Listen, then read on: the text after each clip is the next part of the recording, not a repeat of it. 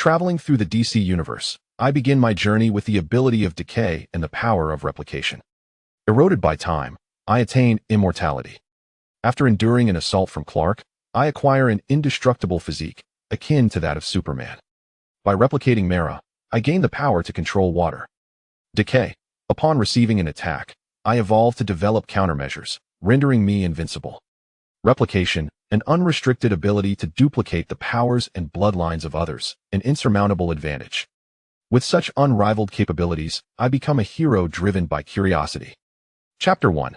Crossing into Steel Body. This week, that miser has me working overtime, day in and day out. Why don't they work harder themselves? They keep promising that bonuses will come, and that there will be vacations, but all they do is talk. Meanwhile, that beautiful secretary certainly knows how to put in the effort. In the dead of night, as the streets lay sparsely populated, Li Guangming clutched his suit jacket, his tie loosened, his handsome face marred by complaints. Run. Suddenly, a truck lost control, barreling towards Li Guangming, while pedestrians screamed and scattered in panic. Perhaps worn out from overtime, he glanced back slowly, only to see a red truck barreling towards him. It was too late to escape. Oh no. Am I going to die? Will I be reduced to a mess or a mere smear on the ground? Why does fate treat me so cruelly? Damn that miser, I have elderly parents to care for. He never anticipated that the sensation before death would feel like this time seemed to come to a standstill. Perhaps his thoughts accelerated, wishing to evade, yet his body lagged behind. It wasn't a cinematic replay of the past, nor a fear of death, it was solely the thought of his beloved family that weighed heavily on his heart. Suddenly brought back to reality, he found himself sprawled on the ground. The time granted by heaven for his reflections had come to an end. His body lay mangled, blood staining the earth, the tires, and the truck. Call the police. Dial 120. As he listened to the voices around him, his consciousness began to fade. Time passed how long, he could not tell. Suddenly, he heard the wind howling, and felt a sensation of falling. Upon opening his eyes, he beheld a vast blue sky. Am I not dead? How can I still feel? Is this what the afterlife is like? If it's just endless sensations with no one to converse with, I might go mad. Wait, I seem to be alive. That can't be right. A truck of that size crashing into me should be in pieces. So I've crossed over? And am I falling from a great height? My goodness, help me. In an instant, he flailed in midair, but no matter what he did, he could not alter his descent speed. A jump from a 10-story building would be fatal, let alone from a height of 1,000 meters. Notice, the mother planet has sent a bridal gift, a perfect decay physique, ability perfect replication. Is that what I think it is? I adore an invincible start, but what on earth is this bridal gift? Notice, eroded by time, you gain immortality. Notice, attacked by the cold wind, you obtain a fortified physique. How did I cross over? Was it your doing, great sage? It seems there's no intelligence here. What is that rapidly moving object? Without the threat of death looming over him, he relaxed and floated with the wind, spotting a small figure approaching. As he descended, he realized it was a person. Can you believe it? Someone leaping higher than Mount Everest, surely a Superman. Oh, it really is Superman. Well, that's a relief. Seeing that familiar snug suit from the films, his shock dissipated into indifference. Why be surprised that Superman can jump so high? So, I've crossed into the DC universe. Deities walk the streets, and Arkham is a frenzy. This scenario is simple. I genuinely don't understand why those predecessors would choose to mingle in Arkham. It's beneath them. In an instant, his expression turned pale, for Superman was charging directly at him, not flying, but colliding, indicating he was likely just beginning to learn. This is terrifying. A being harder than steel, comparable to a rocket, is hurtling towards you. Who can withstand that? Just reference the train wreck incident for clarity. Yet, he hadn't adapted yet. After all, a mere mortal suddenly bestowed with invincible powers would instinctively overlook such a threat. In that split moment of contact, he felt Clark's robust body, the hardness of his chest. Notice, received a fatal blow, gains an immortal body, a steel physique. Screams echoed as Li Guangming had no energy to ponder the abilities he had acquired. With a resounding crash, they broke the sound barrier, smashing into a small mountain. Debris flew in all directions, smoke enveloping the peak. Phew, that was terrifying. Thank goodness for the decay ability, otherwise, my body might have been unrecognizable. Amidst the rubble, Li Guangming spat out the dirt and stones from his mouth, brushing off his clothing, although it was already in tatters. Sorry, I just felt I could fly and lost control colliding with you. Clark, with a sunny smile, extended his right hand towards Li Guangming, signaling friendliness and apology. Damn that smile, I'm not a boy toy. So, the spacecraft has already signaled to the cosmos. Fortunately, my body is resilient otherwise. I'd be sent to heaven though it could just as easily be hell. Perhaps this version of Superman resembled the Henry Cavill iteration, and while his combat capabilities might not be the highest among other Supermen, his friendly demeanor was quite appealing. And that suit, without external underwear, worn on him exuded a unique explosiveness, giving off a powerful aura at first glance. Clark, hearing this, chuckled awkwardly, realizing that were it not for their extraordinary defensive abilities, he might have been hard to find in this rubble. Hello, I'm Clark Kent. Are you also a Kryptonian? Or an alien? Seeing Clark's face filled with apprehension, his tone unusually tense and excited, Li Guangming was momentarily at a loss for words. After all, he was not transmigrated but rather dressed in a different body, uncertain of how to explain why he fell without a parachute from a clear sky, with no aircraft in sight. Yet, to claim he was an alien, he had once been a bona fide Earthling. But this Earth was not the same as the one he knew, so one could argue he was indeed an alien, just not a Kryptonian.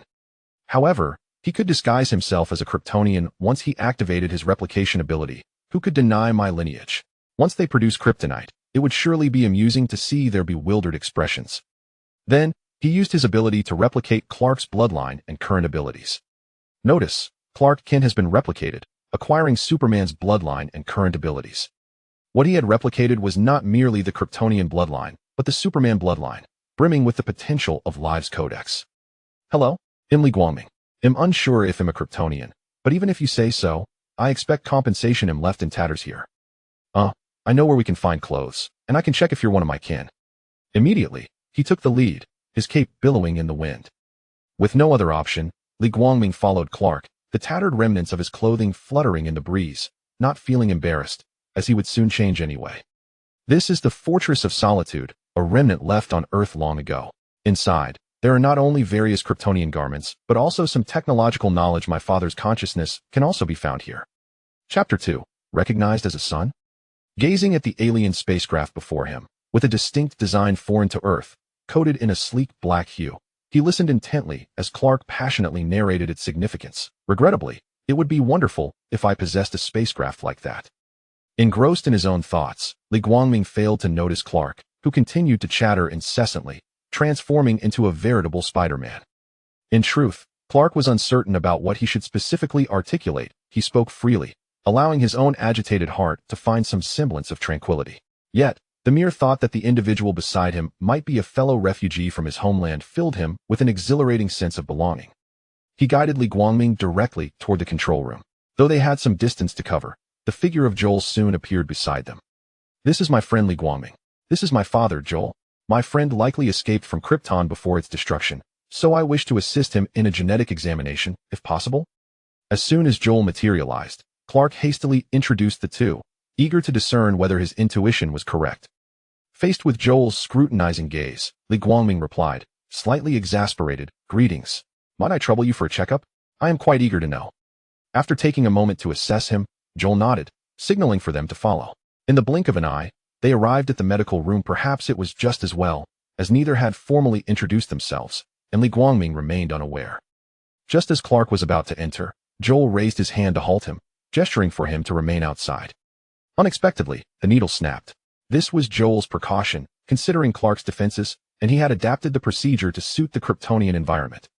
With no other option, Li Guangming was compelled to inflict a minor wound upon himself, managing to extract a mere droplet of blood. Alert! Subject has sustained self-inflicted injury, achieving self-body control. The small cut healed instantaneously, granting him a new ability. However, it was of little practical use, as it did not enable him to unleash his full potential. It merely allowed him to regulate his recovery speed and physical strength, rendering him akin to a mortal. He harbored no fear of others using his blood to clone themselves. The fundamental genetic makeup was singular and irreplaceable, ensuring that even clones would only inherit the abilities derived from replication.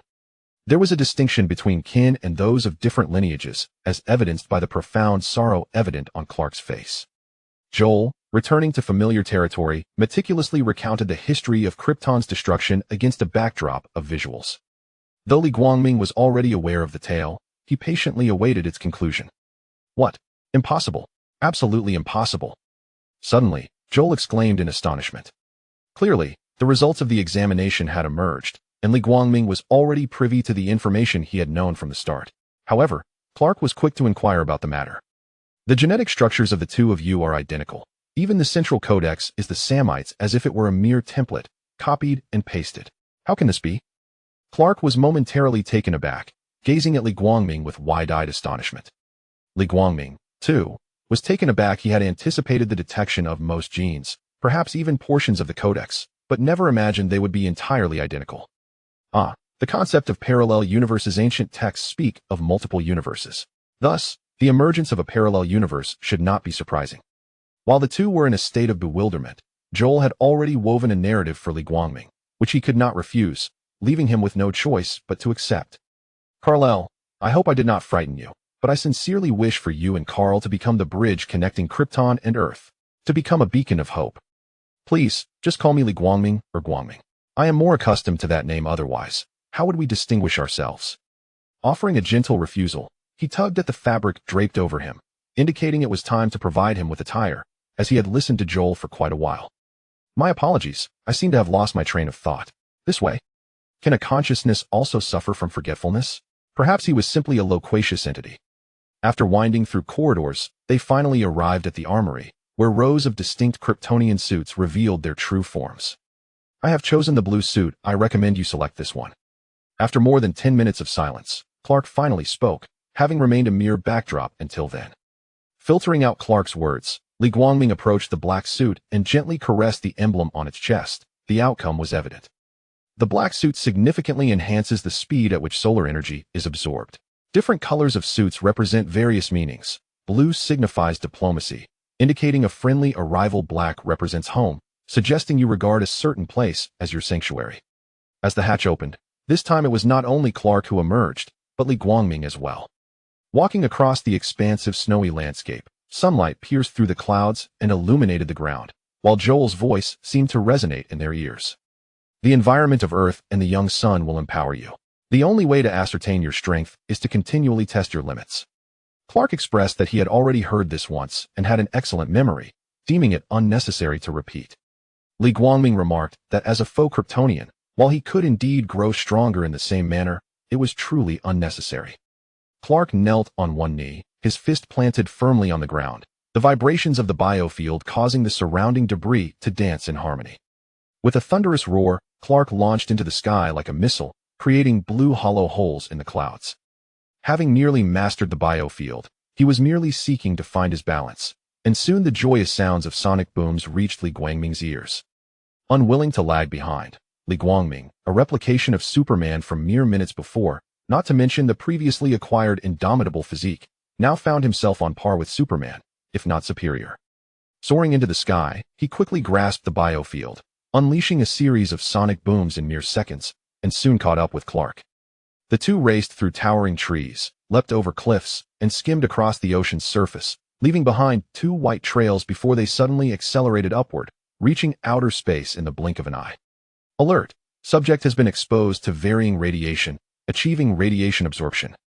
Li Guangming spread his arms wide, facing the sun, fully absorbing the myriad radiations from the cosmos, with Clark emulating him, lost in the experience.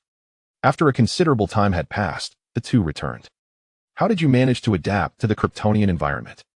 This single question left Clark momentarily bewildered, leading to several hours of friendly instruction within the Fortress of Solitude. In the end, as he basked in the sunlight, the bruises and swelling on his face gradually faded, while Li Guangming appeared invigorated. In his mind, he pondered the need to learn combat techniques to unleash several times his strength. However, he dismissed the thought, did he really need to learn from Clark? Wouldn't he naturally acquire it during the eventual Kryptonian invasion? One must learn to endure blows before delivering them. Was he not already adapting to the Kryptonian environment through such experiences? Clearly, this method proved effective. As for Kryptonite, he had also conceived a rather insidious strategy he could test against Zod, chuckling to himself. Chapter 3. The calm before the storm. You speak of adapting in advance to prevent Zod, but will he truly arrive? Furthermore, what relation does this have to acclimating to the environment of Krypton? Would it not be more prudent to obliterate from the outside? Back aboard the ship, Clark voiced his grievances. Given the current strength of the two of them, even if Zod were to come, Wouldn't external destruction be a more definitive solution? Kryptonian technology is unlikely to transform Earth's environment in such a short span. If he were alone, perhaps he would feel some trepidation. But with Li Guangming by his side, whose physical prowess even surpasses his own, is there really a need for such elaborate preparations? Isn't that rather overly cautious? During the blood draw, I sense a shift in gravity. It must be the gravity of Krypton. But why would the process of drawing blood alter the gravitational force? I surmise that Kryptonians would lose all abilities upon exposure to the absence of yellow solar radiation. If one does not prepare in advance, it may become too late. You regard this place as home and wish for others to accept your existence. Should Zod leverage them against you, what will you do? Li Guangming is certain that Zod will come, though the exact timing remains a mystery. In truth, I have traversed from another universe into this world, and I too am uncertain why I possess the same genes and abilities as you. My decision to withhold my true capabilities from Clark stems from my character prior to my crossing. Even in invincibility, I instinctively choose to hold back. As for the Superman films and their narratives, what purpose do they serve? Once shared, any occurrence would lead to inquiries, and who could endure such scrutiny? Yes, parallel universes indeed, as my father once mentioned. Clark is aware that Li Guangming is concealing matters, yet he refrains from probing. Everyone harbors secrets in their hearts. Among friends, there is no need for exhaustive questioning. What matters is the willingness to assist one another when needed. Guangming is correct. You have always lived on Earth, adapting to it, which has rendered you feeble in the Kryptonian environment. However, your latent potential allows for a resurgence of strength once you acclimate. The duration of this process depends solely on you. Considering Guangming, you require an identity in this world. Hence, I have facilitated that for you. Joel, who had been silently observing, suddenly interjected. After all, being an uploaded artificial intelligence, infiltrating an underdeveloped civilization's technology is a simple endeavor.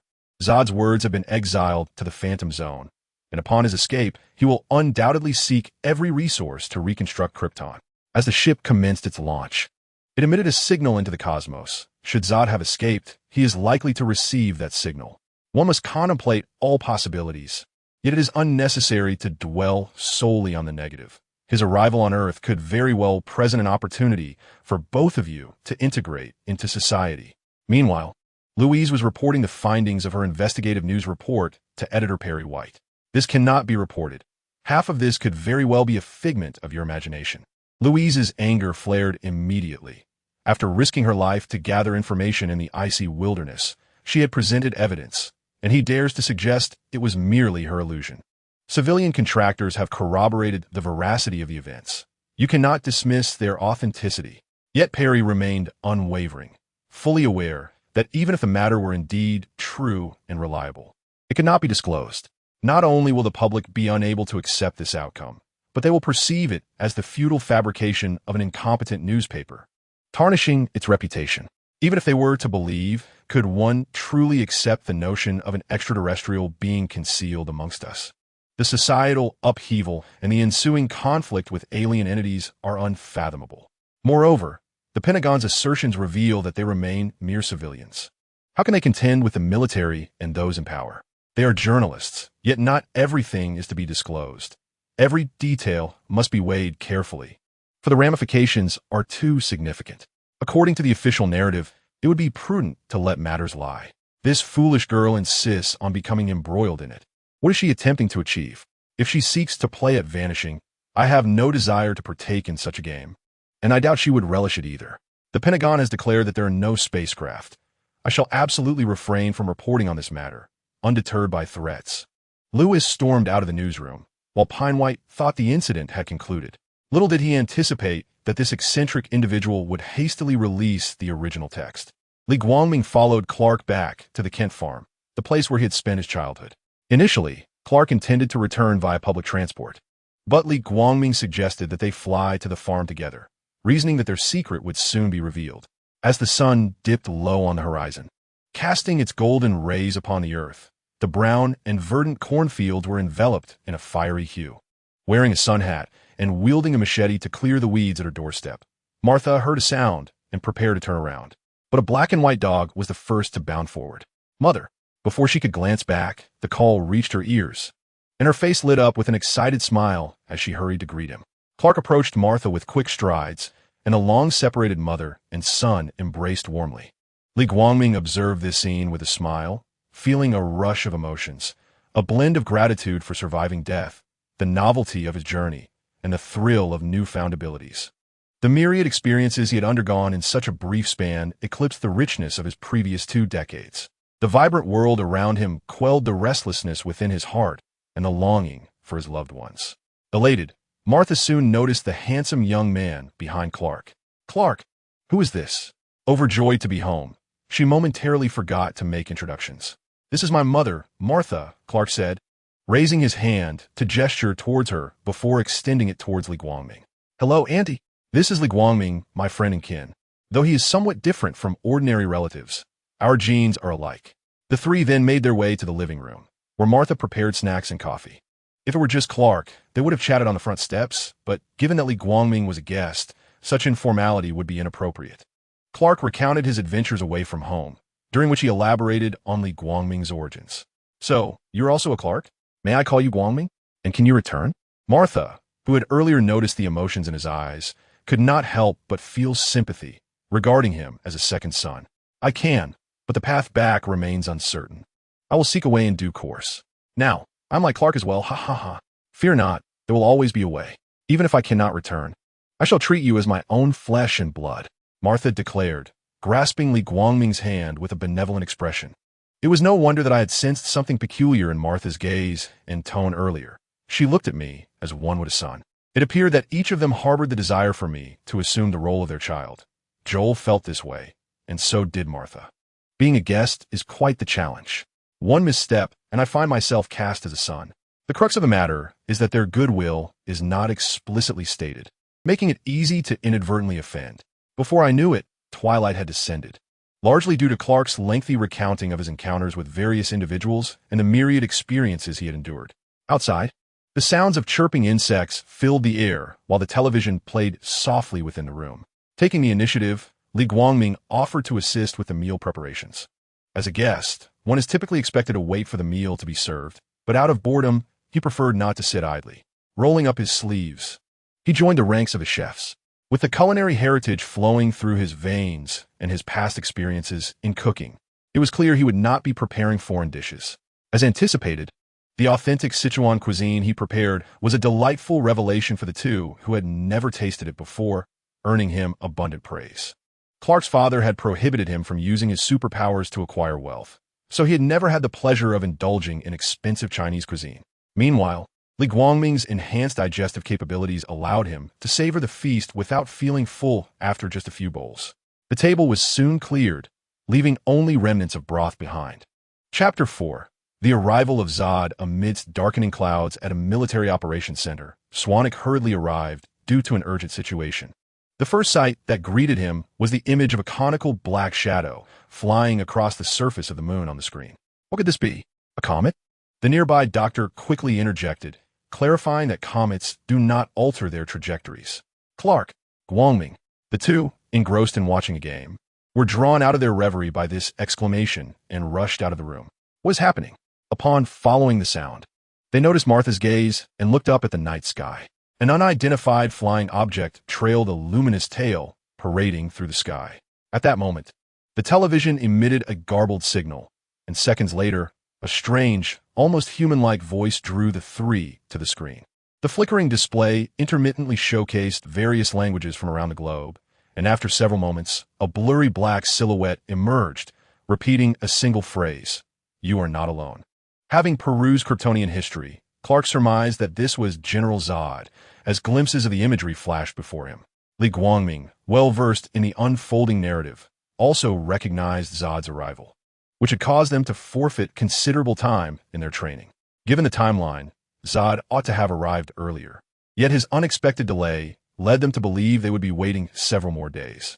One could only wonder if replicating Zod's capabilities would enable them to achieve the extraordinary feat of Superman shifting tectonic plates in the future.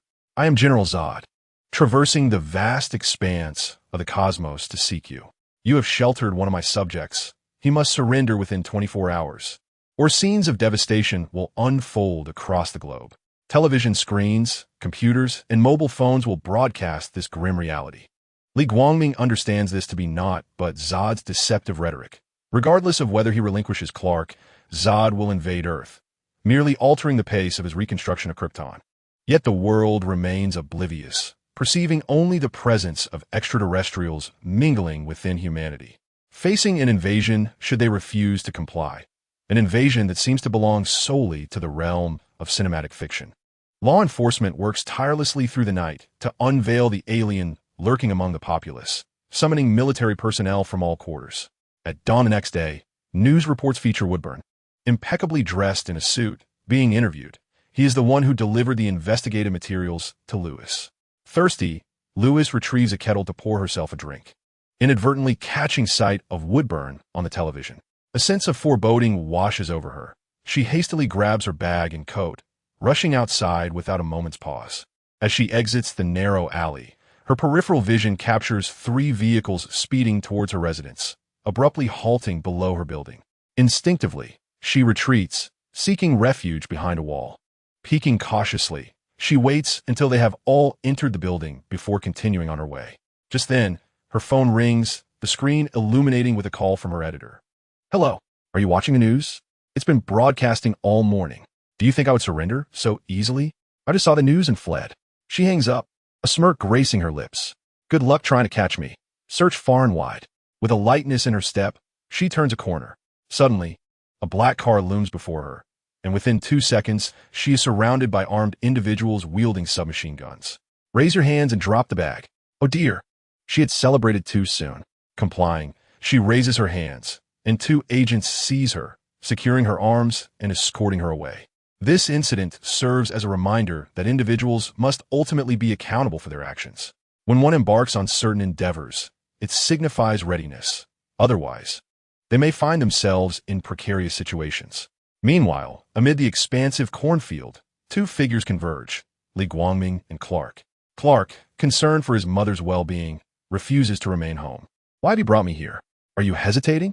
"Wow, it's my first time navigating such a vast cornfield, but alas, it's with a man. Why not a woman instead? I know Zod is untrustworthy, yet I am equally uncertain if humanity can be trusted." Clark muses, his fingers brushing against the corn leaves as he turns his back to Li Guangming. "Both your fathers wished for you to be a hero to humanity, guiding them along the right path. Yet, humans are inherently flawed, including yourself. This leads to a disunity among them. They seek to control you, harness your power, and even expel you. What will you do then? Thus, you are destined to be but a partial hero. Even deities have their limitations, let alone mortals. So, focus on fulfilling your responsibilities to the best of your ability. If it is a choice made by humanity, then I shall surrender, to clearly express my stance and be prepared for any eventuality. You may stay," Clark asserted with unwavering determination. "Well, they are unaware of my existence. I shall hide the spaceship first. After all, half of it still belongs to me, should they need to call my name." Li Guangming jested, lurking in the shadows, ready to support Clark from behind, planning to partake in the final battle, not only to replicate abilities but to do so with ease. As for directly confronting Zod and his ilk, do not jest. That would merely attract the world's attention, drawing in politicians and villains alike. One cannot simply remain a shadowy figure. Once violence erupts, superpowered beings lurking in the dark will inevitably emerge, one after another, an incessant nuisance. In short, it is troublesome and a thankless endeavor. Boom! In an instant, he broke the sound barrier, soaring towards Superman's outpost vessel. In the blink of an eye, he arrived at the ship station in the Arctic, where the hatch opened automatically. "Guangming, do you have something to inquire?" he asked, unperturbed by the elusive Jor-El, his demeanor serious as he turned to face him. "Zod is here. We must immediately conceal the spaceship and deactivate all detectable signals. This location houses the source chamber for the revival of Krypton. We cannot allow him to find it." After hearing this, he said nothing more, swiftly maneuvering the ship deep into the ocean, shutting down all detectable signals. Li Guangming had already donned his black battle attire, closing his eyes to listen intently for any sign of Clark, ever prepared to respond to his call. With his intervention absent, everything seemed to revert to the original narrative, similar encounters, nearly identical dialogue, and the same handcuffs. Boarding the beetle-shaped spacecraft, they ascended beyond the atmosphere into outer space. After a considerable distance, sound faded away, seemingly surpassing the range of super-hearing, though vision remained intact. Upon witnessing Clark descend to Earth in an escape pod, he knew it was his moment to make an entrance, lest he miss the opportunity to replicate Zod's abilities afterward. With this thought, he exited the ship, passing through the isolation membrane and emerging at the ocean's depths. The pressure of the deep sea caused no discomfort, not even qualifying as an attack, as his unique physiology had not acquired any abilities. His cloak billowed as though caught in a breeze due to the biofield. Boom! Boom! In an instant, he surpassed the speed of sound, accelerating and generating a series of sonic booms, waves radiating from the ocean floor, toppling countless marine creatures. The resulting impact even caused a measure of chaos in the distant underwater palace. Chapter 5. The initial battle with the Kryptonians at Kent Farm. Flora clutched Martha by the throat, lifting her into the air. The sensation of suffocation flooded Martha's mind, her hands desperately clawing at Flora's grip, under the threat of death. Her gaze instinctively darted towards the warehouse. Upon witnessing this scene, Flora immediately deduced the location of the spaceship, releasing Martha, who crumpled to the ground, rubbing her throat as she coughed uncontrollably. Crouching slightly, with a powerful thrust of his left foot, a great hole was smashed into the warehouse roof during his leap. Flora inserted her hands into the spacecraft to pry it open, scanning the area but failing to locate the codex. In an instant, she leapt back to Zod's side, shaking her head to indicate the absence of the codex. In a fit of rage, the nearby automobile became his outlet for frustration. Suddenly, just as he reached out his hand, he was seized by the arriving Clark and hurled away from the farm.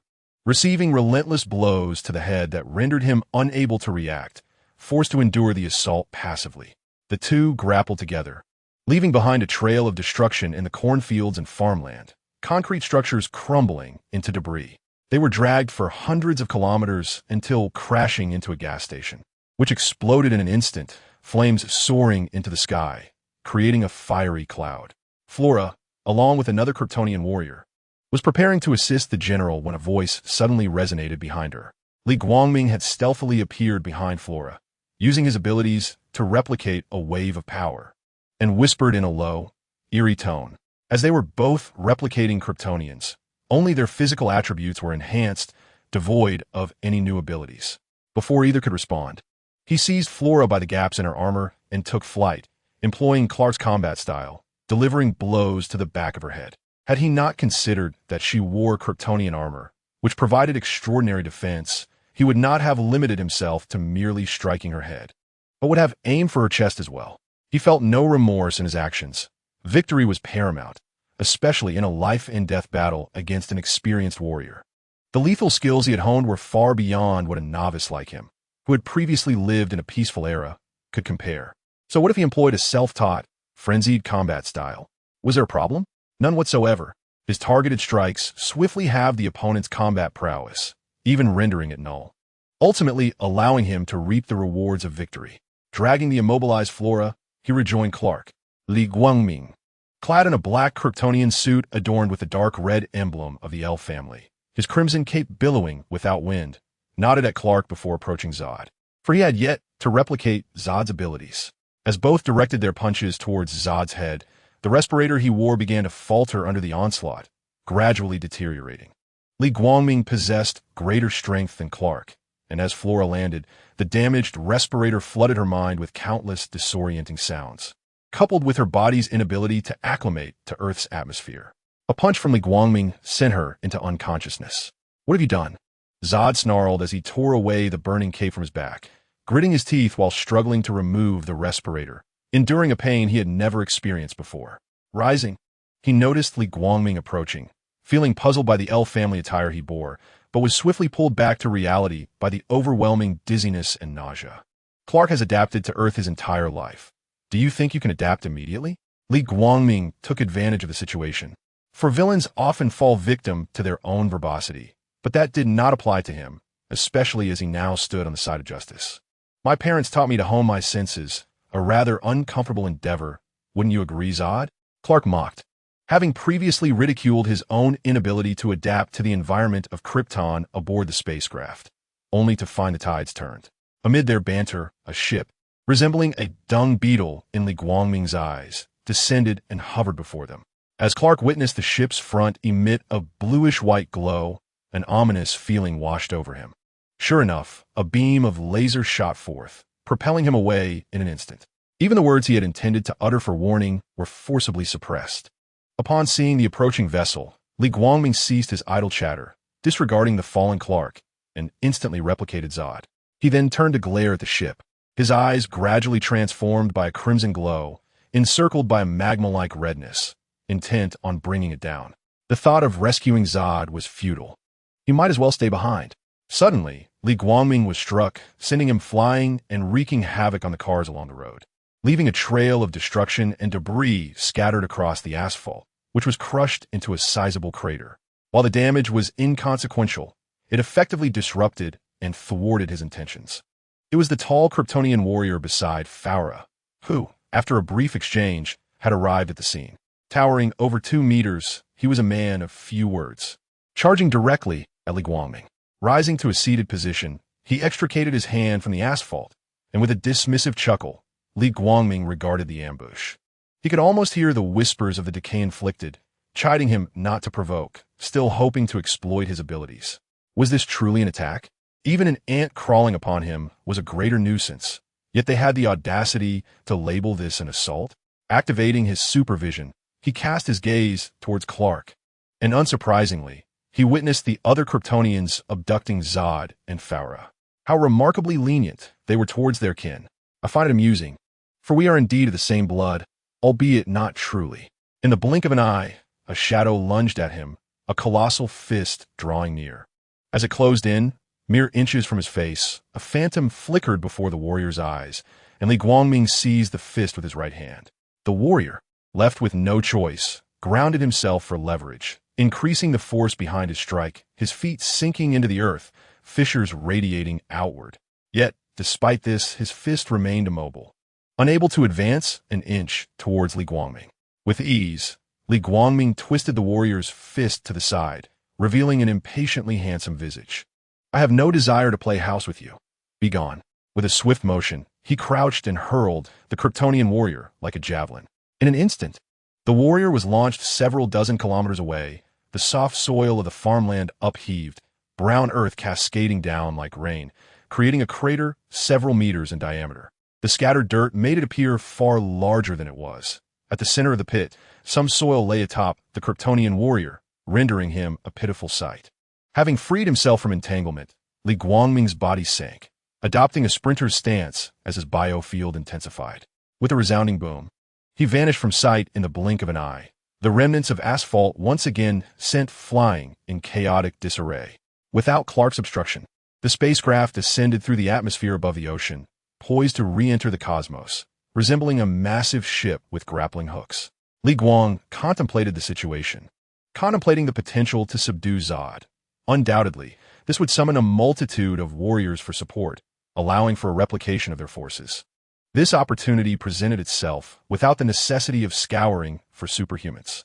If feasible, he also aspired to reclaim the remaining Kryptonians, for if they brought their vessels, unguarded, they would be susceptible to theft.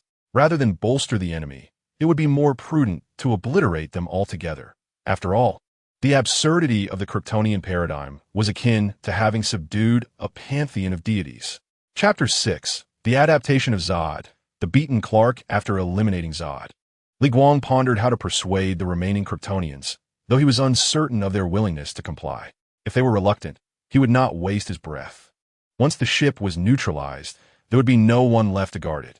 Retaining it would only invite theft from those possessing extraordinary intellect. Who could use it against him? It was better to destroy it all. As for leaving anything for Earth, he felt that most of them were unworthy. Moreover, this was not the true Earth that nurtured him. It was merely a fragment of a universe, devoid of even a counterpart akin to his parents. The technological assistance he received was limited to entertainment. Advancing his power through technology was futile. Suddenly, a flying object was detected rapidly approaching the spacecraft. Inside the small vessel, the pilot quickly reported while retrieving the monitoring feed. "Eliminate him," Zod bellowed, clutching his head, his expression twisted in rage. He cared not for which of the two Kryptonian traders it was. Upon returning to the main ship, he would immediately activate the world engine. After regrouping, he intended to detain the two traders, but by the time the modifications were complete, it would be too late. The die would be cast. Upon receiving the command, the pilot swiftly activated the weaponry, deploying two cannon mounts that extended from the rear, their barrels glowing with a piercing blue-white light. With a mere second of charging, the laser cannons unleashed a barrage of projectiles in rapid succession. For weapons of mass destruction against humanity, their firing speed and power were unparalleled. Typically, one would evade. Even Superman, while he might not be mortally wounded, could still sustain injuries. However, under the sun's radiation, he would soon recover. But would Li Guang evade? He was not lacking in sense. And, considering his unique constitution, was there need to dodge? Thus, without hesitation, he chose to evade. His objective was to keep Zod alive. The sooner he resolved Zod, the better. Although being struck would not harm him, it could potentially enhance his abilities. Nonetheless, such an approach would inevitably lead to being knocked back, wasting precious time, something he deemed unworthy. It was best to conclude this swiftly and return to rest. The velocity and frequency of the laser projectiles were astonishing. As he dodged, they formed two irregular, wavering lines. The high-density projectiles failed to graze him. His speed appeared almost instantaneous, one moment here, the next miraculously elsewhere. The adversary's speed was too great to land an attack, yet they continued to close in rapidly. The Kryptonian pilot felt immense pressure, unable to make contact. How to strike? Continue to disrupt him. Zod had already recovered, showing no signs of the discomfort he had just experienced. In fact, he felt stronger than ever. Outside the atmosphere, Li Guangming's super speed brought him ever closer to the spacecraft. On the ground, Clark's super hearing detected something amiss, prompting him to turn his gaze toward Li Guangming. Activating his supervision, he discovered that Li Guangming was rapidly pursuing Zod, nearly breaching the atmosphere. He immediately activated his biofield, soaring to his utmost speed in preparation to assist and avert any unforeseen events. Meanwhile, the abandoned Kryptonian warriors shifted their focus to Clark. If you weren't flying, I might not have noticed you. As the saying goes, one must pay the price for their actions. The cycle of karma is unyielding. Coincidentally, Clark's attention was wholly consumed by Li Guangming, and it just so happened that the Kryptonian warriors discovered him, fortuitously with his back turned. Thus, the principle holds true. One cannot escape the consequences of their actions, for retribution is inevitable. Clark fully experienced the sensation of being struck by Faura, as the absence of a breathing apparatus transformed each blow into a hammer striking the back of his skull. It felt akin to being tumbled in a washing machine for an extended duration, only to emerge with someone jabbing silver needles into his head. The nearby town suffered greatly, with buildings collapsing, structures sustaining damage, and roads requiring urgent renovations. As Clark lay on the ground, waves of pain radiated from his face. After enduring several blows, he could no longer tolerate it.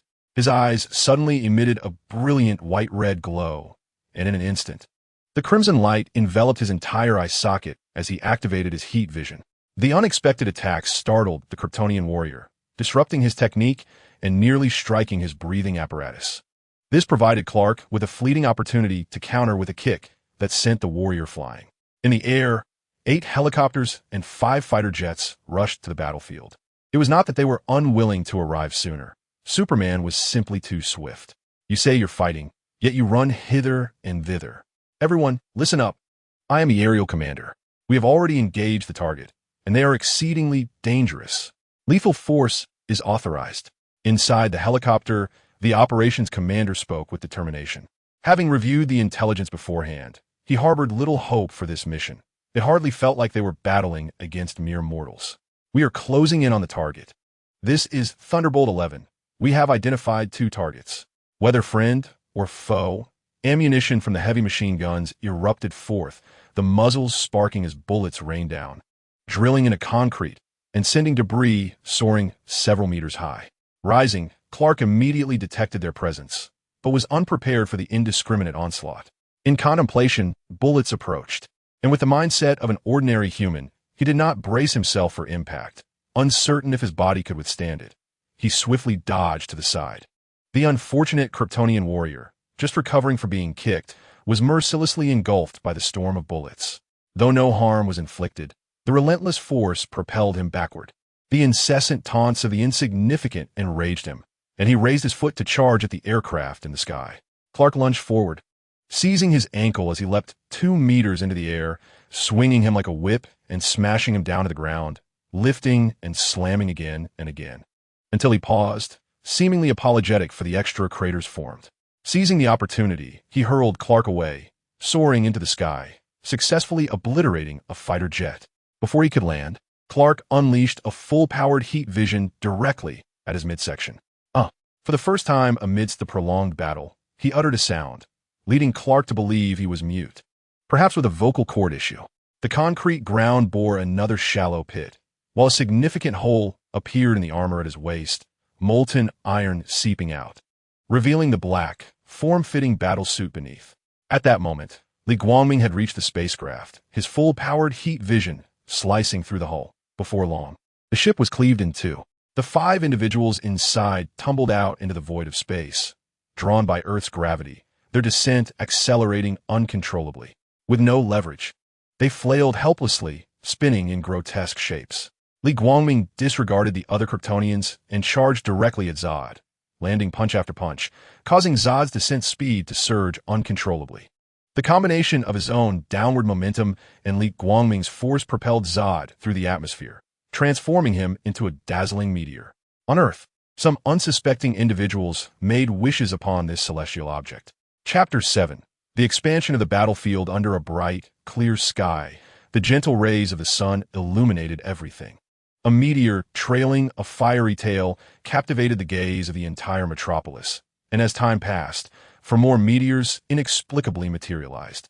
Observing the Kryptonian warrior still clutching his waist, Clark sought to capitalize on the moment and advance for a finishing blow. Yet, a cacophony of voices immediately captured his attention, primarily the panic resonating throughout the metropolis. As many citizens debated the same matter, frowning, he tilted his head at a 45-degree angle to gaze at the meteors. The swarm of fighter jets and helicopters would not afford the two any moment of respite.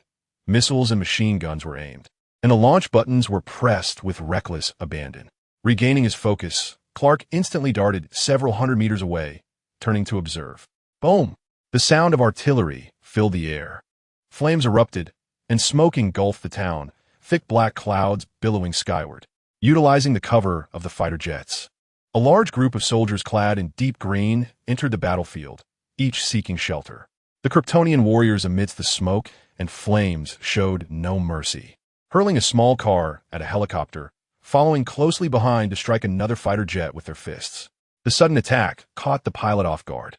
The car crashed into the helicopter's tail, and by the time the pilot regained awareness, the aircraft spiraled out of control towards the ground. The Kryptonian warrior swiftly passed through a fighter jet, the momentum carrying him forth, inadvertently bringing down another helicopter in his wake. As soon as he touched down, a barrage of bullets rained upon him, the surface of his armor resonating with sharp, crisp sounds, the sparks dancing like stars in the night. In an instant, the bullets beneath his feet formed a small mound. Clark had no intention of allowing him to harm humanity at will. He bent down, gathering his strength to charge at the Kryptonian warrior. With a slight misalignment, he seized Clark's arm, grasped his cape, and, leveraging the momentum, flung Clark away. In his wake, he inadvertently demolished a helicopter. On the other side, Li Guangming, having exerted himself on Earth, released Zod just before nearing the ground.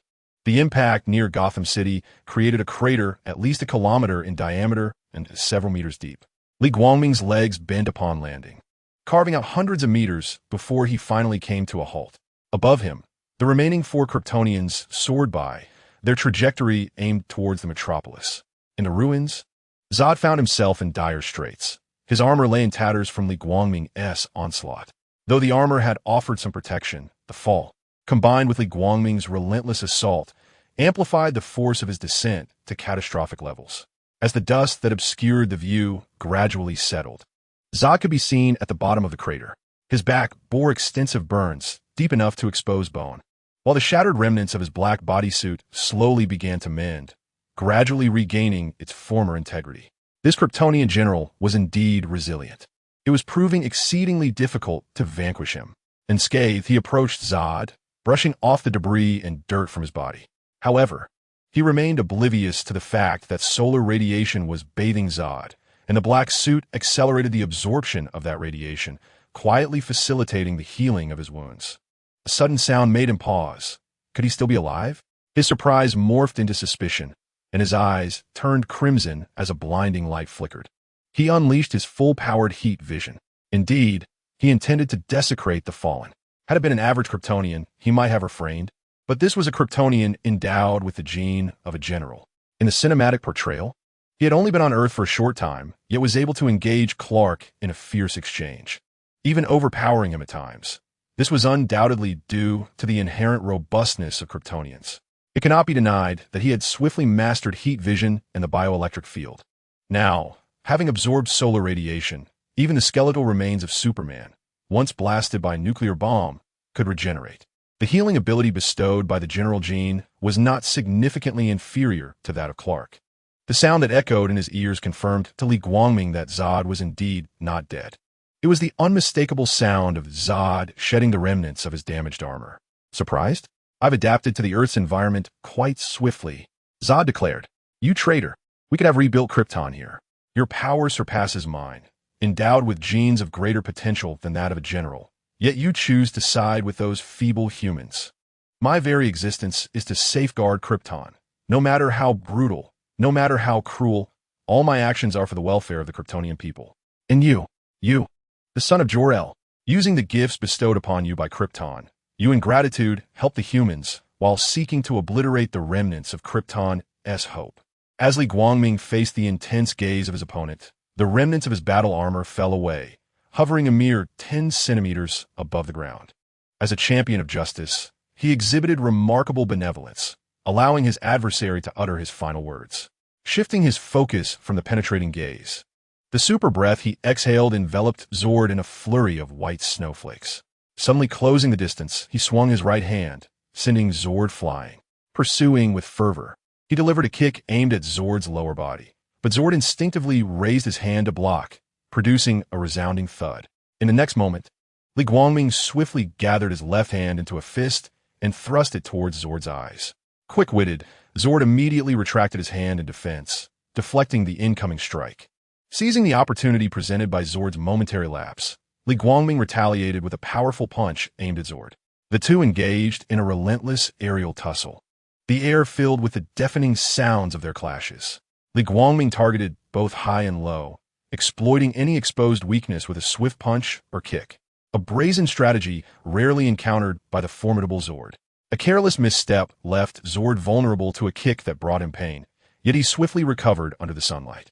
The control they exerted over the battlefield was remarkable, giving the illusion that Li Guangming dominated Zord in their combat.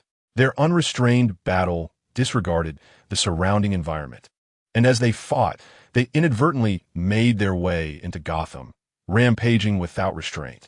Buildings crumbled at their path, the upper halves of structures collapsing, windows shattering, and walls colliding. Run for your lives. Help! Countless voices cried out, faces smeared with dirt as they fled in panic, many unable to escape in time. Crushed beneath the debris of towering structures, the area of devastation continued to expand, with satellites revealing a vast, seemingly endless trail of ruin left in the wake of their conflict. Clark felt an overwhelming sense of dread. He wondered why they could not simply deploy aircraft and tanks, instead of sending individual soldiers into the fray. Mere flesh and blood, they approached with submachine guns, and one could only conclude that the government harbored an unfathomable confidence. Was this not merely adding to their burdens?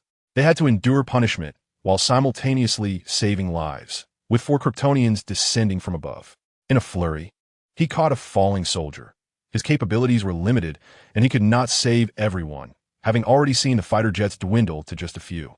The government forces had evidently detected the meteorites that had suddenly appeared in the sky. After a rapid analysis of data, they successfully predicted the landing sites within the metropolis. Launch the missiles immediately, ordered General Swanwick from the command center of the metropolis. Yes, launch the missiles at once. The military commanders swiftly received the order and began directing missile launches based on the designated locations on the map. Chapter 8. Am I here to assist while you merely pose and chat? At this moment, A colonel commanding operations was stationed in a concealed base on the outskirts of the metropolis, receiving General Swanwick's orders through his earpiece. He promptly issued commands to launch ballistic missiles at the predetermined targets. The earth inexplicably shifted, revealing 2 deep openings in the mountainside as 3 long missiles shot forth in succession. The flickering exhaust propelled them forward, until they became mere sparks in the distance. In the command center, the screens displayed arrows representing 3 missiles steadily approaching 4 meteors, causing palpable tension among the gathered personnel. The largest meteor, identified as a satellite, was reported to have fallen on the outskirts of Gotham, inflicting severe damage on the city center. Although the remaining 4 meteors were smaller, they were not to be underestimated. In the heavy silence, eyes followed the arrows, and finally, the 2 entities collided. A report soon revealed that the 4 meteors had not been destroyed. Rather, their speed had merely diminished. The latest update indicated that these were not meteors at all, but extraterrestrial beings. Swanwick furrowed his brow, already envisioning the reprimands he would face, with the possibility of being dismissed from his position looming over him and into his military career. 3 missiles engaged in a fierce explosion with the Kryptonians, with the pilot of the most vulnerable craft singularly experiencing the brunt of 1 missile. The immense shock waves slowed their descent, thereby mitigating the potential destruction of the city. The extent of the reduction in damage would only be known later. The scattered remnants plummeted to various locations, with 1 meteor demolishing the upper 10 floors of a building, its residual force compelling it to crash through 2 more structures, ultimately landing in a bustling KFC. En explosion érupted, engulfing the establishment in swirling black smoke that billowed towards the sky. The other 2 Kryptonian warriors, equally proud, were compelled to destroy 1 or 2 skyscrapers, while a weaker pilot found himself crashing into a factory that was currently on break. Nearby, Clark was rapidly advancing, his hand-to-hand combat abilities significantly enhanced as he engaged with the Kryptonian warrior. If Li Guangming were present, he would surely mock him, saying that facing a foe like Zod would be one thing, but to struggle against a single Kryptonian for so long. What was he trying to achieve? A status akin to Gauss? With his newfound prowess, Clark relentlessly struck at the warrior's respirator. Once it shattered, he continued to rain blows down upon his opponent's head, not knowing how many times he swung his arms before finally succumbing to unconsciousness. He had no desire to slay the last of his kin, especially since they were subdued. As long as they did not act too recklessly, he was willing to show mercy. The remaining soldiers surrounded him, their gazes filled not only with awe and gratitude, but also a hint of trepidation. They sensed that their lives were not in jeopardy. This being had saved many of their own, with half of those still alive owing their survival to him. If he were truly malevolent, why would he have saved them? Having spared their lives, he was unlikely to resort to extreme measures now. With bodies tense and weapons drawn, they remained cautiously vigilant, uncertain if their instincts might betray them. After a few moments of stillness, reassured by the absence of hostile intent and the gratitude they felt for his intervention, they gradually lowered their weapons. This individual was not an enemy. The soldiers parted to reveal their commanding officer, who stepped forward and, after a moment of contemplation, resolutely declared, "Thank you, Colonel." Suddenly, Clark soared into the sky at the sound of the call, vanishing from their sight in the blink of an eye. Meanwhile, Li Guangming engaged in a fierce exchange with Zod, traversing Gotham and nearing the metropolitan area. Seizing the opportunity, I swiftly yanked Li Guangming and hurled him into the building, following closely behind as I flew through the breach created by the impact. I have dedicated my life to mastering the art of combat. What about you? Have you been playing in the mud with Kal-El on the farm? A searing gaze, as crimson as the sun, emanated from my eyes. Alert, under attack from searing gaze, acquired immunity to high temperatures. Li Guangming raised a hand to shield himself from the scorching rays, closing the distance and delivering an uppercut that sent Zod's head askew. His body swayed in tandem with his head, dissipating the force, while the relentless searing gaze mercilessly sliced through the floors. Shattered glass and support beams lay strewn about, mingled with papers and wood shavings.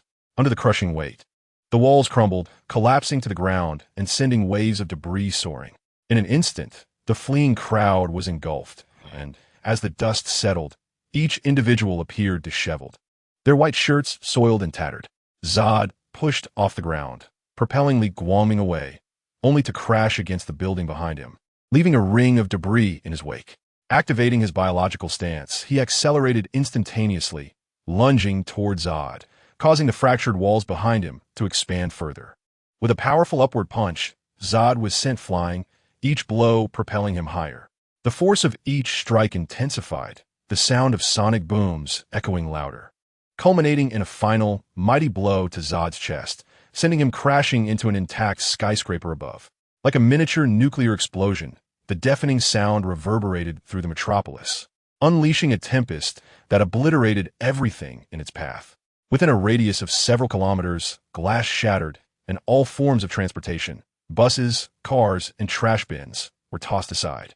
Seizing a fleeting moment, I surveyed the surroundings, searching for the remaining 4 Kryptonians, and discovered only 3 were present, with flora nearly acclimated to Earth's environment. Yet, to my dismay, Clark, having concluded his battle, was merely posing nearby, expressing gratitude. "Thank you, General."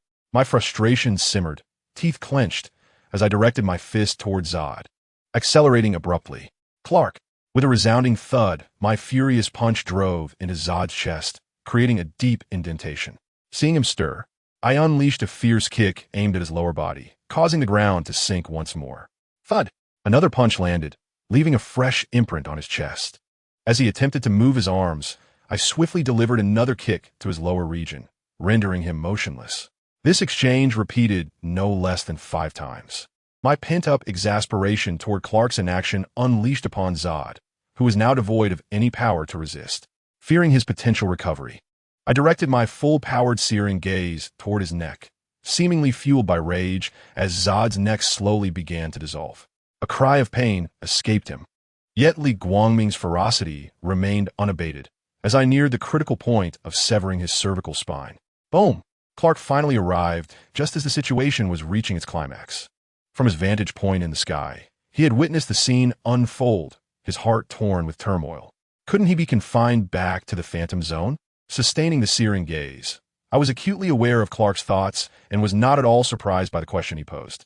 He was exceedingly lenient toward his kin, and in the original narrative, their battle had inadvertently harmed countless innocents, though the cinematic portrayal had been rather muted. Were it not for the final moment, when Zod attempted to execute a bystander before his very eyes, the outcome might have merely resulted in his confinement. This is precisely why he chose to aid Clark, for he is, at least publicly, a Kryptonian. To cultivate an alliance with an individual who is nearly invincible, considering their current relationship, allows for the possibility that if Clark can prevail, he could simply command, "Go forth, Clark, my Pokemon." Meanwhile, he could recline in Clark's abode, sipping his beverages, indulging in snacks, and watching television.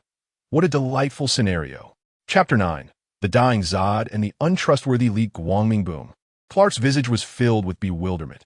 How could the imposing figure of Li Guangming suddenly transform into a Kryptonian woman clad in a form-fitting black suit, showcasing her alluring curves? "Clark, what are you still doing there?" Upon hearing Li Guangming's indignant shout, Clark instinctively responded and soared forward to assist him. "Why are you helping me? Go confront her." Though he seldom resorted to profanity, his foolish companion had utterly broken his composure. What harm could possibly befall him, given the superior physical prowess of a Kryptonian? Moreover, it was he seized the opportunity to strike her. No wonder everyone in my past life mocked your super intellect as mere decoration. It hardly made a difference whether it existed or not. The fleeting moment for a surprise attack had vanished. It was now impossible to ambush her, as Faura had taken precautions, and the other 2 Kryptonians had already arrived. I'll divert their attention. You must eliminate Zod. The other Kryptonians may live, but Zod must perish. Only one can survive between Zod and Earth. Persuasion is nearly impossible. Do you think he will wait for you to find another suitable planet? Coexistence? Clark had already expressed his dissent when he was taken away. As for the tale of someone having excavated a region of Krypton and using a multitude of its inhabitants as specimens, awaiting his rescue, it sounded like a fantasy. Who would believe such a story? Li Guangming had only seen the films. Thus he was unaware whether they were merely in a cinematic universe, a comic universe, or some new amalgamation. His strength surpassed that of Clark. Surely he could hold off 3 adversaries while Clark dealt with the one who was half in the grave. Such a straightforward task should not be beyond his capabilities. Do you truly believe you can hold us three back alone if you attempt to attack the general? Fowra dismissed his words with contempt. While she may not possess the general's might, they were 3 against 1, and she had acclimated to Earth's environment, absorbing solar radiation. Is that so? Then let us put it to the test. Bang! Li Guangming instantly sent her hurtling away. She barely caught a glimpse of a blurred figure before her body was flung backward. Retracting his hand, he turned to the 2 Kryptonian warriors, spreading his arms and tilting his head. See? I told you it was possible. You just didn't believe. Subsequently, the 2 Kryptonian warriors followed in Fowra's wake, launching themselves toward her. Ignoring the still-present Clark, a resounding crash echoed as dust erupted in a wide plume, and he leisurely pursued them. Oh dear, I hope Bruce Wayne doesn't come looking for compensation. A jest was made carelessly, leading to the misfortune of yet another edifice. Bruce Wayne holds enterprises across various sectors. It remains uncertain whether this structure belongs to him. The 3 individuals subsequently freed themselves from the debris that had trapped them, standing amidst the ruins. So, do you believe now? If not, shall we have another go at it? I'm quite confident, one remarked. Do you see Zod wound? That was all my doing. Do you possess the confidence to defeat Zod? If not, perhaps we should sit down for a discussion. Hey, don't rush off just yet. Before finishing the thought, they noticed the others springing into action to assist. This was unacceptable. With a swift motion, they were sent back. Split and run. Regroup with the general, Viola shouted. The other 2 understood the command and dashed in opposite directions, while she soared into the sky. She acknowledged Li Guangming's remarkable speed, but doubted he could capture them under these circumstances. On the ground, the 2 disregarded the presence of any buildings, careening through structures, walls, and fences as if they were mere tofu, crumbling upon impact. Swanwick, immediately halt those Kryptonians. In the urban command center, a landline was grasped, but before it could approach his ear, a torrent of furious exclamations erupted from the receiver. Yet, none of our weapons can match their speed. Even if we could, the lethality would be insufficient. He yearned to intervene, but small arms simply could not keep pace, and deploying large-scale weaponry in the city was out of the question. Even if a nuclear strike could reach them, there was no data to ascertain if it would eliminate the Kryptonians. We cannot afford a scenario where the Kryptonians survive while an entire city perishes. It would not merely result in termination of employment, but could lead to execution without even a military tribunal. Then devise a solution, or you may as well await your dismissal. The line went dead before he could respond, leaving him to contemplate the disheartening predictions of minimum velocity. He found himself increasingly disillusioned, not only reliant on Superman, but now wavering in his own convictions. Once Li Guangming departed, Zod's struggles prompted Clark to hesitate. Deep down, he longed for the survival of his kin, and upon reflection, he realized Li Guangming's course of action was indeed justified. If Zod survived, the remaining Kryptonians would inevitably rally behind him, seizing any opportunity to repeat past mistakes. Only with Zod's demise could the remaining Kryptonians be left leaderless, allowing himself and Li Guangming to suppress their chaos and ensure their survival. Thus, a deceased Zod would be the preferable Zod. Encouraging himself inwardly, his eyes burned with fervor, piercing white light emanating from his small pupils. The cutting force was considerably less than that of Li Guangming. Gradually tearing at the vast wound, Zod was slowly mending. Yet his neck remained unbroken. Perhaps an unidentifiable emotion restrained rational thought, hoping for someone to rescue him, yearning never to set foot on Earth again. In Clark's eyes, this instinctive act of compassion revealed Zod to be a true talent for interrogation, mastering the art of torment without even being taught. Your existence seems to be of little worth. Perhaps it would be better to end your own life in the noble pursuit of rebuilding Krypton, a true warrior's honor. Truly, you are a seasoned soldier of Krypton. No matter the obstacles, time will be maximized. One shall pursue while the other 2 hasten to rescue the general, and the remaining individual can stall for a while. Was it futile to speak at such length before them? Even a few seconds would suffice for Clark to snap Zod's neck. With a resounding thud, he charged unwaveringly toward Fowra, his choice instinctively guided by his super intellect, a choice undoubtedly correct. Indeed, it was the optimal decision. Fowra's strength had significantly increased, and had Clark failed to eliminate Zod in time, encountering her would offer little opportunity. The other 2, regardless of their mercy, would still afford Clark ample chances. Could we not sit down for a discussion? A sudden voice emerged, failing to rattle the psychologically resilient Farah, who was solely intent on buying more time for her comrades to rescue the general. As long as the general remained alive, there was still hope for the reconstruction of Krypton. As soldiers, their contributions could never surpass those of a general, who deserved to sacrifice his life for a greater opportunity. Gritting her teeth, she exerted herself, pushing her biological field to its utmost limits, her legs propelling her faster. Zod's ambition for conquest would not be quelled by Earth. Even if I did not intervene, the outcome would remain unchanged, unlike you. Chapter 10. The Despicable Li Guangming. The compromise, Farah, you are not as extreme as Zod. Earth is not as simple as you presume. What if you were to submit to me?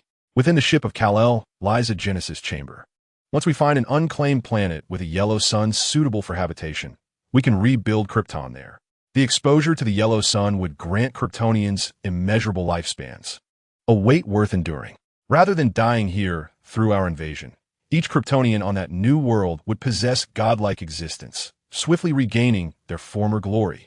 Ignoring the presence of Li Guangming behind her, no matter how fast Farah accelerated, he remained at a distance, akin to a cat playing with a mouse. Farah felt no anger. This suited her perfectly, as stalling the stronger opponent would favor the battle's outcome more than dealing with Kal-El. Casting a glance back at Li Guangming, she suddenly surged forward, darting toward the residential area below.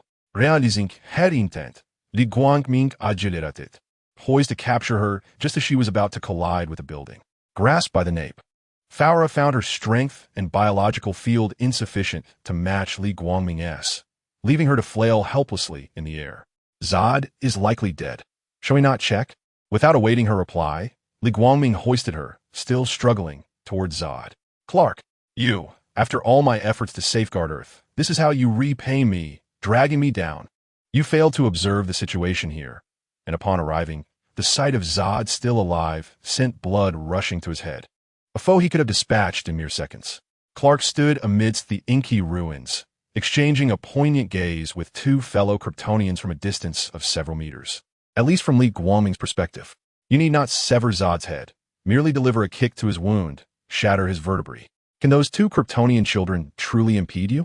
Even if you engage in mutual combat at this very moment, I could begrudgingly accept that. Yet you present me with this? The figure of Farah, held aloft in Clark's outstretched right hand, resembled a kitten ensnared by the claws of fate, thrashing desperately against his grip. If you cannot act, then I shall, he barked, charging towards Zod with a sudden, fierce determination. What are you doing, Clark?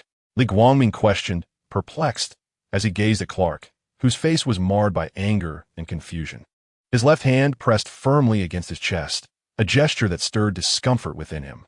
Why not shield somewhere else? The center of the chest would suffice. Yet you choose the left side. Who wouldn't he misinterpret that? Meanwhile, Farah continued her futile struggle. He has lost the ability to resist.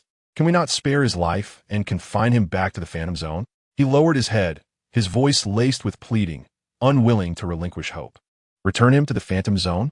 Even if you know its location, who will escort him? Certainly not I. If you leave, and someone takes advantage of the situation while I am aiding you on Earth, I will show no mercy. He understood the grim possibilities Li Guangming articulated. Yet he found himself unable to act. After a moment of contemplation, he resolved to lift his head. Very well. Should any misfortune arise, I shall bear the responsibility. His gaze upon Li Guangming was resolute. He was willing to lend Krypton one final hand. Should he fail to seize this opportunity, he would bear no blame. At that moment, Farah continued to writhe in his grasp. Observing Zod's wounds heal significantly, Clark unleashed a powerful heat vision directed at Zod. No, Li Guangming cried out, too late to intervene, as the beam struck Zod's recovering neck with alarming suddenness. A sharp pain jolted Zod's consciousness, and he fainted once more. As Li Guangming unleashed his heat vision, the two Kryptonian warriors in the distance raced toward Zod. Halt! If you approach any closer, I shall break his neck. Yet, no matter how swiftly they moved, they could not surpass him, standing firmly beside Zod's neck, exuding an imposing air that dared them to make a move. Once they ceased their advance, they turned to Clark, their tone sheepish as they sought to clarify their actions. Did you not see that his injuries were healing? As a hero dedicated to saving lives, it is only natural to provide him assistance, right? Clark exhaled in relief, thinking, had you spoken sooner? You took action so suddenly. I thought you had reconsidered. The defiant Flora in his grasp made him feel hindered in his movements. He raised his left hand and gave her head a light tap. The sound was crisp, indeed, a commendable head. Hey, don't move. You cannot escape my grasp. How have you considered my proposal? If you wish to prevent Zod's demise, it would be prudent to acquiesce to my suggestion. The voice that reached her ears compelled her to quiet down, contemplating the advantages and disadvantages. Though trained as a warrior, she possessed her own thoughts. Continued resistance would lead only to a dead end, with the monumental task of rebuilding Krypton left unfulfilled. As for Clark, it was perhaps better to hope for evolution that would grant them the ability to gain strength under a red sun. By complying, they still had a chance. Time was uncertain, but without concerns of mortality, they could afford to wait. Moreover, the general was still alive. Once a suitable planet was found, rescuing him would merely require a brief slumber. As time passed, the sky donned a veil of translucent gauze. Periodically, a humming sound would resonate in the air, a consequence of Zod's rapid recovery. They hoped for a swift decision, for if they managed to rescue Zod later, whether they would be acknowledged remained uncertain. Clark stood by, trembling with trepidation, fearful that Li Guangming might lose control and cause a catastrophic separation. Very well, we agree to your terms. However, upon locating a suitable planet, the general must be released. I trust that by then, he will no longer seek to invade Earth. Additionally, we will require Clark to provide the central tome. After a prolonged silence, Flora, cornered by necessity, nodded in agreement. Li Guangming, maintaining an impassive facade, felt elated within. He temporarily possessed his own spaceship, his own home, though acquired through less than noble means. It mattered not, for it was his in the end. Releasing his grip from Flora's neck, she descended to the ground, massaging her sore nape, no longer speaking. He had exerted too much force, leaving her flushed. Clark, it's fine. I can manage on my own.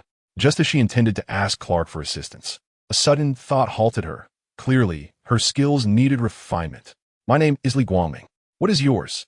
Although aware, he still felt compelled to inquire. Otherwise, how could they converse? An explanation would inevitably lead to new questions, consuming precious time. Chapter 11. The humiliated Flora seeks her comrades. I introduce myself. Then inquire about your name. Is it not simple? Why complicate matters? Flora. Very well, Flora. Gather the remaining Kryptonians and explain the situation. Then, meet me at the North Pole, but remember to retrieve a respirator first.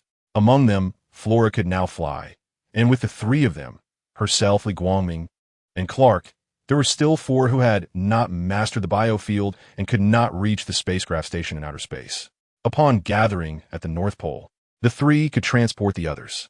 After finishing his instructions, he added a few moments for Zod and bent down to lift his arm. With a sudden thud, as he rose, a cloud of dust erupted into the air, accelerating northward in an instant, producing a sonic boom. Nodding farewell to them, Clark swiftly leapt into the sky. You two head directly to the North Pole. I will search for them. Given her current capabilities, it would be more expedient to locate the two of them acting independently. Ascending to the heavens and surveying the surroundings would draw too much attention if they were together. A fierce battle unfolded between Clark and the Kryptonian warrior in the small town, where armored Humvees lined the roads, tanks surrounded the area, and helicopters patrolled freely above. Hundreds of soldiers, armed and vigilant, concealed themselves in the shadows, behind trees, around corners, and within windows, while machine guns were mounted on rooftops, ever ready to aim at the surroundings. Move quickly, urged a colonel on the scene, having watched the astonishing news on television the previous day. He could hardly believe that extraterrestrials truly existed, and the alien invasion depicted on screen had become a reality. This afternoon, he received an urgent notification to execute a special mission, commanding a well-equipped and well-supplied battalion to reach a designated location. He initially assumed he was being sent to combat aliens, pondering if he had offended someone in high places that he was being sent to his demise. The catastrophic power portrayed in news reports, capable of toppling skyscrapers effortlessly, was enough to instill fear. As he passed civilians along the way, some more expressions of joy, while others appeared troubled. Crime rates, including robbery and riots, surged as the alien invasion unfolded. In such dire circumstances, when one's life hung in the balance, who could afford to be concerned? A moment of happiness was a treasure. Upon arriving at the site, He breathed a sigh of relief, realizing they were merely there to transport alien corpses.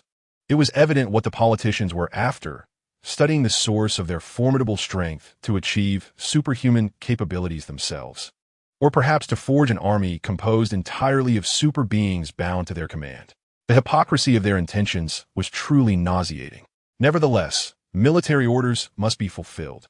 Having ascended to the rank of colonel, he thought perhaps fortune would favor him, earning some military merit and rising to the rank of major general.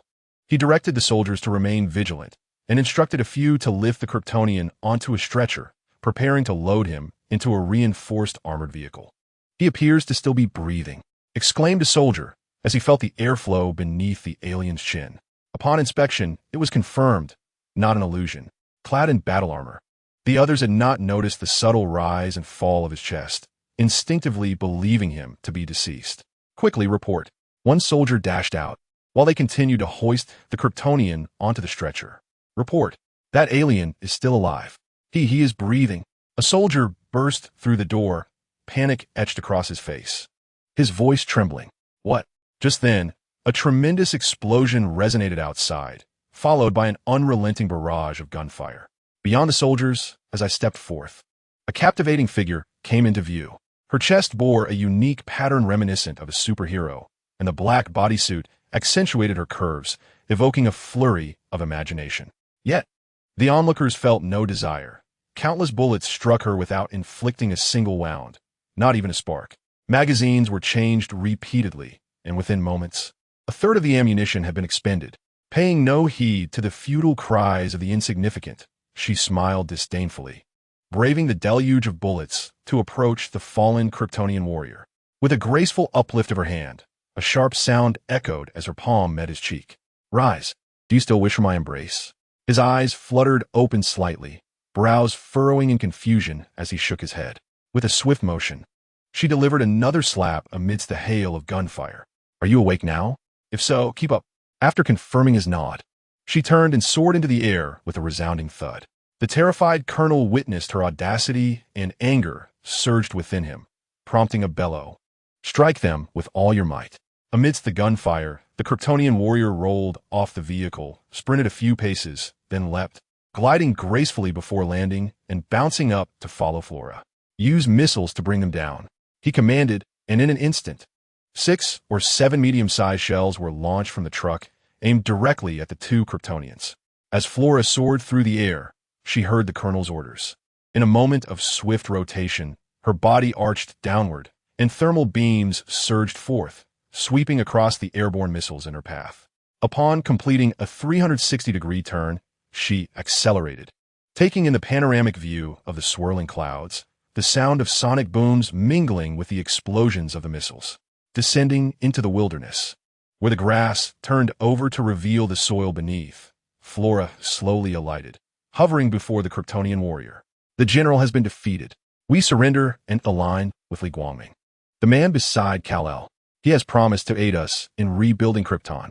Her eyes closed, announcing the disheartening outcome. Uncertain if her comrade's choice was the right one, she realized this was the only path to achieve their longed-for resolution. "You dare betray the general," came the incredulous roar laden with disbelief. With a furious punch, he sent Flora flying, rampaging and wreaking havoc upon the land, leaving behind a deep and wide fissure that extended to the foot of the distant mountains. The ground, once adorned with a hint of greenery, was now entirely plowed anew. Flora floated toward him, attempting to persuade him. "Gay, we must surrender. Only then will he spare the general. He promises to confine him to the Phantom Zone, and once a suitable planet is found, he will release him. How can you be certain he is not deceiving us?" He retorted. "And if he is, what of it? We face death or surrender. Allegiance offers hope. If true, we merely exchange our remaining lives for the resurrection of an entire Krypton. Is that not worth it? The general cannot best Li Guangming. Continuing this fight leads to total annihilation. If it is a deception, we can temporarily endure and await our chance." "All right." Suppressing her deep reluctance, Guy ultimately acquiesced to Flora's course of action. We set forth to rendezvous with them in the Arctic, where Emerson had gone missing when our spacecraft was shot down.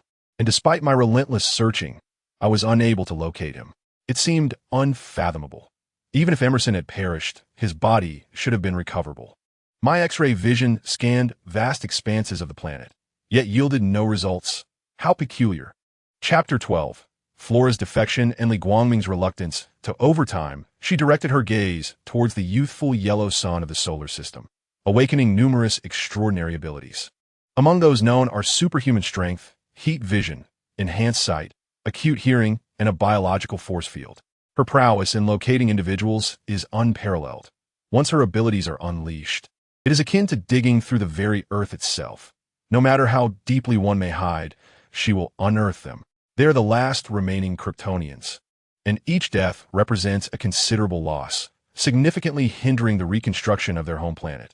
Moreover, they had shared companionship for 33 years, decades of drifting through the cosmos. Even a decade spent alongside a pig would forge a bond. How much more so between humans, though it was merely the camaraderie of companions. Outside the atmosphere, undeterred, she activated her super hearing and X-ray vision, soaring around the Earth in search of Emerson, scouring every locale and nook. An influx of sounds flooded her mind. Cries for help, cacophonous noises, mechanical clatter, and the harrowing screams from within rooms. This deluge became burdensome, causing her to furrow her brow as she filtered out the extraneous messages. No, still nothing. An hour elapsed as she scoured the entire planet without a trace. Reluctantly, she conceded defeat and accelerated her craft into the depths of outer space. I comprehend now. Within the spacecraft of the cosmos, Salek, the Kryptonian doctor, examined the data with a sense of joy swelling within him. The blood belonged to Clark, while he anticipated Clark's burgeoning strength. The rapidity of his adaptation to the Kryptonian environment was nonetheless astonishing. Transitioning between environments inevitably causes physical discomfort, manifesting as dizziness or bleeding. However, Clark merely experienced slight lightheadedness. Driven by the spirit of scientific inquiry, he sought to draw a vial of blood from Kal-El. The needle felt as though it pierced wood. His skin, though not as impenetrable as steel, was comparably resilient. With great effort, he succeeded in extracting blood, which only heightened his exhilaration. What? A nearby man, perplexed, wondered if the codex had been discovered. No wonder they could not find it in the space pod. It had been infused into every cell of Kal-El by Jor-El. The man was elated upon hearing this. Once the general returned and activated the world engine, they could commence the reconstruction of Krypton. As the two engaged in fervent discussion, the screen displayed a humanoid figure approaching the spacecraft. Instinctively, they presumed it to be Kal-El, for only he could traverse space without any means of propulsion. Upon closer inspection, however, they realized it was Flora. Open the hatch. What a delightful surprise. Flora had indeed learned to fly, soaring through the cosmos unaided. Vora, what about the general? I have discovered the location of the sacred texts. The reconstruction of Krypton is imminent. I have returned specifically to share this news with you. We encountered an individual on Earth, a companion of Kal-El, who possesses the abilities of a Kryptonian, perhaps even more formidable than all of us combined. We were utterly defeated. He threatened to kill the general and all Kryptonians, except for Kal-El, if we did not submit to him. She recounted the disheartening outcome, observing their expressions shift from confusion to shock, yet she felt compelled to clarify the conditions she had negotiated.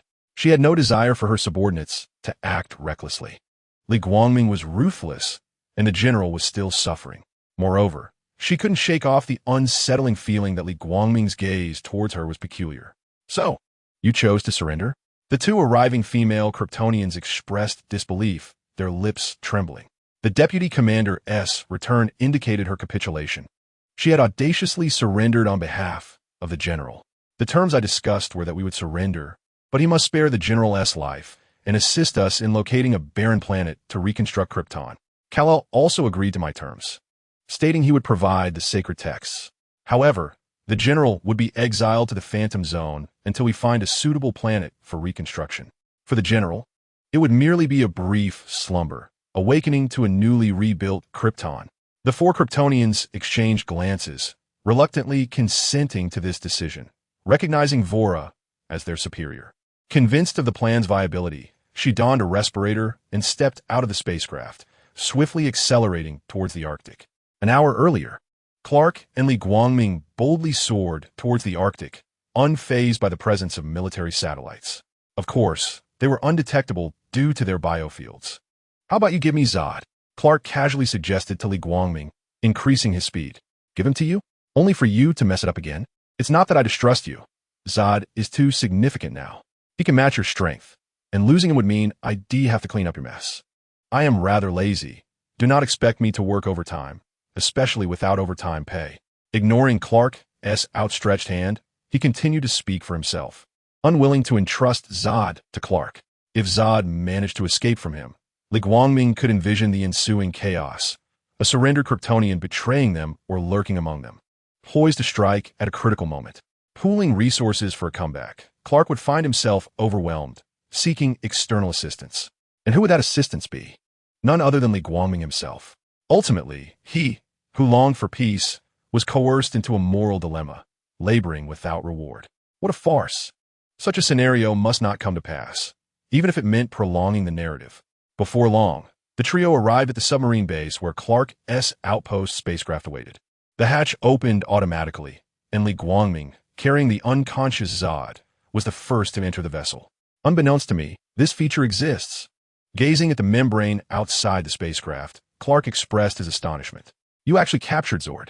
The consciousness of Joel quietly manifested, prompting Li Guangming to internally grumble about his ghost-like appearances, always materializing from corners or behind him, startling him. Was this truly amusing? After all, he was merely an intelligent program. To be precise, I was the one who captured him. He was merely an onlooker.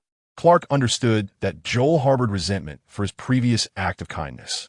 Throughout the encounter, it was Joel who had been the primary contributor, while Clark felt as though he had merely floated along. His expression turned sour. It seemed he would need to find a way to make amends later, perhaps by purchasing a gift or introducing him to a girlfriend. His relationship with Lewis was progressing well. They had kissed, and the likelihood of a successful confession in the future was high. Among their acquaintances, none seemed suitable for Joel. Yet Flora appeared to be a promising candidate. She possessed both beauty and an admirable physique. Perhaps he could play matchmaker. Surely, this would earn him forgiveness. I have something I wish to ask of you, and it pertains to Zord. Chapter 13. The final decision, what is it? How do you intend to handle Zord? Joel was not one to hastily agree to assist. He understood the potential embarrassment of failing. Regarding Zord, he respected Li Guangming's opinion, as the individual was captured by him, and it was not his place to interfere. I have subdued all Kryptonians except Zord, so I wish to request your assistance in creating a key similar to Clark's. I cannot rely on his key indefinitely. Upon hearing this request, Joel nodded, showing no sign of refusal, and turned to enter the spacecraft. Keep up, he called out to them, noticing they remained stationary, turning his back to them. Li Guangming leisurely dragged Zord along, unwilling to leave him behind, as he felt uneasy. Such scenarios were all too common in movies and novels. Without supervision, captive could escape for a myriad of reasons. He would only feel secure once Zord was aboard the confinement spacecraft. If possible, he even wished to send him to the Phantom Zone. However, escorting him alone through the vast cosmos felt no different than being a criminal himself. Inside the research room, Joel approached the control panel, his palm pointing towards its surface. Instantly, the panel began to writhe, and nanometal gradually formed a metallic key identical to Clark's. This is a replica of Clark's key, and I have also copied my consciousness and stored it within. Li Guangming set Zord down and stepped forward to retrieve his unique key, clutching in his palm. Filled with joy, with his key, he could gain control of the spacecraft. I intend to confine Zord, establishing a course for a spacecraft that will transport him to the Phantom Zone. What do you think? Receiving the key, he turned to Joel, uncertain of the reliability of this method, seeking Joel's opinion. Your method is indeed feasible. This reconnaissance vessel is equipped with a sealing mechanism. If confined within, it would be as though he were imprisoned in time. This time, the setup is manual. The destruction of Krypton led to the loss of signal for the containment device, allowing Zod and his companions to escape. Therefore, we cannot afford to make the same mistake twice. The authority to release him can be assigned to you. Only you can personally set him free, or else he shall remain imprisoned indefinitely. Upon hearing this, Li Guangming felt a twinge of suspicion. After all, Zod rebelled only when Krypton was on the brink of annihilation, and the Council could not have been unaware of Krypton's impending doom. Yet they still configured the system in this manner. Could it be that some among them harbored sentiments akin to Jor-El's, seeking to send Zod away? Such matters remain uncertain, as those individuals have long since perished. Alas, we lack a teleportation device. While setting a flight path could be feasible, the journey is fraught with peril. Firstly, the spacecraft lacks an intelligent program.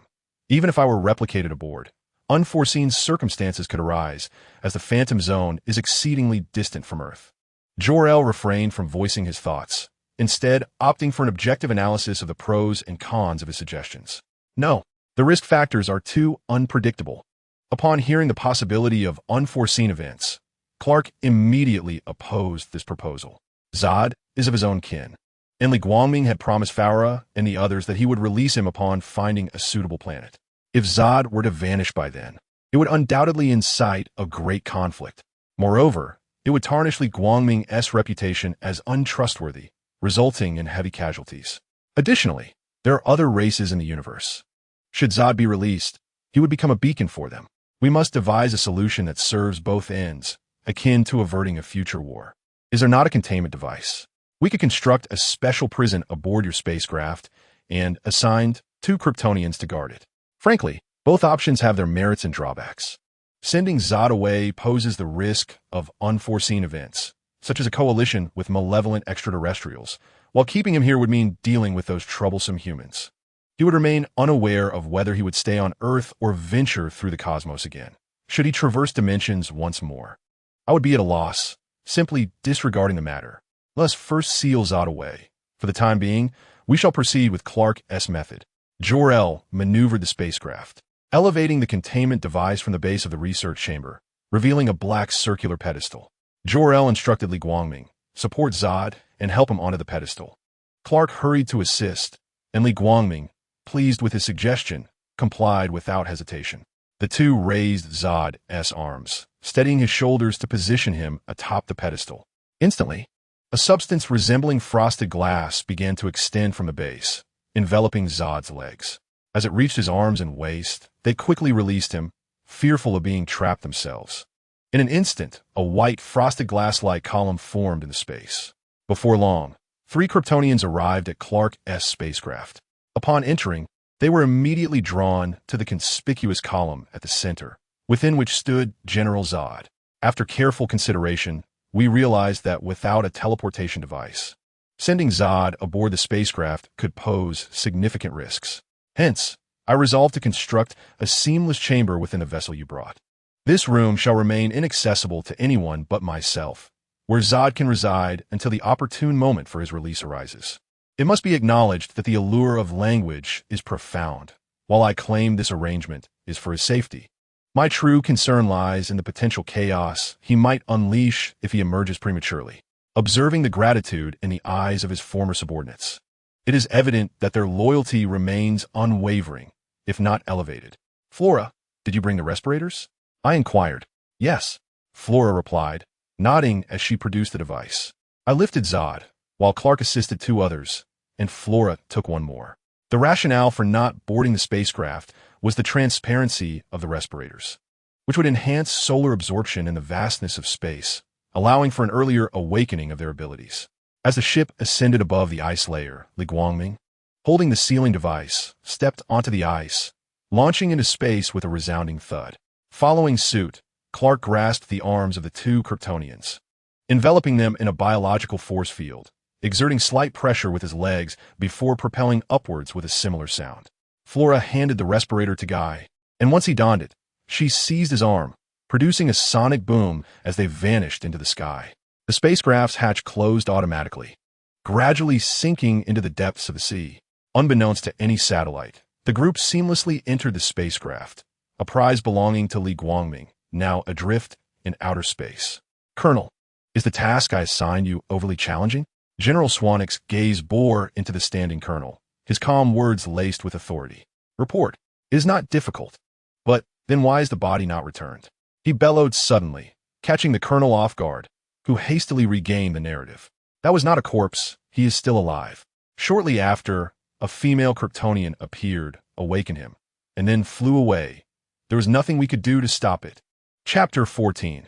Constructing the prison and issuing the first command. Li Guangming, holding the sealing device, soared towards the spacecraft in outer space. his cape billowing behind him as the hatch opened automatically without surprise. Flora had returned to the ship to fetch the respirators, undoubtedly informing them of the unfolding events. Wow, this will be our ship from now on. It's truly magnificent. One could easily mistake it for a warship. Upon entering the vessel, he did not walk, but floated. This was not merely out of laziness, though that played a part, but primarily to establish his authority among the newly acquired subordinates. A new official must demonstrate their prowess. He certainly did not wish for them to emulate Clark.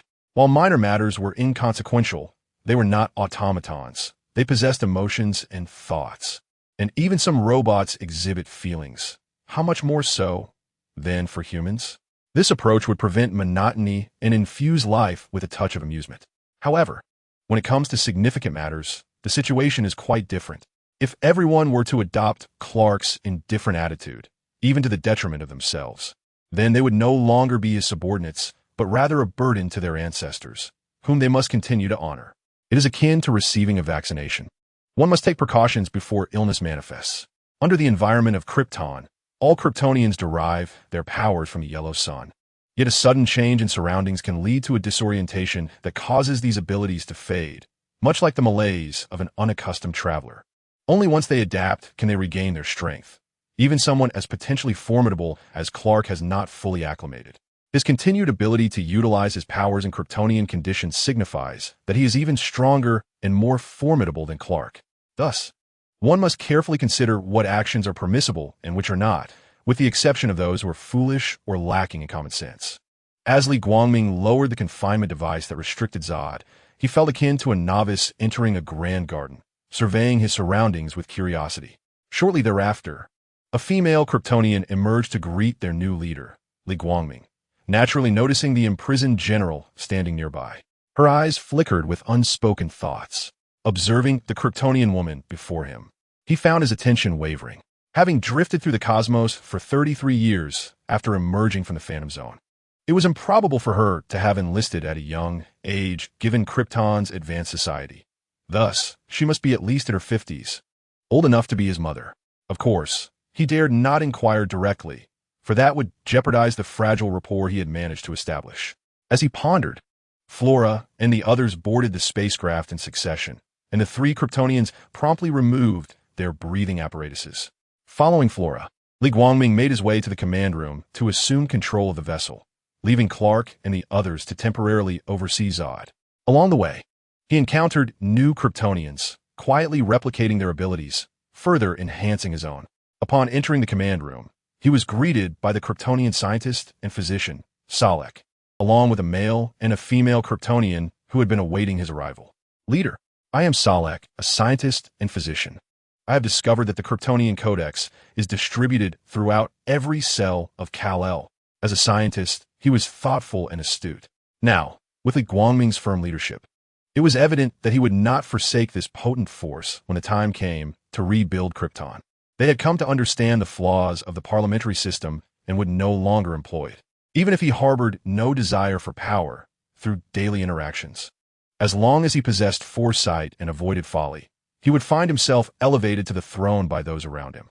Under the yellow sun, they would possess a leader with an unwavering direction. Simultaneously, this served as a reminder that Clark might be reluctant to provide his blood in the future. My genetic testing reveals that, for some reason, my genes are identical to those of Clark, or Kal-El, and even include the Central Codex.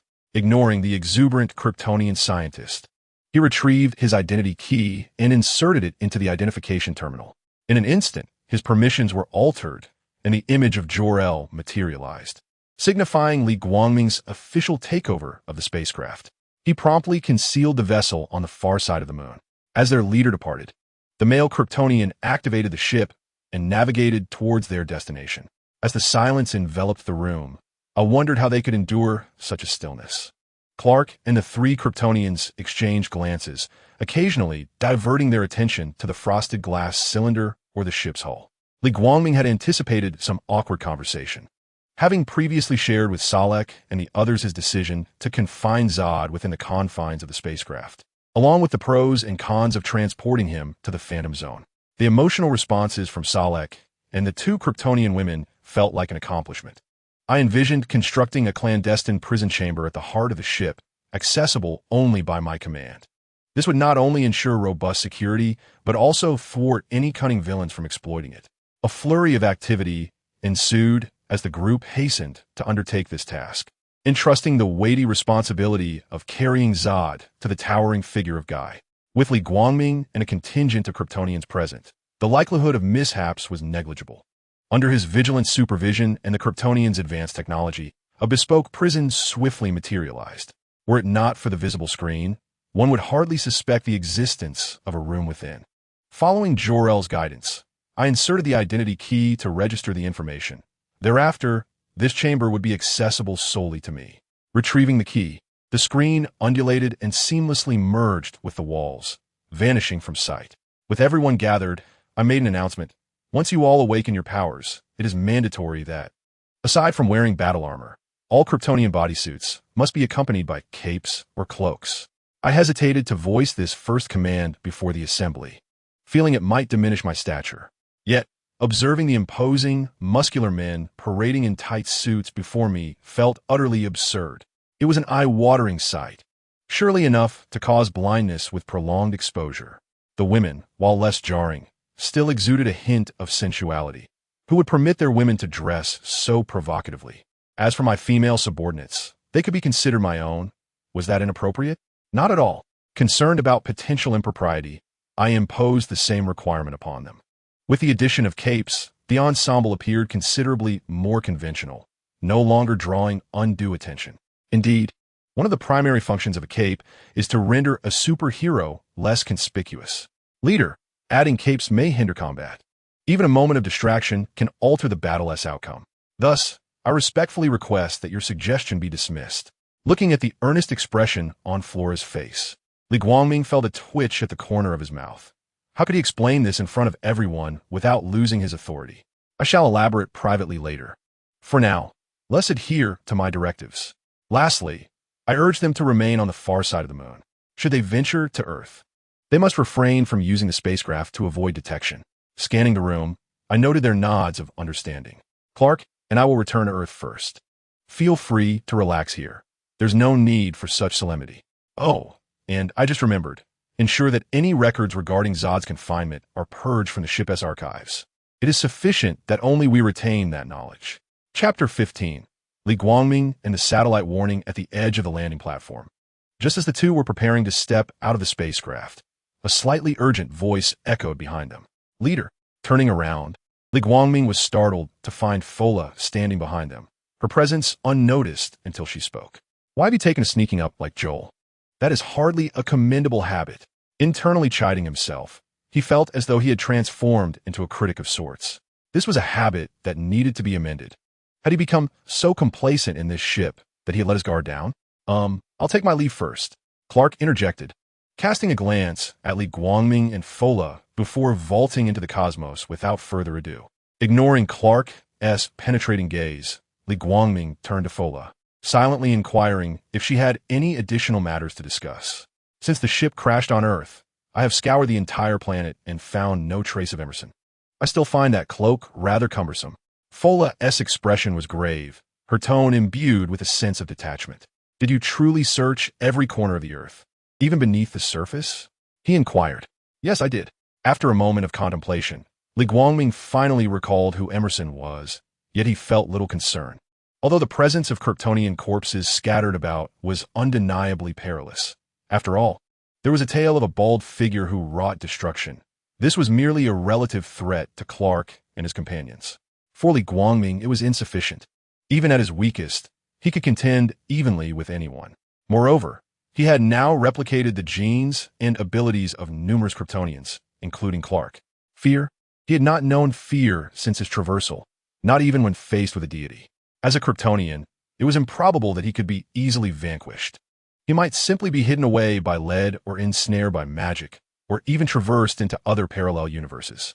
If he could not be found, so be it. If he were alive, he would seek out Clark. In this world, donning a skin-tight suit, particularly for muscular men in public, often invited scrutiny and suspicion. Privately, he was less concerned with appearances. In certain situations, he could easily disregard social decorum. That is not a skin-tight suit. It is our standard attire. Fola retorted sharply, her tone growing colder with her explanation. I'll take my leave now. Do come visit the metropolis sometime. A hint of embarrassment washed over him. Naturally, anyone would feel irked if their casual attire was deemed bizarre by others. He departed hastily. Lingering any longer might turn her into a block of ice. As he turned and soared into the void, Fola remained behind, blinking in bewilderment. She began to question the correctness of her surrender. She could hardly reconcile this with the demeanor expected of a leader, especially one who seemed to fear his subordinate. Would the remaining Kryptonians truly perish under his watch?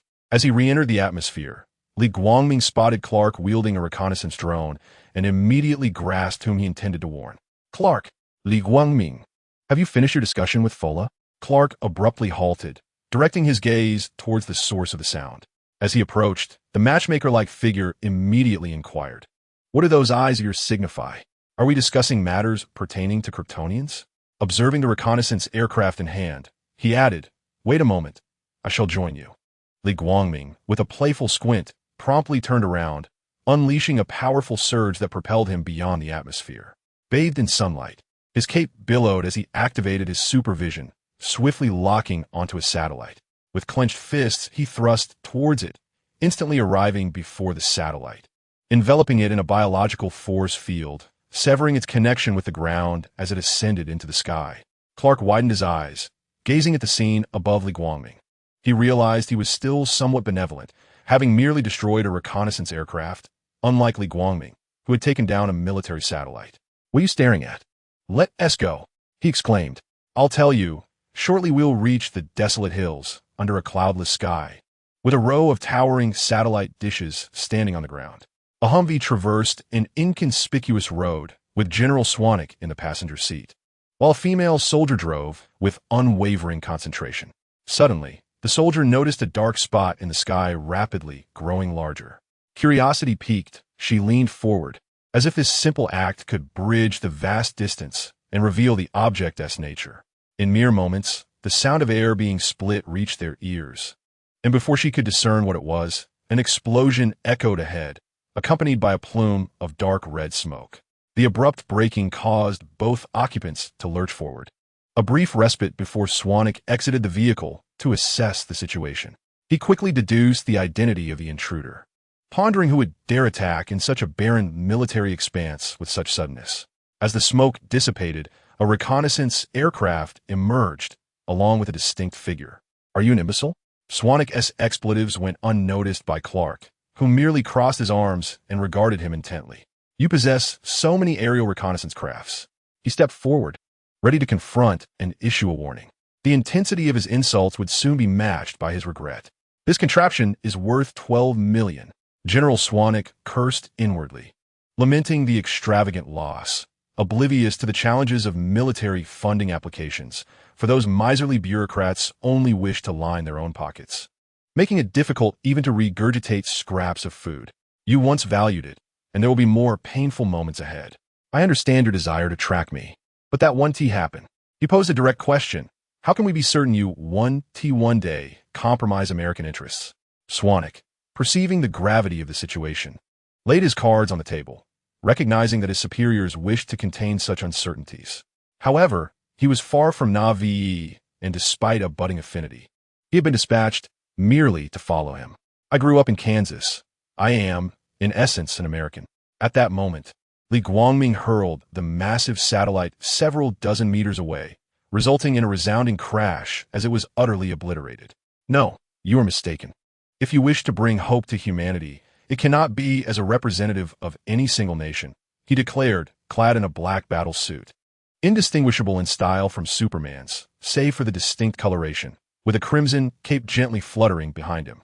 Li Guangming initially waited quietly in the invisible sky until the others had finished their conversation, ready to surprise Swanwick.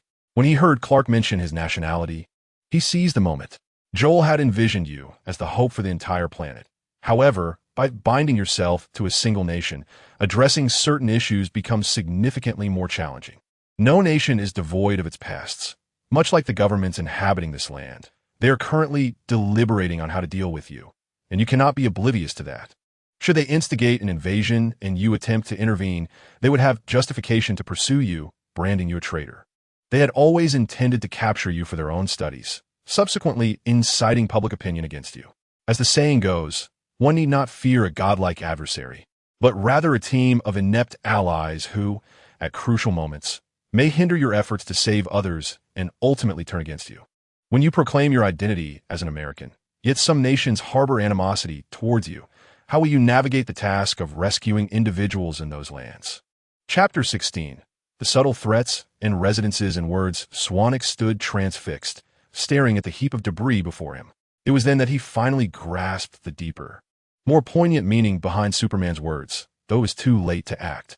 Even if he had foreseen it, who could have intervened? How could he explain to that group of vampires that this was a satellite, and not just any satellite, but a military one, its value far exceeding that of a reconnaissance aircraft? He had just questioned whether Superman might one day jeopardize American interests. The answer was now evident. That was merely a temporary tactic, not a genuine sentiment, merely to placate them. No one can attempt to control us. Our willingness to assist is predicated on our own volition. Clark turned to Li Guangming, expressing his rationale. He was reluctant to allow any rift to form among allies. Did the government's petty maneuvers think him unaware? He was acutely aware of the officials' inherent flaws. Even if he informed them of his ability to monitor the globe at any moment, they would still resort to their misguided and self-proclaimed clever tactics. There's a saying, when one is given an inch, they take a mile. Your seemingly casual remarks, if beneficial to them, will be magnified beyond reason. Am I right, General Swanwick? Faced with Clark's assertions, Li Guangming understood that this was merely a stalling tactic.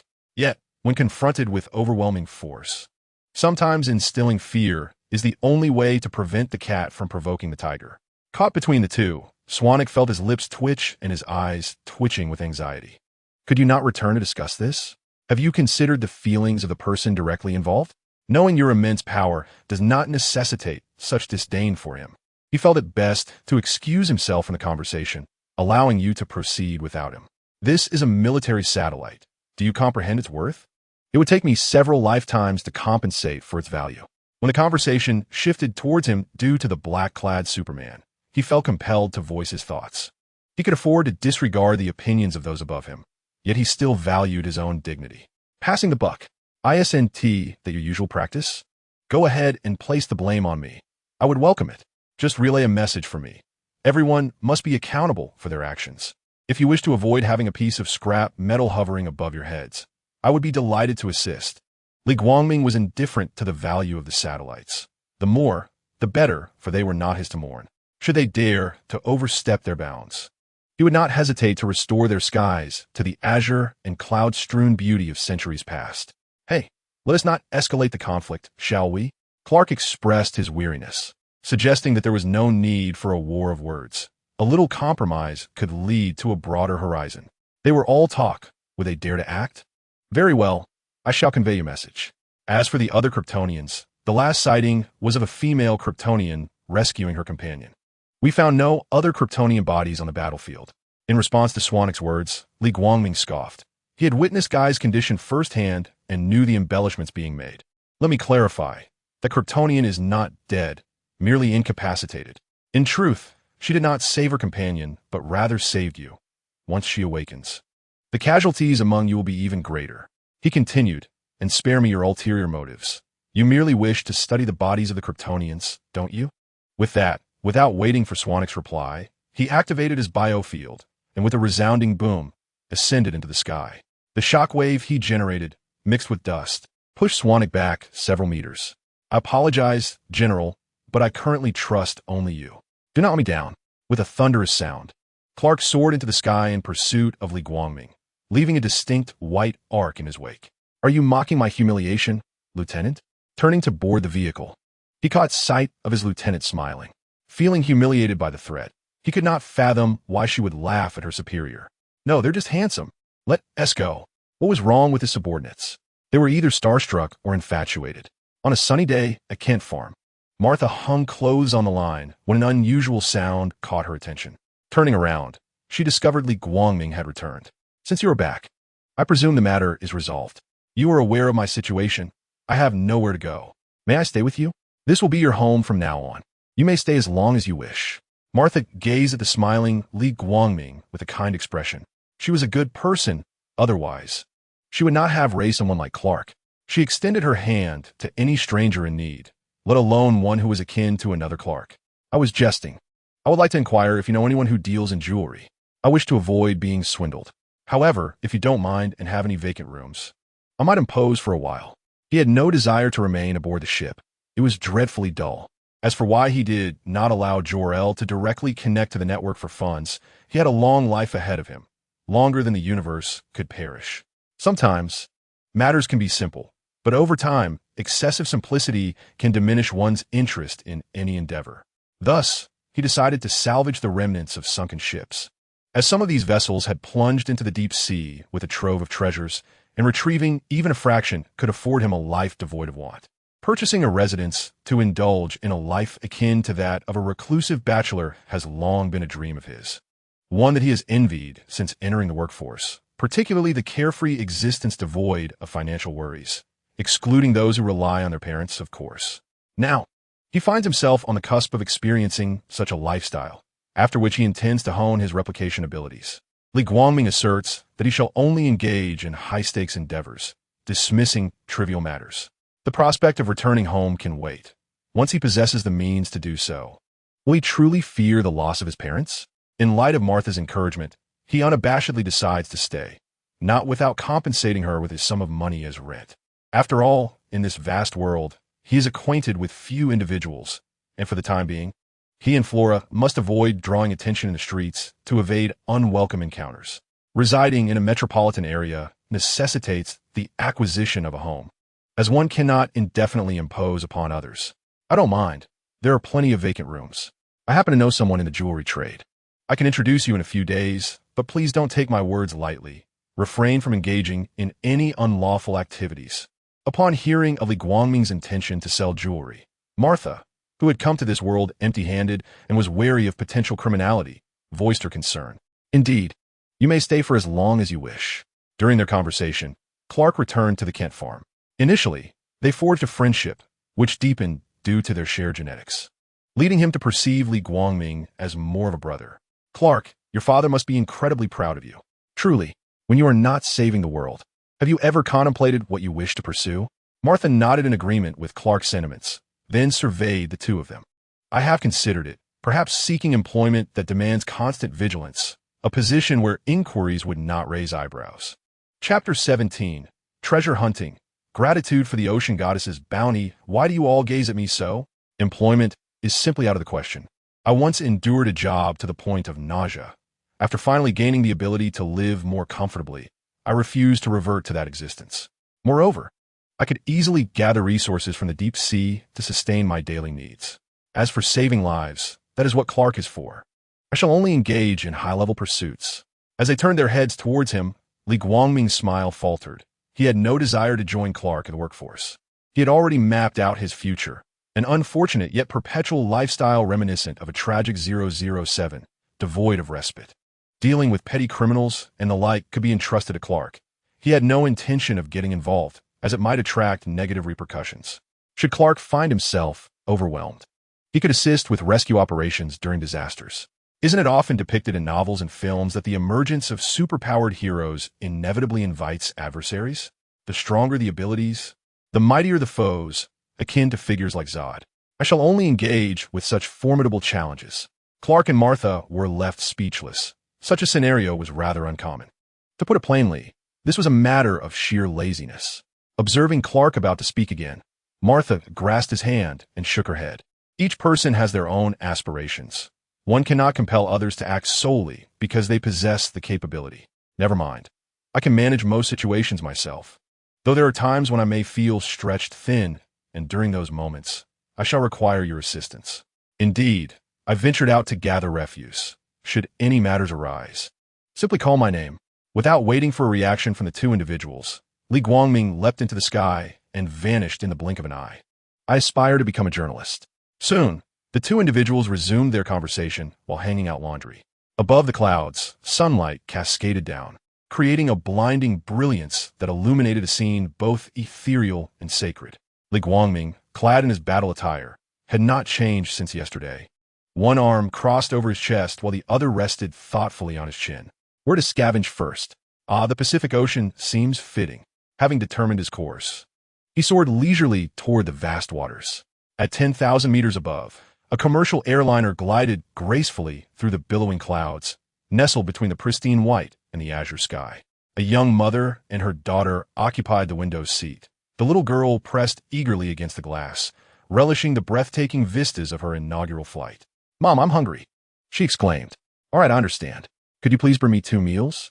The mother gently patted her daughter's head and spoke softly, just as the flight attendant approached. The mother promptly inquired. Having set off early in the morning to reach the airport without a sip of water, they soon felt the pangs of hunger after boarding. The beautiful flight attendant smiled and nodded, assuring them to wait a moment before turning to depart. Not long after, she returned, pushing a cart to distribute meals to the passengers who had ordered. Before long, she presented the food to the mother and daughter, who eagerly began to eat while marveling at the scenery outside. This experience was unlike any she had ever known. The view from above offering unique beauty that rivaled the earth below. It felt as though she were dancing upon soft, fluffy clouds. She lacked the vocabulary to articulate her wonder, only knowing it was simply exquisite. In a moment of reverie, she spotted a figure clad in black, resembling a superhero, soaring parallel to her view. Rubbing her eyes, she blinked and realized it was no illusion. The figure smiled and waved at her, a sight she had never encountered, leaving her utterly astonished. "Mom, there is someone outside," she exclaimed, turning to tug at her mother's sleeve, her free hand pointing outward. The young mother, unperturbed, followed her daughter's gesture to peer out the window, yet saw nothing, no bird, not a single trace. The flight, devoid of burdens, filled her heart with joy as she reveled in the vastness of the sky, each moment a profound revelation. Li Guangming dove into the clouds, emerging in an instant, akin to a fish in water or sand in the wind. Ahead of him, a passenger plane captured his attention, not particularly unusual, but significant, as he had never encountered one from this perspective. He approached closely, and to his surprise, he noticed a little girl observing him. He beamed in return, retracting a hand that had reached toward her. With a wave, he propelled himself forward, accelerating rapidly and departing the scene in an instant. With a swoosh and a thud, he plunged into the ocean like a seagull diving into the sea. Not merely a splash, but a magnificent display. Activating his extraordinary vision and X-ray perception, he swiftly located an ancient sunken ship. Regrettably, it was filled with crates and corroded items, likely remnants of a vessel once tasked with transporting spices and the like. After surveying the surroundings thoroughly without discovering any treasures such as gold or antiques, he shifted his gaze to search other areas. Suddenly, a captivating figure with flowing red hair caught his eye, drawing his attention irresistibly. It was not his intention to linger. Rather, the intensity of his gaze was somewhat uncontrollable, as if he had beheld a vision of pure beauty newly arrived in this world. A sound, barely audible to himself, echoed in his throat as he swallowed hard, his mind ensnared by the goddess of desire. After a strenuous struggle, he finally liberated himself from her grasp a few minutes later, thanks to the gifts of the sea goddess. No, I am a man of virtue. How could I utter such thoughts? One must not gaze at that which is inappropriate. Surely, some scoundrel has cast a spell upon me.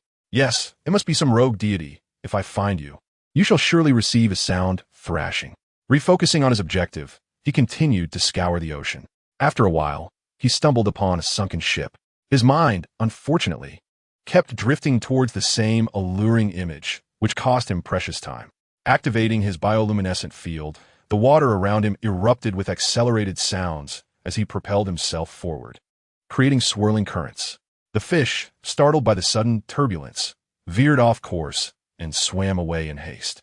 Out of respect for history, he carefully navigated through the passage, winding his way to retrieve a wooden chest filled with gold and jewels.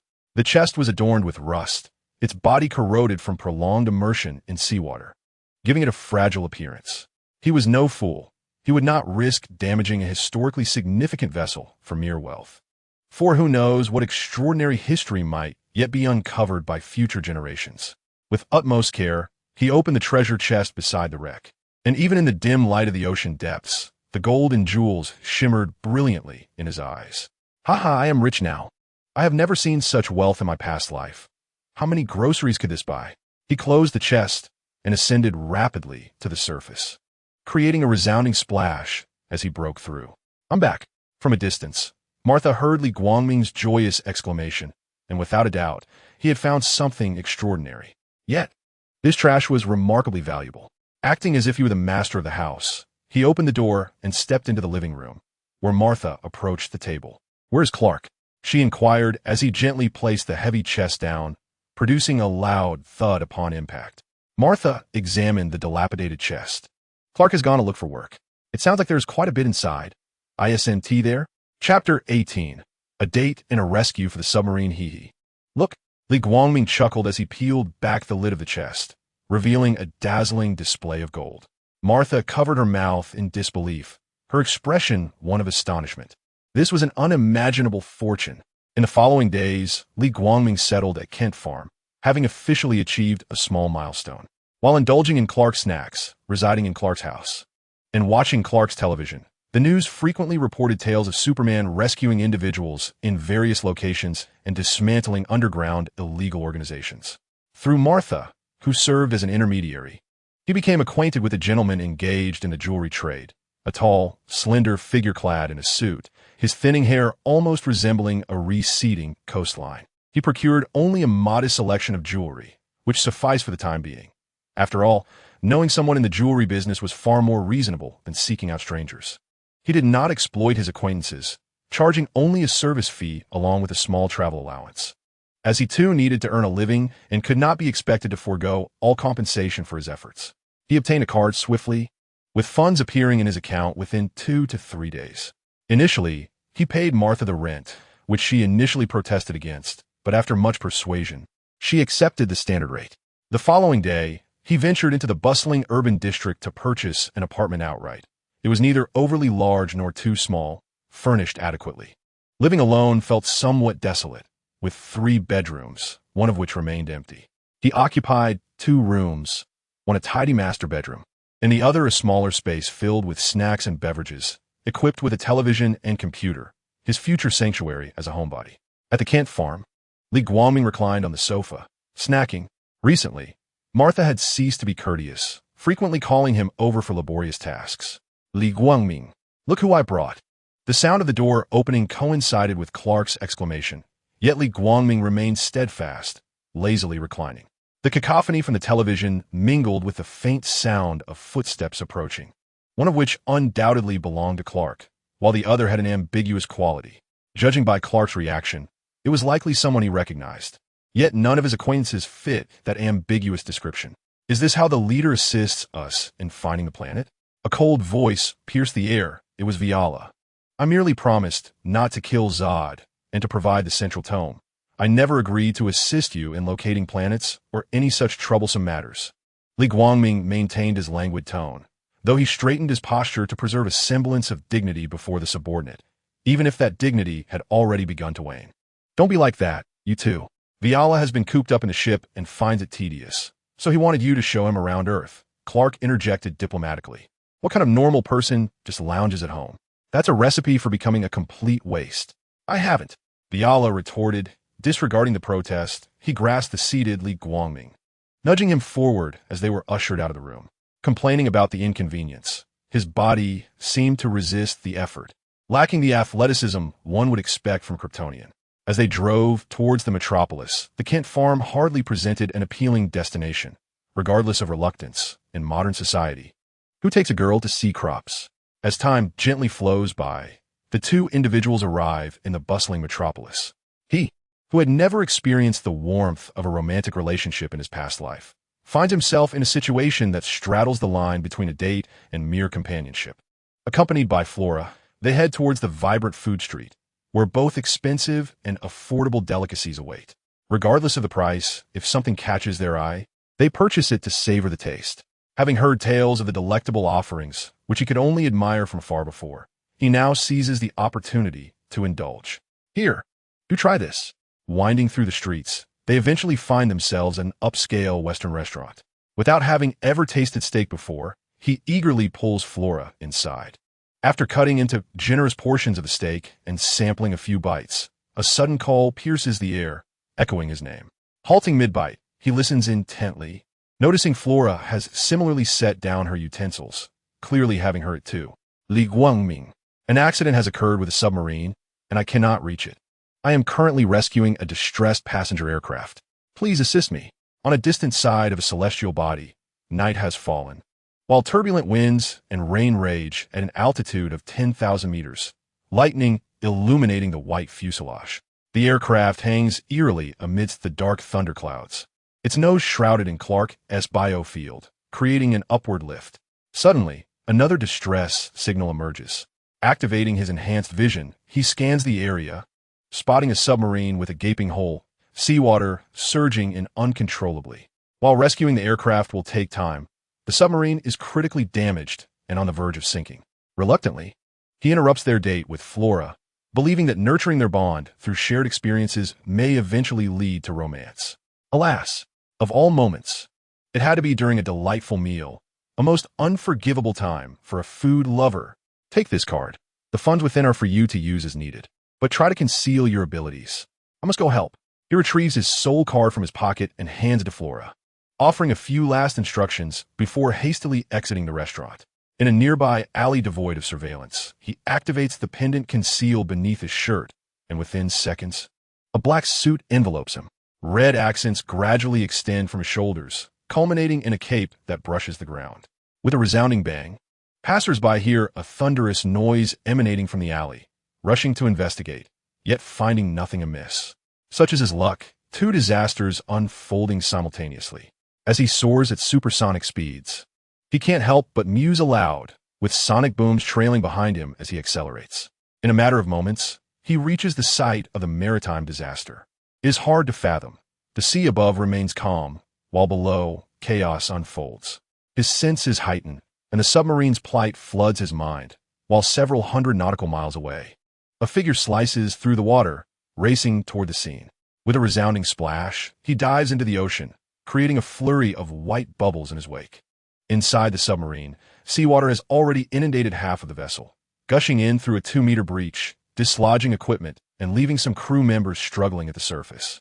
Others find themselves in a separate compartment, where the water, though limited due to the sealed door, will eventually engulf them as well.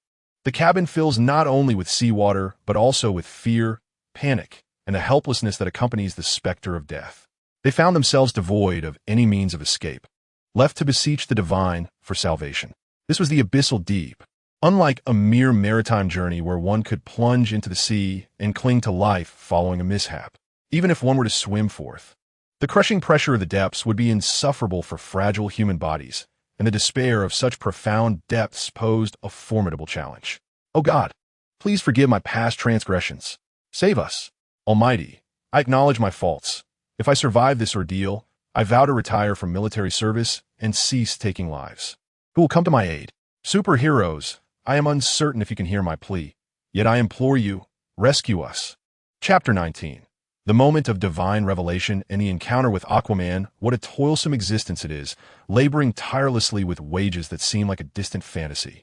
And those who disburse the payments harbor ulterior motives regarding their physical well-being. Complaining under his breath, Li Guangming soared to the damaged submarine, his hands resembling roots anchoring into the earth as they effortlessly penetrated the steel. A biofield enveloped the entire vessel, its relatively diminutive form deftly lifting high above his head. Inside the cabin, the crew experienced a sudden upheaval as the submarine shifted dramatically. Those submerged were abruptly engulfed by the sea, bubbles escaping from their mouths. Within the confines of the cabin, a metallic clamor ensued as everyone was spun around, colliding against the iron walls. What is happening? Outside the submarine, Li Guangming hoisted it upward, and the two entities ascended slowly, preventing any further influx of water into the cabin. As they rose, some seawater even flowed out into the ocean. The crew felt the downward pull of gravity, their anxious expressions transforming into smiles as realization dawned upon them. One of the superheroes had heeded their cries for help. Elated, they could even hear the rapid thumping of their own hearts. The harrowing experiences of the past few minutes eclipsed all the perils they had encountered throughout their lives. Some among them might never dare to dive again, while others could potentially develop a phobia of the deep or even a fear of the ocean itself. Were it not for the safety of those in the cabin, Li Guangming would have wished to propel himself to the surface instantly. However, he could not act recklessly. Not only would there be innocent individuals at risk, but such an act would prioritize the submarine's rescue over human life. Suddenly, the pressure eased, and based on their depth, survival seemed an impossibility. A large number of individuals within the cabin lay lifeless without any visible wounds. This would inevitably prompt the government to conduct autopsies to ascertain the cause of death. Once revealed, the fallout would be relentless and unforgiving. Moreover, they spoke in a language seldom heard, proving they were not from a nation they despised. Even among those from the disliked country, not all were malevolent. In summary, if rescue is to be attempted, it must be thorough and not driven by haste. With a splash, the tranquil surface of the sea resonated with the sound of draining water as a submarine gradually surfaced, with seawater gushing out through the breach. The personnel within the cabin were swept along with the current, flowing into the vast ocean. The residual seawater outside the submarine, influenced by gravity, tumbled and cascaded as if a localized downpour had begun. Once the water inside had sufficiently drained, the vessel turned, presenting its damaged side to the sky.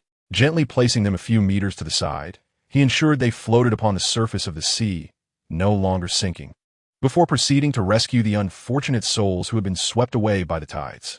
Once again, he plunged into the ocean, grasping the only soldier among them who could not swim.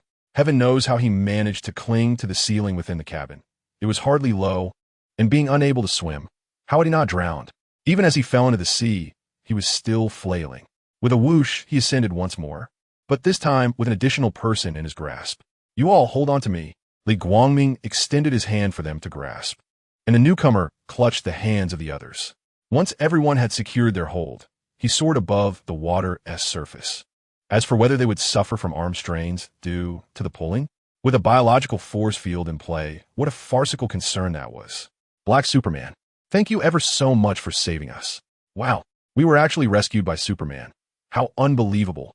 Black Superman, what about Blue Superman? Isn't he usually the one who saves people? Could you all please quiet down?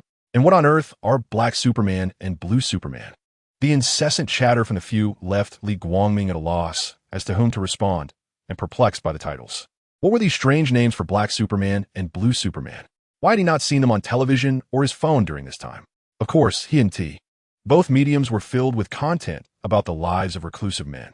The headlines had not mentioned such titles, and he wouldn't think to delve deeper. Television news would not acknowledge such labels in the short term.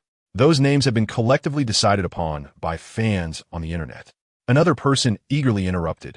The official title is Superman. Since there are two of you and your suits are identical, we simply added color as a prefix. Collectively, you are both referred to as Superman, but privately, we distinguish you by color. What could Li Guangming say to that? Should he create an account solely to post about how their names were unsuitable? Who would believe him? Then, in the midst of the argument, they might present evidence. He would not engage in such a deceitful act, as it would only serve to reveal his identity to those tech-savvy individuals. He was, after all, Superman. Where he lived was another matter entirely. The droplets of water on his clothes fell unnoticed as they conversed, and he guided them into the submarine through the opening. "Hold on tight. Things might get a bit bumpy." He finished speaking without allowing them a chance to respond, fearing they might start chattering incessantly again. What other choice did he have but to elevate the entire submarine as he submerged into the depths? Would he simply abandon them there? A quick glance through his X-ray vision revealed that communications were down. Leaving them there without assistance was perilous. And who knew when someone might pass through this stretch of ocean? Rather than notify their countrymen, it would be more prudent to return the submarine, as it was no great matter. This would also prevent any petty nations from using the submarine against him. His actions were flawless. What could they possibly do to him? If they were to pursue legal action like Clark, he would stand on the moral high ground, invoking the legacy of their ancestors as his defense.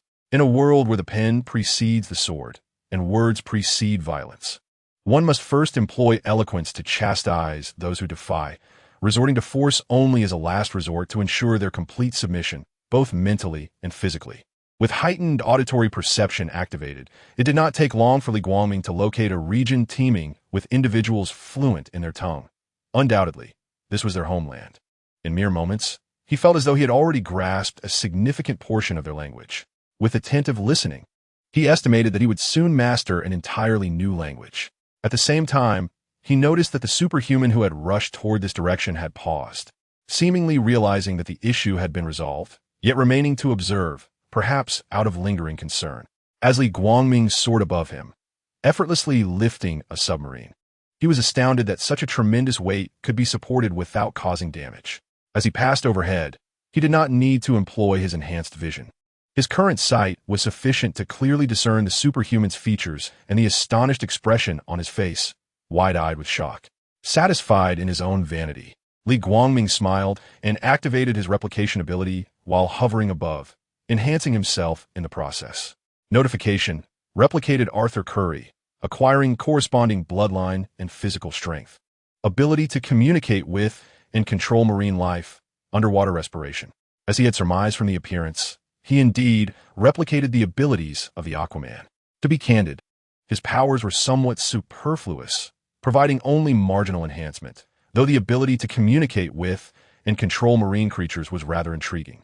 The capacity for underwater breathing was largely unnecessary, as his superhuman lungs, under the yellow sun, allowed him to survive without breath due to the radiation absorbed from his Kryptonian genes, creating a form of internal circulation. This enabled him to exist in the vacuum of space without the need to breathe. Chapter 20. Li Guangming's quest for artifacts at the harbor. A sparse flow of vehicles traversed the roads, while vessels came and went from the seaside. Passers-by engaged in unfamiliar languages, their laughter and debates echoing in the air. "Look, what is that?" Gradually, more and more individuals were drawn to the astonished exclamations nearby. They clutched the railings, gazing intently into the distance where a shadow loomed larger in the sky.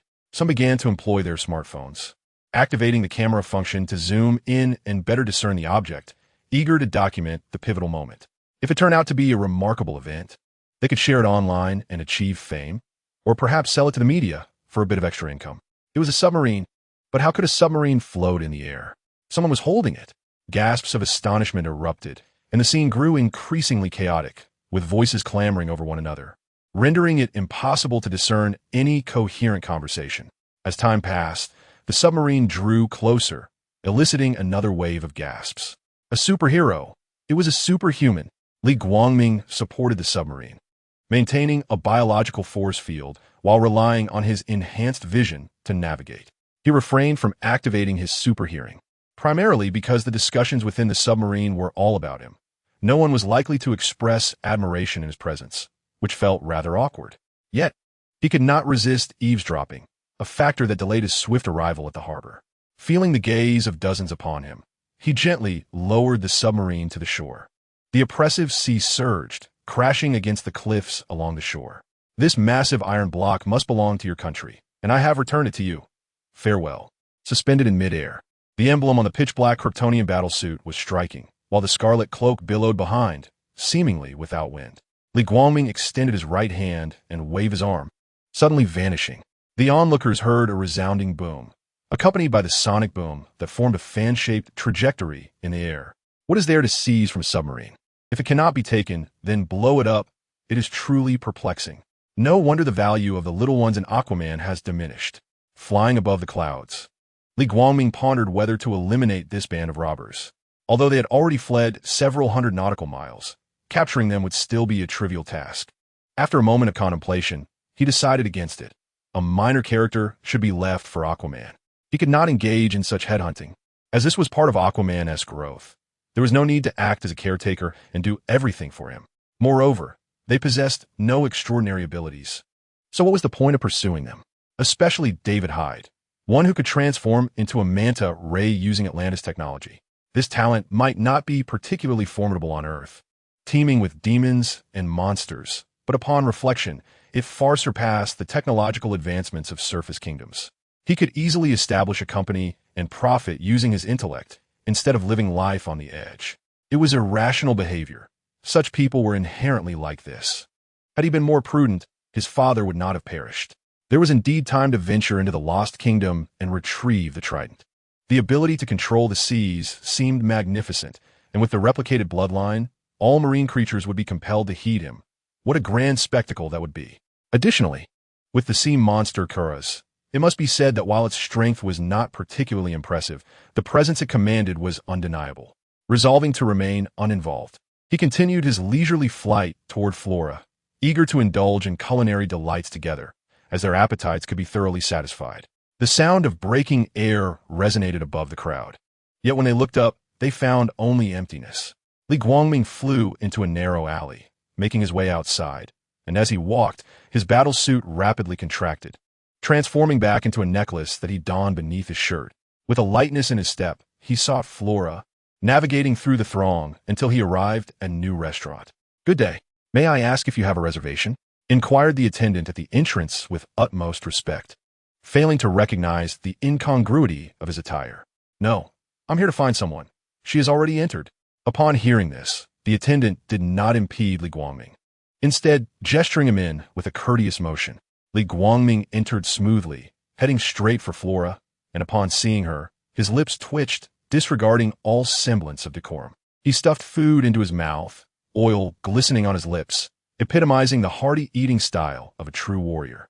Fortunately, he did not use his hands, wielding cutlery.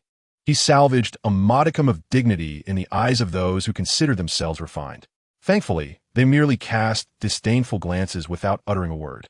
Otherwise, one cannot ascertain whether Flora would impart lessons on humanity, making them experience the repercussions of their reckless words. They could hardly withstand Flora's wrath. A mere slap could result in a devastating effect akin to a painting being struck. "Now that you're here, all these dishes are delightful." Flora, engrossed in her endeavors, also noticed Li Guangming entering and offered her commentary. However, they mentioned that the funds in his card were insufficient, hence she had only ordered these items. As they conversed while dining, she yearned to order more, yet her lack of local currency and Li Guangming's dwindling funds restrained her. After 33 years devoid of decent sustenance, her evolved body seemed insatiable. If given the chance, she wished to indulge her appetite. "How much have I actually consumed?" Li Guangming discreetly inquired of a nearby waiter, curious about the quantity. It was known that he still had several million in his account, which could vanish in an instant when attempting to rescue someone. Unbelievable. "This is the last dish. I've finished what's available from the kitchen, and this batch is freshly arrived." Her voraciousness was astonishing, yet her abdomen remained unchanged. Those at the table mocked her, but she crushed the stone table with her hand, perhaps not merely a demon, as the police had been alerted. The waiter, responding to Li Guangming's query, had missed the earlier interaction between Flora and the staff. Otherwise, he would have refrained from speaking out. This girl was extraordinary, and her companions likely were not ordinary either. Who would dare to gossip? The crux of the matter was Flora's insatiable appetite. She consumed so much, yet appeared unaffected. Now I understand why the surrounding patrons were silent. They must have been threatened beforehand. Just moments ago, one had thought the restaurant staff were of high caliber, unaware that the scene had shifted long ago, and the table had likely been cleared beforehand. "Let us go. It will be difficult to explain once the officers arrive."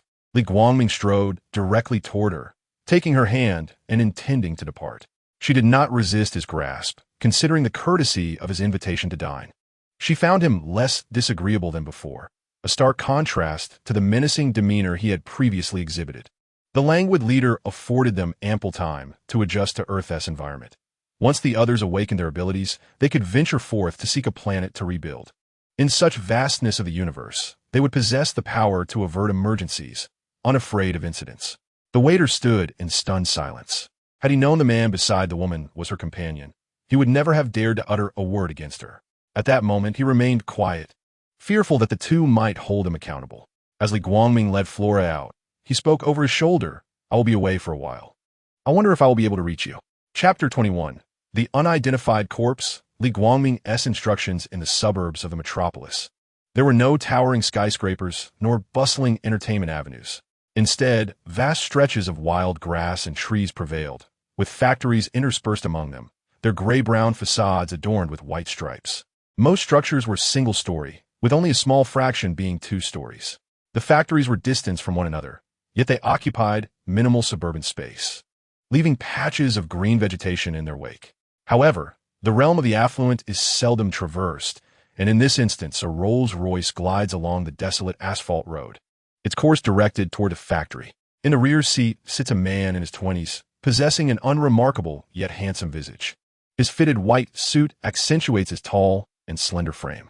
Beside him, a woman with long, dyed blonde hair, elegantly styled atop her head, exudes an air of competence, revealing a significant expanse of skin beneath her neck.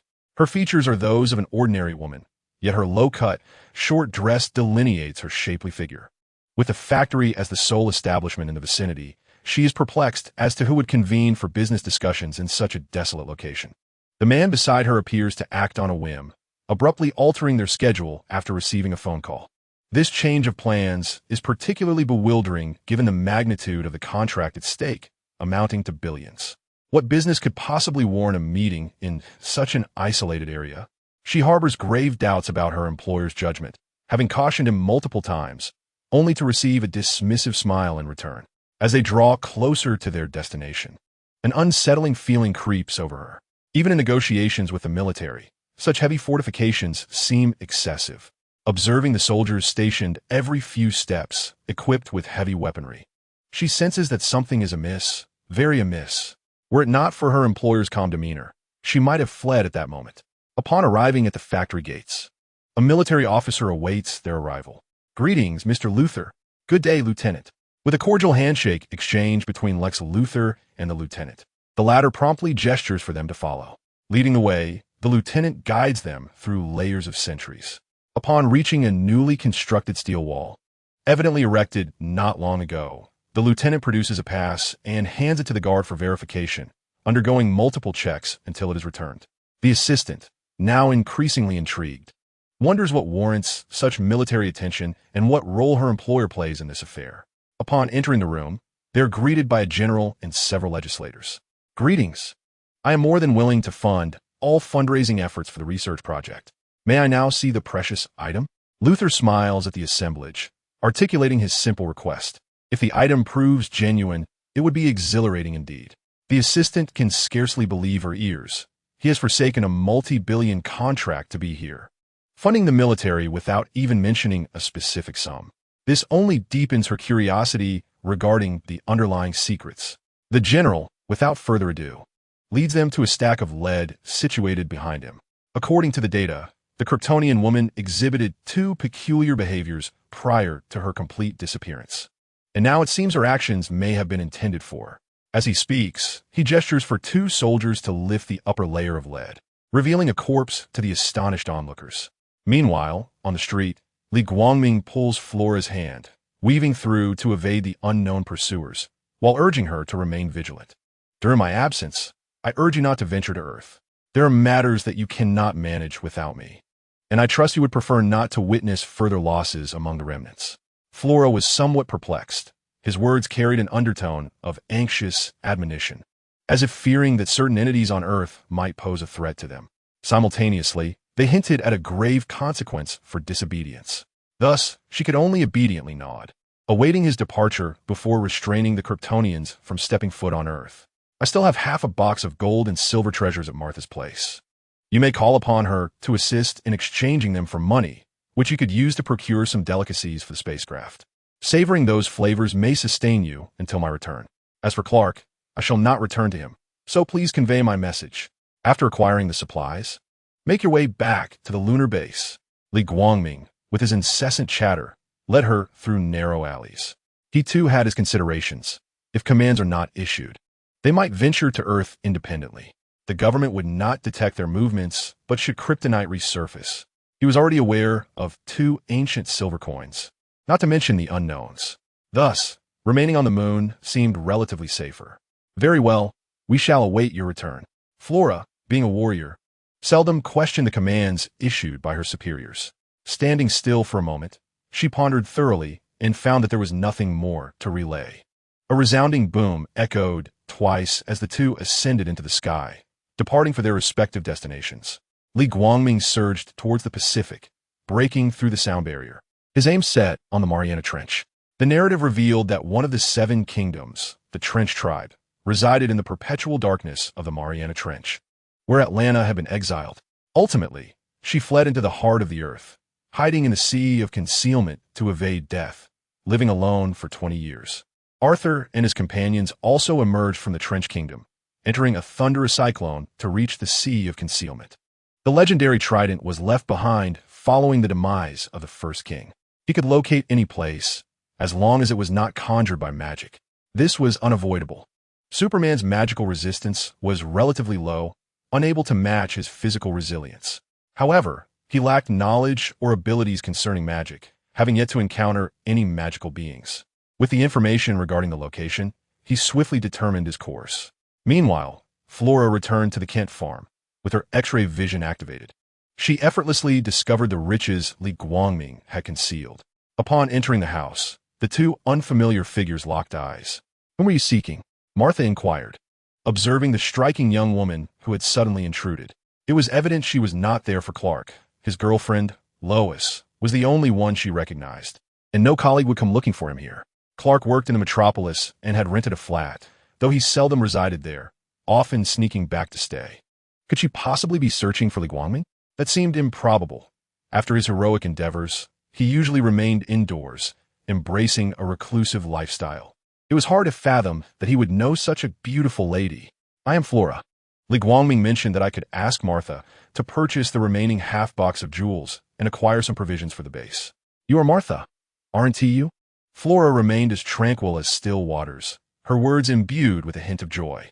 Upon hearing this, Martha instantly recognized her identity. She had heard of this young woman from Clark, who was also a Kryptonian and had previously been one of the invaders during the Great Battle. However, Li Guangming had subsequently subdued all surviving Kryptonians, except for the general. "Oh, very well. I shall assist in making the arrangements," Martha replied. Flora stood silently beside her, patiently awaiting the agreed-upon time and place. "I have scheduled the meeting for Chapter 22 at the Mariana Trench, which can only take place tomorrow morning at 10 o'clock. As he is unavailable today," Martha inquired, suggesting that if Flora was in a hurry, she might have to visit an unfamiliar shop where she could be taken advantage of. If circumstances permitted, it would be wiser to wait until the following day. "That is acceptable. I shall return tomorrow morning." Additionally, Li Guangming mentioned that he would be leaving soon and might be unreachable, so he asked me to inform Clark, Flora replied after a moment's contemplation. Seemingly not in a great rush, and nodded in agreement, conveying Li Guangming's instructions before turning to depart. "Please wait a moment. If you would, you might as well stay the night. It would save you an extra trip. Rest assured, there is ample room," Martha called out to her retreating figure, hesitating slightly before extending the invitation. Her hesitation stemmed from the recent invasion of Earth, which still lingered in her mind. However, considering that Flora was now one of their own, she chose to trust Li Guangming and believe in her redemption. "Thank you for your kindness." Flora, puzzled by Martha's inner conflict, promptly accepted without pause after her next words. Soaring through the skies, Li Guangming set his sights on the Mariana Trench, traversing continents and oceans in a brief span of time. With a splash, he plunged into the boundless sea surface, the water compressing against his body. Yet exerting no pressure on him, he accelerated directly towards his target, leaving a trail of bubbles in his wake. The surrounding deep azure waters gradually grew dim, until no light could penetrate, yielding to an all-encompassing darkness. This was a realm where even supervision and Aquaman's underwater sight could not penetrate. Yet in such an environment, after descending for a while, an inexplicable radiance illuminated the entire underwater world. There was no discernible light source, as if the very cliffs themselves emanated a faint, fragile glow, allowing Li Guangming's gaze to discern outlines. He searched for the vividly colored crevice that had appeared at the ocean trench's bottom in the original narrative. It was not here, nor was it there. Once more, he navigated through the intricate fissures, enveloped in pitch blackness, only to be met by a wall. His X-ray vision seemed ineffective here, unable to penetrate the rock wall, and he was at a loss as to why that was the case. Relying solely on his feeble sight, he ventured forth, swimming once more into the fractured crevice at the bottom, hoping this time his location would be accurate. The greater the hope, the deeper the disappointment, especially when earnest efforts yield no tangible results. He was oblivious to the passage of time, devoid of any external cues, his body now robust and utterly free from fatigue. Thus, he could not rely on physical exhaustion to gauge the hours. It was peculiar that he could find nothing. Surely, it must lie within the Mariana Trench. He had no intention of surrendering. After all his prolonged search, Perhaps it would suddenly reveal itself in the next moment.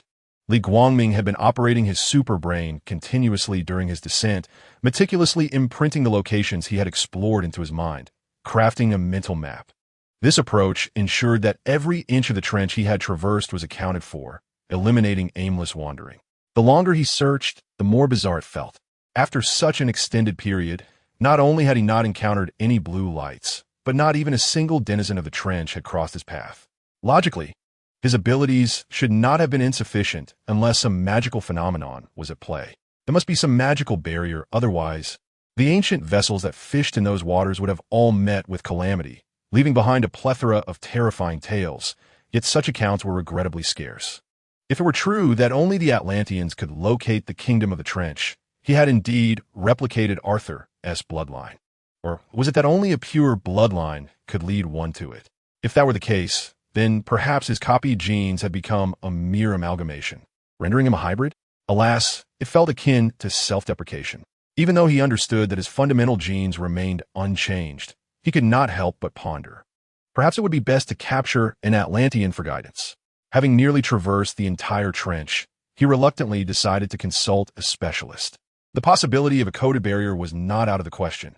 After all, they lived in an era of gods. It was conceivable that a magical barrier could have been established. Lost in thought, Li Guangming retraced his path, traversing the dark expanse back into the depths of the ocean. Let me see where Atlantis lies in that direction. Activating his abilities, his vision pierced through layers of obstruction, swiftly identifying a precise location. They lacked magical prowess, though they possessed some remarkable superhuman abilities. Otherwise, they would not have been discovered by humanity. Leaning forward, he propelled himself forward in a standard dynamic posture. With a unique acceleration sound resonating through the water, he vanished in the blink of an eye. He aimed to capture a solitary target, ensuring minimal attention, and once verified, safely return it. As the scene rapidly unfolded, Li Guangming prepared to observe the lone entity. However, fatigue overcame him, and just at that moment, someone seemed to deliver a pillow. Thoughts of family crossed his mind, as if a relative had arrived. Coincidentally, a fish-shaped submarine was gliding through the expansive seabed all alone. "Ah, I am here." With a peculiar cry, he instantly materialized beside the submarine, seizing its protrusions with both hands. A biological force field enveloped the interior, preventing those within from emitting distress signals as he executed a swift 180-degree maneuver upwards. The individual inside, bewildered by the sudden loss of control over the vessel, frantically pressed buttons and tugged at the control lever, perplexed as to why the submarine, despite appearing operational, refused to move. All the controls seemed to have malfunctioned, leaving only the lights to illuminate the surroundings. Unexpectedly, a resounding impact echoed as a head collided with the iron panel, its volume so great that it reached the ears of Li Guangming outside. Thus, one might ponder if the depths of the ocean are devoid of vehicular accidents, leading to the omission of seatbelts. Li Guangming could only silently express his apologies in his heart, yet he remained steadfast in his stance. After all, he was not the one who designed this without safety measures. The responsibility lay elsewhere, and if blame were to be cast, it should be directed at the scientists. One might wonder if the individuals inside would suggest implementing safety precautions akin to those of humans upon their return. The person within regained composure and attempted to open the hatch, but it remained steadfastly shut. In despair, they slumped back into their seat. Gazing out at the scenery, the submarine was navigating in a peculiar manner, evidently propelled by some unseen force. Maps flickered through their mind as they pondered where they were being led. Li Guangming heard no further sound from within, realizing that the occupant had relinquished their struggle. The submarine surged along the original route, undeniably heading towards the Mariana Trench. Without a doubt. Yet, the path ahead was obscured. After a short while, with some distance still to cover, Li Guangming halted the submarine. The occupant inside, hearing the commotion, noted that the external view had become static, devoid of any marine vegetation, with the submerged rocky cliffs stark and bare. They attempted to open the forward window, and, to their astonishment, it actually yielded. Without hesitation, they swam out, turning to scrutinize their surroundings with caution. "Who are you? Is it really you?" exclaimed one in surprise, while the other assumed a defensive stance. "Do you know me? Who are you?" The lithe figure with flowing red hair furrowed her brow, demanding answers. "Do I know you?" Li Guangming observed the striking woman before him, feigning ignorance. She was indeed the same woman whose form he had admired during a previous treasure hunt. Clad in a deep green, form-fitting outfit, her red hair cascading down her shoulders. Based on her attire and hair color, she must be Mera, a being with the ability to control water, who in the original narrative is the wife of Aquaman. To this day, Li Guangming could not forget her captivating allure. Especially her rare natural red hair, a vivid memory etched in his mind. What he thought he had forgotten came rushing back as she stood before him in flesh and blood, the once dormant images resurfacing in his thoughts. As they stood in a stalemate, Li Guangming's gaze gradually shifted downward, attempting to reconcile the vision in his mind with reality. With immense willpower, he instantly awakened, forcing himself to redirect his attention, reciting the few Buddhist scriptures he had memorized. Your earlier words hardly suggest unfamiliarity. She scrutinized the man before her, unconvinced by his pretense of ignorance, for the shock he had displayed could not possibly be the reaction of someone encountering her for the first time. She remained vigilant, rifling through her memories of all the individuals she had encountered, even the mere passers-by, though, admittedly, she could not recall any strangers. He seemed too familiar, yet she had never seen him in the underwater kingdom. Judging by his attire, he appeared to be from the surface world. Well then, I do know you. Indeed, Mera, Princess Zebel, I have caught a glimpse of your figure among the masses from afar. Do you think me a fool? The more she listened, the more she felt something amiss, rolling her eyes in response. Surely, her intelligence was intact. If one were to concoct an excuse, it should at least be a plausible one. Very well. As Li Guangming began to formulate an explanation, suddenly, his mind took a sharp turn. Wait a moment. I am the abductor. What need have I to explain so much to the victim? This is none of your concern. I am here to kidnap you. And by sheer chance, I have selected you as my fortunate audience. Congratulations. Since you are alone, you have been chosen. After a brief pause, amidst her expectant gaze, he applauded, uttering words that made her grit her teeth in irritation. Let us see you try. I am not to be trifled with. She clenched her fists, wary of Li Guangming's potential ambush. Li Guangming, undeterred, moved with the swiftness of space itself, appearing instantaneously behind her, before she could even comprehend his disappearance. He seized her by the neck and forcefully slammed her against the rocky ground without a hint of gentleness. Coughing, she realized that today was not her day. That man was alarmingly fast. By the time she became aware of his absence, she was already embedded in the stone. Would it kill him to be a bit gentler? Despite the vast disparity in their strengths, he exerted such force that it felt as though her chest might burst. Enough with the chatter. Take me to the kingdom of the abyss. Li Guangming had no desire to engage in trivial banter. A woman with no ties to him would only hinder his swift actions. Mercy would merely waste his breath, as demonstrated moments ago. What? You wish to go to the kingdom of the abyss? No, I refuse to accompany you to your death. That place is a realm of exile. Upon hearing his intention, she immediately shook her head in refusal and added a considerate note that it was perilous. The kingdom of the abyss was inhabited by the abyssal tribe, a group of regressed beings, perhaps more aptly referred to as monsters, of which there were many. They would pounce upon any living creature, tearing it apart until they had consumed every morsel. Just take me there. You need only wait outside. I have been there before, and I encountered not a single abyssal creature. Seeing her adamantly shake her head, Li Guangming sweetened the deal, though he did not articulate his thoughts. If it were not for the fact that he could not locate them, would he still require her assistance? Encountering one of those abyssal monsters would lead him directly to their stronghold. Their strength was akin to that of ants, so there was no need for concern. Their sheer numbers and fearsome appearance were what deterred others. Speaking of numbers, one must consider that their harsh environment and scarcity of food had caused them to devolve into beasts. How then did they manage to reproduce in such great numbers? Is that truly the case? Noticing her lingering skepticism, Li Guangming released his grip from her neck. Mera rose to her feet, instinctively rubbing her sore chest. She glanced up to see the man beside her abruptly halt, staring blankly for a few seconds before immediately dropping his hand, feigning nonchalance. You have no choice. Upon encountering the abyssal tribe, I will release you immediately. Lead the way. Li Guangming urged her forward with a shove to her shoulder, signaling that it was time to move. You don't have a girlfriend, do you? There is no need for your concern. Focus on guiding the way and avoid being devoured by the sudden emergence of monsters. There is still a considerable distance to traverse before encountering the unexpected. As for why she did not return to the submarine, she believed that Li Guangming had destroyed it. Otherwise, how could the communication devices have failed?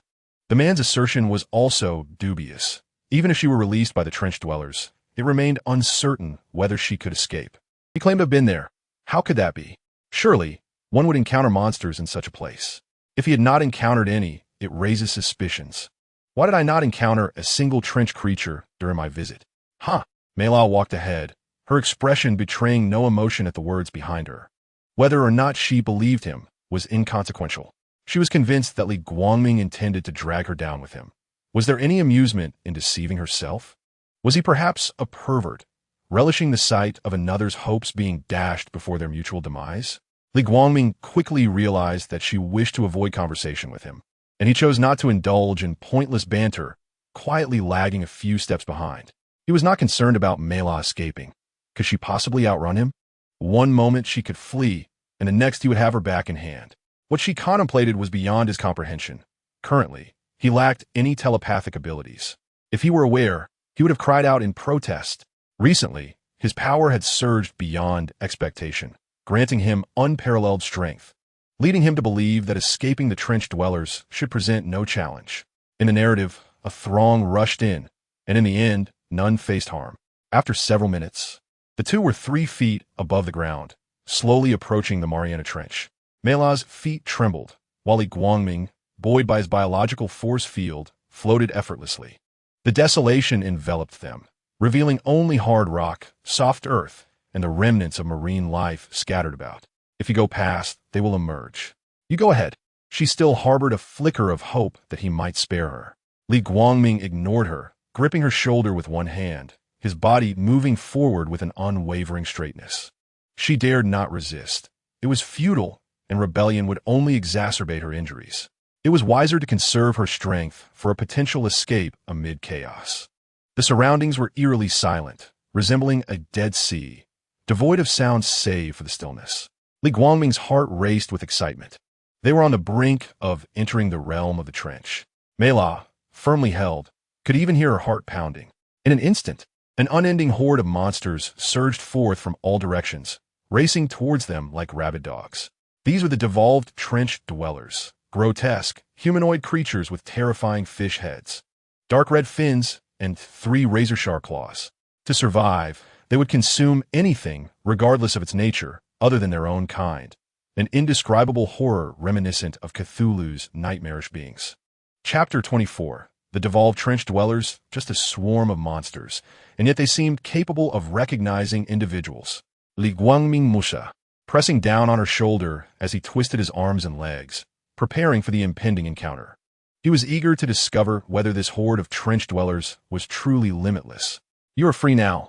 Go wherever you wish. Turning her back on Mera, he unleashed a powerful punch that pierced the chest of a creature from the trench. Mera, hearing his words laced with excitement, felt an overwhelming sense of despair.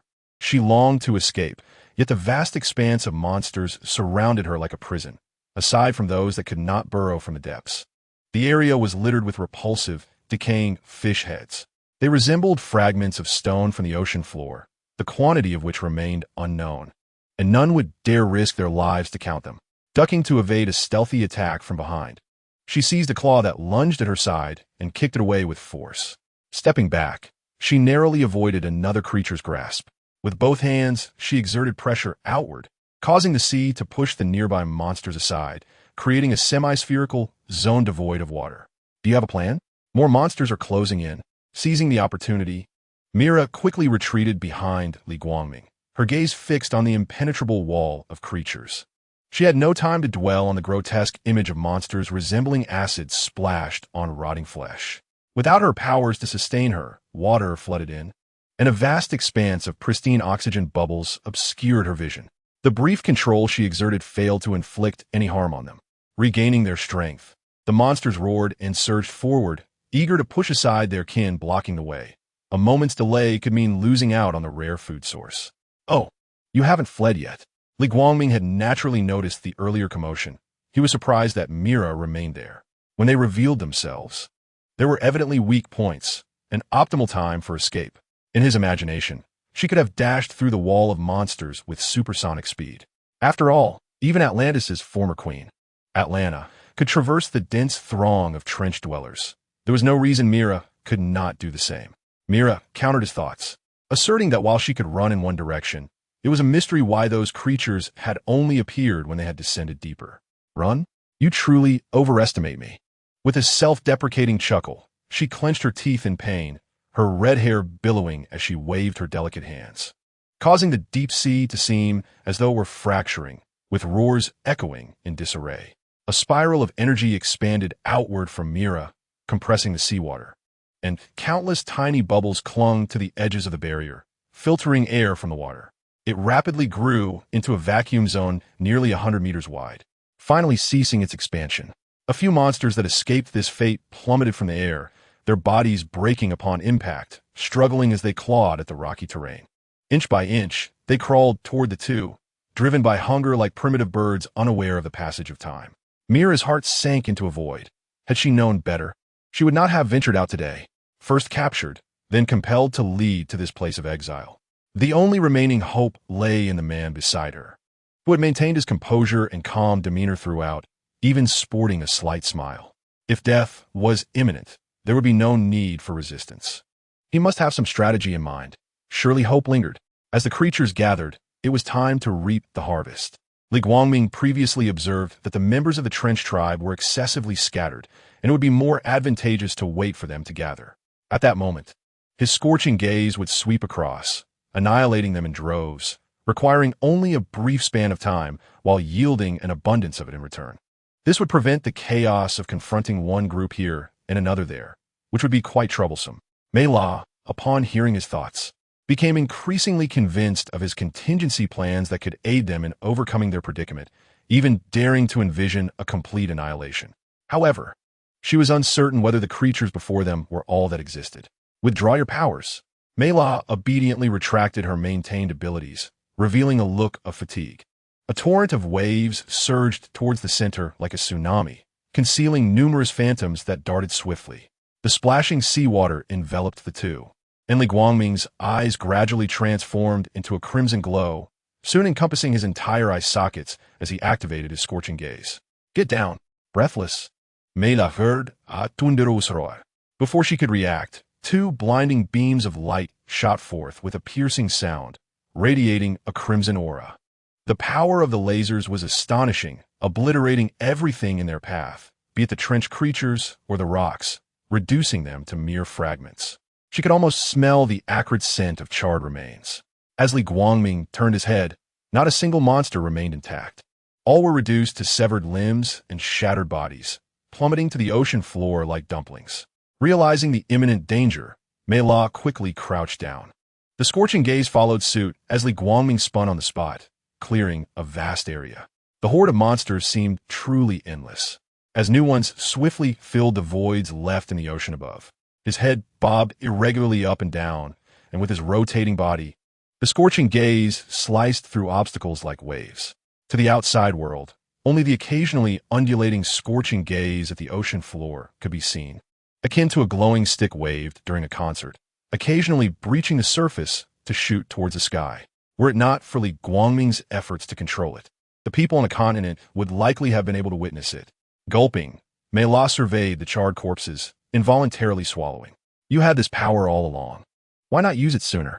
If she had known this man could dispatch monsters as easily as slicing through vegetables, would she have needed to be so anxious? Wouldn't it have been better to obediently follow behind him and witness his endeavors in the Trench Kingdom? You didn't ask. Besides, I did let you go. How was I to know you were so weak, unable to break through even these minor obstacles? While harvesting the fish monsters with his scorching gaze, he retorted. If she had insisted he use it from the beginning, he would have had to keep turning it on and off, as if his eyes were mere switches. This was the ocean floor, and the sonic attacks caused by the collision of hands and the Kryptonian's group assault abilities were somewhat difficult to manifest. As for the freezing breath, did she intend to turn the entire seabed into ice blocks to cool herself down? Not everyone possessed strength like hers. What was his purpose in the Trench Kingdom? Surely, he wasn't merely there to test the potency of his laser eyes. She found that hard to believe.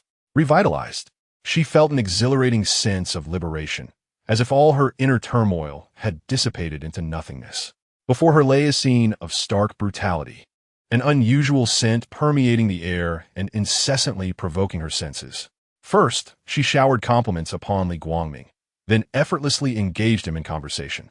Li Guangming discerned her intentions, realizing she sought to extract information from him. After all, what business did a man of his capabilities have in this forsaken land? He had no intention of concealing his motives, primarily because Mera had not inquired earlier. If she had refrained from questioning, why should he divulge everything? He was not one to babble indiscriminately. I intend to venture into the hidden sea of the kingdom of the abyss, where the legendary trident of the first king of Atlantis lies. What? The legendary trident resides in the kingdom of the abyss?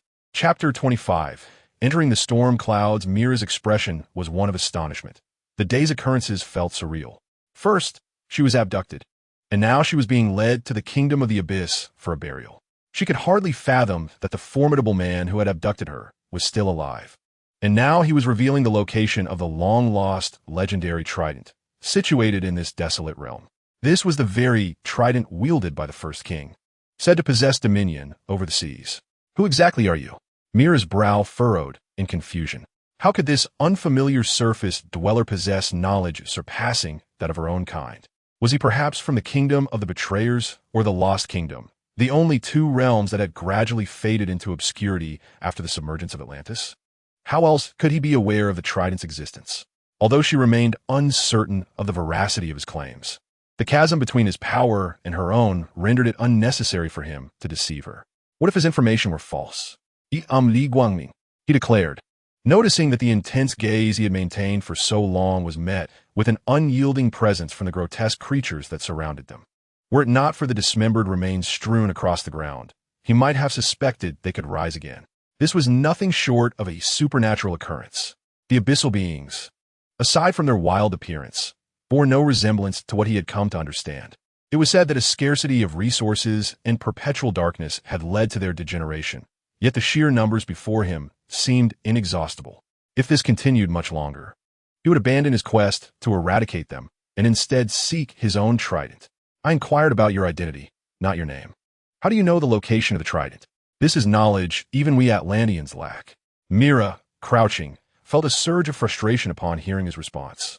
Yet she refrained from acting impolitely. She was no fool. She understood the dangers of provoking someone beyond her means.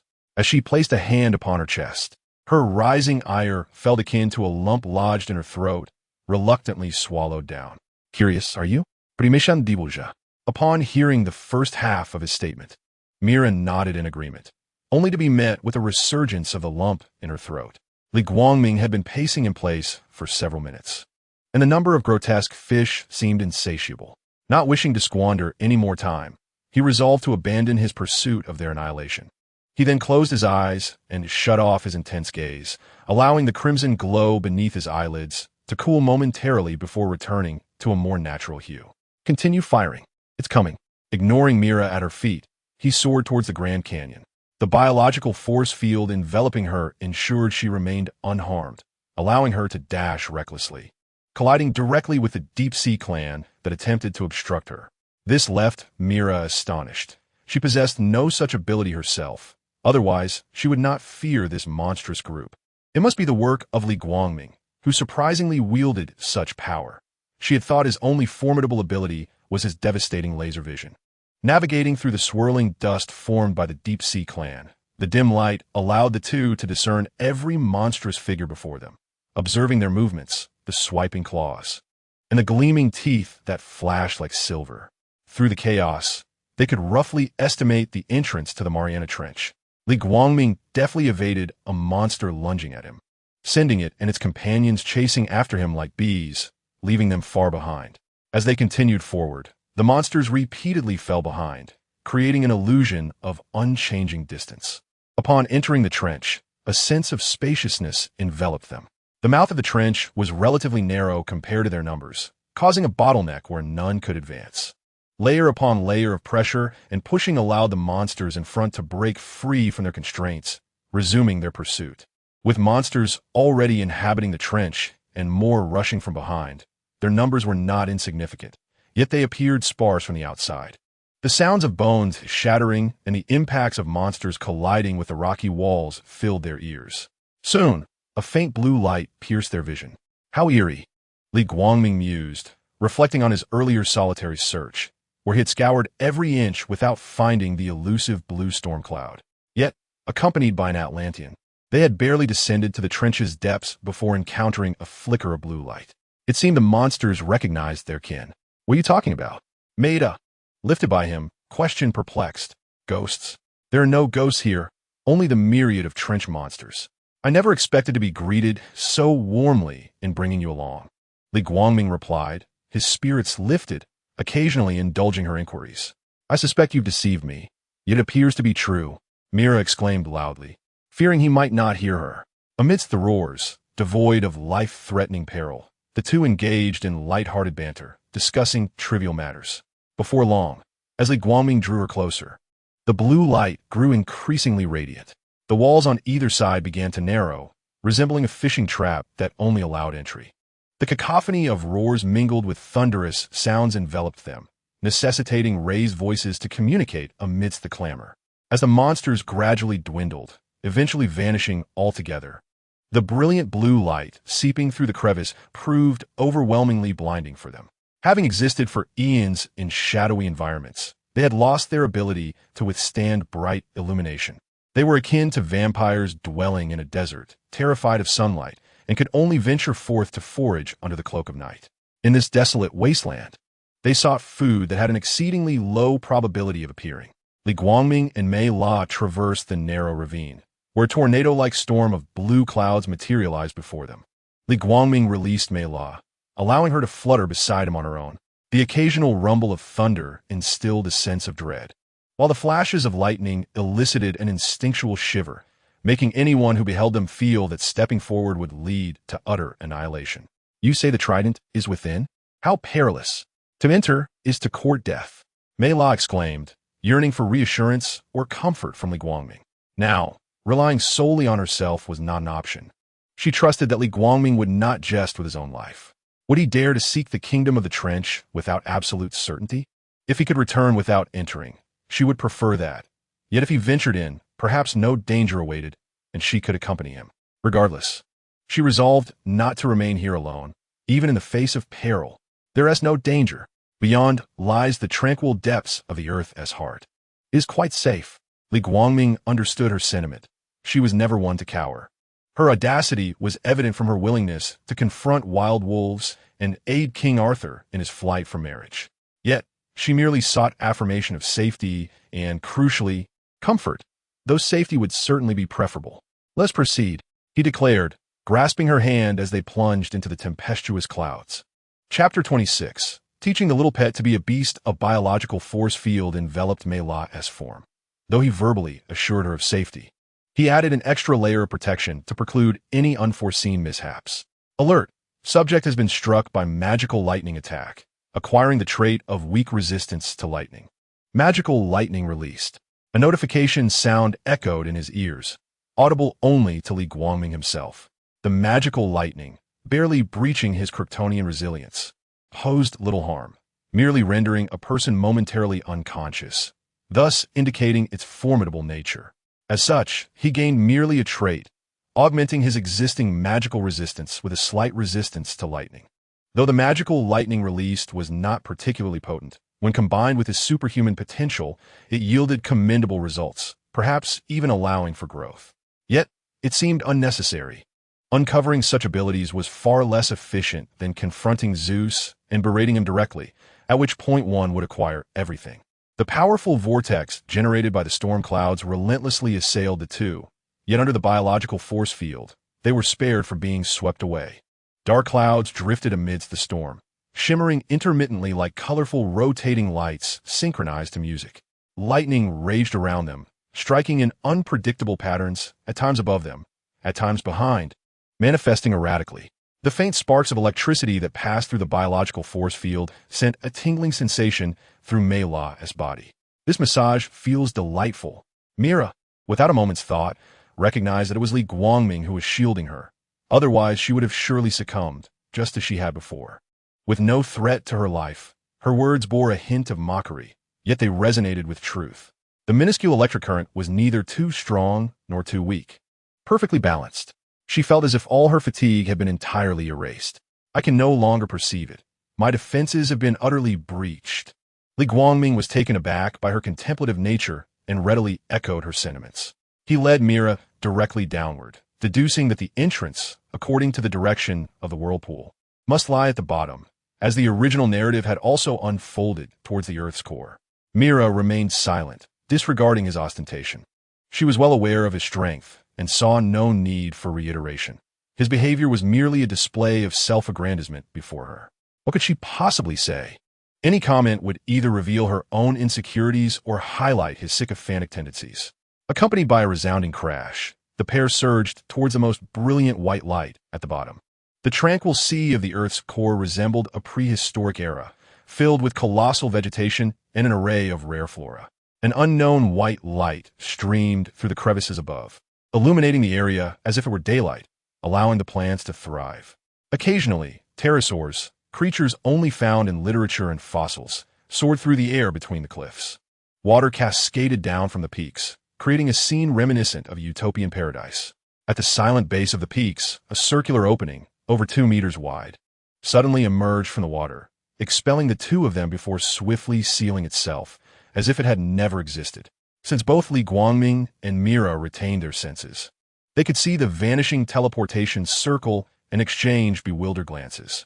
"This is to prevent us from returning," Li Guangming remarked with a hint of sarcasm, hastily fleeing as if he were a timid bride, fearing further humiliation. Yet one could understand this instinct. After all, the ancient species residing in the tranquil sea posed a significant threat. If they were to escape into the outside world, it could potentially trigger a catastrophic extinction event. The teleportation circle connected to the vast ocean beyond. Given the creature's eyes and predatory capabilities, there would be no natural enemies in the marine expanse, and it was certain they could obliterate an entire species. However, Li Guangming felt compelled to assert that his fears were unfounded. The location they entered was guarded by the deep-sea tribe. If any creature were to emerge, there would be nothing left to consume, let alone reach the ocean.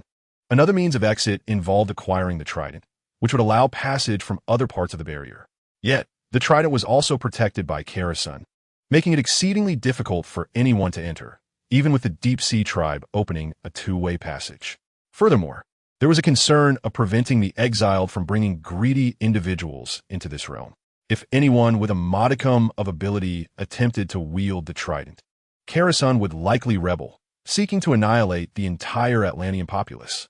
After all, who could endure daily disturbances? Though now, it desperately wished to abandon any concern for the trident. While Li Guangming was lost in thought, Mera turned to explore the waters, only to discover that the entrance had completely vanished. The portal was utterly gone. She pondered how he could venture out without the qualifications to wield the trident. As for Li Guangming's words, she had long since placed her faith in them. The positional information was undoubtedly accurate, yet obtaining it was an entirely different matter. There must be some limitations in place. Otherwise, why had countless exiles throughout history failed to attain it? Rest assured, you will definitely be able to leave. The toy has yet to be obtained, Li Guangming reassured her, for he knew the method of escape but could not divulge it outright. Otherwise, she might pursue him with inquiries, and he did not wish to squander his breath in explanation. In the murky waters, a colossal creature seemed to catch the scent of the two, hurtling towards them with alarming speed. Naturally, the extraordinary duo noticed the sound of water parting in the distance. Following the noise, a massive shadow gradually enlarged until it was merely a few meters away, revealing itself to be an azure dragon. It bared its large maw, exposing a row of sharp, serrated teeth as it charged toward them, evidently mistaking them for prey. In its eyes, even beings larger than itself were mere food, let alone such petite individuals. However, today it had misjudged its opponents. Not to mention Li Guangming, Mera alone would be sufficient to fill its belly. It would not be too arduous for Mera to slay it. Truly, in the absence of a formidable tiger, the monkeys claimed the throne. Li Guangming lamented. Had not Atlantis taught them to be beasts? How dared they provoke them, knowing that their kind bore grudges most fiercely? With a languid grace, they effortlessly evaded its vicious jaws, moving as if dancing in the water. Simultaneously, Mera thrust her arms forward, utilizing the current to deftly evade. The dragon's conical mouth snapped shut in an instant, passing between the two. The sound of its teeth clashing and the emptiness it encountered made it realize that its quarry had escaped. Instantly, it turned its formidable body, jaws agape, seeking to strike while the prey remained unresponsive. Li Guangming, observing its shift towards him, understood that it was unwilling to relinquish its intended meal. Before it could fully pivot its head, he delivered a powerful punch to the bone behind its eye. Consequently, it was sent hurtling several meters away, and in its dim-wittedness, it finally comprehended that these two prey were not to be trifled with, promptly retreating in defeat. Li Guangming refrained from slaying it. Once he acquired the trident, it would become his pet. As for why he did not utilize Arthur's ability to control marine creatures, it was due to the fact that his own latent powers had not yet fully awakened. Furthermore, rather than slowly attempting to communicate and exert control, a swift punch was far more efficient. "Let us go, stop staring," he urged Mera, who remained transfixed by the retreating figure of the Azure Dragon, leading the way toward the shore. Chapter 27.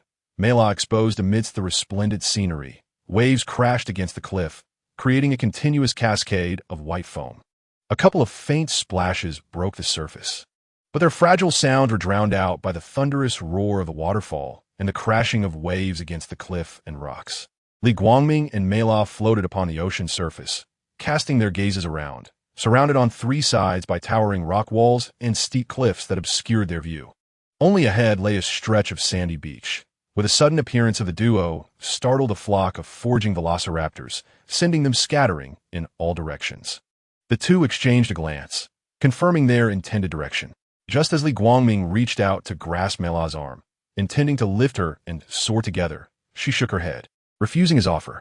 "No need, I can swim over myself," she asserted, dismissing his kindness, believing it would only delay them.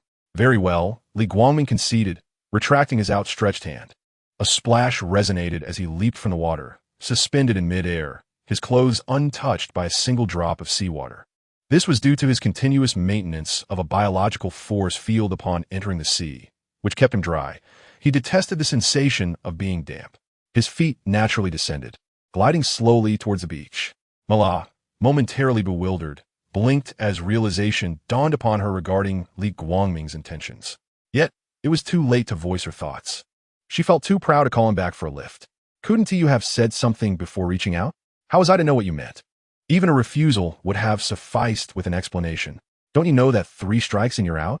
"Alas, I missed a free ride," she mused inwardly, propelling herself forward with a determined kick, making her way towards the beach. With a splash, she breached the surface, trudging through thigh-deep water as she made her laborious way to shore, droplets cascading from her hair. Once her feet touched the soft sand, she distanced herself from the sea, activating her water manipulation ability to strip the seawater from her crimson locks and form-fitting attire. While being wet was inconsequential in the water, once on land, the moisture clung uncomfortably to her skin, a sensation she instinctively overlooked in moments of urgency, but felt acutely in tranquility.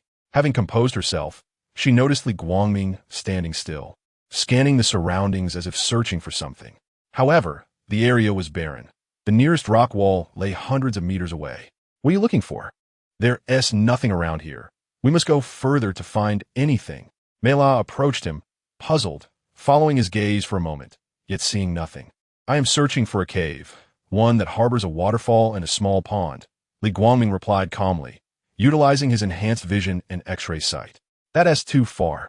Let's just walk over and look," she suggested. "No need. With my supervision and X-ray sight, the entire Earth is within my surveillance range. Do you truly think I would be unable to locate it?" In response to her suggestion, Li Guangming vehemently rejected it, providing an explanation for his stance. He did not wish Mera to perceive him as suffering from intermittent cognitive impairment, commonly referred to as a lack of intelligence. Upon hearing Li Guangming's words, she did not exhibit any signs of petulance. In an instant, she comprehended why he recognized her upon their initial encounter. He had likely utilized his abilities to glean information about her in advance. If he had indeed employed his powers of perception, there was no point in feigning ignorance now. So why hesitate? Li Guangming observed her every reaction out of the corner of his eye, expecting Mera to retreat or to glare at him with a judgmental expression. To his surprise, However, she wore an expression of sudden enlightenment. "You now owe me a condition that must be fulfilled," Mela asserted, standing by his side as she assisted him in searching for potential hiding places, her calm words flowing from her ruby lips. "I refuse, although I have seen you. Working on behalf of others is exhausting and time-consuming," Li Guangming retorted without a moment's hesitation. As he answered Mela's inquiry, he realized that his intention in lingering here was to observe her reaction.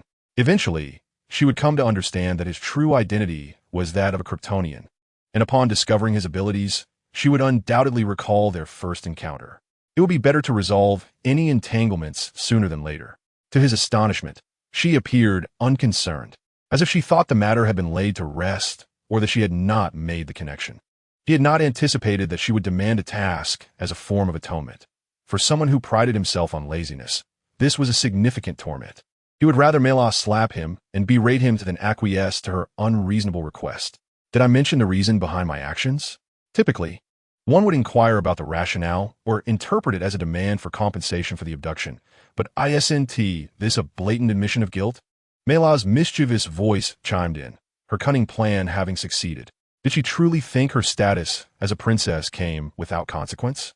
Guided by his powers of perception, it was inevitable that she would connect the dots to related matters, and anything spoken without contemplation was bound to be the truth. Absolutely not. At most, I will assist you with one task when I am free and only if it does not contravene my will, Li Guangming declared, then immediately strode towards the cave. Indifferent to whether Mela agreed, he assumed she had come to a conclusion, unaware that she might be attempting to deceive him. If he had not been observing her, she would have made additional demands. All right, Mela promptly acquiesced. In her eyes, Li Guangming's powers rendered him unmatched in the underwater kingdom. To secure a promise from such a formidable individual was akin to climbing a mountain. This opportunity was too precious to squander. Should he refuse again, he might withhold assistance even for minor matters. Over time, she had come to believe that Li Guangming was not a villain, and upon noticing his stride, she quickly followed suit. A few minutes later, the two arrived at the mouth of a rock wall, its entrance neatly formed, clearly bearing the marks of human craftsmanship. Upon entering, they descended a flight of stairs, revealing two broken stone pillars before them. One was damaged at the top, while the other remained only as a base. The vast expanse of space is adorned with numerous transparent crystals embedded in the walls, through which light refracts into a dazzling spectrum of colors. At the center, a waterfall cascades down, converging into a broad pool where a colossal stone statue, reduced to a head crowned and one shoulder, lies askew in the shallow waters. Weeds flourish, cloaking the crystals, the statue, and the rocky cliffs, dimming the light and rendering the cave's illumination soft and gentle. "Where's the trident?" she mused, perplexed. "Did you not say it resides in the tranquil sea at the Earth's core?" Scanning her surroundings, Mera found no golden trident, her confusion palpable. "The trident is within that waterfall. It takes quite a distance to reach it, and a sea monster guards the entrance." Li Guangming, standing behind her, suddenly heard a voice echo from the cave's mouth. "Who are you?" The voice, seemingly feminine, piqued Mera's interest, as its pitch lacked the deep timbre typical of a man. The two turned towards the sound, a blinding white light flooding in from the entrance. She could discern the fierce features of the figure, with prominent fish fins on her arms and back, bearing a striking resemblance to the denizens of the abyss. The ability to speak suggested she was unlikely to be one of those monsters. Frowning, Mera clenched her fists, bracing for a potential attack from this peculiar individual. In contrast, Li Guangming remained unfazed, exuding a nonchalant demeanor. He recognized her as Queen Atlanta of Atlantis, the mother of Arthur.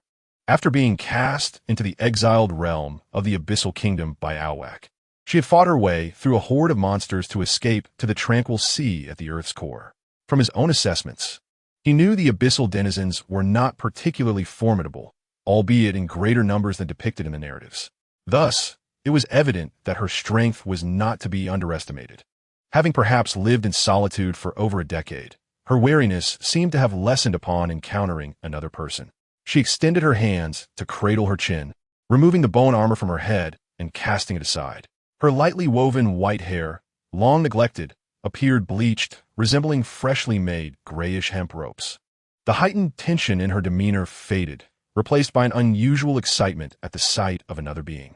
Indeed, she was formidable, having adorned herself with the heads of abyssal creatures, or perhaps with fish bearing a resemblance to them. The environment felt primitive, reminiscent of an era when dinosaurs still roamed the earth.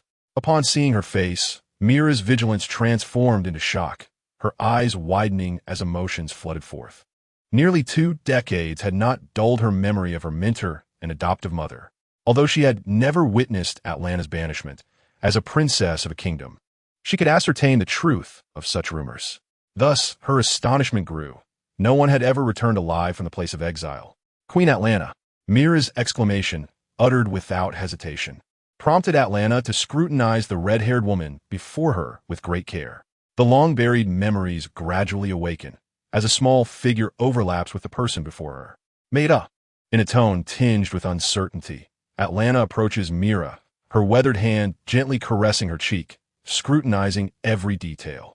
I never imagined you would survive, just as I carved a bloody path to escape to this place. Atlanta responds, gazing affectionately at her adopted daughter, who has transformed from a little girl into a young woman. Who exiled you? Upon hearing this, Mera turns her gaze towards Li Guangming, feeling somewhat awkward and unsure of how to respond. Should she admit that they exiled themselves? Who would be foolish enough to do such a thing? Oh, they just did. It was I who brought her here. I could not locate the kingdom of the trench, so I asked her to guide me. Li Guangming, noticing Mera's expression, offers an explanation on her behalf, albeit slightly embellishing the truth. He wished not to be seen as a villain, even if he had just engaged in villainous acts. It cannot be deemed as such. It was merely crossing boundaries. How can one consider a righteous person a villain? Villains will invariably face consequences, regardless of their strength. So let those who wish to be villains take on that role. Have you lost your minds? The kingdom of the trench is something others avoid like the plague, and you dare to venture into it? Thankfully, you emerged unscathed. At Li Guangming's words, Atlanta is instantly incensed. What business do you have with the kingdom of the trench? Are you seeking to court death? He mentioned that here lies the trident used by the first king of Atlantis, Atlan, and sought to retrieve it. Mera interjects, omitting certain details and not denying Li Guangming's statement. She is unsure why she feels compelled to protect him, perhaps considering that Queen Atlanta might not be able to overcome him. Li Guangming, too, is astonished that Mera refrains from mentioning her forced abduction to serve as a guide. He is prepared to demonstrate his strength to prove that the only wrongdoing he committed was the abduction itself. He possesses the capability to ensure Mera's safety, for she is blameless. How do you know this? Atlanta pivots to face Li Guangming, clad in the attire of land dwellers, suggesting he cannot be one of the sea folk. It is indeed suspicious that someone from outside the Seven Kingdoms knows secrets that even royalty is unaware of. Well, it appears I also have some knowledge. He possesses many incredible abilities, including supervision and X-ray vision, extending across the entire globe. I suspect he inadvertently stumbled upon this. Wait, why didn't you inform me if you saw someone living there? Mera interjects, causing Li Guangming, who was about to speak, to swallow his words. She is unaware that at this stage, Li Guangming cannot penetrate powerful magical barriers. She assumes his diverse abilities grant him insight into many secrets. His vision must have already detected Atlanta, yet he chose not to inform her, perhaps wishing to witness her embarrassment. No wonder he appeared so composed when an unexpected person arrived. She thought it was due to his strength that he remained so unfazed. You didn't ask. Li Guangming's answer, deemed universally applicable, garnered an impressive score of 89 out of a possible 90 for Mera, who withheld a single point on the grounds that a perfect score in language arts is unattainable. The legendary trident lies concealed behind the waterfall, guarded by the formidable Kerosene, a sea monster of Atlantis lore. Over the years, I have attempted numerous times to pass, only to discover that it permits entry solely to those of true royal lineage. Atlantia wore a solemn expression. It was utterly impossible for anyone lacking the bloodline of the Atlantis royal family to claim the trident. Even she, possessing the authentic royal genes, have been unsuccessful after many attempts. You should not be here. The barrier can only be traversed by a king. We are utterly trapped. Mera felt fatigued and ceased to engage in conversation. Are you so dismissive of your own plight that you require me to speak for you? Li Guangming had mentioned the sea monster guarding the entrance, yet he had not anticipated it to be Kerosene, the fabled creature of Atlantis. How can one know without attempting? he asserted with unwavering confidence. Setting aside his unparalleled ability to corrupt leaves, which placed him in an unmatched position, he also possessed the limitless capacity for replication. Even enhanced superhuman strength would be no match for a mere sea monster. The weakest power of the Sea King could lift the trident. How could he possibly fail? With such formidable cards in hand, defeat was inconceivable. If he were to lose, it would be akin to swallowing dirt. In his excitement to wield the trident, he momentarily forgot to replicate Mela's capabilities. Her control over water was commendable, and she did not even require the trident's power. In contemplation, he activated his ability to copy the Mela before him. Notification. Copied Mela, acquired water control ability. I shall venture forth. You are welcome to observe at any time. As he spoke, he strode towards the waterfall, raising his arm to wave in farewell. Chapter 29. The legendary sea monster Curson, Li Guangming waved his arms a few times without letting them drop, instead tapping twice on the collar of his shirt, striking the necklace that clung to his chest. The dark nanocrystals from the necklace began to extend, resembling a swarm of ants emerging, glimmering with a metallic sheen as they gradually enveloped his body. Crimson nanometal spread from his collarbone, encircling his neck and cascading downwards, gradually forming a cloak that brushed the ground. Behind him, Mela and Atlantia gazed in astonishment at Li Guangming's silhouette as he stepped into the curtain of water, disappearing from view. After a prolonged moment, the two women regained their senses and exchanged glances, each reflecting the surprise mirrored in the other's eyes. Where did you meet him? Have I been left behind by the passage of time? Has the advancement of technology on land accelerated so dramatically in just over a decade? Atlantia's tone was laced with incredulity. Years ago, during her life on land, technology had not reached such heights. While they had been utilizing technological creations, they seemed rather rudimentary. Little did she expect that merely during her exile, the inhabitants of the surface world had evolved at a pace akin to centuries in a blink, nearing the sophistication of Atlantis. Having never ventured out, she pondered if they had already surpassed her kin. I encountered him beneath the sea, to my knowledge. While the land dwellers have advanced, they do not possess such technology. Mera found herself in a state of bewilderment. They had not been oblivious to the situation of the land dwellers, especially as increasing amounts of refuse were being cast into the ocean. King Om of the Atlantis Kingdom had recently been covertly inciting an assault on the mainland. Unless this was something their military had secretly developed without leaking any information. And given that Li Guangming belonged to a concealed department, it was perplexing.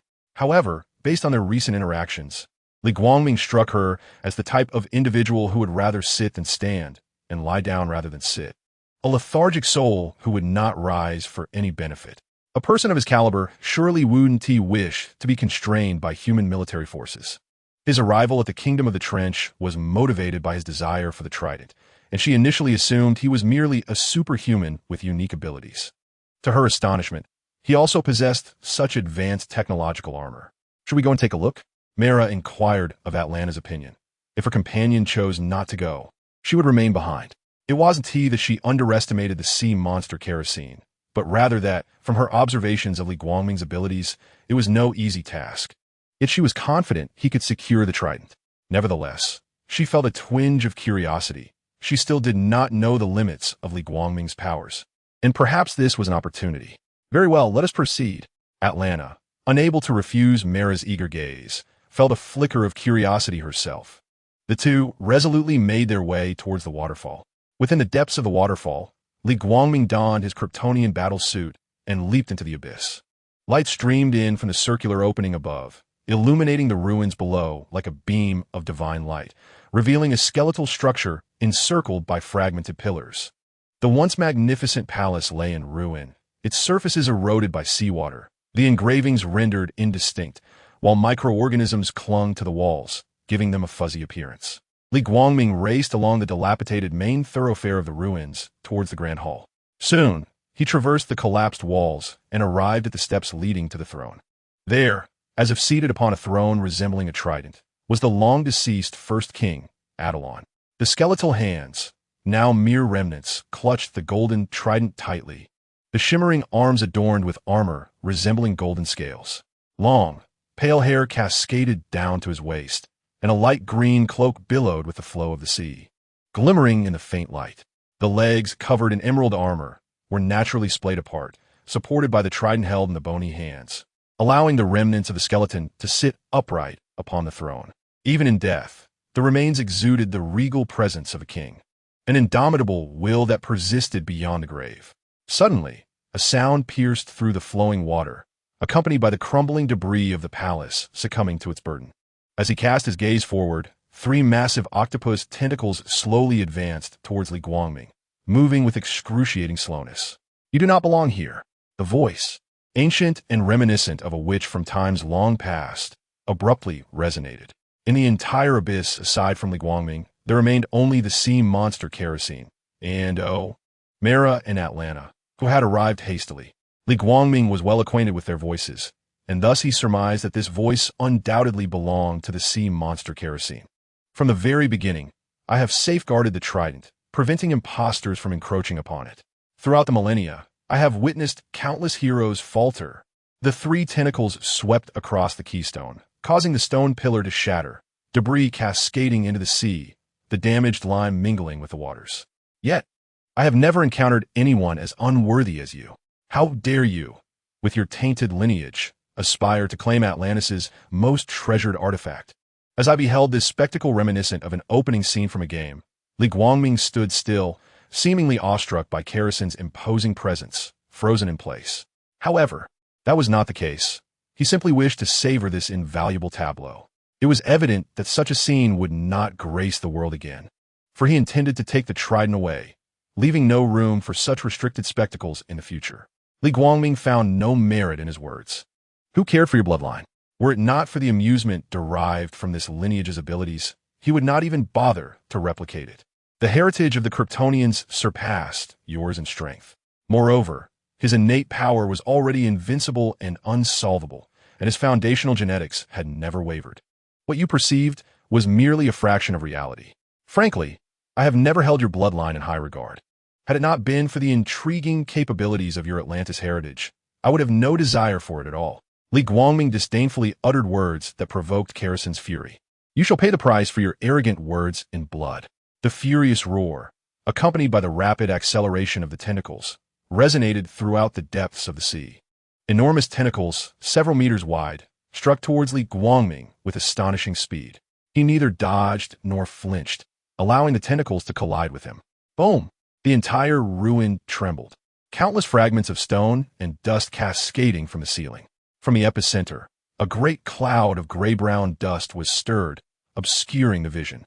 Kerosene would not grant anyone a moment's respite. Regardless of whether you lived or died, your impure lineage would not permit your survival here. The tentacles rose and fell in relentless succession, hammering down upon Li Guangming. For a full minute, the once even ground was transformed into a vast stone pit. "Brother, you cannot even breach my defenses." The sudden voice startled Kerosene. After such a relentless barrage, he had assumed that the impure one had been reduced to mere fragments. Realizing that his attacks were ineffective, Kerosene delved into his immense form. The sound of heavy objects crushing concrete and dragging his massive body resonated throughout the space. 2 enormous pincers descended, forcing the water downward, the displaced sea creating turbulent currents that battered the walls of an ancient era. Bang! The sound of the pincers colliding, accompanied by the rippling sound waves, radiated outward. Chapter 30. Is the reputation of sea monsters just bluster? Mera and Atlanta had scarcely descended into the sea beneath the waterfall when they heard Kerosene's scornful taunts from a considerable distance. Along with the sight of its colossal tentacles extending and rising, their tips resembling triangular palms, sparsely covered in sharp spikes, and densely populated with octopus suckers at the base. In an instant, a force comparable to a massive cannonball was launched towards Li Guangming. Strangely, Li Guangming appeared frozen, motionless, as he watched the tendril approach him with wide eyes. The 2 observers were filled with trepidation, and Mera, in particular, was on edge, no matter how strong one's defenses. One must evade, would stand still and allow another strike. Atlanta, hearing Kerosene's words, wore a face of astonishment, for she had never anticipated that Li Guangming possessed the bloodline of Atlantis. Judging by his age, he seemed to be around the same as her son, and before his exile, there had been no intermarriages with surface dwellers apart from her. Yet, his features did not resemble her son's. Could he be a remnant of the Lost Kingdom or a scion of the Forsaken? This would explain everything, as their remaining records contained the location of the trident, and Li Guangming was, throughout history, the most formidable of sea folk. Thus, the grave responsibility of retrieving the trident had been entrusted to him. However, if he possessed accurate information about the trident, there should be no reason for him to be unable to locate the kingdom of the abyss. Could it be that the ancient texts were damaged, leading to incomplete information? Unlikely. With his abilities, there was nowhere on Earth he could not find. Or perhaps this boy was enamored with Mera, deliberately deceiving her by claiming he could not find the way, in order to cultivate their relationship while on the quest for the trident. Atlanta, witnessing the ferocity of Karasin's attack, could not help but feel a surge of anxiety for Li Guangming. He was her sole hope for escape, and she did not wish to see him fail. During her trials, she had never faced such an assault. Perhaps they had shown him mercy, considering her pure-blooded Atlantean lineage. When Li Guangming's voice emerged amidst the cataclysmic attack, Mera was overwhelmed with joy. He was unharmed. A sigh of relief escaped her, only to be replaced by a renewed sense of urgency as the colossal pincers loomed closer. In the smoky haze, Li Guangming's figure did not emerge to evade, prompting her instinctively to rush forward and pull him away. She had evidently forgotten that he had not yet invoked his formidable abilities, including his thermal vision. However, Atlanta reached out to restrain Mera, reasoning that since he was so composed, he evidently had faith in his own capabilities. Otherwise, who would be foolish enough to stand idly by to be struck? Save for those inexperienced novices? If he dared to act, he must be trusted. At the very least, she should not interfere and create additional trouble. After all, he would still need to spare time to protect her. Would she be aiding him or inadvertently hindering him? Surely, this legendary sea creature's reputation was built upon its size and bluster. As anticipated, Li Guangming's voice resonated once more from the dust. His tone conveyed that he had sustained no harm, laced with an undertone of mocking. With his hands positioned at his sides, he began to slowly pry apart Karasin's immense pincers. The creature struggled to impede Li Guangming's actions, and in the clash of their strengths, its sturdy shell quivered slightly. Unable to withstand the gradual separation of the pincers, it realized it had underestimated him. Li Guangming's taunts ignited its fury, yet remained clear-headed amidst the rage. Apart from his lineage, he surpasses many in prowess. Countless individuals tremble in his presence, paralyzed by fear, awaiting their demise. Yet he remains unfazed, even daring to retort with a calm disdain, voicing his contempt for his own Atlantis bloodline, which he finds exceedingly odious. Today, he boldly proclaims that the illustrious title attributed to him is mere bluster. The flicker of recognition that had barely emerged within him dissipates instantly. As the final moment approaches, Li Guangming forcefully thrusts his hands outward, sending two colossal pincers hurtling uncontrollably through the water. The cacophony of splashing water is interspersed with the sound of popping bubbles, as they crash into two support columns, only to come to a halt after causing considerable damage. Withdrawing his hands, he regards the creature with a contemptuous gaze. He perceives the legendary sea monster, Kraken, as pathetically weak, its performance quite unsatisfactory. Perhaps it had not exerted its full strength, after all. It is a being from the mythic era. Nevertheless, to Li Guangming, it remains woefully inadequate. It is no exaggeration to say that Li Guangming is a supreme test of combat prowess. The fact that Yifu did not activate passively proves its lack of strength. The Kraken's capabilities align merely with those of the Justice League, excluding Superman. Should he perhaps consider mingling with them to claim a position among the Titans? After all, it is widely known that the Justice League's famed trio actually comprises 4 members. While Li Guangming indulges in his contemplations, the Kraken does not remain idle. Waiting for his reverie to conclude, feeling affronted by his gaze, it resolves to show this uncouth individual a lesson. As for the insults it had hurled earlier, please, it is a sea monster. What civility can one expect from a legendary creature? It will only engage in reasoned discourse when it deems fit. Otherwise, it is not bound by human constraints. Raising a massive claw, it swings it towards Li Guangming, intending to displace him from the relic hall. Caught off guard, Li Guangming is propelled backward, crashing through a wall, which crumbles to create a large opening, sending him tumbling further. The already fractured columns shatter further, dust enveloping his form. Coughing, he mutters, "If we were to fight, let it be a proper battle. What is the meaning of throwing me into the dust? Miraculously unscathed, Li Guangming pushes aside the fallen columns and rises, adjusting his cloak. With the battlefield shifted, the Kraken finally has the opportunity to fully maneuver its immense body. It is as if a magnitude 7 earthquake has struck the ocean floor. The palace ruins tremble, and dust rains down once more. It seems as though a colossal turtle is bearing the entire underwater realm upon its back, traversing a treacherous path, causing relentless tremors. The extensive impact causes the entire abyssal sea to resonate. Mountain cliffs sway, and the streams cascading down their slopes form miniature waves. Countless ancient dinosaurs scatter in flight, oblivious to their escape route, while unstable trees topple over, and the occasional falling debris crushes ancient fish and beasts resurfacing from the depths. Close by, Mera and Atlanta are swept away by the surging undercurrents, their frantic hands grasping for something to hold on to, yet finding nothing to cling to. Ultimately, they came to a stop at a secluded corner, their backs aching and breaths coming in heavy gasps, as if they were on the brink of asphyxiation. Perhaps this was the consequence of merely spectating. They leapt and floated in the sea, avoiding the tumultuous waves, feeling the gentle caress of the water against their flesh. Casting their gaze upon Kerosene, gradually, the seawater became clearer, allowing Li Guangming to behold its full form, and he couldn't help but express his awe. This abyssal sea, hidden deep within the earth, was truly vast. Such a grand entity moved with remarkable ease. Soon, I shall have you attempt to lift the trident. However, countless have failed, and your fate will be akin to theirs. Chapter 31. Securing the trident, fully awakening the bloodline of Poseidon, becoming my sustenance. Reducing to a pile of withered bones before the trident. Yet before that, you must first be taught a lesson. You shall pay for your disrespect towards your elders.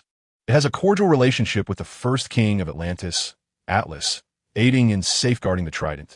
Thus, in a strict sense, it can indeed be considered an elder of the denizens of the deep. In the dim depths of the ocean, a faint light emerged, barely revealing the ancient, iron-like black-brown shell of Kerosene.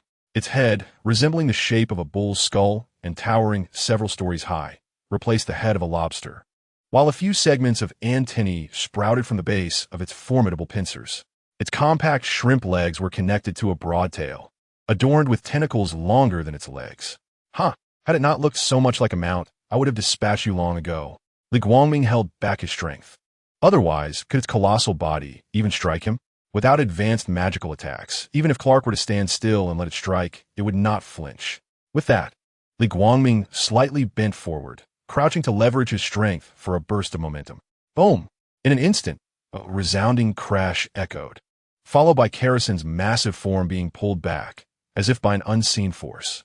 Upon closer inspection, Li Guangming was pushing against its forehead, thrusting upward from below. However, he enveloped its head within a biofield, for he could not guarantee that Kerosene's head would not suffer perforation from his own strength. Its broad body created considerable resistance in the water, prolonging its fall. Roar! With a defiant bellow, Kerosene succumbed to the ground. It had not anticipated that the diminutive figure before it possessed such formidable strength, rivaling that of the ancient deities. Shaking its head, it attempted to dislodge the ant-sized intruder from its forehead.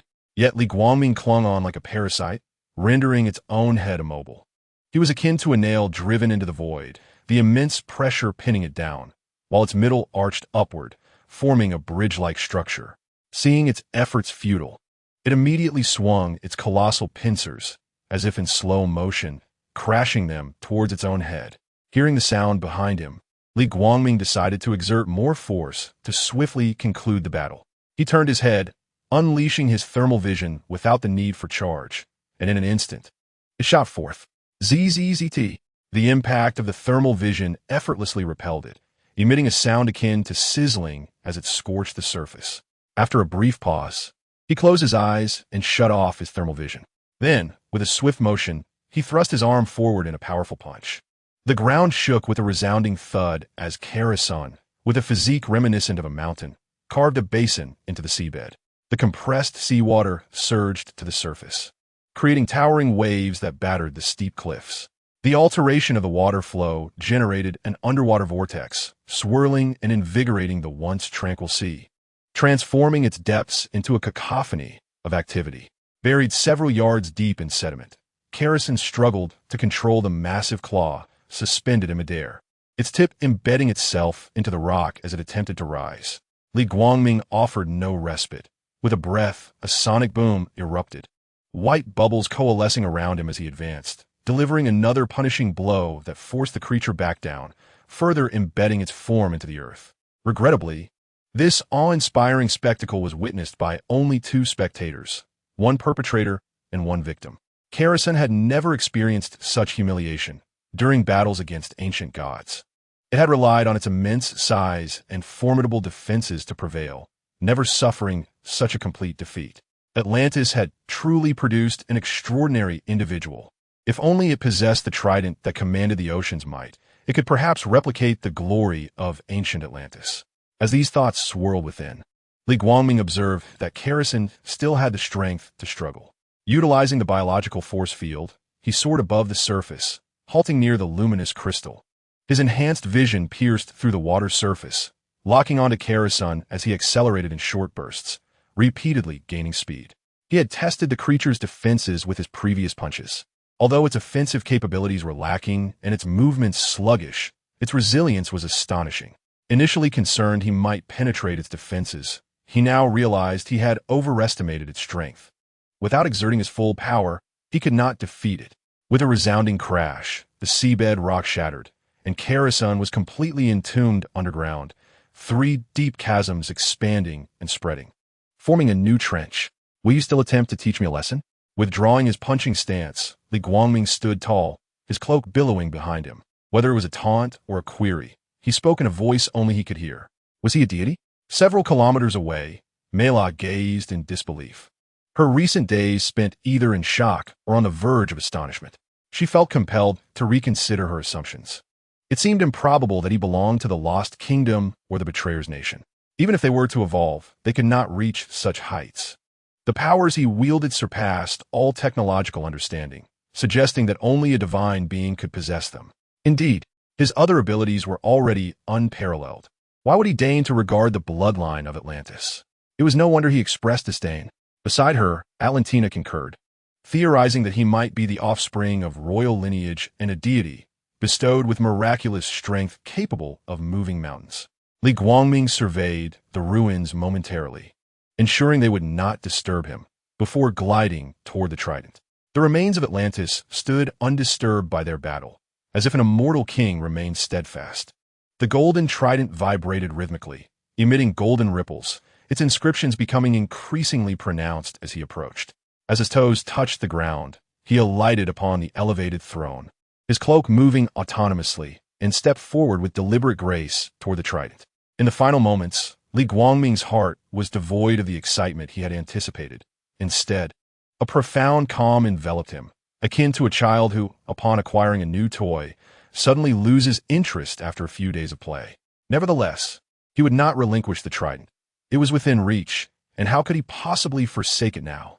The toil and effort he had expended to arrive here were all for this spear, a magnificent tool of dominion over the seas. With a right hand extended to grasp the trident before him, he possessed the strength to lift it effortlessly, yet he refrained, unlike the Aquaman of tales. There were no cameras behind him to showcase his prowess to an audience. Closing his eyes, akin to Aquaman himself, he delved deep into the potential of his lineage, feeling the power of the trident coursing from his right hand throughout his entire being. A golden radiance surged forth like ocean waves, expanding outward, only to dissipate moments later. A constant interplay of appearance and vanishing. Within the depths of his azure consciousness, golden threads reached out from the shark emblem, activating and racing towards the octopus. Then the whale, crab, and seahorse, increasingly connecting like a spider's web, weaving together at an ever-accelerating pace until all the underwater life symbols were illuminated. In the external realm, as his bloodline awakened, the armor of Atlantis' first king, Atlan, transformed into golden sand, coalescing upon the trident. With the loss of the scale armor support, Atlan's skeletal remains crumbled.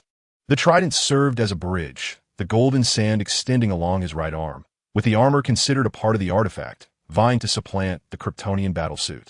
Yet Kryptonian technology was formidable in its own right, leading to an impasse of mutual resistance. In Chapter 32, King Li Guangming, perhaps weary from the prolonged struggle, or perhaps subconsciously favoring the Kryptonian suit, saw the golden armor willingly relinquish its precedence, eager to become a vassal, transforming into brilliant golden stripes cascading down his form. The emblem of the elf family upon his chest morphed into gold, radiating a dazzling light that gradually faded with time, ultimately forming a subtly visible dark red base adorned with a golden crest. If the earlier armor exuded a sense of power, the current attire conveyed an aura of divinity, as though a deity had descended. How splendid! Mera, swimming closer, felt her eyes nearly dazzled by the brilliance, while Atlanta beside her nodded in agreement. In a fleeting moment, Li Guangming, having awakened his Aquaman lineage, suddenly opened his eyes, his golden irises flashing with brilliance before reverting to their normal dark hue. Indeed, it is said that human effort is paramount. Li Guangming turned, a smile gracing his face as he regarded the two women, never quick to draw conclusions without certainty. When he spoke, he meant to fulfill his promises. Yes, you are the king now, and your word is law. Mera, inspired by his confidence, playfully echoed his sentiment. From this point onward, all underwater kingdoms would unite, ceasing their conflicts, standing together as one. Coupled with Li Guangming's unparalleled strength, Atlantis would become unprecedentedly powerful, potentially surpassing even the prosperity of its first king, Atlan. Now that you possess the trident, we can depart. Atlantis seized their words, fearing that if the conversation continued, they might end up sharing a kiss. She was impatiently yearning to reunite with her son and Thomas Curry. After decades of waiting, how could she not rush to see if her son was well-fed and free from bullying? And what of her son, ORM? She could only wonder what sort of man he had become. While she did not fret over ORM's material well-being, Mera had informed her that he was now a king. She feared that without her guidance, he might be susceptible to his father's misguided ideologies. Would he wish to return to the underwater kingdom after witnessing all this? As they progressed, Li Guangming's curiosity piqued. He was eager to learn whether, after altering the narrative and releasing Atlantis prematurely, ORM would still harbor ambitions of invading the surface. Yet, she had another son, ORM, residing in the underwater realm. Atlantis replied earnestly, asserting her impartiality. Both were her sons. Favoritism would undoubtedly provoke discontent, a deed unbecoming of a mother. Let us proceed, your majesty, Atlantis urged, somewhat exasperated.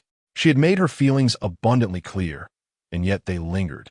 If they wished to converse, they could do so at their leisure upon their return. I have no desire to be the king of Atlantis. What I covet is the trident's dominion over the oceans. What? Two astonished exclamations rang out, halting their movement as all eyes turned to Li Guangming. They were incredulous. Who could possibly refuse all the power of the underwater kingdom, even with only 4 remaining realms? Their influence was incomprehensibly vast. With the trident's assistance, even the irrational trench dwellers would heed its command. It was akin to wielding control over the 4 great oceans of the Earth, a planet predominantly covered by water, vast in expanse. Moreover, the technological advancements far surpassing those on land would be at one's disposal, as if they were all being graciously offered. Yet, the cake was presented right before them, and even when personally fed, one chose not to partake. Managing the entire oceanic kingdom would be troublesome. It did not benefit me, as you have seen my strength. I require no backing of power. As for technology, I possess the knowledge of the Kryptonians, the extraterrestrial civilization that engineered this battlesuit, and their legacy is more than sufficient. I also command 8 Kryptonians. Though they are few, each possesses half my strength, at the very least. Li Guangming had no intention of dragging along a burden. They might be numerous, yet they were no match for a Kryptonian's might. He had successfully replicated his power, and his Kryptonian subordinates would undoubtedly enhance after exposure to the yellow sun. While he could estimate holding 70 to 80% of his strength, he had not yet tested it fully. With too many subordinates, trivial matters could be delegated, but significant issues would inevitably require his input. Thus, it would become a hassle. It would be better to abstain. With the trident in your grasp, as long as it remains in your possession, you are undeniably the king of Atlantis, a fact that cannot be disputed. The two women were hearing from Li Guangming for the first time about his origins, revealing that he possessed the technology of an extraterrestrial civilization. This implied that half of his bloodline flowed with that of aliens. After all, How could a group of Kryptonians possibly submit to him if they possessed even half of Li Guangming's strength? A coalition of them could easily withstand the might of Atlantis.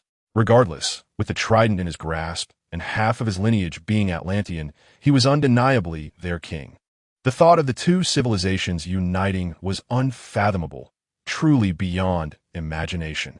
Just as Li Guangming was about to counter the women's claims, the seabed trembled violently, and the sound of crumbling rocks echoed from the newly formed trench. The source was immense, abruptly silencing his words.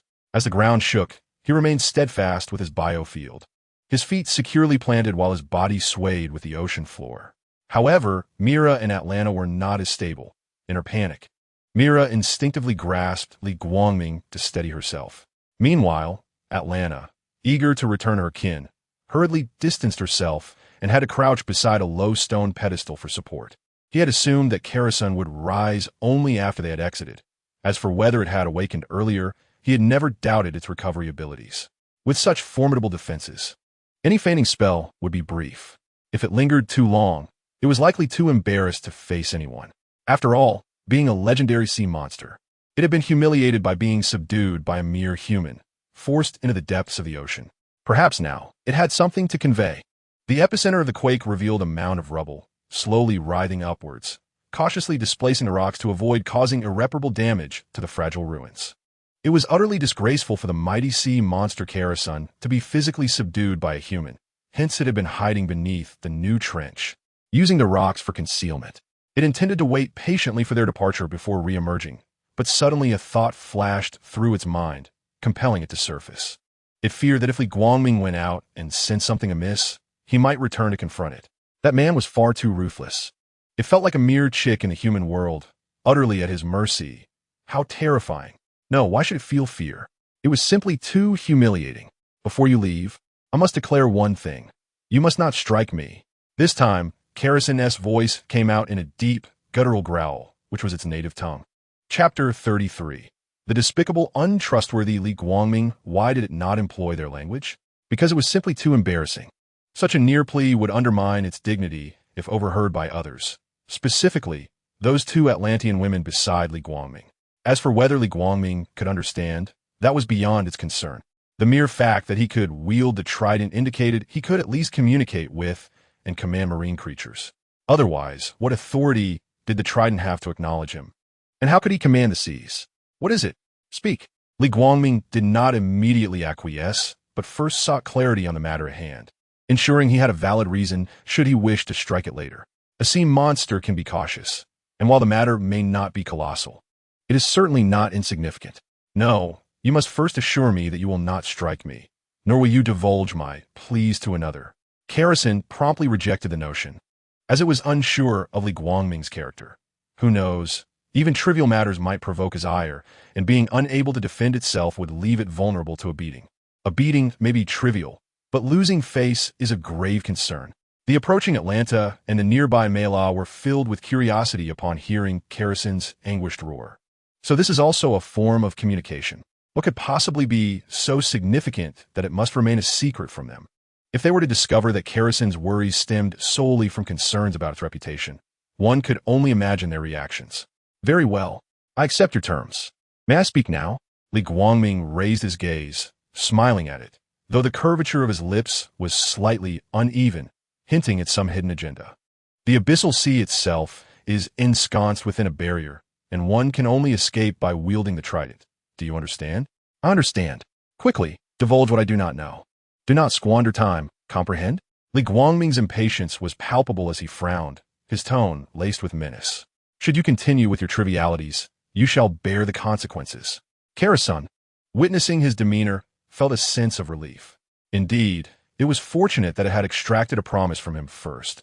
Otherwise, where would it save its face? The entire barrier is sustained by the trident's energy, with me as the focal point. Only through my acknowledgement can one approach the trident. Otherwise, should a nefarious individual obtain the trident, it would spell disaster. Thus, if I stray too far from the trident, time within the barrier will accelerate, resembling the passage of several months in the outside world. Karasun hurriedly completed its explanation, fearing that any delay might provoke Li Guangming to act. It cautiously observed his expression, Prepare to flee at the slightest hint of danger, though escape might be futile. Even so, it must attempt to evade. It could not remain idle. Perhaps it should sneak away now? Are you implying that several months have elapsed outside? Li Guangming made one final stand. Even though he had already gleaned the outcome from Karasen's words, he still found it hard to believe. Several months. Such an extended period could afford him ample time to rest, eat, and enjoy life. 24 hours in a day amounts to 720 hours in a month. Several months. This is intolerable, utterly intolerable. What? Is this truly the case? Mela's expression mirrored his surprise. She had been absent from the outside world for several months? A few days would pose no issue, but months would surely result in punishment upon her return. Atlanta, however, was indifferent, having spent over a decade here. A few additional months were inconsequential to her. What mattered was the imminent chance of escape. Roar! Upon hearing the confession, Li Guangming could no longer contain himself. His hands trembled, and his eyes gradually turned a crimson hue, the color spreading across his entire iris. Roar! You promised not to strike me. What do you intend to do? The head of Karasun twitched twice, its massive body trembling as it recoiled. It recognized this technique. Previously, it had effortlessly thwarted its gigantic claws, and judging by the current posture, the power amassed would likely be even greater. This human is utterly untrustworthy. In ancient times, such a breach of faith would warrant a punishment of tongue extraction. I may have promised not to strike you, but I never claimed I wouldn't shoot at you. Gritting his teeth, Li Guangming unleashed a torrent of heat vision without hesitation, the roar overshadowing Karasen's cries. A vast quantity of seawater transformed into steam, obscuring the view, while the dazzling crimson and white light dazzled Mera and Atlanta, rendering them unable to open their eyes. Karasen's enormous maw opened and closed, seemingly attempting to shout something. Yet its voice was drowned out by the cacophony of heat vision. In an instant, its shell fractured, the aroma of roasting flesh wafting through the air, as its colossal form continued to retreat, further exacerbating the already uneven seafloor. Seeing Karasen in distress, Li Guangming himself felt a wave of disheartenment wash over him. He closed his eyes, ceasing the heat vision, as the emblematic red glow of intense heat gradually faded. He could not afford to slay it. A mere venting of frustration sufficed. Given its resilience, it would recover in 3 to 4 days. After all, it was a steed, albeit one it never formally acknowledged. Despite its refusal to admit it, possessing a trident rendered him the master of all oceans. Thus, claiming it as his mount was not entirely erroneous. You despicable fiend. Devoid of integrity, you curse. In anguish, Karasen unleashed a torrent of profanities accumulated over millennia, a repertoire so vulgar it included the most depraved of civilizations. Not satisfied, it scrambled the order and repeated itself again, employing language that Mera and Atlanta could comprehend. The two were taken aback. It turned out that not only was its size and power befitting of a true sea monster, but its lexicon of insults was also of monstrous caliber. Li Guangming, however, merely let the words pass through one ear and out the other, maintaining a tranquil smile as he gazed at it. This time, he harbored no ulterior motives, truly. Unbeknownst to him, the superintelligent brain had recorded the repetition, perceiving each utterance as a new term. After a few hours, once it had calmed down, Li Guangming ventured to inquire, has a few months passed externally? He recognized its tranquility and recalled the principles of traditional Chinese medicine. Qi must flow. Stagnation leads to illness. For the sake of his well-being, he endured, treating it as he would any human. I don't know. We will only ascertain the time once we exit and compare. Karasen replied innocently, its tone calm, yet drenched in a virtual sweat, if it could indeed perspire. The earlier outburst had been exhilarating, yet the consequences remained uncertain. If it were to become angry again, who knew what might ensue? It expressed its inability to endure any further. Just the previous incident had allowed it to catch a whiff of its own delectable scent, causing it to involuntarily swallow. The aroma was tantalizing enough to bring it to tears. Had it not been its own flesh, it might have been tempted to take a bite. So, you have no objections to being my steed in the future? Li Guangming spoke with an unmistakable air of authority, posing questions that seemed to have been uttered without a moment's contemplation of his assertions. Do you believe the title of sea monster is merely an empty appellation? As a figure of legendary stature, how could I deign to be beneath the feet of mere mortals? Atlantis is nothing more than a friend to me. Do you truly wish for me to be your steed? He exclaimed. Isn't this a matter of course? Who are we to each other? Quickly extinguish your gaze. Do it now. Chapter 34. A well-played hand ruined in his tone. Carlson initially expressed disdain, dismissing the notion of being a mount as a mere fantasy. Yet, upon witnessing the gleam in Li Guangming's eyes, he hastily altered his response. As for me, I am rather indolent and seldom call upon you. So you are no different from being free. Li Guangming spent the majority of his time on the mainland. Had it not been for the trident, he would not have ventured into the depths of the ocean. Acquiring Carlson as a mount was primarily due to its formidable appearance, which would provide a certain prestige during naval battles, and it posed no threat, mainly serving to eliminate minor adversaries. Excellent. Carlson joyfully acquiesced, eager for the arrangement.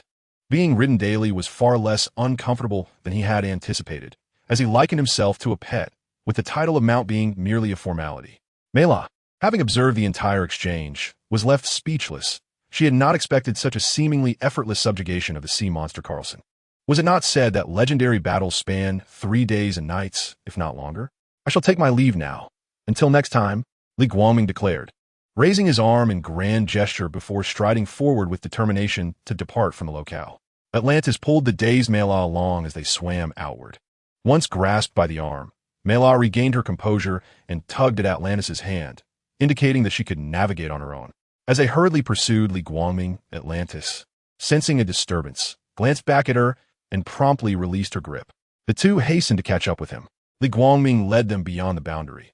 However, for reasons unknown, despite the trident providing energy, the barrier remained intact after its removal. It seemed that considerable thought had been invested in its initial establishment, possibly with backup energy sources in place. Thus, Carlson's mission as the focal point had succeeded, allowing it the freedom to enter and exit the barrier at will. Where shall I find you afterward? Mela's eager voice broke the silence, and Atlantis too fixed her gaze upon him. Having taken possession of their legendary trident, he was now obliged to fulfill his responsibilities, yet without leaving an address. How would they pursue him to persuade him? Regardless, they were determined to deliver this figurative cake to his mouth, even if it meant employing alternative means. Atlantis contemplated further. If all else failed, she could enlist Mela's charms, trusting that Li Guangming would not be impervious to the allure of such a stunning beauty. As a woman who had traversed the path of romance, she could sense Li Guangming's lingering shyness, while Mela appeared to appreciate him as well. If one was willing to pursue and the other receptive, surely it would come to fruition. After all, the distance between a man pursuing a woman and a woman pursuing a man is but a veil. It would not be long before he would succumb. Kent Farm in Kansas. After much deliberation, Li Guangming provided the address of Clark's residence. He barely considered it his home, yet he had indeed paid rent there. He wished for his hidden base in the metropolis to remain undisturbed. And with Clark's watchful eyes, he found himself at a disadvantage. Wait, Superman cannot see through lead. How could I have forgotten such a crucial detail? I must return and coat the house and lead. It is a splendid decision. Even if it cannot completely conceal, at the very least, it should remain unseen during pivotal moments. Suddenly realizing this, Li Guangming felt as though his mind had rusted. How could he have overlooked something so significant? The three who had crossed the barrier were just about to return to their respective homes when, unexpectedly, a mournful wail pierced the air, and the visible sound waves emanated from an unknown source, reverberating globally. The waves continued, one after another. The breeze created by the sound waves stirred the newspapers discarded in the bustling city square, sending debris flying. Inside a dimly lit room of a towering building, a man seated on a bench heard the sound and raised his head, revealing half of his mechanical visage as he gazed towards the storage cabinet. The mother box, left among the clutter, writhed erratically, its surface resembling a mosaic of metal blocks, emitting a brilliant white light from its seams. Far beneath the ocean's depths, Atlantis felt the waves sweep over every structure, unstoppable by anything in their path. Schools of fish, startled, scattered in all directions, creating a scene of utter chaos. Within a cylindrical stone edifice, the sound waves penetrated inside. The guardian of the mother box, Nudis Vico, became aware, and all present turned their gaze towards the source of the sound, their visions seemingly piercing through the walls to witness the unfolding events beyond. Originally, the duty of guarding the mother box had fallen to Mera, but due to Li Guangming's abduction, the responsibility had shifted to Nudi's Vico, once the mentor of Aquaman Arthur. The mother box appeared to tremble, possibly influenced by the waves, drawing the attention of the guards who were captivated by its movements. It may have felt shy under the gaze of numerous men, quivering momentarily before regaining its composure. The Sentinel soldiers looked to Vico, awaiting his instructions. Meanwhile, on a colossal island shrouded in a magical barrier, known as Paradise Island, home to the Amazonian tribe and the upbringing site of Wonder Woman Diana, there were no men, only women. It was said that they were created by the gods, having escaped humanity to thrive on this island established by Zeus's decree. In a secluded corner of the island, close to a cliff, a fortress stood, its grayish-yellow hue clashing with the surrounding greenery. A small skylight atop the flat roof allowed light to filter in. Dozens of Amazons stood in a circular formation on steps of varying heights surrounding the central pillar, where the mother box, illuminated by the skylight, vibrated similarly to its counterpart in Atlantis. A group of warriors raised their weapons, preparing for an attack. Moments later, it ceased its movement, as if everything that transpired was merely an illusion. Report to the queen. An Amazon rushed out of the fortress. What is happening? Last time, there was a disturbance from the Arctic, though it was brief. This time, it appears to be from the mainland. Mera, following the source, furrowed her brow, her expression grave. These formidable beings truly were restless, occasionally stirring up global disturbances. She then cast a glance at Li Guangming, the meaning unspoken. Alas, just a hapless fool. Li Guangming felt a wave of embarrassment wash over him upon hearing her words. Noticing Mela's intense gaze, he offered a casual explanation. The incident at the Arctic was indeed instigated by him. At the time, he had not anticipated the profound impact of his biological field. Without needing to see, he could surmise what had transpired. Yet out of caution, he activated his supervision to investigate. As expected, Clark and Doomsday had perished together, though it appeared that Doomsday was not entirely vanquished. At a loss for words, he realized that the narrative had been altered by his actions.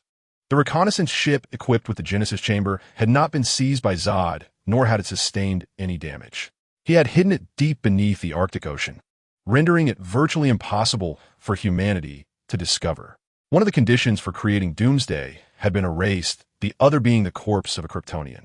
Remarkably, there was an unfortunate Kryptonian who had not been found. However, he was merely a pilot, and even as a combatant, his genes were not as formidable as Zod's.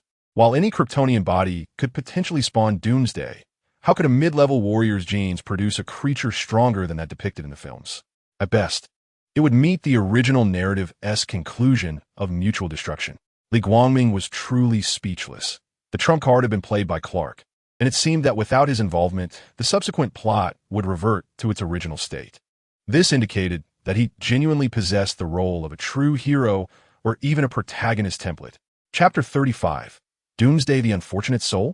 Mela pondered, seemingly intrigued by Li Guangming's mention of this unfortunate individual, who appeared rather formidable.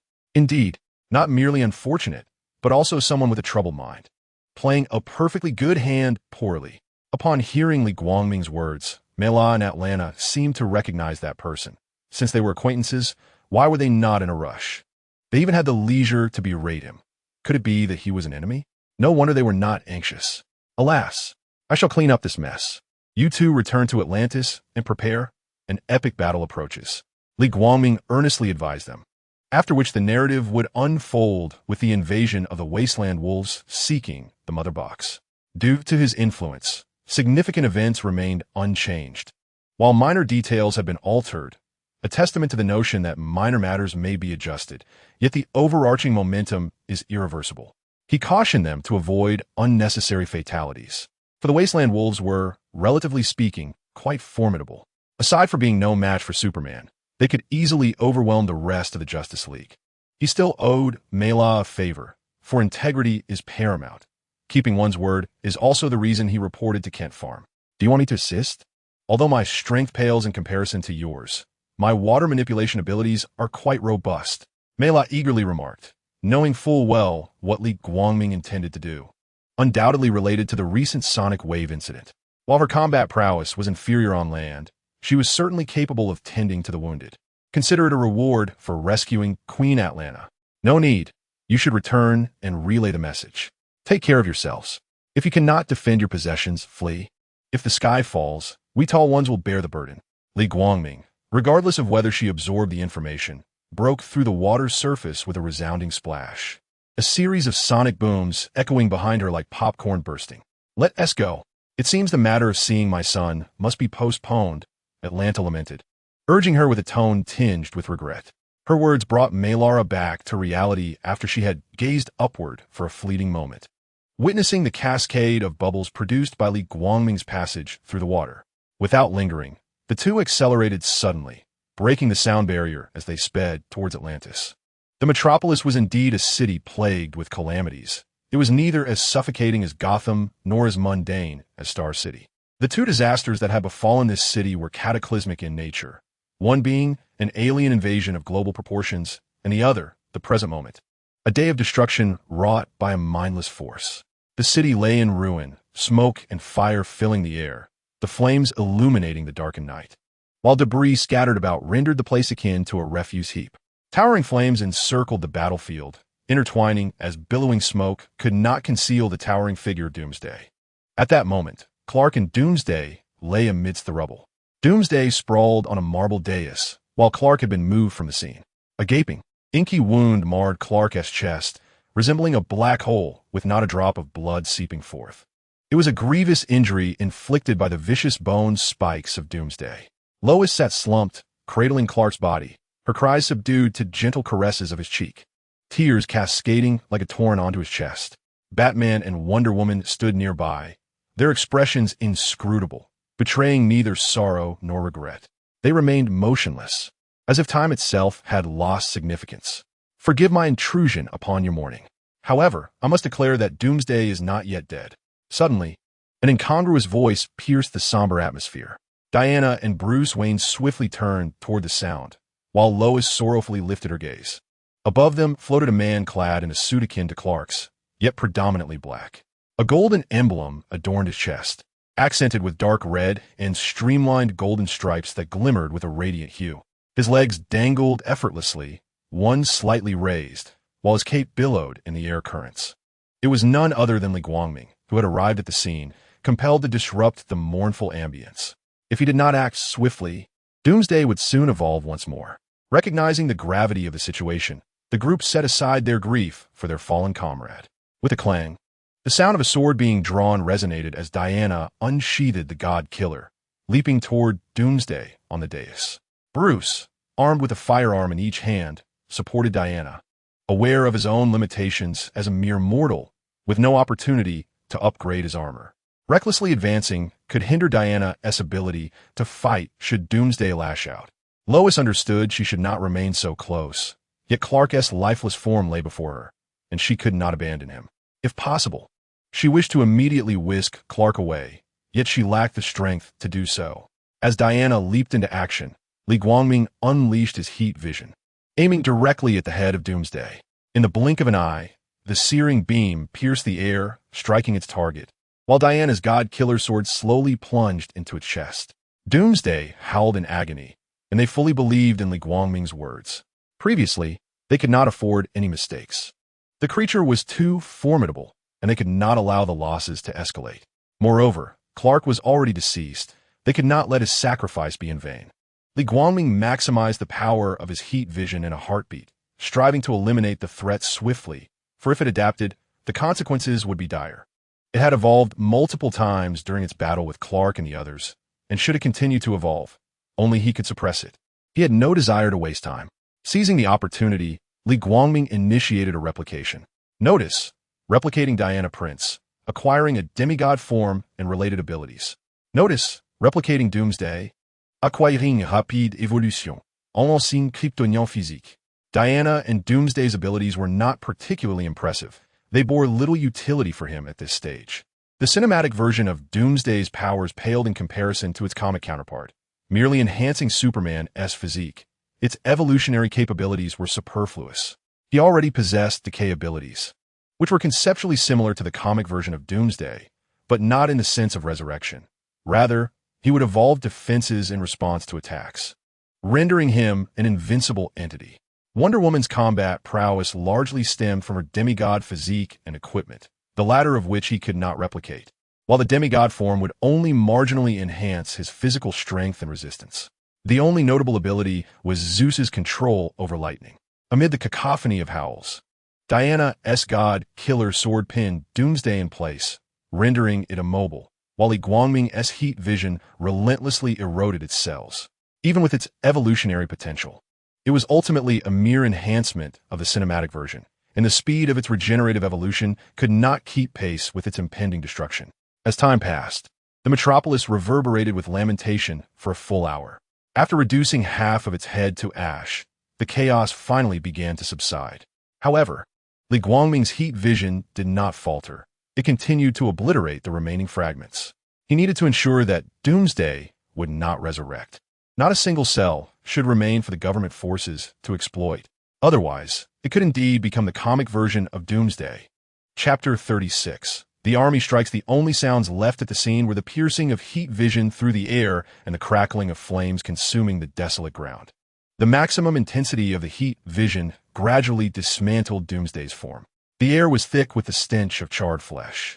Wisps of white smoke drifting from the point of contact, slowly merging with the atmosphere. The rate of obliteration resembled a sluggish progress bar, inching forward at an agonizingly slow pace. Put down your weapons. Kryptonite is ineffective against it now. Even if it were, the effects would be significantly diminished. Li Guangming's voice rang out, tinged with both derision and a statement of fact. Here, Batman Bruce Wayne stands alone, gun in hand, and the target is all too evident. Li Guangming finds himself perplexed. His armor has yet to be upgraded, leaving him only to provide support from the periphery. Shouldn't he be engaged in actions that would benefit the battlefield? For instance, clearing the area or dragging Superman away, so that Lois, like an egg, might safely depart as well. Otherwise, should an unforeseen event occur, her fragile form would not withstand the impact. Once Clark awakens, he will surely be driven to madness. While a child may be disciplined for disobedience, it is inevitable that Clark, in his darker moments, may cause turmoil, leading to his own unrest. With only the conclusion remaining, Li Guangming refrains from distancing the weaker individuals. Upon realizing the futility of his weaponry, Batman relinquishes 2 guns. Though he does not entirely stow them away, but rather clutches them in his palm. Li Guangming, without even needing to look, discerns his actions by the sound alone. This aligns perfectly with Batman's character. He must always be on guard. He claims to have eradicated all kryptonite, yet, in truth, he conceals tons of it wrapped in lead within a Batcave. Even with faith in his own strength, he remains vigilant against unforeseen incidents, which is entirely justifiable. Caution and prudence are commendable traits, especially when it comes to friends. Didn't you destroy it?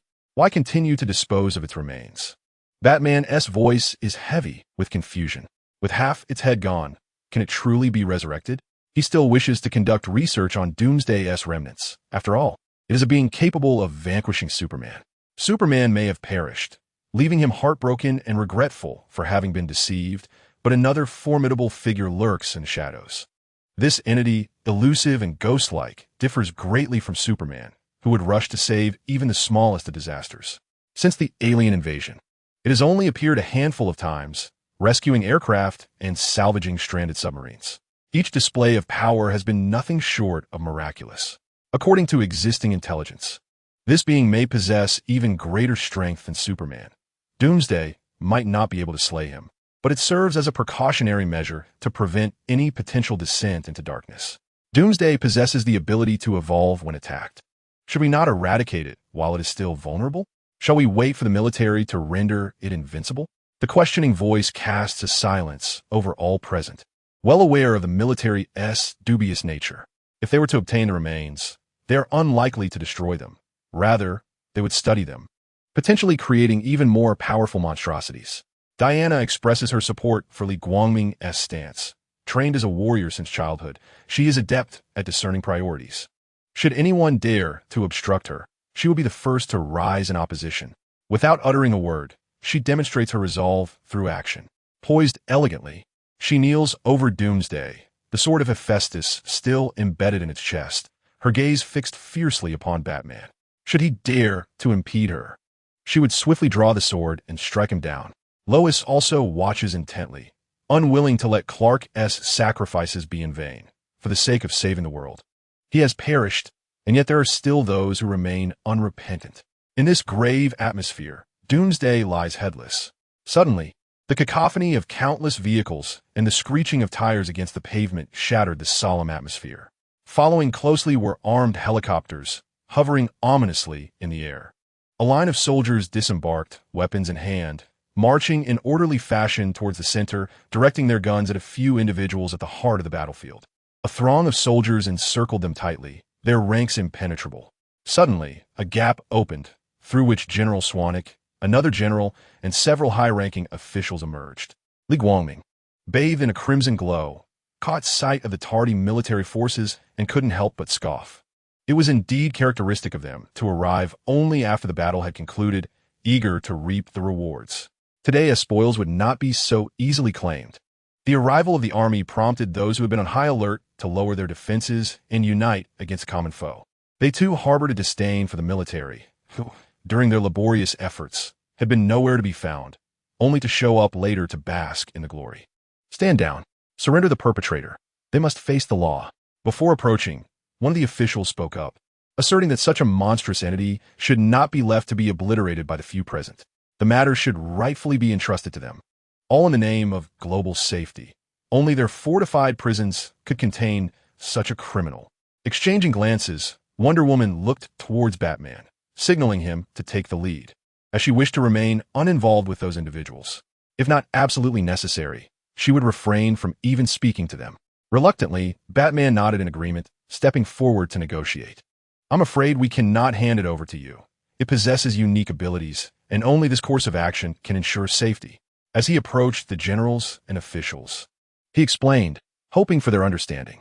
Matters that could be resolved through dialogue should never resort to violence, lest he find himself pursued for arrest while trying to dispense justice. He had no desire to be hunted down by armed forces while confronting evil. As Batman drew near, a throng of soldiers aimed their weapons at him, ready to fire at the slightest hint of danger. Though the bullets might prove ineffective, it served as their only psychological comfort. Facing off against a group of non-human entities demanded utmost caution. They were unwilling to face death, yet orders from above compelled their compliance. Any attempt to evade would brand them as cowards, leading to a military tribunal with dire consequences. You are resorting to extrajudicial measures, which is a violation of the law. On our soil, the law must prevail. You wouldn't want to be hunted down, would you? Swanwick observed silently as they continued their verbal sparring with Batman, choosing not to intervene. Following the previous incident, he had barely retained his rank, and this situation was far more severe. He would not offer support or persuasion. From Batman's remarks, it was evident that the creature's abilities posed significant complications, necessitating their cautious approach. The official's authority surpassed his own, and they were no fools. Any underhanded tactics would likely be executed in the metropolis. Should the creature fall into the hands of those in power, a catastrophe could ensue, leading to even greater losses. And at that point, he would likely be the scapegoat positioned at the epicenter of the urban crisis. He had been punished, and the first thought that crossed his mind was himself, just as one would suspect you if you had committed murder. The first suspicion would fall upon you should you be present at the scene again. He yearned for Batman and his allies to take action, not only for his own sake, but also for the safety of the civilians. It was utterly impossible. You may attempt to seize the creature's corpse from us. Chapter 37, An Unprecedented Maneuver. Batman's resolute voice reverberated throughout the venue, deep yet audible to every ear. He was reluctant to antagonize the government. But as Li Guangming had stated, the corpse of Doomsday was of paramount importance. Not a single cell could fall into their hands, lest the consequences be dire. The atmosphere became palpably tense, allowing them to hear the sound of their own restrained breaths. Wonder Woman withdrew the God Killer sword from Doomsday's chest and swiftly leaped to Lewis's side. Grasping the divine shield with one hand and the sword with the other, she stood guard. She felt no concern for Li Guangming. She was well aware of his physical resilience, capable of withstanding a nuclear explosion, let alone minor firearms. However, Lewis was vulnerable. A single bullet could extinguish her life. Thus, during the impending battle, it was imperative that she remained close to ensure her protection. All soldiers, disregarding their training, turned their gazes towards the few high-ranking officials and the two generals at the forefront. General Swanwick maintained a composed demeanor, standing behind the officials. He recognized that an altercation was unlikely, given the cowardly and self-preserving nature of those present. If they dared to strike, it would truly be a miracle. The leaders observed Batman, noting his unwavering stance, and ultimately conceded. They would not sacrifice their lives for something unattainable. Their earlier actions had merely been a test. Success would be ideal, but failure was inconsequential. Retreat.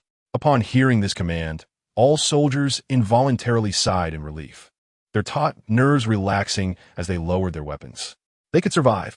They understood that Batman and Superman would not kill unless absolutely necessary. The creature's corpse was indeed significant. And this was a unique circumstance. The female hero beside them hardly appeared benevolent. Moreover, the dark figure in the sky, wielding heat vision, was a constant source of anxiety. Although he had saved lives, they had little experience with him and were uncertain of his temperament. Should he be irritable? A mere shift of his powerful heat vision could spell their doom. Without hesitation, they quickly rushed to their vehicles, even faster than their commander. It was an order from above to retreat, and they had ample justification should blame be cast upon them. Had the situation been different, they would have eagerly rushed to the heroes for a photograph, but they could not afford to lose face in such a manner. Once everyone had departed, Wonder Woman lowered her guard and returned to the platform beside Doomsday, surveying the area. Batman remained, calling for his butler to bring some food via the Batmobile, as it would take at least 8 or 9 hours to fully observe the decay of Doomsday. From the moment the trap was set, I had not partaken of any sustenance. As an ordinary individual, after an arduous battle, my energy was nearly depleted. It would be impossible to endure for another 10 hours. Lewis clutched Clark closely, contemplating whether to call for assistance to carry him away. However, learning from past experiences, Batman disapproved of her intentions in the event of an ambush. The military might employ devious tactics to abscond with the body, or other criminals could seize it by force. Thus, they could only temporarily compromise the dignity of the deceased. Believing that Clark would understand this was for the safety of the entire world. During this time, Martha also visited, weeping in anguish as she held Clark's lifeless form.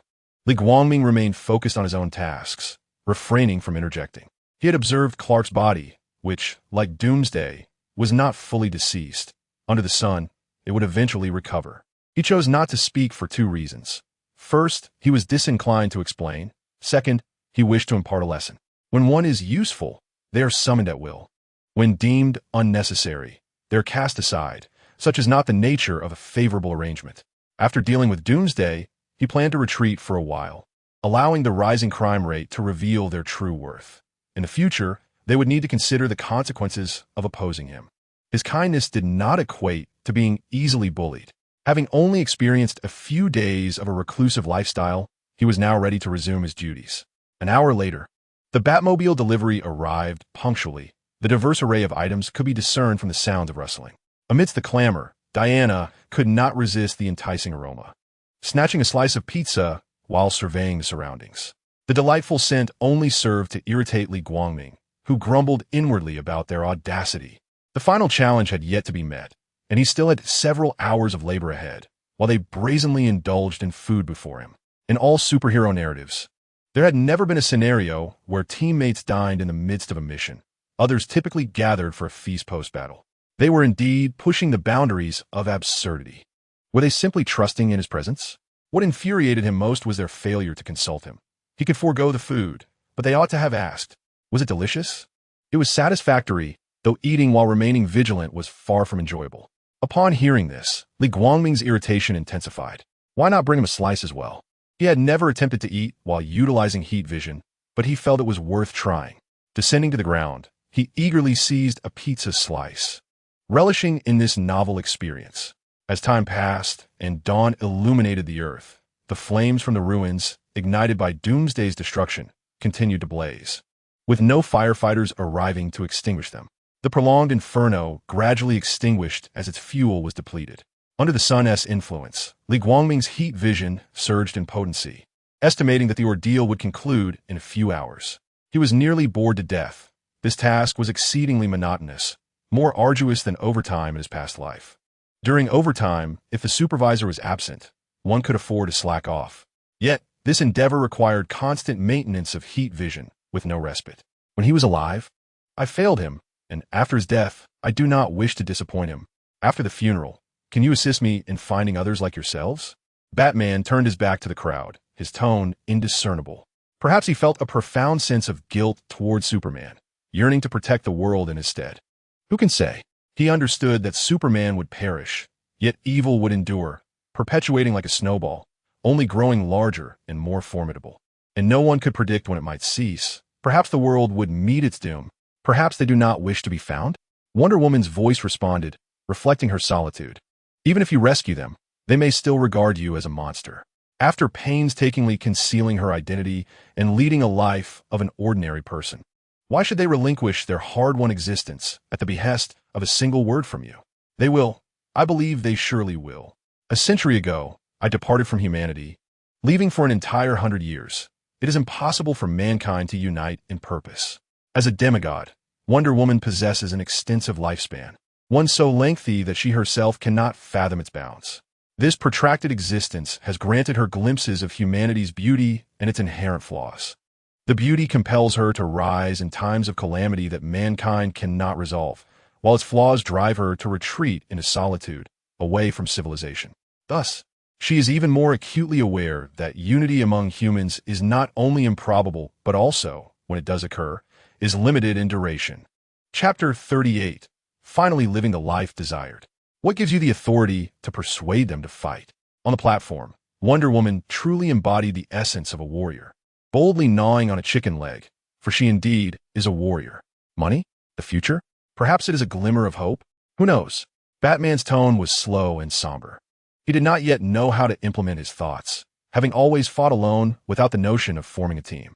That dream, accompanied by reminders and the death of Superman, led him to this resolution. But why does only blue Superman appear, and not the black Superman before him? What are your thoughts, Black Superman? Li Guangming noted that the conversation had shifted towards him, as anticipated, for after Superman's demise, he remained the last entity standing alongside Superman. In truth, even had he not perished, he could not have bested himself. I believe they are not yet prepared. Forcing them is akin to pulling up seedlings to hasten their growth. Under external pressure, they may root themselves even deeper, yet they might meet the same fate as Superman. Do you intend to withdraw from the city, like Wonder Woman? You have already revealed yourself and taken a step forward. It is a one-way street. A one-way street without retreat, where time will leave its mark.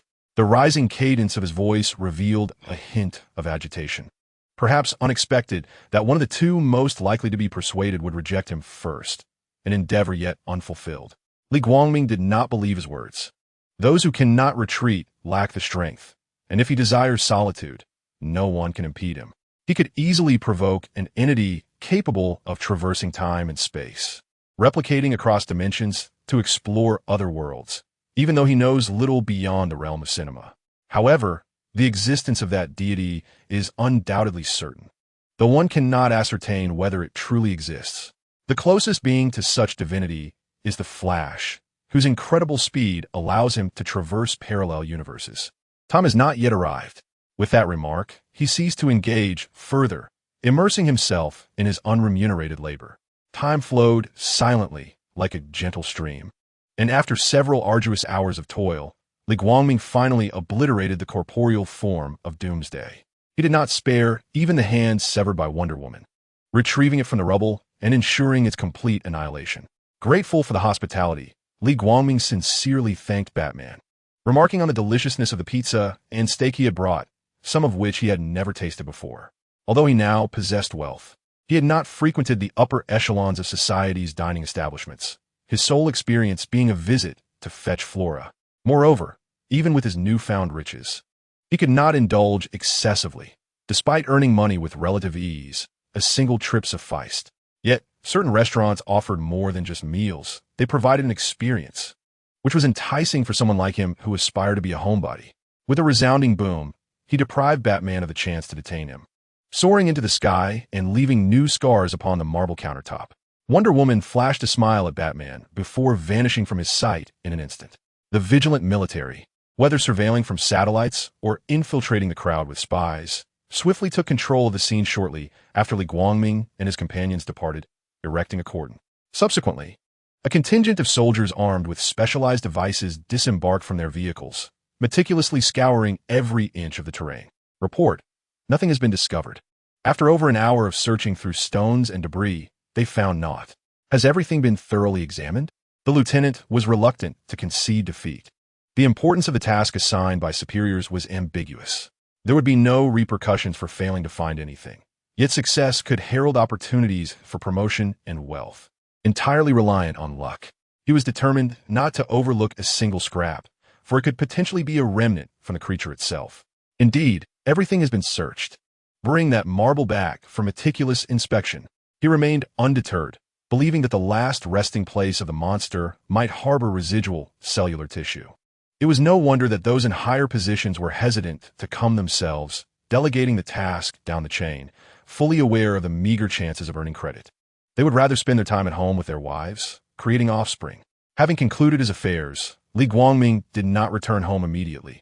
Instead, he set his course towards the ocean, not to Atlantis, but in pursuit of treasure. Flora had once converted all the contents of the treasure chest into cash, and on his way back, he had cast a glance at the Kent farm, only to discover that everything within the chest was gone. That extravagant woman had left nothing for herself. Given her voracious appetite, she likely had not a single penny left in her account. Reluctantly, he resolved to seek a little financial breeze once more. Little money, my little money, show yourselves to me. Activating his supervision and X-ray capabilities, he was met with disappointment, as fortune did not favor him this time, leaving him with a tinge of regret. Before long, he locked onto his target and plunged into the sea with an outstretched arm, churning the waters and creating a flurry of white foam that danced upwards. He did not seek Martha's assistance, even though she was now in the bustling metropolis. He possessed the business card of a tall, slender Mediterranean gentleman, whom he deemed agreeable. However, he felt it unwise to continually rely on others for favors, so he generously offered a bit more for the errands this time. He was unperturbed by any ill intentions. He knew well who he was, and anyone daring to harbor malicious thoughts would find themselves sunk to the depths of the ocean. The entire process took several days longer than anticipated, primarily due to his recent sale of a substantial quantity of jewelry. While Li Guangming was unafraid, the Mediterranean man was certainly apprehensive. He confided in Li Guangming, expressing that as a middleman, he had never engaged in such a grand venture before, and to acquire everything in such a short time without sufficient resources was daunting. Even if he had the means, he would not dare to act alone. With the prevalence of crimes, such as street robberies following Superman's demise, a leak of information could leave him stripped of everything. Caution was paramount. It was his modus operandi. Earning a little less was acceptable, for one life is all he possessed. As long as he lived, wealth could continuously flow and expand. Though he might never achieve the status of a magnate, his prudence had allowed him to amass a modest fortune. All these were building blocks for the future, as he hoped to raise his son well, perhaps enabling him to ascend into the ranks of the affluent. If he could not attain it in his lifetime, perhaps his son could in the next, and if not then, surely his grandchildren would one day rise to wealth, much like the Wayne family. Upon hearing this, Li Guangming experienced a moment of enlightenment.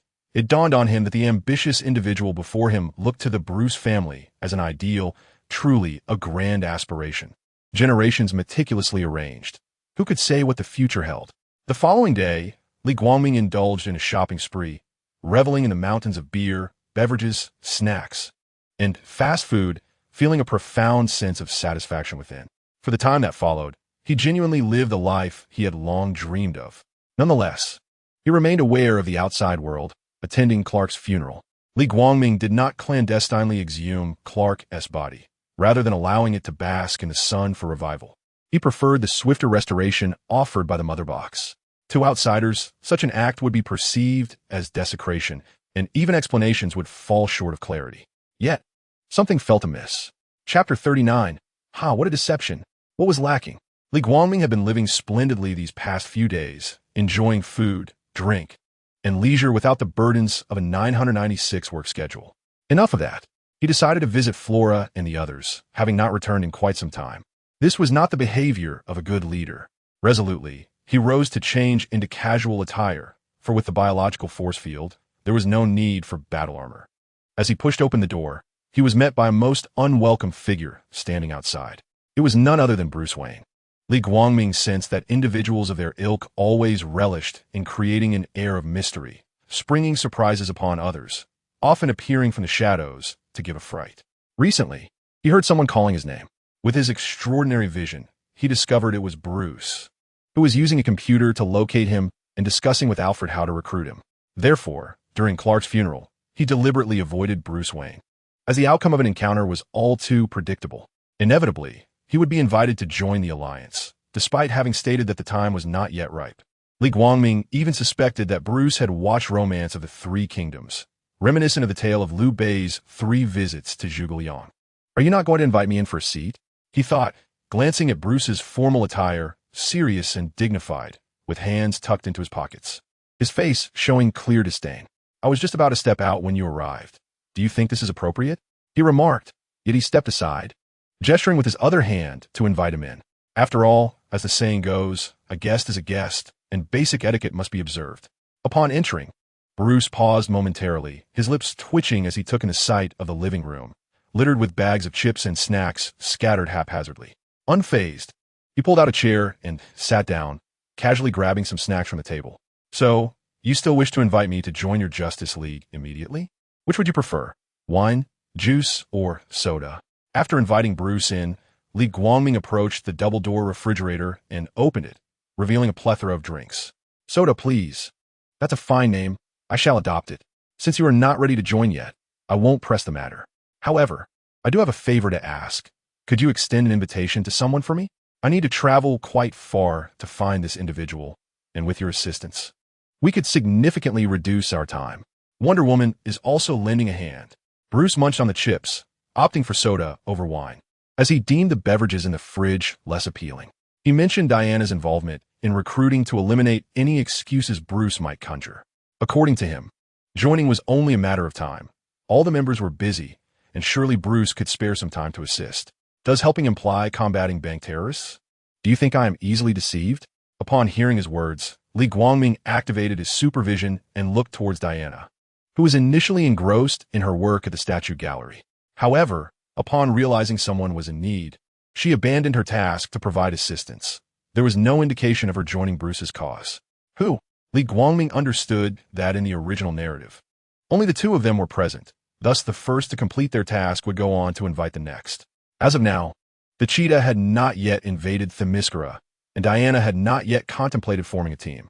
The cheetah's tardiness was puzzling. After Superman's demise, the Mother Box should have activated its summoning protocol. This meant that Bruce was the sole commander of the entire League. Should it not be too arduous, I could indeed make the journey. After all, I must venture out anyway, and my pace is quite swift. Barry Allen, in Mid-City, has only recently acquired his superpowers. Given your reputation, I trust it will not be long before you find him. Bruce was uncertain if his attempt to leverage his status would bear fruit, considering he and Superman shared the same abilities. When Li Guangming accurately predicted Diana's actions, he believed all hope was lost. To his surprise, a twist of fate emerged. His character compelled him to inquire about the identity of the individual involved, indicating a willingness to assist despite the simplicity of the matter. "Very well. I shall step out for a moment, and upon my return, I shall give it a try. If he is disinclined, you may pursue it yourself." Under normal circumstances, Li Guangming would not have engaged with anyone else, for he lacked any remarkable abilities and was notoriously difficult to please. Those willing to assist were free to do so. The Flash, Barry Allen, possessed remarkable speed, and the powers derived from his unique abilities were of equal caliber. He too would come to possess the original Speed Force, meaning that any future use of this power would necessitate borrowing it either from Barry Allen or himself. Additionally, he held capabilities such as traversing parallel universes and reversing time. Seeing Li Guangming's willingness, Bruce did not linger further. He needed to prepare for their departure the following day. Rising, he took a hearty gulp from his soda and departed. Li Guangming discarded the cup he had used into the sink and subsequently exited the door. He ventured to a location devoid of surveillance and, with a resounding thud, soared towards a spacecraft on the far side of the moon. An object rapidly approached his vessel. Only a solitary female, Kryptonian, monitored the operations of the Kryptonian ship, ensuring that no mishaps occurred, as this was one of their few forms of entertainment. The entire Kryptonian ship was under the control of Zor-El, requiring no exertion from them. The leader had instructed them to remain on the far side of the moon, barred from venturing to Earth for leisure. As the remaining Kryptonians adapted, except for Salek and one male scientist, all other males were dispatched in 3 separate directions, fanning out in search of habitable planets. Flora, serving as the deputy commander in Li Guangming's absence, was tasked with overseeing headquarters, while Salek, the sole chief scientist, was essential for the reconstruction of Krypton. The additional male scientist and 2 female Kryptonians were deemed too weak. In the vast cosmos, their safety could not be assured. Without a clear plan of action, they easily succumbed to boredom. The reconstruction of Krypton was still in its exploratory phase. Some had spent over 30 years aboard the ship, thoroughly familiar with its workings, leaving little to alleviate their ennui. The scientists could pursue knowledge, but as warriors, the women could not grasp knowledge beyond their limits. Whatever could be learned had already been absorbed after basking in the sun. Their genetics dictated their potential. Had they been even slightly more capable, they would not have remained aboard the ship. They were merely unfortunate soldiers bound by genetic limitations. The cosmos was not solely inhabited by Kryptonians. Some races possessed formidable individual strength, unable to secure their own safety and freedom, let alone seek a place for reconstruction, a truly fanciful endeavor. What was that? Flora, drawn by the sound, turned to inquire. It was the leader. Upon realizing the ship was undetected, she quickly activated her supervision to peer through the iron walls. Discovering the long-missed leader, Li Guangming entered through the automatically opened hatch, navigating the familiar route to the control room. He surveyed his surroundings and noted the discrepancy in numbers. Casting a puzzled glance toward Flora, once they had adapted, I dispatched them to seek out planets suitable for the reconstruction of Krypton. Flora stepped forward to report and added some recent trivial matters. Her words implied a subtle yearning for engagement, as if to say, "We are quite bored. Do assign us some tasks." Chapter 40. The Flash. Barry Allen. Are you aware of a new vulnerability of the Kryptonians? Li Guangming surveyed the room, noticing the expressions of confusion, and realized they had not been monitoring Earth. Yet, this could be advantageous, for on Earth, the entity known as Cyborg, Victor Stone, is being augmented by a mother box. Should he manage to infiltrate the spacecraft, it would be a perilous revelation. After I destroyed the Kryptonian ship, it plummeted to the ground, giving rise to a new mineral known as kryptonite, which has the capacity to diminish the abilities of Kryptonians exposed to yellow sunlight. Li Guangming emphasized this to Jor-El and Zor-El, while the other scientist, Agila, currently found himself in a state of diminished capacity, serving merely as an assistant. One wonders how he ever managed to infiltrate the rebellion. As for the others, it is best to leave such matters to the professionals for swifter and more efficient handling. Leader, do we have a sample? Zor-El instantaneously grasped Li Guangming's intent, though he lamented that a skilled artisan cannot weave without materials. It would be imprudent to conjure properties from thin air and devise countermeasures. Indeed, conducting research without a sample poses significant challenges. Jor-El chimed in, acknowledging that this was an entirely new substance previously unseen. Currently, we do not have one. However, I can arrange for someone to accompany me to procure a sample shortly. Li Guangming cautioned them against infiltrating Earth-S networks, warning that if they encountered incomprehensible entities that might reverse engineer their data, it could lead to dire complications. He did not believe Bruce had destroyed all the kryptonite. There must be some reserves. A mere request would likely yield compliance. In light of the butterfly effect, the unpredictable nature of the presence of such entities necessitates caution, especially regarding Doomsday, whose ship bore devices reminiscent of the Genesis chamber. Zor-El's eyes sparkled, as if a wondrous inspiration had awakened within him. There's nothing more to address. Million, accompany me on a short journey. Li Guangming contemplata, randomly selecting one of the 2 female Kryptonians, as the others were unsuitable for departure. This significant task should be mine. Flora immediately volunteered, surprised that she was not chosen, for her strength would allow for swift passage. Moreover, she could take the opportunity to discreetly access Li Guangming's resources. Although she could directly hack into the network to transfer funds, the thrill of the chase offered a different sensation. As she gazed at Million with twinkling, eager eyes, Li Guangming found himself in a quandary. Flora was the strongest among them, and should she depart, there would be concerns about potential theft. Leaving both behind while taking 2 would only heighten his apprehension.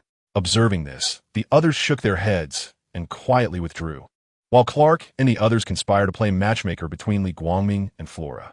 This presented a splendid opportunity. One could only wonder if Million's intrusion stemmed from a lack of discernment or some other motivation. Perhaps she had discerned the leader's character, allowing her to act with such abandon in private, even addressing him by name in a manner unbefitting a public setting. If it were the general speaking, such a serious demeanor would undoubtedly deter anyone from proceeding. Nevertheless, let us proceed together. Ultimately, Li Guangming made the most regrettable decision. It seemed unavoidable. For that gaze suggested he had spent far too long aboard the spacecraft. Should Flora discover Li Guangming's intentions, she would undoubtedly mock him to his face. With the protection of 3 Kryptonians, there was no need to fret over safety concerns. Even if they were unable to win, they could certainly hold out until their return. The trio set off towards Earth, with a reminder to contact them in case of any unforeseen events. Li Guangming guided the 2 of them to Midtown, to avoid making an extra trip after reaching Bruce's place, and it would also serve as a welcome diversion for them. Following the address provided by Bruce, it took no time at all for the 3 to arrive at an abandoned warehouse. "Is the kryptonite inside?" Million inquired, peering into the warehouse, her enhanced vision revealing no peculiar minerals, only some computers and a suit of armor. Flora cast a questioning glance at Li Guangming, her expression mirroring Million's confusion.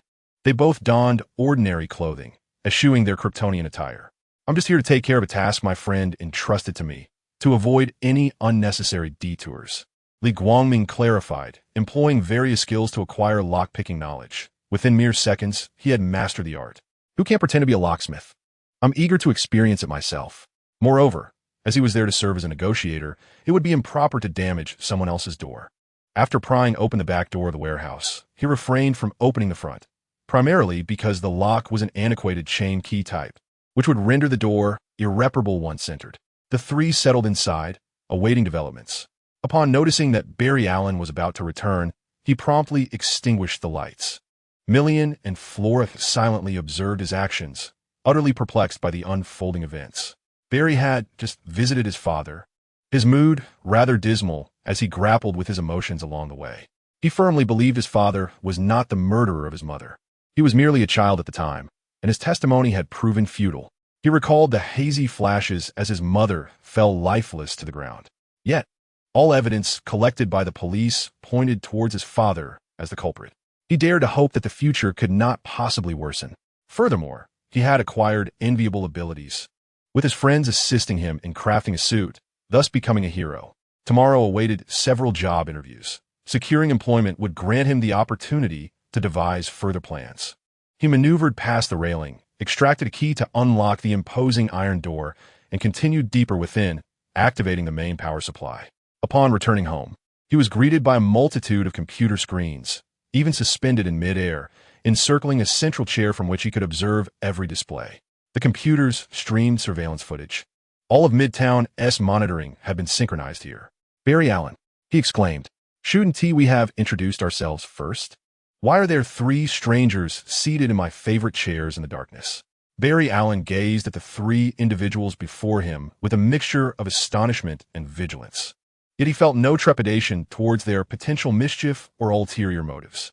His own abilities were formidable. When activated, everything around him seemed to freeze, rendering him untouchable. Moreover, he had never instigated trouble, and those who sought to rob him would find nothing of value amid the appearance of numerous computers. His financial situation was, in truth, quite dire. Li Guangming, whom they often referred to as Black Super, approached him, introducing himself while simultaneously activating his replication powers. The look of surprise on Barry's face delighted Li Guangming's mischievous sensibilities.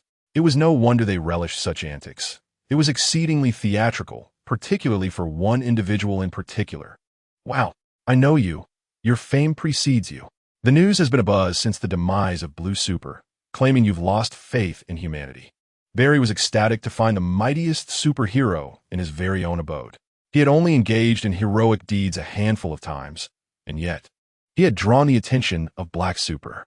"My friend Batman has formed a team and wishes to extend an invitation to you. What do you think?" Chapter 41. Bruce's bluster. Of course, given his wealth, wouldn't he expect you to work for free? Would a monthly stipend of 5,000 suffice? A salary befitting a white-collar worker, Should that prove insufficient, you can discuss it directly with him. Li Guangming, seemingly concerned that Barry might doubt his sincerity, levitated several centimeters off the ground, his eyes glowing with an ethereal brightness, the whites of his eyes gradually turning crimson. "Oh, I'm certainly not an alien invader. Is it true? Can I truly join your team?" Upon witnessing Li Guangming's luminous gaze, Barry quickly gestured for him to desist, fearing that a mere glance could sever him in twain. He then inquired in a hushed, skeptical tone, hardly able to believe that a world-renowned superhero had come to his home, extending an invitation to join the Justice League. The initial resemblance had instilled half-belief in him. Now, witnessing his abilities had solidified his conviction. What astonished him further was the prospect of a salary.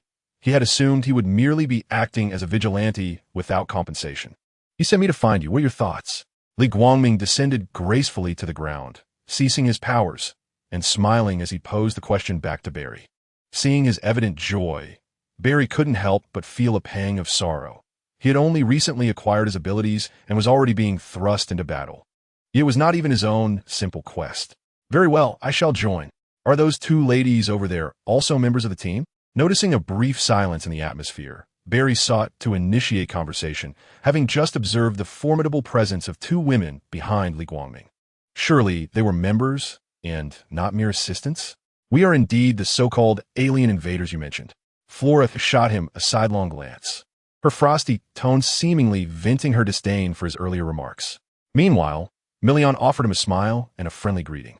In that instant, Barry Allen was left speechless, caught in a moment of confusion, unable to comprehend how alien invaders could coexist with superheroes.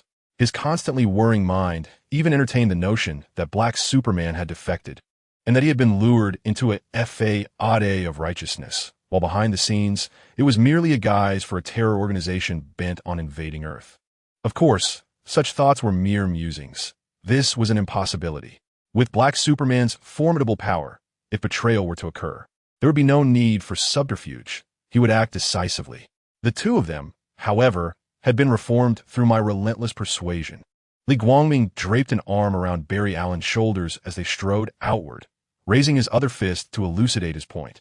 Viola squinted, observing their retreating figures. "Viola, we must leave," Millen urged from the side, snapping her out of her reverie. If they did not catch up soon, they would be left behind. Barry Allen felt an eerie chill at his neck, as if a ghost were blowing cold air upon him, leaving him profoundly uneasy. A sidelong glance at Li Guangming's fist made him, being a perceptive individual, quickly comprehend that this persuasion was of a physical nature, undoubtedly not solely mental, though it might have had some psychological elements as well. "Could you please allow me to retrieve the pizza?" I refer to my ability as super speed. It resembles a layer of reality's dimension, seemingly capable of manipulating time and space. It requires an immense caloric intake, akin to a super black hole, demanding constant sustenance. "May I inquire, how many members are in this special task force?" "With Bruce included, there are just two of us," Li Guangming declared with pride, as if his team had been established for quite some time. "What?" Upon hearing this shocking revelation, Li Guangming knew his tone had not been misplaced. "No need to fetch the pizza. Batman has gourmet cuisine aplenty for you to indulge in." Meanwhile, having departed from Li Guangming's residence, Bruce did not return directly, but instead drove towards Diana's workplace. After dealing with the terrorists, Diana returned to the sculpture gallery. As her official duties had not yet concluded for the day, she had cleverly excused herself to resolve the situation, and now it was time to return to her obligations. "Diana, someone is here to see you." Just as she donned her work attire and picked up her carving tool, she had to set it down and remove her gloves. Upon exiting the studio, she immediately spotted Bruce standing awkwardly in the hall. Passers-by whispered among themselves, astonished that a celebrity they had only seen on television had come to their workplace. Speculation abounded. Was he looking to purchase the sculpture gallery or visit a girlfriend? All of this was within the keen auditory range of Diana, who possessed a semi-divine physique. Aware of his intentions, Diana led him to a secluded corner of the reception area. "Speak. Do you wish to invite me to join your team?" she inquired, handing him a cup of instant coffee and taking a seat opposite him. She needed no guesswork to discern Bruce's purpose. Their typical interactions were sparse, but this matter was the sole connection between them. Indeed, Bruce disregarded the coffee handed to him, his calm demeanor revealing a sense of assuredness. You are well aware of my opinions. At present, Paradise Island has not been invaded, having never witnessed the mural or the terror of Darkseid. Thus, she would not be as driven as the original narrative suggested. Ordinary disasters she could resolve on her own, leaving no room for collaboration. She did not believe that any fool would heed her call to join. However, Li Guangming had joined. He was now in the process of recruiting another member, and within a day, new personnel would be added, with the team beginning to take shape. Upon hearing his words, Diana pondered for a moment and nodded in agreement. She was well aware of Li Guangming's character. His decision indicated that the enemy must be numerous and the threat considerable. Forming a team would minimize the risks associated with his endeavors. He had only promised to assist me in recruiting one member, but tomorrow I shall venture forth to probe the situation. Additionally, I would appreciate your assistance. When you have the opportunity, please visit the address above and seek out Butler Alfred. Upon finishing, Bruce handed him a card with Alfred's contact information and rose to exit the reception hall. The moment Diana caught sight of the business card, she realized that Bruce was confident she would join. Otherwise, why would he prepare a handwritten contact? Gracefully picking up the paper and orienting it correctly, she noted the neatly inscribed words and the string of numbers. The Justice League address. With insufficient time, Bruce entrusted the task of recruiting the final special individual to Diana. Having successfully played the part of a cunning negotiator, he drove back to Wayne Manor with a smile, elated by how smoothly everything had unfolded. He had expected it to be a futile endeavor, yet it had concluded with such simplicity, resolved in just a few exchanges. This was also due to the absence of Diana's lasso of truth. Otherwise, considering Aquaman, he might have inadvertently fallen into a trap. Wow. Phew. I apologize. The first time flying without any equipment is quite a shock to the heart, and I find myself somewhat unaccustomed. Barry Allen clutched his chest, gasping for breath. He truly should have heeded Li Guangming's advice not to open his eyes, as the sights were rather daunting. Having never held a woman's hand, and with both Flora and the other reluctant to do so, it was he who had been brought here by Li Guangming. Indeed, it was Li Guangming who had dragged him under his arm, much like a puppet, to Wayne Manor. He would never embrace another man. The thought alone was unbearable, let alone holding hands. Chapter 42. The sudden appearance of Mera. I recognize this place, Wayne Manor. Are we here to execute a mission? But I have yet to don my heroic attire. Barry Allen exclaimed, clutching his chest and tilting his head to confirm their location repeatedly. His tone tinged with both excitement and frustration. There is no mission. I merely brought you here to familiarize yourself with the surroundings, lest you find yourself lost among the team later. Li Guangming interjected hastily, fearing that Barry might continue rambling indefinitely, while others like Spider-Man don masks to become loquacious. Barry remained chatty even in his everyday attire, suggesting that the Speed Force had indeed enhanced his propensity for chatter. Familiarize? Could it be that Bruce Wayne is Batman? Oh, I apologize. I shouldn't discuss such matters in public. Barry Allen quickly deduced from Li Guangming's words that he was referring to a teammate, his excitement prompting him to nearly voice it aloud, only to halt upon observing their surroundings. The moment he recognized the path, Bruce came to mind. For only the true owner of Wayne Tower could construct a conference room there. Who else would summon others to their workplace for discussions? Both Viola and Milena couldn't help but think that the child was overreacting. After all, it was merely a bumbling human. Was such excitement truly warranted? You guessed it correctly. However, he is mostly elsewhere. I am bringing you here because he happens to be present at the moment. If you cannot find him there in the future, head directly to his headquarters. Li Guangming was oblivious to his thoughts. Otherwise, he would have assured him, "Child, you are overthinking. The Justice League is not akin to the Avengers, who openly declare themselves as Iron Man and subsequently transform their tower into a headquarters. Batman, however, cannot afford such openness.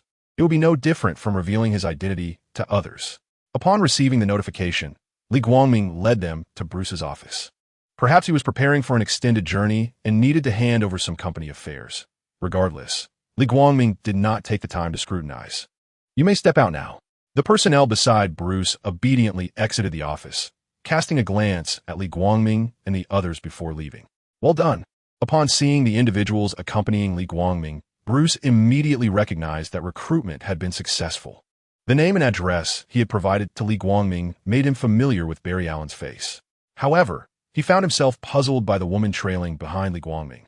feeling as though he had seen her somewhere before, but unable to recall where. I have brought the person you requested. However, he is currently unemployed, so I have arranged a salary of 5,000 for him. It is a worthwhile exchange for a metahuman. Bruce continued. Additionally, I would like some kryptonite. You wouldn't refuse me, would you? Li Guangming articulated his request succinctly, emphasizing efficiency. He doubted Bruce would care about such a trivial sum, had he not needed permission. He might have even proposed a higher amount. Very well, for the kryptonite, you may consult Alfred. I will call him shortly to notify him, and you can collect it. Bruce did not object to his slight transgression.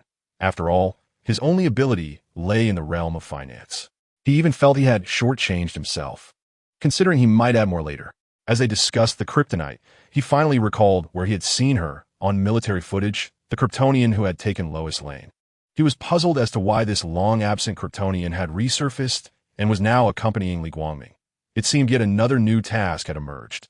By the way, Alfred just called to inform me that a lady is looking for you. The villa awaits your arrival. She should still be there when you go to collect the kryptonite. As he prepared to leave, Bruce reminded him, nearly forgetting that if he delayed his visit to Alfred, it would leave the other party waiting in vain. What had he been up to during his absence that led him back here? Understood. Li Guangming replied without turning back, leading Viola and Milena away, showing no interest in introducing the two women to Bruce. His suspicions ran high. His subordinates would be unable to withstand the onslaught of kryptonite. The office fell into a serene silence, leaving only Barry Allen, Bruce, and a large sack of money contained within a burlap pouch on the table. Hello, my name is Barry Allen, and my special ability is super speed, Barry exclaimed, noticing Bruce's gaze turn towards him, prompting an eager self-introduction. Greetings, I am Bruce Wayne. Bruce extended his right hand in a courteous handshake, then picked up the burlap pouch, gesturing with a nod that it was time to depart. Where are we headed? The Batcave. Barry was eager to establish rapport. After all, they would soon be comrades, and familiarity would foster seamless teamwork in battle. What is your superpower? Is it bat-related? Wealth. Li Guangming and the others discreetly made their way to Bruce's villa, which also served as the Batcave, the only distinction being that one was above ground, a residence, while the other was hewn underground, dark and cavernous like a bat's dwelling, seemingly reflecting the beauty and ugliness of the world. Before they even touched the ground, Alfred had already come out to greet them, clearly having been informed of their departure. Greetings. My name is Alfred Pennyworth, the butler to Master Wayne. You may call me Alfred. Mr. Li Guangming and the two lovely ladies, please follow me. He did not lead them directly to the Batcave.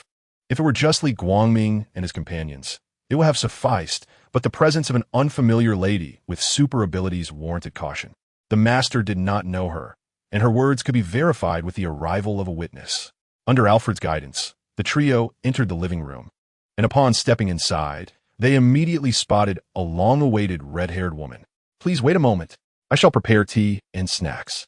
With that, Alfred made his way to the kitchen, leaving the others to themselves. Li Guangming instantly recognized her. Mera. He had provided her with the location of Kent Farm, never anticipating she would seek him out at Batman's lair. In contemplation, he discerned that she likely came through Martha as an informant. Batman, believing he had killed Superman, must have inadvertently revealed his identity while rescuing her mother. Otherwise, given their disparate social standings, they would have hardly crossed paths in a lifetime. Yet, he was left wondering what urgent matter had driven Mera to him. Did she come to demand something? Or was there an invasion by the outlaws? If the outlaws were indeed invading, she would undoubtedly call for his name if she could not hold her ground. But it seemed she was unaware of her super hearing. Perhaps it would be best to simply inquire. Mera, do you have something of great importance to discuss? Li Guangming asked as he saw her rise from the sofa, taking the initiative to speak. He found it hard to believe that Mera would come to him for trivial matters. After all, his promise carried significant weight, a testament to his confidence as a formidable ally.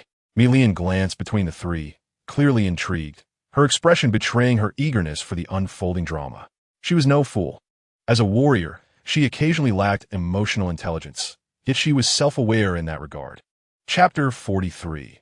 Agreeing to become the ruler of the ocean, Fiora felt a whirlwind of emotions, struggling to comprehend the situation.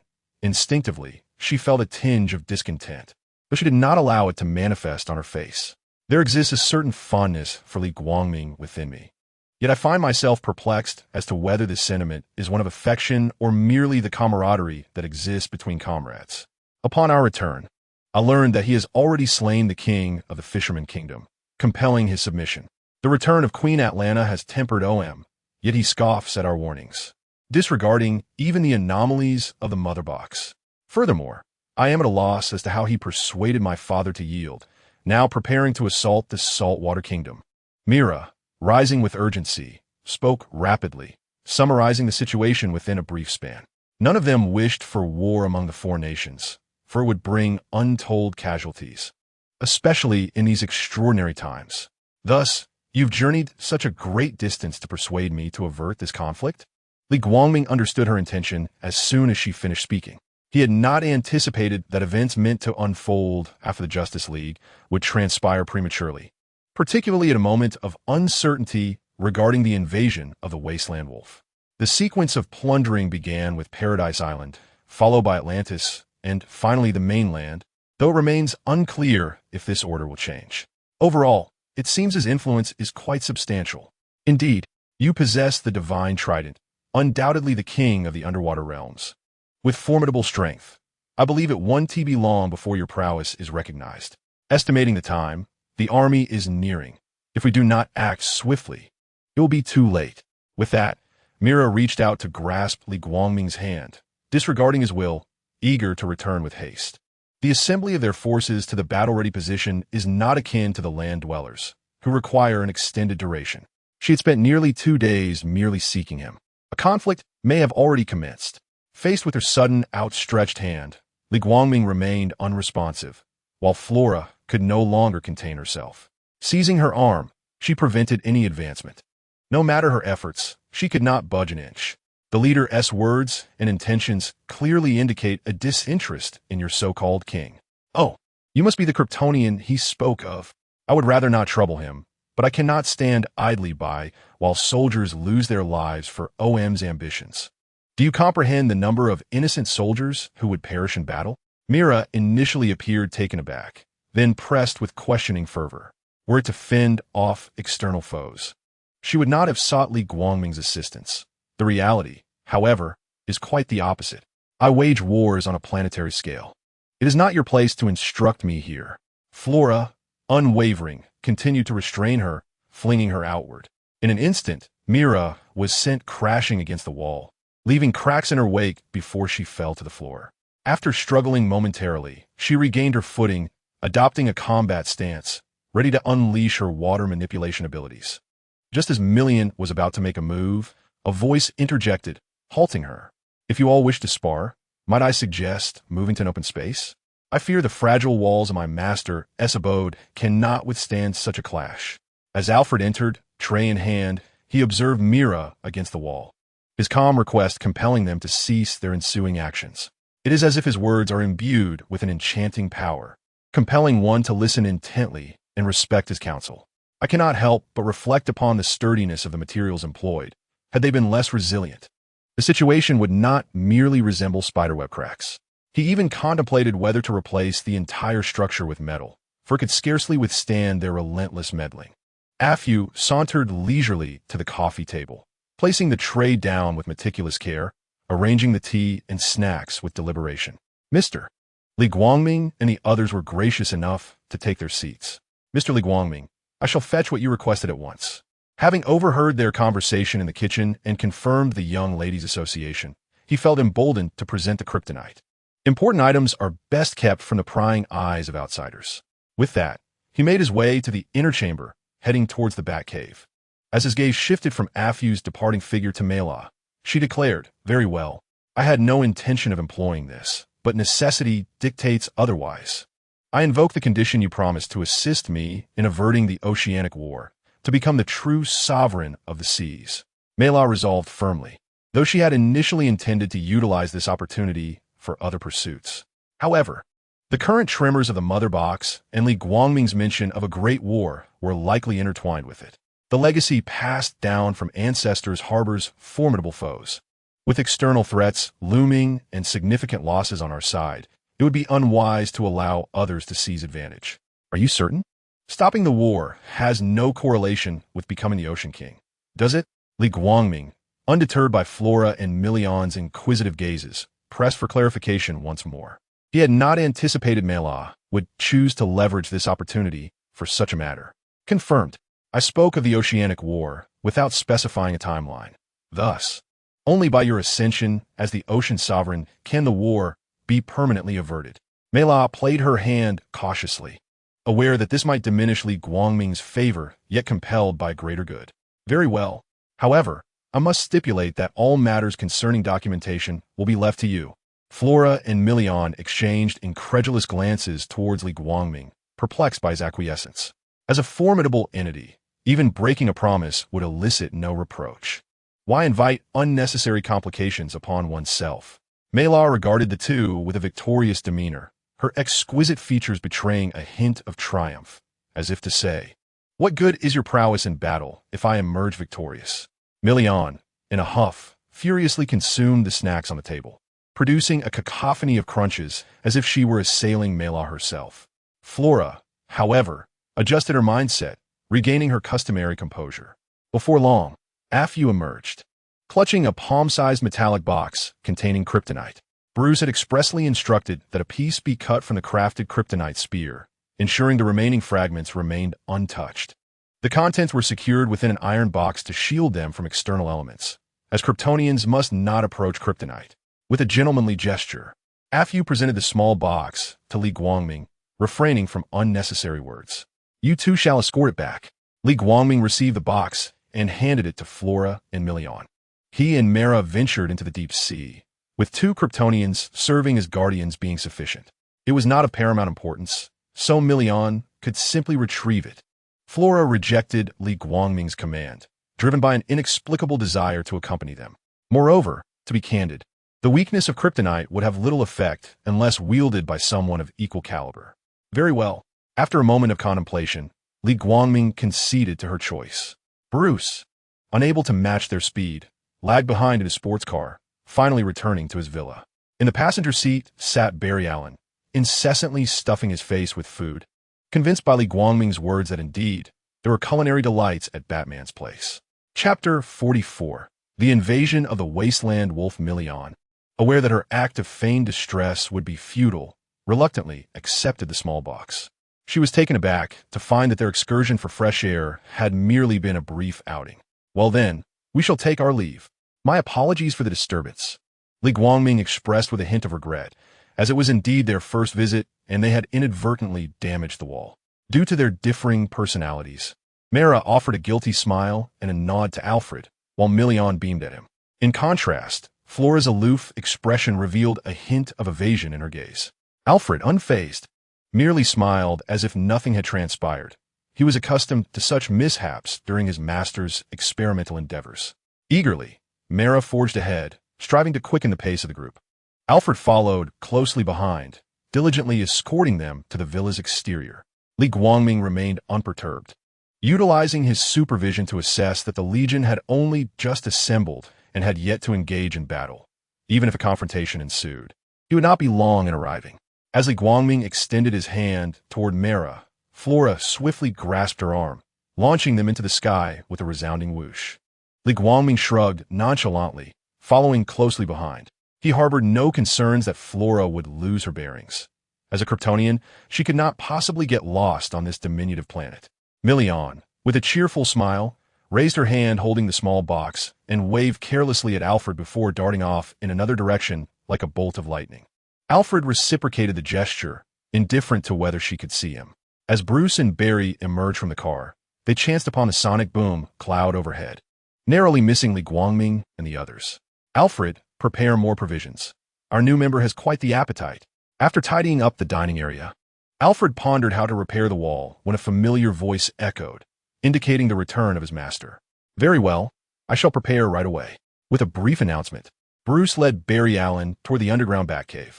"You wealthy folks certainly have a peculiar taste in decor," Barry remarked, gazing at the cracked walls adorned with spider webs as they passed through the living room, bewildered yet impressed. Bruce's lips twitched in response, knowing all too well who was responsible for the disarray.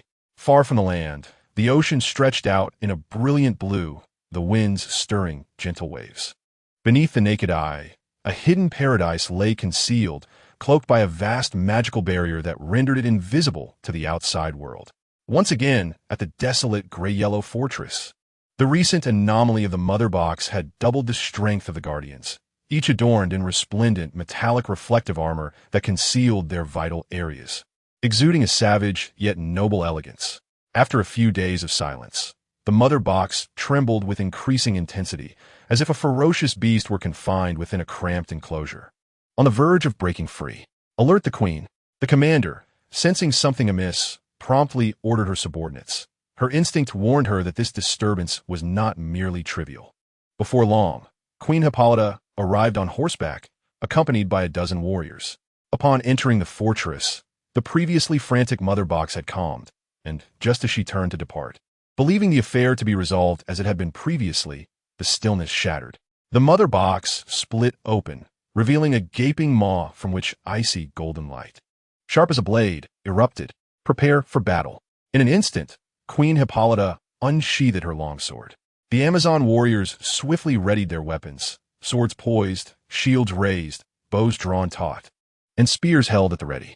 Before long, the sound of a sonic boom reverberated as a blue-white column materialized behind the Mother Box, its surface adorned with a honeycomb pattern, reminiscent of ghostly white flames swirling outward. The resulting shockwave sent numerous Amazon warriors flying, yet those quick to react overlapped their shields, shielding Hippolyta from harm. Under the ominous black clouds, the white beam formed by the sonic passage was visible to all on Paradise Island. The fully armed Amazons understood the implications. One by one, they abandoned their trivial tasks as the commander rapidly assembled her troops. "All positions, ready." At Hippolyta's command, the fallen Amazon warriors sprang to their feet, weapons in hand once again. "Fire." The moment Hippolyta spotted the apocalypse creatures emerging, she issued the attack order without hesitation. She was not foolish enough to wait until they all emerged. Arrows flew through the air, piercing the bodies of the invading apocalypse creatures, momentarily halting their incursion. The sounds of the wasteland wolf colliding with the ground and the electric axe biting into rock echoed in everyone's ears. Before he could rise, a barrage of arrows surged forth, yet they were ensnared by the jagged silver armor plates, snapping and falling to the ground. He was taken aback by the treachery of the Guardians, who dared to launch a surprise attack. "I shall enlighten you with great darkness, immersing you in your fears," the wasteland wolf proclaimed with confidence, for the Mother Box indicated that the ancient gods and those capable of stopping him were long deceased. With his interference, a multitude of apocalypse creatures surged forth, and chaos ensued as weapons and lasers flew about. Hippolyta, disregarding his taunts, observed that despite their valiant efforts, her warriors could not impede his advance. In a fleeting moment, she made a decisive choice. Without a hint of hesitation, she clutched the Mother Box and fled, a decision that spared many Amazons from death.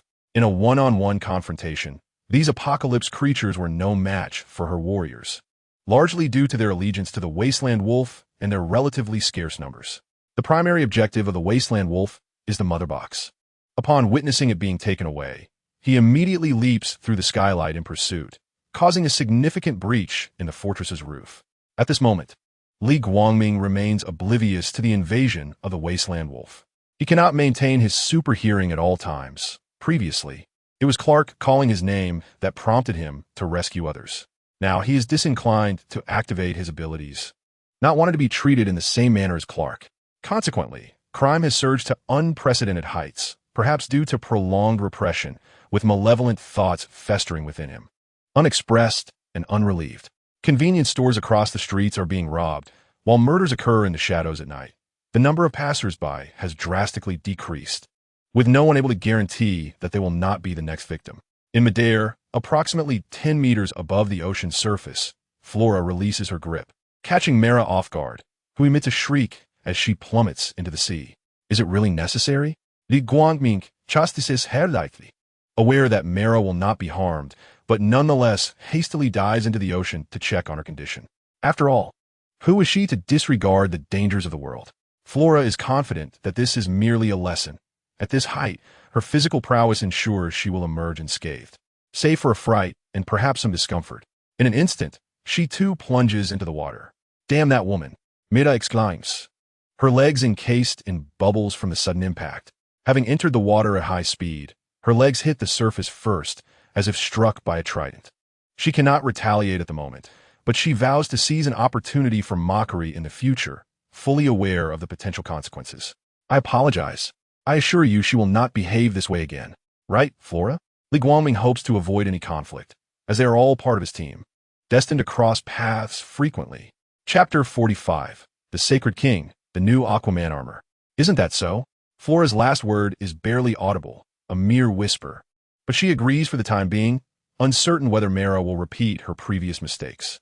Li Guangming finds himself at a loss for words. If it weren't for his super hearing, he would be entirely oblivious. The hope for a harmonious relationship between the two seems fraught with difficulty.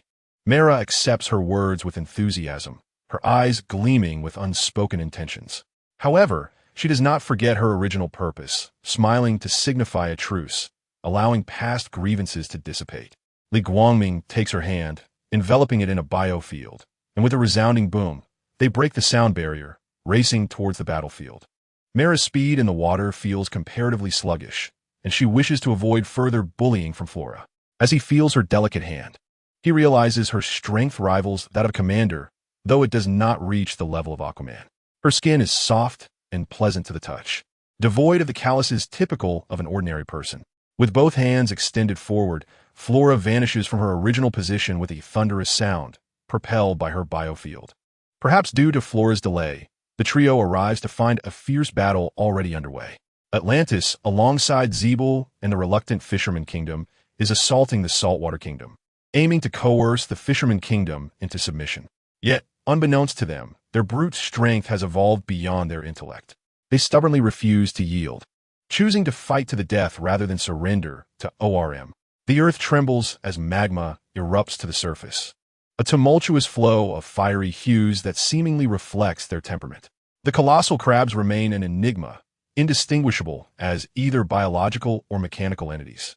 Submarines, resembling tadpoles, sway their luminous tails, disrupting the formations of the enemy forces. Several catapults continuously hurl molten rock ammunition. In stark contrast, the forces of the Saline Kingdom display a majestic sight. The Cerulean Ocean, illuminated by the phosphorescent gleam of gargantuan battleships, unleash a barrage of laser fire. Soldiers of Atlantis charge forth atop azure dragons, closely followed by Zeeble. The people of the Fisherman's Kingdom navigate the battlefield in their compact vehicles, symbolically advancing and meandering throughout the chaos. Various warships, inspired by the forms of marine creatures, traverse the tumultuous scene, where the boundaries of personnel are sharply defined, akin to a clash between air and ground forces. Casualties are inevitable. I shall endeavor to persuade my father. The rest is up to you. With that, Mera dashed towards the battlefield, searching for her father's silhouette. "How about you stretch your limbs?" Li Guangming inquired of his companion, Flora, extending his right hand as if to grasp something. Ripples formed in the water, and a golden, rod-like object seemed to transcend space, spinning and obscuring its shape as it rapidly approached from the right. With a mighty thud, the sound resonated as it abruptly halted, creating a reverberation with the air in the water. In Li Guangming's hand appeared a tightly gripped golden trident. As a legendary artifact, the trident does not require constant carrying. It possesses a summoning ability akin to that of Thor's hammer. Additionally, it harbors a unique storage space, accessible solely to itself, resembling a personal sanctuary, impervious to any intruders. You are now the sovereign of the seas. Shortly, you shall ascend as their king. These soldiers and warships shall be regarded as your subjects and possessions. Can you bear to part with them? Flora questioned, pondering whether he sought justification to punish himself, perhaps to vent for Mera. After all, with his prowess, capturing the leader to quell the conflict would be effortless. Isn't it obvious that they are yet to recognize it? Furthermore, you could obliterate submarines with fewer personnel. After all, some damage is inevitable, so minimize it as much as possible. Li Guangming replied nonchalantly, asserting that without submission, they were not his subjects. If war was to commence, one must be prepared for the possibility of death. Blame your king for inciting this war. Despite forewarnings of an impending conflict, he chose to instigate internal strife. and Li Guangming had no desire to squander time. A rare smile appeared on Flora's otherwise impassive face as she unleashed her abilities to locate submarines with minimal crew. This was a sight seldom witnessed by Li Guangming. She typically maintained a stern expression, raising his suspicions regarding her sentiments towards him. In a fleeting moment, her figure vanished like a swift wind. Amidst the chaos of blue fireballs and gunfire, submarines inexplicably erupted in explosions. "What is happening?" exclaimed OM, caught off guard by the sudden onslaught. Bewildered as no visible attack had been detected, the submarines simply detonated. "I do not know. We were unaware of where the attack originated." Unable to achieve the desired outcome, he once again plunged into the enemy ranks, gradually approaching the king of the Saline Kingdom. Meanwhile, Mera, concealed within the battlefield, sought out her father, who was astride a dragon's steed, one hand gripping the reins, the other wielding a trident. With a flourish, he dispatched a common soldier from the underwater Saline realm. In an instant, his trident pierced through, skewering two enemy soldiers as effortlessly as harvesting crabs. Mera unleashed her hydrokinesis, a swirling column of water propelling nearby Zeeble soldiers into the air, her fluid form delivering powerful kicks at improbable angles that sent two more foes flying. She broke through the encirclement, successfully drawing the attention of King Nearus. "Let her in," Nearus bellowed, his voice rising above the cacophony of the battlefield to ensure he was heard. "Father, my friend Li Guangming has acquired the trident. I do not believe this war is necessary, and according to our most sacred laws, he is the rightful king. Atlanta can attest to this." Mera shouted earnestly, hoping her words would persuade Zeeble to withdraw, as if fearing her father might disagree. She emphasized the credibility of her claims, as if to validate her assertion. The edge of the battlefield revealed Li Guangming, whose pupils transformed from a deep black to a radiant gold in the blink of an eye. Without the contest for the Kryptonian armor, the trident's inherent battle attire took precedence, markedly distinct from that of the Sea King. It resembled armor more closely, with emerald green gauntlets and greaves, a flowing cape billowing behind him, while the remaining portions were adorned in golden scales, a golden skirt cinching at the waist, and a simple yet resplendent crown upon his head. The trident emanated ripples, as Li Guangming communicated with the myriad creatures of the oceanic battlefield. He summoned the trench dwellers from the Mariana Trench and the Carolson. In an instant, all mounts turned traitor. Dragon steeds and azure dragons cast off their original riders, redirecting their fury towards the forces of the Saline Kingdom. "What is happening? What's wrong? Calm down."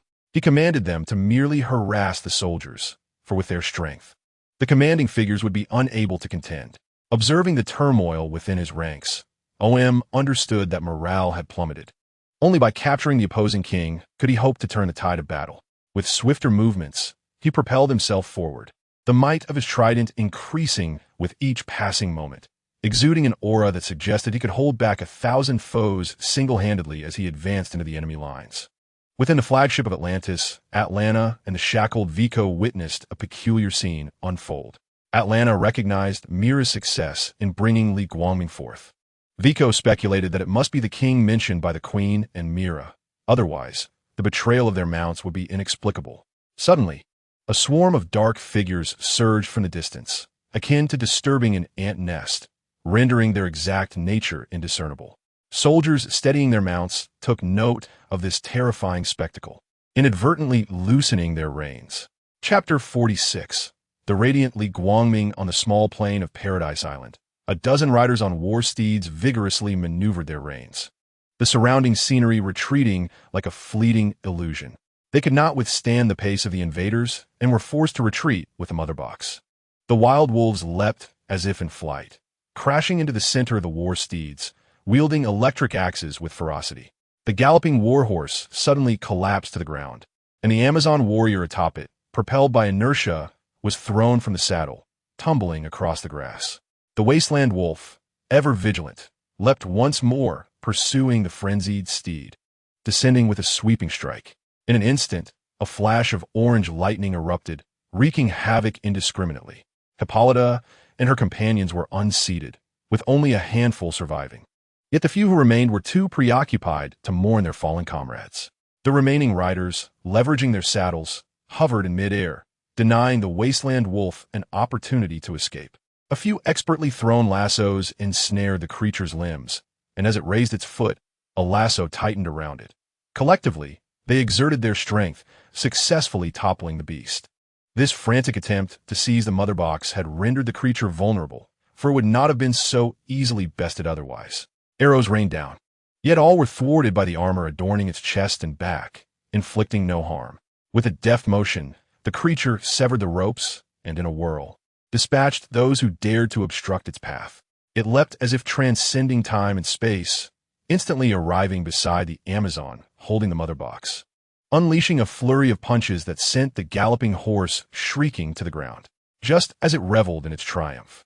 Halting its rapid advance to reach for the mother box, a slender rope ensnared the artifact, vanishing from its grasp.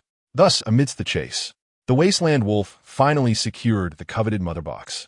"O noble queen, why do you resist? The great darkness approaches.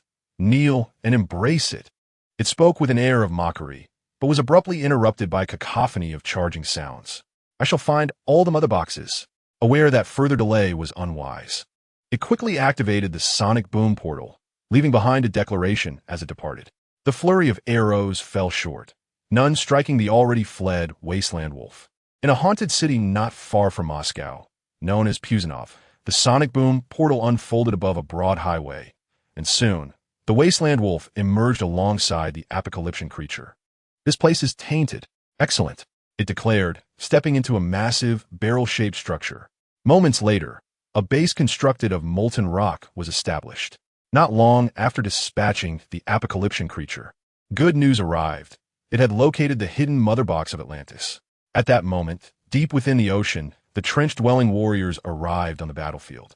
The abyss was enveloped in darkness, casting an ominous shadow over the already dim seafloor as an eclipse swallowed the last vestiges of light. However, Oem was too preoccupied to notice this extraordinary spectacle, facing a relentless onslaught from enemy soldiers, devoid of energy to divert his focus. He felt the urgency to act, his strength surging as he cleaved through adversaries like blades through bamboo, swiftly reaching the king of the saltwater kingdom. In this precarious situation, Oem would not resort to threats of surrender as depicted in the original tale. Seizing the moment was paramount. Even if unforeseen circumstances arose from behind, victory was assured. "Descend into hell. This is the cost of your refusal to submit to me," he declared, raising the silver trident gifted by his father, poised to strike down the hunchbacked crimson crab before him. "Even in the face of death, I shall never yield to you." The king of the saltwater kingdom roared with a resolute spirit, venting his frustrations. Their kingdom had never involved itself in the disputes of other realms, residing near the depths of underwater volcanoes. Had it not been for the invention of a device capable of extracting geothermal energy, they might have devolved into the irrational creatures of the trenches or witnessed their kingdom fragmented and divided. Though their temperament was stubborn and irritable, they were not fools. The resources at their disposal were ample to sustain their realm and spur innovation. Engaging in conflict with kingdoms of similar strength to plunder their resources would likely prove fruitless, a venture that would drain their resources and labor. He would not engage in transaction that would yield no benefit to either side in the short term. To his astonishment, however, Oem had allied with two other nations, uniting their military might to assault them, aspiring to become the sovereign of the seas and rule over all waters. Suddenly, the seabed between the two factions convulsed, magma erupting as if the earth were on the verge of splitting apart.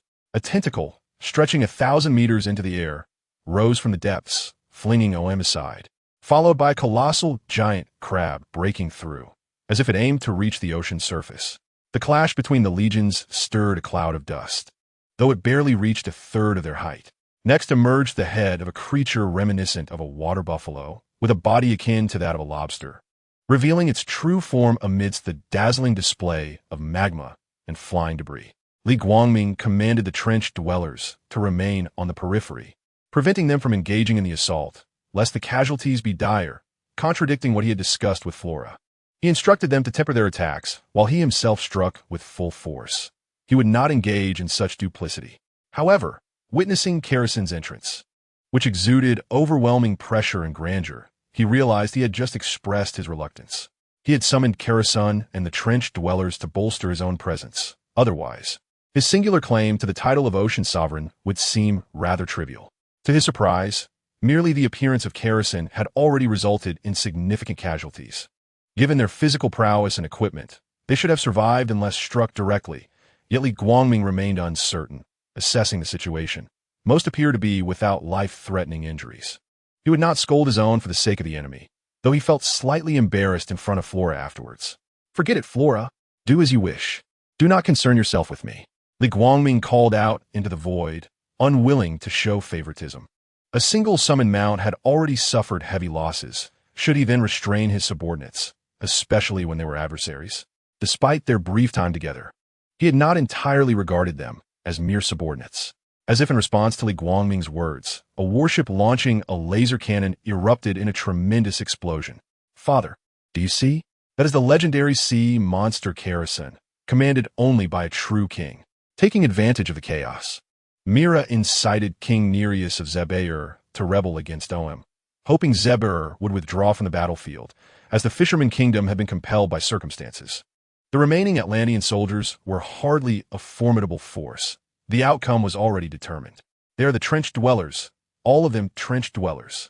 Beside him, the Prince of the Fisherman Kingdom maneuvered a solitary combat weapon, equipped with a long-range magnifying targeting system, enabling clarity even at extreme distances.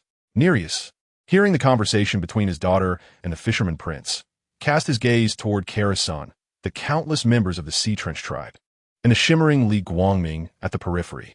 Finally, he surveyed his own forces, estimating with a heavy heart that defeat was inevitable. Nodding in agreement to his daughter's persuasion, he mounted his dragon steed and departed into the unknown. Li Guangming, adorned in resplendent Aquaman armor, floated gracefully toward Oem, who had been struck back against the Atlantis warship. Aided by a biological force field, the guard soldiers raised their weapons in vigilance, none daring to make a move. Chapter 47. The domineering Li Guangming the Wasteland Wolf sensed a day filled with surprises. First, he effortlessly acquired a mother box, and now he swiftly unearthed the location of one of the remaining two. Drawing forth the electric axe embedded in the nearby steel, he activated the sonic boom portal. Onward, retrieve the mother box, and soon my worth shall be recognized once more. A swarm of apocalyptian demons rushed eagerly through the white-blue portal. In an instant, the Wasteland Wolf was drawn into its depths, the sound resonating as the portal vanished. On a sparsely populated coastline, an Atlantean was ensnared by the apocalyptian demons, struggling futilely against the grip that held him fast. The sonic boom portal manifested in the sky, and with a resounding thud, the Wasteland Wolf knelt before the Atlantean, the demons swarming in his wake, their movements as swift and erratic as flies. Faced with the approaching Wasteland Wolf, the Atlantean's struggles intensified. Without engaging in futile dialogue, the Wasteland Wolf seized him by the throat and flung him against the rocks. With a thud, the Atlantean was rendered immobile. He understood well why these inhuman creatures had captured him, yet his dignity as a warrior forbade him from disclosing any information. The Wasteland Wolf did not seek his voluntary confession regarding the mother box's whereabouts. Instead, he drew forth a mechanical insect resembling a spider. Placing it upon the Atlantean, the mechanical spider crawled to his face, its limbs twisting and quivering. In an instant, a projection of architectural blueprints materialized in the void. With a mere gesture, several apocalyptian demons understood his intent and swiftly dispatched the Atlantean.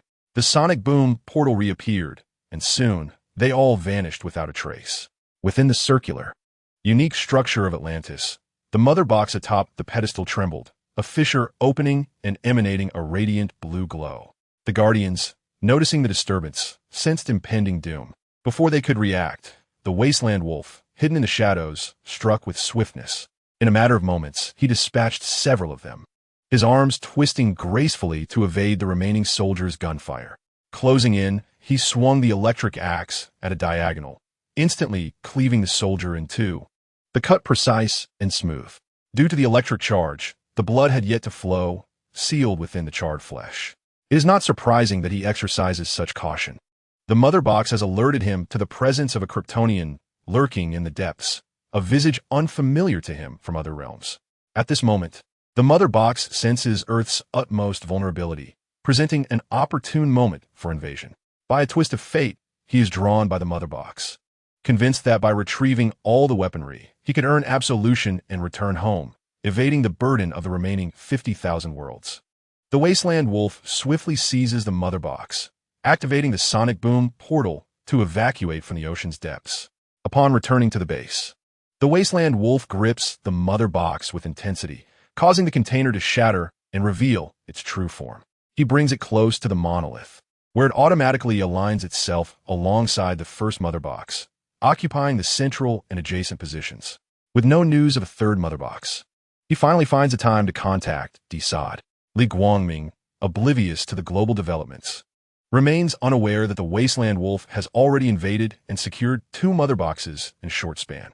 Even if he were informed, he remains unfazed. Mera and her allies have issued warnings of impending conflict, yet they remain deaf to the call, even instigating internal strife and mutual slaughter. I had no intention of claiming the throne. After all, you are frail, and your technology pales in comparison to that of the Kryptonians.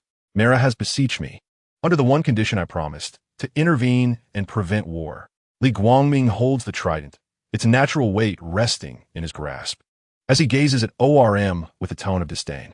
The soldiers of Atlantis, armed and seething with indignation, long to silence the man who disparages their nation. Yet, as warriors, they must adhere to orders, daunted by the resplendence of his appearance and the golden trident. He stands perilously close to the king. Should their error provoke him to slay King ORM, the consequences would be unthinkable. I challenge you to a duel. ORM, hearing Li Guangming's words, is consumed by rage, his mask seemingly an extension of his visage, contorting in response to his emotions. Extracting himself from the hull of a warship, he immediately notices the monstrous form of the sea creature, along with the dark, ominous presence of the trench dwellers.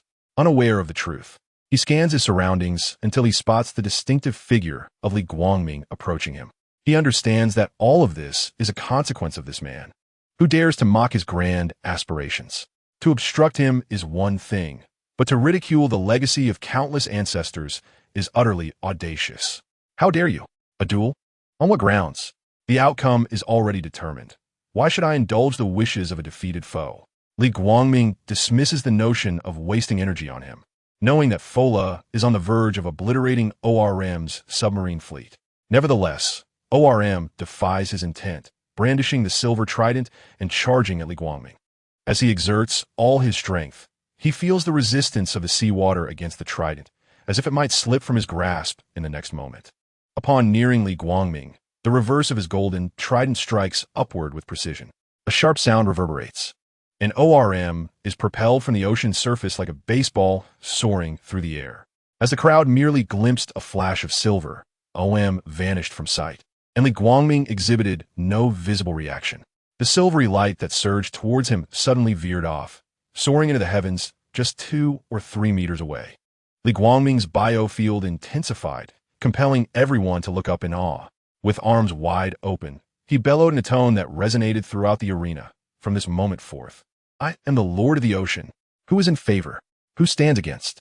The overwhelming and undeniable declaration sent a shiver through the hearts of all present. It was evident that his inquiry was more of an affirmation. Anyone bold enough to voice dissent would meet a fate akin to that of King OM. They lacked the formidable physique of OM, and any confrontation would only leave them a mere pulp. Lord of the Ocean, Mera, amidst the Atlantean forces, initiated a rhythmic chant. Lord of the Ocean, Lord of the Ocean. Instantly, those around joined in the chorus, while distant onlookers, unaware of the reason for their fervor, simply followed suit. The entire ocean echoed with these 4 words. Emerging from the water, OM, with his back to the sky, felt his descent slow as he regained his senses.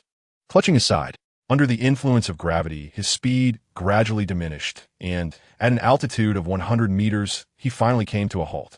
Suspended momentarily, he began to accelerate once more, plummeting towards the sea. Never before had he experienced such a jolt of fear enveloping his heart. It was not the fear of crashing into the ocean that troubled him. His physical fortitude was such that this height posed no mortal threat, but rather the dread of Li Guangming. An enigmatic figure who had suddenly emerged from the depths, someone he had never heard of before. The sheer strength demonstrated was terrifying, propelling him astonishingly far without his awareness. In the underwater battleground, Mela's intervention had led to the emergence of the warship Vico. As Atlanta witnessed the impending duel between the two, she rushed forth, though she was a moment too late. Chapter 48. The Strange Mela. Realizing that Li Guangming was unparalleled, Atlanta gazed anxiously towards the sky. She could not discern the specifics of the encounter and was unable to ascertain the extent of OM's injuries. She would be content if he could merely survive unscathed. Viola, having ceased her destructive actions during the proclamation of sovereignty, had donned her battle armor once more. She did not join the soldiers in their jubilant cries, but instead quietly regarded the radiant figure of Li Guangming above, even though he was their leader. Seeing her incitement succeed, Mela withdrew to Atlanta's side, flanking her alongside Vico. Nereus and the prince of the Fisherman Kingdom stared at Li Guangming, whose presence seemed almost miraculous, as if he had imparted all his knowledge to the prince. While the crowd continued to rejoice in the conclusion of the war and the birth of the Lord of the Ocean, a distant sound of a heavy object plunging into the sea resonated 3 kilometers away. In comparison to the jubilant voices, it was a mere whisper, yet the impact was unmistakable, instantly capturing Atlanta's attention. Without hesitation, she dashed forward, suspecting it to be her son OM, judging by the trajectory of the silver light. The location of the fall was likely to be accurate. Are you all right? Indeed, upon her arrival, Atlanta quickly spotted OM clutching his left side. A sigh of relief escaped her lips. It appeared that Li Guangming had shown mercy. Mother, but I'm perfectly fine. If he had not displayed such a dreadful visage, Atlanta might have almost believed him. Do not confront Li Guangming. You cannot win against him. Even the sea monster Kerosene appears as a mere infant in his presence. Atlanta, fearful of his potentially irrational actions, hurried to dissuade him. Li Guangming also bore half the bloodline of Atlantis, akin to his son Arthur, thus ensuring that the throne remained within the family. Alas, OM still wished to question his origins, but soon realized that being acknowledged by the artifact, the trident, rendered him an indisputable king. Kerosene, having witnessed such a spectacle for the first time in a millennium, was overwhelmed with emotion. The varied roars of the trench dwellers matched the fervor of other kingdoms' cheers. Mera, with a crescent-like smile, her eyes sparkling with excitement, swam towards Li Guangming. According to the customs of the sea, the ascension of a new king warranted a national celebration. Due to the circumstances surrounding the mother box, however, it had to be a simpler affair. Whatever, I am indifferent, Li Guangming casually replied to her. Hearing the desired response, Mera beamed with joy, envisioning her future role in managing affairs across the seas, placing her in a position of significant authority. Subsequently, Atlanta led OM forward to express their complete submission. The armies retreated to their respective kingdoms. However, they were no longer kings, but rather akin to feudal lords. As long as Li Guangming remained, they would never entertain thoughts of rebellion. On the return journey, Mera's demeanor shifted entirely. She affectionately took Flora's hand, enthusiastically introducing her to the underwater wonders.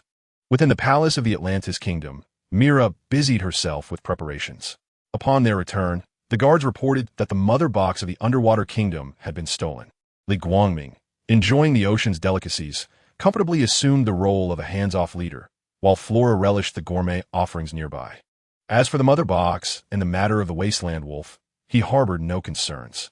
The following day, not only Atlantis, but also the distant saltwater kingdoms of Zebel and the Fisherman's Kingdom held nationwide celebrations. Li Guangming looked at Nereus with astonishment, perplexed by his honeyed smile, as if he were the ocean's sovereign. And what was that sour face OM war aimed at? According to custom and propriety, their status had shifted. Thus it was prudent to remain close to the new king during the grand festivities to avoid any suspicion of disloyalty. On land, the atmosphere was eerily calm, reminiscent of the stillness before a storm. Early in the morning, Diana, punctual as ever, engaged in her sculpting work. Greetings from Crete.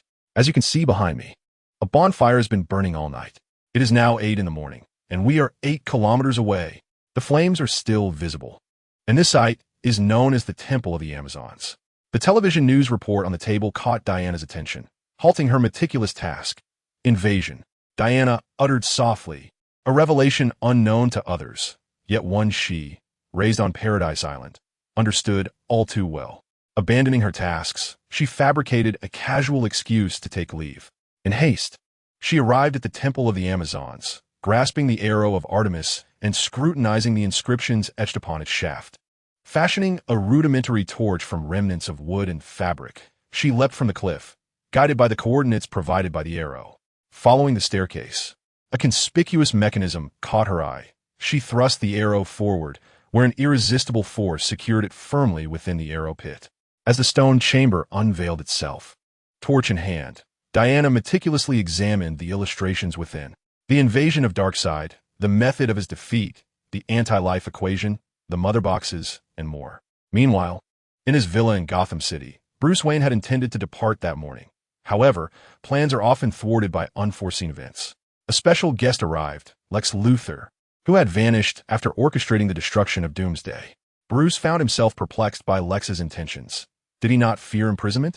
Were they not ensnared in a trap? Bruce sat directly opposite him, scrutinizing him for any signs of deceit. No, I merely detest those extraterrestrials who fancy themselves saviors, elevating themselves above humanity. Everything I do is for the future of all. Lex Luthor articulated his convictions candidly, unwilling to place hope in outsiders. The losses from merely one battle were staggering. Should they turn against humanity, who could withstand such an onslaught? And what is your purpose here? To persuade me to abandon my principles? Bruce, intrigued by Lex's ulterior motives, refrained from apprehending him. He was not intimidated by direct confrontation, but remained wary of falling into a trap as he had before. Every word I am about to say is crucial. Earth will be attacked once more. I witnessed his projection aboard the Kryptonian vessel. Lex's earlier composure faltered. His teeth clenched as he seethed in a low, furious whisper. Indeed, he had come as a harbinger of warning. Fully aware of the gravity of the situation and resolutely opposed to any extraterrestrial interference with Earth. Attempting to mask his rudeness, he suppressed his fury, feigning a congenial smile. In Atlantis, within the royal palace, Nereus scrutinized Li Guangming with keen interest, nodding incessantly. Li Guangming sensed the penetrating gaze upon him, causing goosebumps to rise along his skin. Had it not been for Mera's insistence that he, as the guest of honor, could not simply depart, he would have fled. Chapter 49. Suddenly acquired a wife keeps staring at me like that. And believe me, I don't care if you're Mera's father. I will strike you. Li Guangming, finally unable to endure any longer, shot a fierce glare at Nereus, irked by his incessant scrutiny. It would be one thing if Nereus were a woman, but a man behaving so was intolerable. All right. I shall take my leave and not disturb your majesty. Soon enough, you will understand. With that, Nereus turned and distanced himself, engaging in conversation with others. How perplexing. Li Guangming found his behavior rather peculiar. As a former king, he certainly should not be losing his sanity. He regarded the banquet as exceedingly dull, plagued by prying eyes and whispered judgments about his appearance, as if he were oblivious to their scrutiny. With only a handful of acquaintances present, there was little to engage in meaningful conversation. Thus he had resorted to incessant feasting. Fortunately, his current physique embodied the virtues of numerous heroes. Otherwise, a mere mortal would have surely succumbed to gluttony. Come, it is your turn to take the stage. Mera urged, tugging at Li Guangming's green gauntlet, her excitement palpable. Clad in the armor of the Sea King, he felt undeniably regal. If the Kryptonian suit symbolized strength, then this armor represented nobility. The ground appeared level, yet he was ascending. And it was not until he exited the hall that he realized he stood upon a broad platform akin to a plaza.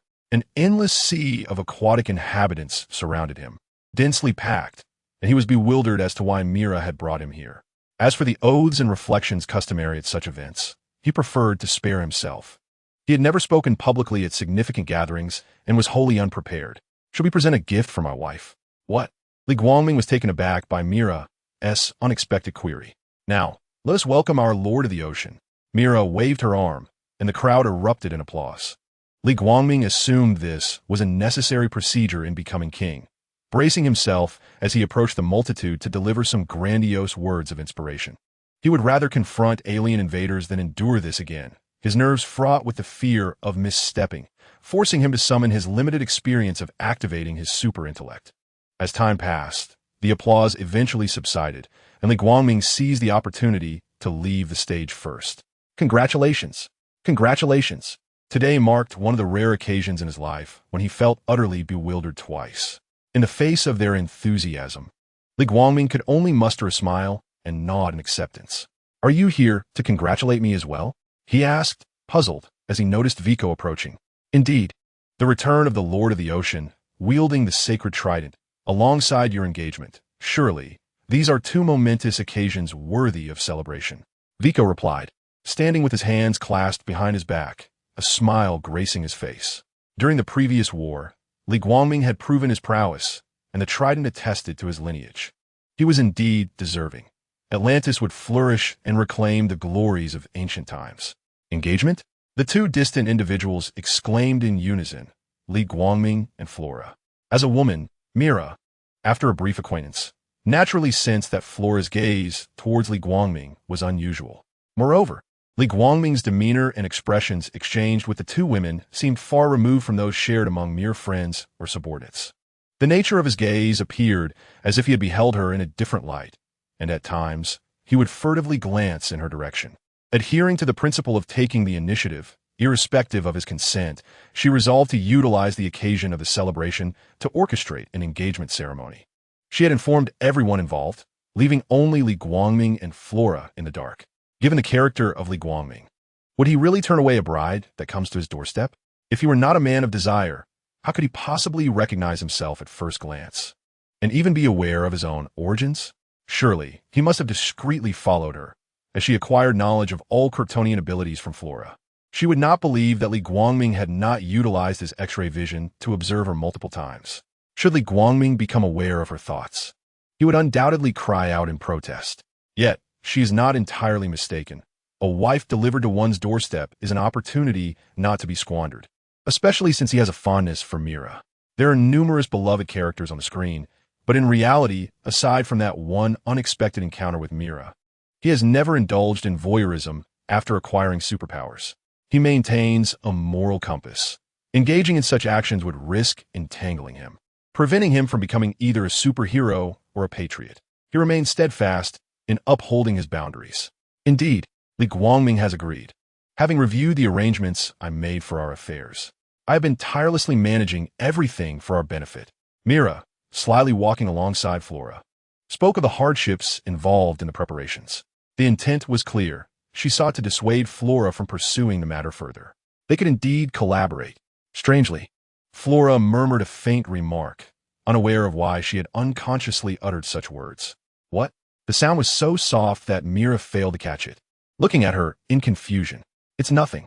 Coming back to herself, Flora concealed her fleeting emotions, restoring her cold, aloof demeanor. Vico embellished the situation for Li Guangming. Fearing that he might spoil Mera's good fortune, Li Guangming gleaned the underlying truth from the conversation. He chose not to expose it and accepted the situation with delight. He was acquiring a beautiful wife for free, with everything already arranged. All that remained was to nod in agreement. No wonder OM seemed indebted to him for 8 lifetimes. It turned out his fiancée, he had rejected him. The two groups of people encountered each other as usual, yet Mera and Li Guangming grew increasingly close. Learning of the grave situation from Lex Luthor, Bruce Wayne utilized his financial prowess, braving the snowstorm to pilot a helicopter to the remote village where Arthur resided. Coincidentally, he crossed paths with Diana, who had come to deliver news. Initially indifferent to the matter, the lighting of the beacon and the mural compelled her to concern herself. Defensive measures needed to be comprehensive, aiming to swiftly rally a substantial number of individuals with special abilities. Hello, Miss Diana. I am Alfred Pennyworth, the butler. Master has spoken of you. Alfred greeted Diana warmly and politely. Hello, Diana replied with a friendly smile, following him as they descended into the Batcave via the elevator. Miss Diana, did you come in such haste due to an urgent matter? Alfred observed closely. If it were merely to assist the master in recruiting personnel, there would be no need for such urgency. Clearly, there was something more pressing. Yes, a formidable enemy is soon to invade, and the vanguard has already arrived. Diana appeared exceptionally grave and deeply concerned. In ancient times, the alliance of the 3 tribes and the ancient extraterrestrial deities had only managed to repel Darkseid. Could the Earth truly achieve victory once more? Alas, this situation seems dire, and it appears that the Master's plans must be expedited. Ifrit, who had previously dismissed Luthor's warnings, now recognized the gravity of the situation, especially with Miss Diana exhibiting such vigilance. it must be true. Along the way, Alfred engaged in light-hearted conversation with Diana, his age lending him a humorous charm, and soon they became quite familiar with one another. "This contains the information of the last person we sought," he exclaimed. "I shall prepare some tea. Is that acceptable?" In his eagerness to converse, Alfred momentarily forgot his duties as a host, awkwardly adding that last remark. Chapter 50. The End of Comfort, Where Have You Been? A voice of reprimand echoed as Li Guangming stepped into the royal residence, causing him to pause. He contemplated fleeing, but Mera's piercing gaze held him captive, providing no opportunity for escape. After several days of political meetings, even Kryptonian resilience could not stave off the onset of drowsiness. "I went incognito to observe the living conditions of our citizens," he declared, his tone forced. Mera immediately recognized his deceit. She would not dwell on it, for they had previously agreed that she would handle state affairs. Relying on her position as queen, she often pressured him to attend council meetings. For if the new king were to be lazy and forego gatherings, he would become the subject of gossip. "Surely you haven't forgotten? Today, we are to attend the royal council to deliberate on crucial decisions. They have already waited an hour." Mera chided, her eyes narrowing in reproach. She had reiterated this point multiple times yesterday. How could he not remember, leaving a group of people waiting in vain? Other matters can be postponed. But today's discussions pertain to impending war. How could I possibly forget? I was momentarily delayed by unforeseen circumstances. Let us hurry. We must not keep them waiting. Li Guangming replied, his tone light as he placed a hand on her shoulder, guiding her towards the council chamber to prevent her from continuing her tirade. Since their circumstances had stabilized and the disparity in their statuses diminished, Mera had become increasingly chatty, capable of speaking for hours without interruption, rivaling the length of their meetings. "His Majesty has finally arrived. Let us commence," exclaimed the leading elder, her appearance reminiscent of an old crone, a bright lamp flickering behind her head, leaving Li Guangming puzzled as to the purpose of her adornment. Each time he entered the Atlantis Council, he found himself mentally critiquing the setup, which resembled an ancient tribunal, with a row of individuals towering above, gazing down upon the king. Today, two matters were to be discussed. The land dwellers had consistently discarded waste, polluting the seas and causing a rise in disease across nations. Should they retaliate and wage war against the land? Instantly, whispers and debates erupted, dividing into two factions, one advocating for peace, the other for war. "I shall negotiate. With my reputation on land and the acquaintances I have made, the environment will gradually improve," Li Guangming interjected, attempting to silence the cacophony of buzzing discussions that irritated him. He had no desire for conflict. They all inhabited the same sphere. Was it truly worthwhile to engage in hostilities? Bruce's influence was substantial, and collaboration with him could yield fruitful results. By providing some of Atlantis' technology, he could acquire those factories, which would not only prevent losses, but result in considerable profits. "Your Majesty, you pale in comparison to Ohm. While prolonged issues may eventually be resolved, your subjects cannot afford to wait. This is precisely why we have entrusted Ohm with the command of the seas."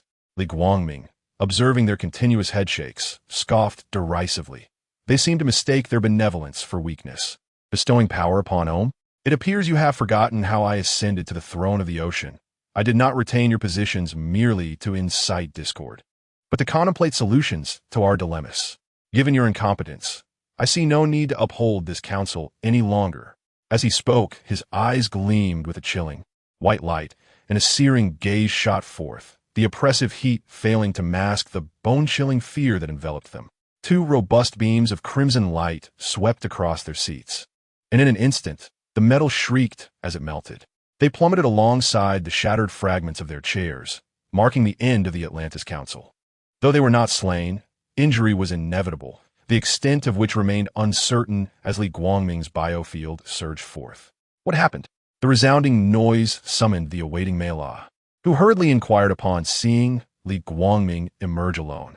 "I dismantled the council," he replied nonchalantly, his kindness taken for granted by those who occupied their positions without contributing. With no time to linger, he departed, leaving Mela in a state of shock. He was indifferent to the second matter. If his peers could not manage their own affairs, relying on others was futile. Fools will always be fools. To alleviate Mela's burdens, Li Guangming summoned the remaining former kings to assist her with governance. As for himself, he chose to frolic with Flora. Time passed pleasantly and quietly until the following morning. Li Guangming.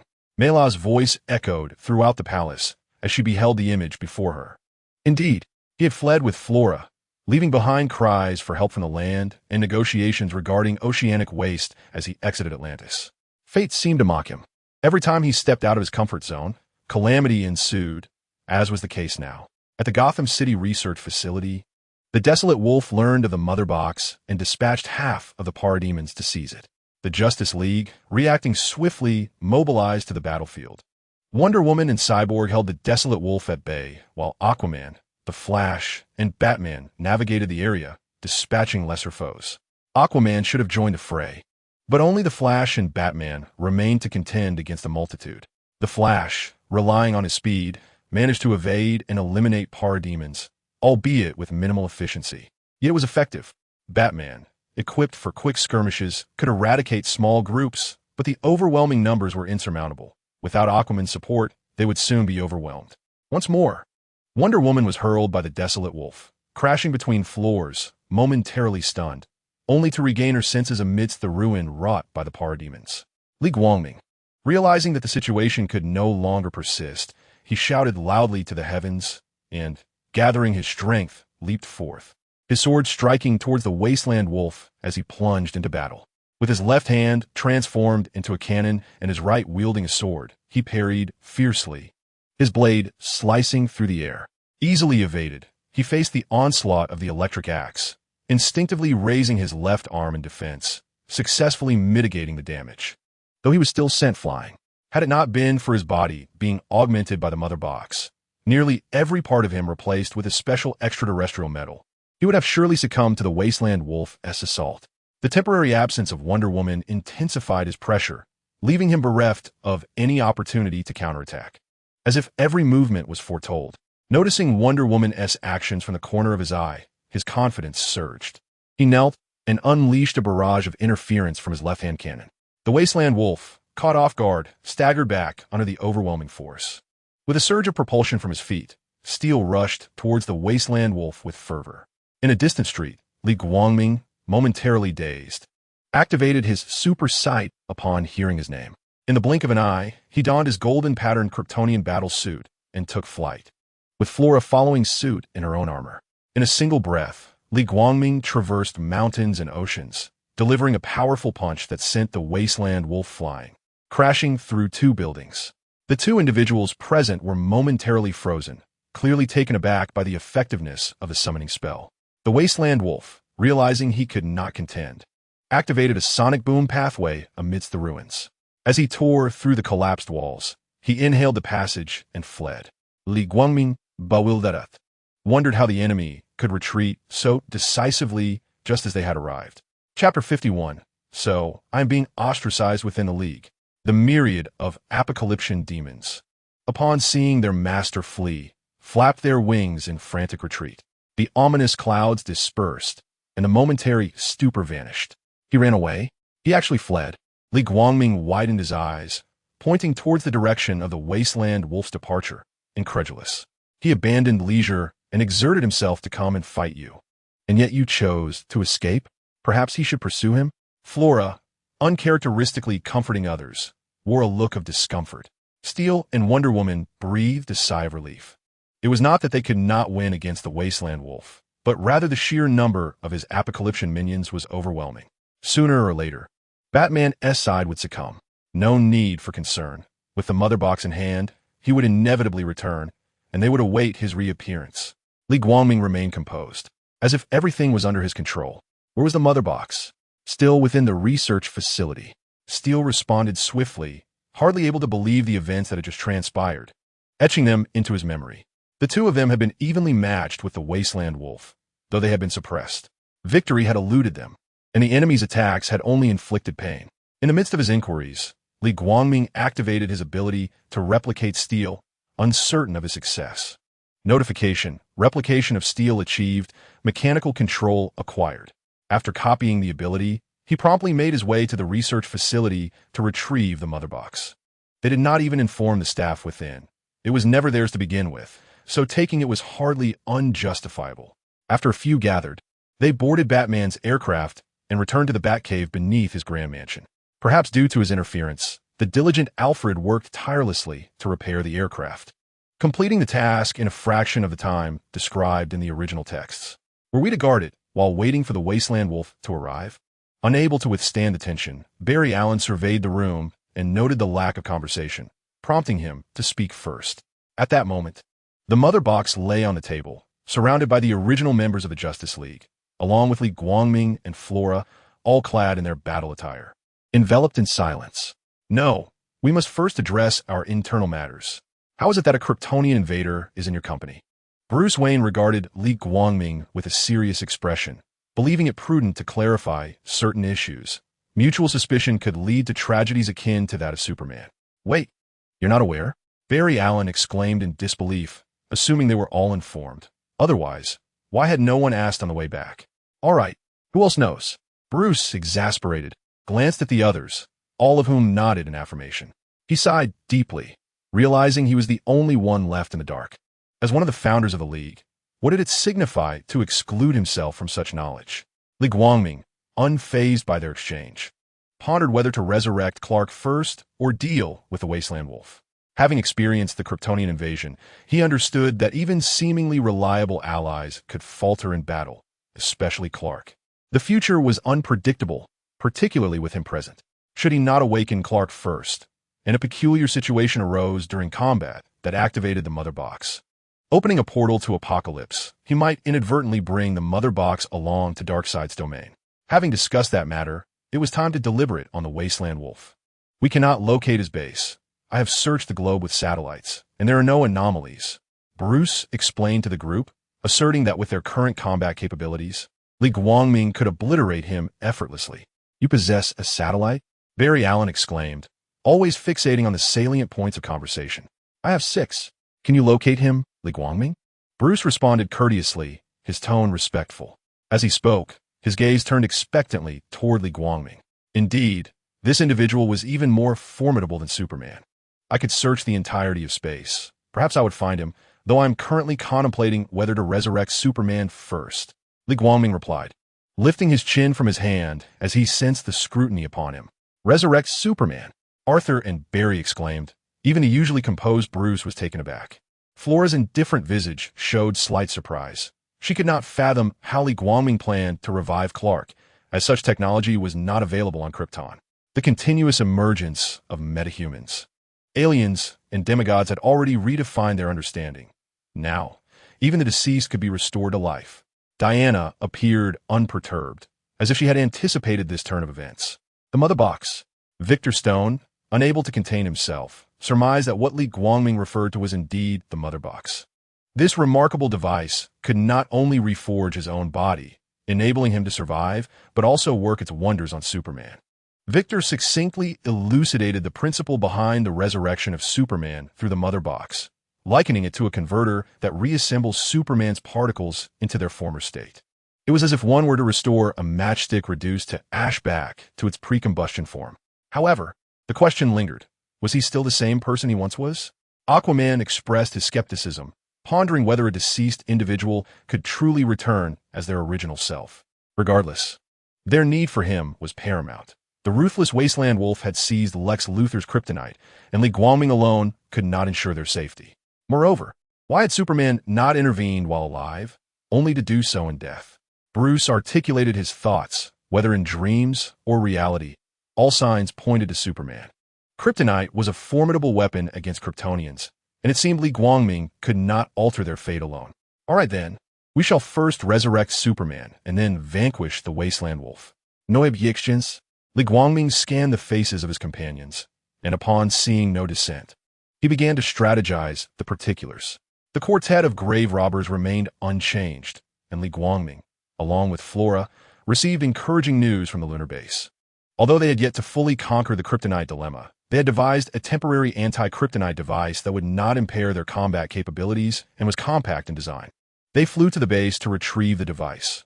While he was unharmed, Flora was not so fortunate, and he ordered her to return and refrain from participating. To his surprise, she stubbornly refused, asserting that it was unbecoming for a leader to engage in battle while their soldiers remained at home. Li Guangming carried the mother box with him, determined to avoid any missteps. Occasional overtime was acceptable, but constant enhancement was unethical. This is the protective device I have invented. And this, he indicated, functions independently of the ship's signal, effortlessly infiltrating Earth's networks. And even in the event of reverse tracking, it would lead only to itself. Following Salak's pointed gesture, the pedestal displayed two items.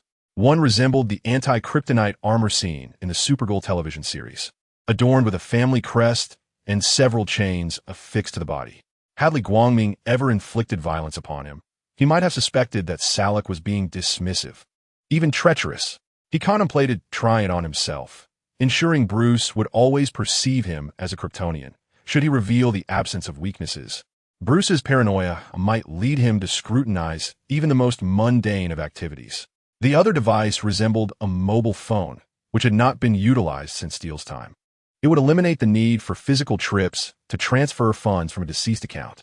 On a moonless night, as shadows danced and the winds howled, Barry Allen and Victor were engaged in the grim task of digging Clark's grave with shovels, striking again and again.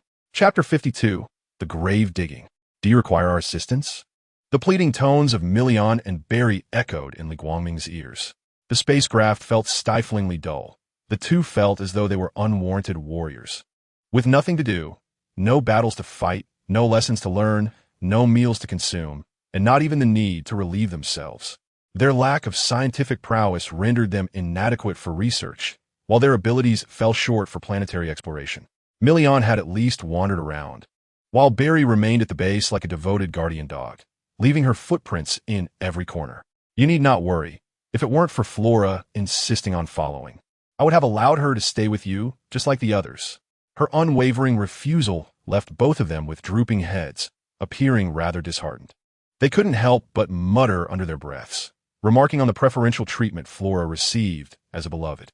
Li Guangming felt a pang of sympathy for their glum expressions and resolved that once the matter with the Wasteland Wolf was settled, he would permit them to take turns relaxing on Earth, lest their spirits become unduly frayed. In a brief moment, the two donned their attire, their clan emblems displayed in an inverted triangle, glinting with a silvery metallic sheen, each design unique, connected by 4 iron chains trailing from their ribs to their shoulders. Li Guangming unconsciously cast a glance at the shield adorning Flora's chest, pondering how it managed to harmonize so seamlessly with her curves. As they stepped out of the hatch, the night enveloped America, illuminating the far side of the moon. Li Guangming tucked the mother box under his arm, tracing a question mark-like trajectory as he flew in a wide arc back towards Earth. The darkened sky loomed over a graveyard, understanding the significance of Superman's remains. They certainly could not entrust the government to arrange his funeral. To the outside world, it appeared merely as a grave adorned with finery, while the true burial site was an unremarkable cemetery. Out of respect, the quartet procured a sleek black hearse. Diana, being a lady, naturally did not partake in the digging. The task of excavation fell to Barry Allen and Victor, as the other 3 engaged in conversation. Arthur stood by the rear of the vehicle, sipping a drink and chatting comfortably with Diana, who was seated in the trunk. Half Atlantean, Arthur interjected quickly. One's lineage cannot be altered. Otherwise, even half-bloods would not acknowledge it. That group had never welcomed him since childhood, barring Vico. Even though his mother had miraculously survived, it could not change the past. Ironically, the one ruling the underwater kingdom now was a half-breed who looked down upon the Atlantean bloodline. I share the same disdain for Atlanteans as the Amazons. Arthur twisted open his flask and took a hearty swig, his calm demeanor laced with an undercurrent of disdain. Ordinary people might gradually forget their hatred over time, but for the immortal, such sentiments are not so easily cast aside. In truth, mutual animosity is unnecessary. Diana sighed softly. For ordinary humans, the existence of certain nations might fade over millennia, yet their two peoples had not communicated for thousands of years. She was at a loss on how to console Arthur, believing that perhaps only through shared experiences could their barriers and prejudices dissolve. With Li Guangming providing support, there was no need to worry about the Wasteland Wolf's invasion. However, Barry Allen articulated his reason for agreeing to resurrect Superman. It was not due to Bruce's bizarre dreams and theories, but rather admiration for Superman's kindness and selfless spirit. which explained why he could have unearthed the coffin in a mere second, yet chose to expend effort instead. Do you think Wonder Woman would be fond of younger men? Barry Allen gazed at Victor's aloof demeanor, a grin spreading across his face as he straightened his posture, hands lightly resting on the end of the shovel, and jokingly remarked, "After all, she is over 5,000 years old. Barry, everyone is younger than her." Opposite him, Victor, shrouded in his hood, emanated a singular red glow from beneath, exuding an air of chilling solemnity as he relentlessly continued to shovel dirt, ruthlessly shattering Barry Allen's fantasies. "Why are you all so slow?" Li Guangming and Flora hovered in midair, their capes billowing in the wind. They had already arrived at the scene at a leisurely pace. Yet the coffin had only just been removed from the pit. Li Guangming, resting his forehead in his hand, couldn't help but lament the inefficiency. Digging at such a leisurely pace while in the distance, there were those indulging in drink. "Do you think this is a picnic? The Tomb Raiders would surely be infuriated upon seeing you." Flora, seemingly a mere observer, remained silent, her starry gaze insufficient to illuminate her eyes, which were filled with disdain. "Isn't it already dug up?" Barry Allen retorted, as he and Victor lifted Clark's coffin together. Barry gently lowered the front end and stepped aside, while Victor held the rear with both hands to maintain balance, pushing forward with a determined force. The sound of its scraping against the vehicle echoed clearly, audible even from 10 meters away. Thankfully, the area was sparsely populated. Otherwise, the next day's headlines would scream of the world-renowned heroes conspiring to steal an ordinary man's corpse. Li Guangming sat in the passenger seat directing, while Flora and Bruce occupied the back, leaning against the windows, with Diana sandwiched between them. The ill-fated Barry Allen, along with Arthur and Victor, remained with the coffin. The journey was bumpy as they transitioned from the bustling city to the tranquil suburbs, eventually arriving at a secluded spot deep within the mountains. Not a single streetlight illuminated the path, and the car's headlights served as the only source of light apart from the stars. Everyone exited the vehicle, and Li Guangming, familiar with the route, took confident strides, leading the group through the forest with the faintest light guiding them. In a short while, a massive, indistinct spacecraft came into view, its hatch automatically retracting to the sides as a puff of white smoke rose, obscuring their vision. This was Clark's reconnaissance ship, which Li Guangming had instructed Jor-El to navigate to this location in advance. The device, resembling the Genesis chamber that had been salvaged from Zod's crash, was damaged and no longer usable. He was uncertain whether the mother box alone could awaken Clark, adhering to the original narrative. "Wow!" Barry Allen's exclamation broke the silence, and the others could easily envision the expression on his face. Ignoring his outburst as they stepped into the spacecraft one by one, Arthur disdainfully shoved him aside, unwilling to let him obstruct his path. The Genesis chamber awaited, and Arthur gently submerged Clark into the rejuvenation fluid. "I cannot calculate whether this will be a success or a failure. However, knowing he has companions like you, I believe his mother would be pleased." Jor-El's projection stood before them, a blend of pride and sorrow evident in his demeanor as they made choices on behalf of Kal-El, burdening him with the responsibilities of two worlds, even unto death. However, he found a group of like-minded friends, steadfast companions who refused to relinquish hope. Soon, with a resounding crash, the spaceship ruptured, creating a hole the size of a human figure, its jagged edges curling outward in a sharp, menacing manner, evidently forced open. You gaze at the mother box, aware of the chaotic state of Li Guangming, who commanded Flora with a terse order.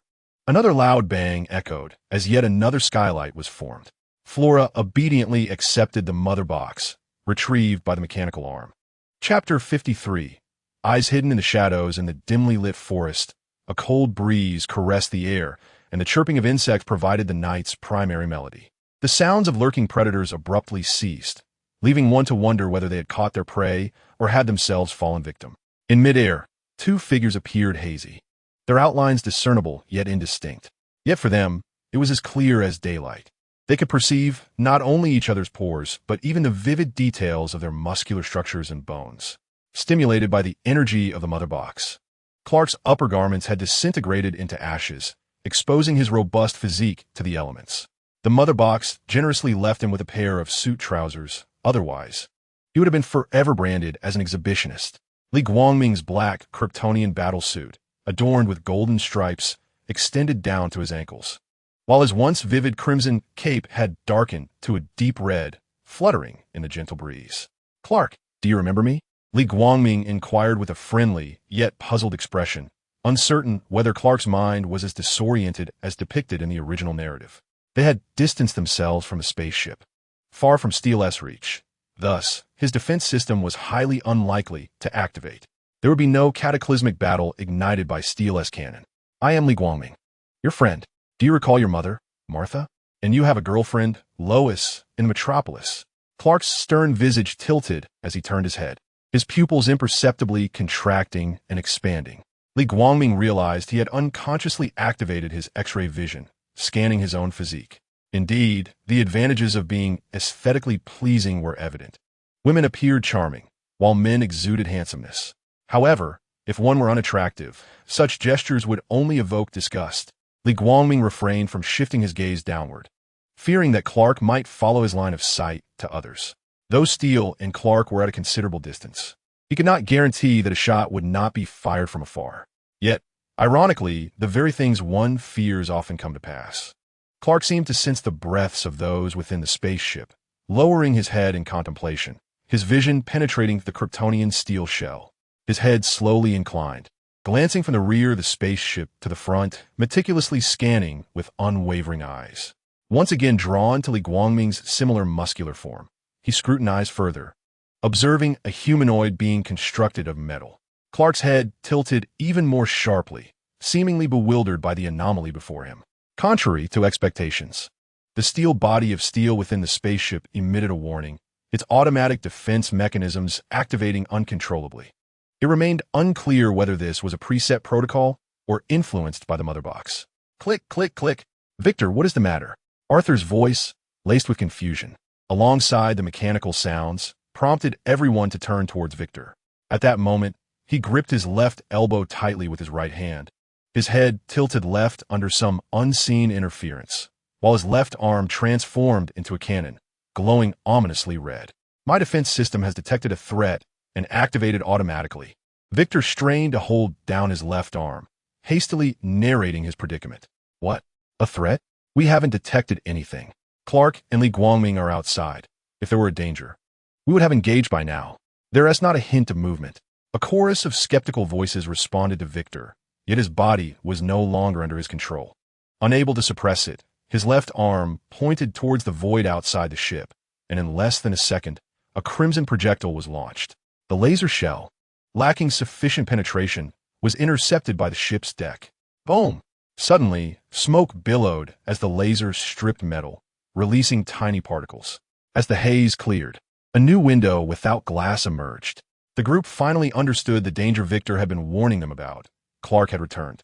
"Oh no, it can't be what I think it is," Barry Allen asked optimistically of those nearby, hoping for reassurance. "I fear it is," Diana replied gravely, shaking her head slightly as she stretched her limbs in preparation for the impending confrontation.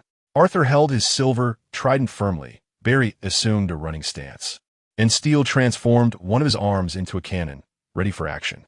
Flora secured the mother box tightly against her chest. Clark, despite the deck obstructing the view, saw the weapons aimed at him inside the ship. His eyes widened, his chest heaved, and a surge of anger boiled within him as he glared at Victor. A crystalline aura emanated a white light, the crimson hue gradually enveloping his eyes. Li Guangming, noticing the gaping hole, realized the gravity of the situation, thinking that perhaps Clark would avoid a beating this time. Clark appeared like two glowing lanterns in the dark, strikingly conspicuous. Li Guangming could no longer delay. He extended his arm forward, unleashing a sudden burst of energy. Boom! The sound of Li Guangming's fist colliding with Clark's cheek resonated several kilometers away. The others on the ground exhaled in relief, knowing that, aside from Flora, none could restrain him. Clark was sent flying, akin to a cannonball crashing into the forest, toppling several decades-old trees and drastically disturbing the earth covered in decayed wood and leaves. Li Guangming assured that this was not an opportunistic assault nor a jealous reaction to Clark's handsome visage. It was merely a regular strike. Abruptly halting, Li Guangming maintained his punching stance mid-air, his lower body finally catching up, retracting his arm and replacing Clark in the same floating position. "Do you remember now? If not, I wouldn't mind aiding your recollection. Of course, it's physical therapy. Li Guangming's booming voice echoed to everyone, including Clark, who was now embedded in the earth.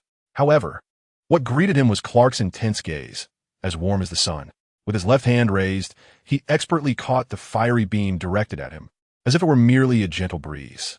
You are Clark Kent, raised on the Kent farm, nurtured by Martha and Jonathan, and you bear another name, Kal-El. Within the Kryptonian scout ship, you learned of your true lineage. Your father is Jor-El, and your mother is Lara. You have also formed a bond with a girlfriend, Lois. As the heat vision approached, a biofield propelled forward, gradually encroaching upon Clark, while he uttered a string of words. Li Guangming attempted to test his own aptitude in this regard. If he possessed such a talent, future confrontations would become unnecessary. However, fate proved unkind, and despite some self-inflicted circumstances, it served as a mere spice to life. Only that which is hard-earned is cherished. Engaging in heroic activities and indulging in leisure during downtime brings greater satisfaction, much like the joy felt on a day off after a week of toil. Realizing he lacked the brainwashing ability characteristic of protagonists, Li Guangming felt a tinge of disappointment. After all, had he possessed extraordinary abilities, his previous life would not have been so dire. With a dismissive pout, he set aside those thoughts.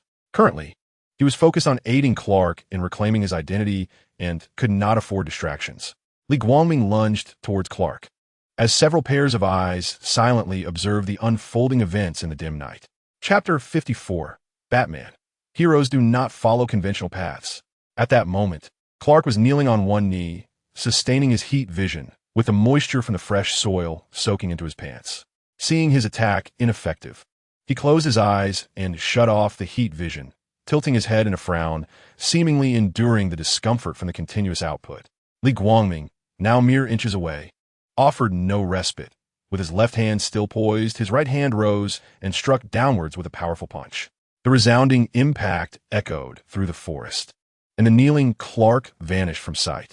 The shock wave rapidly emanated from Li Guangming's fist, dissipating into the void. A few meters away, soil was sent flying, momentarily rising before returning to the Earth's embrace. With the obstruction removed, clarity returned.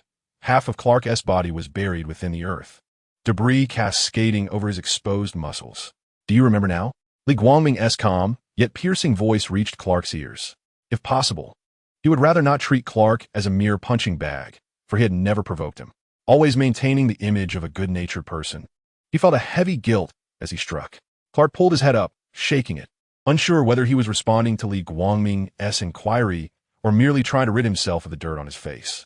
With clarity in his purpose, Li Guangming leaned forward, accelerating suddenly, creating a gust of wind that stirred the dried leaves hidden beneath the soil. A resounding thud echoed, sending visible sound waves rippling through the air as Clark, just having sat up, sank once again into the earth. Your mother, Martha, has been left in profound solitude since your departure. Before Li Guangming could finish his words, the relentless Clark, without the aid of his hands, straightened his upper body, resembling a corpse in a morgue suddenly resurrected. Another heavy thud resounded, and once more, Clark lay still, no matter how he gritted his teeth or contorted his face. The reality remained unchanged. Louis, do you remember your girlfriend? The repetitive sounds and actions echoed like a looped playback. Were it not for Li Guangming's mediation, the low-lying area would have succumbed to layers of assault, gradually forming a pit that would be imperceptible to the untrained eye. Li Guangming looked at the stubborn boy before him with a sense of helplessness. Couldn't he just lie still? Why insist on getting up to take a beating? How foolish. Where are you, the vanished Batman, Bruce? Will the awakening artifact you brought arrive? If this continues, I might as well beat him back into consciousness myself. While he lamented aloud, his hands remained unyielding, each punch accompanied by words of wisdom. Time rewound to a few hours earlier, as Bruce sped through the city's alleys in the Batmobile under the cloak of night. The passing vehicles and the narrowness of the alley could not hinder his speed. The Batmobile soared or transformed, shrinking to half its width. Before long, it halted beside a deserted dumpster in a secluded alley, clad in his full bat attire. Bruce revealed a hand from beneath his cape, tightly gripping a uniquely designed large-caliber handgun. He raised the weapon above his head and pulled the trigger, causing a metal grappling hook connected by a rope to shoot forth, embedding itself into the exterior wall of a towering apartment building. with the press of another switch. A hissing sound echoed through the stillness of the alley, the sound of the rope retracting into the firearm. As the rope coiled in, Bruce ascended, momentarily suspended in the air, his feet landing on the balcony railing with ease. Unbeknownst to him, the grappling hook detached from the wall and retracted into the handgun, which was then reattached to his belt. It was puzzling why he chose not to use the stairs in a building with several floors and no security, perhaps out of fear of being seen or simply to maintain an air of mystery. "Who is it?" Lewis, alerted by the noise from the bedroom, grasped a lamp and cautiously stepped out to investigate. It was no wonder she was so on edge. Ever since her boyfriend's death, criminals had sprung up like weeds, more rampant than before Superman's arrival. "Lewis," a chilling voice emerged from behind her, sending shivers down her spine as she swiftly turned, lamp raised at shoulder level, ready to strike. "It's me. No need to be alarmed." Batman emerged from the shadows, prompting Lewis to lower the lamp, taking a deep breath before exhaling, attempting to calm her racing heart. "What brings you here?" "Superman is dead, and I have no way to reach him." The words, tinged with sarcasm, spilled forth, and while it was untrue to say she did not harbor resentment, she managed to maintain her composure. Had it not been for his challenge, Clark may have uncovered Lex Luthor's scheme, thereby preventing the emergence of Doomsday, and ultimately, their mutual demise. "I am not here to summon Superman. Rather, our objective is to resurrect him. I fear unforeseen circumstances may arise, perhaps a state of confusion. Hence, I wish to enlist your presence at the site." Bruce's sarcasm was undeniable. Had he not failed Superman, he would not have sacrificed himself. And now he found himself attempting to atone for his transgressions. "What? Before his death, you did not spare him, and now you wish to desecrate his remains. How can you guarantee that the one who awakens will indeed be the original him, and not someone entirely different?" Gasps filled the air as Lois's expression shifted, her pupils dilating and nostrils flaring in indignation as she pointed an accusatory finger at Batman. She could scarcely fathom their madness. They had conceived such a notion, while she, like Martha, yearned for Clark's return more than anyone, who could assure her that an untested method would truly restore Superman rather than summon forth a demon. Should a demon don Superman's form, the consequences would be unimaginable. "We possess experience. One of our team members was revived despite only having their upper torso intact. There is no reason Superman cannot be restored. The entire world needs him."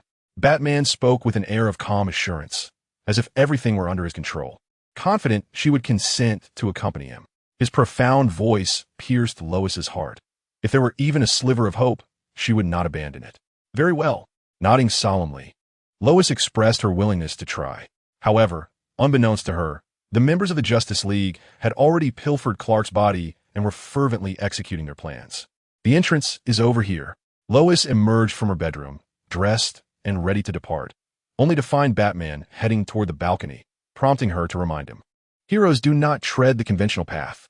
Batman, with his back to Lois, paused momentarily, the corners of his mouth twitching in response to a question he had never before encountered. He had his own calculations, even if they exited sequentially. He did not mind testing whether a stranger could withstand the life of an ordinary person. Should Superman lose control in a fit of rage, would their current endeavors not become meaningless? With that thought, he approached the balcony railing, supporting himself with one hand before leaping over, his cape unfurling into a glider under the pressure of the wind, revealing a glimpse of skeletal remains. Chapter 55. The mysterious entity is about to act. Thud, thud, thud. In the stairwell, Lois hurriedly ascended, her adrenaline surging, making her feel as though her pace was still too sluggish, while to outsiders, she appeared almost as a blur. After circling the apartment complex, she finally reached Batman's location, knowing well that even if he awaited her ahead, he likely would not come to retrieve her. "Hurry up." She eagerly entered the passenger seat of the car, urging him on, her impatience to see Clark bubbling over. Batman, seated in the driver's seat, did not immediately start the Batmobile. Instead, he activated the communications switch within his helmet. "Flash, what is your location?" Upon hearing these words, Lewis was left speechless. Were they not to discuss the rendezvous point prior to their actions? "We are in a forest outside the city, and to be honest, we had driven for quite some time to arrive here." Barry, questioned aboard the ship, wore an expression of confusion. He had followed Li Guangming's directions without ever inquiring about the specifics. "Never mind, I shall handle this myself. Bruce ended the communication with him, hoping to save some time by heading directly over, but finding it unreliable, he promptly dialed his butler, Alfred. Alfred, could you assist me in tracking the location of the Flash? Certainly, please hold on. The connection was almost instantaneous. Alfred set aside the equipment he was modifying and sat down at the computer to operate it. In a matter of moments, he pinpointed the exact location of Barry Allen and the others and sent it to the Batmobile's rudimentary computer. Batman, upon reviewing the incoming message, gauged the route and pressed the accelerator, causing the Batmobile to swiftly take off. Meanwhile, those aboard the ship had little to occupy themselves with. Their sole duty was to safeguard the mother box. They had no faith that a Kryptonian, who was no less formidable than Superman, a demigod, an Atlantean, and the wielder of Speed Force, alongside a transformed steel body from the mother box, could lose the mother box. What ist? With such a formidable coalition, they could easily lay siege to any kingdom on Earth. Shall we venture outside to take a look? Barry Allen inquired, his fist clenched, thumb pointing towards the direction of Li Guangming's voice as he struck Clark. He was genuinely curious about the scene, imagining one of his idols being soundly beaten. Merely contemplating it was almost unbearable. No, the task assigned to me is to guard the mother box. The ship provides a simple barrier to sight, and if we were to step outside, an ambush from the thickets could occur without any chance of reaction. Flora firmly rejected his suggestion, emphasizing that being distracted by external matters and abandoning their mission was a grave mistake. It was the first time they witnessed Flora speak so extensively, leaving them momentarily stunned. I concur. An unexpected incident would be quite unfortunate. Arthur echoed Flora's sentiments, wishing to avoid unnecessary trouble. Diana, with a smile, playfully teased Barry Allen. You truly wish to witness another fight after dealing with the Wasteland Wolf, don't you? Not going. Victor succinctly dismissed his proposal. Isn't it better to remain quietly here? Very well. Since no one wishes to go, then let it be. Barry Allen waved his hand, and even behind his mask, it seemed one could detect his disappointment. Time now returned to the present, as the clouds obscuring the moon were ultimately dispersed by the wind, revealing a clear night sky no longer solitary in its brilliance, with the round moon shining radiantly. In the dimness of the night, Li Guangming continued to pummel Clark's face with repeated strikes, moderating his strength so that Clark bore no visible scars. However, the depth of the pit they occupied was such that the inflowing water could easily form a new small lake, giving rise to a new food chain.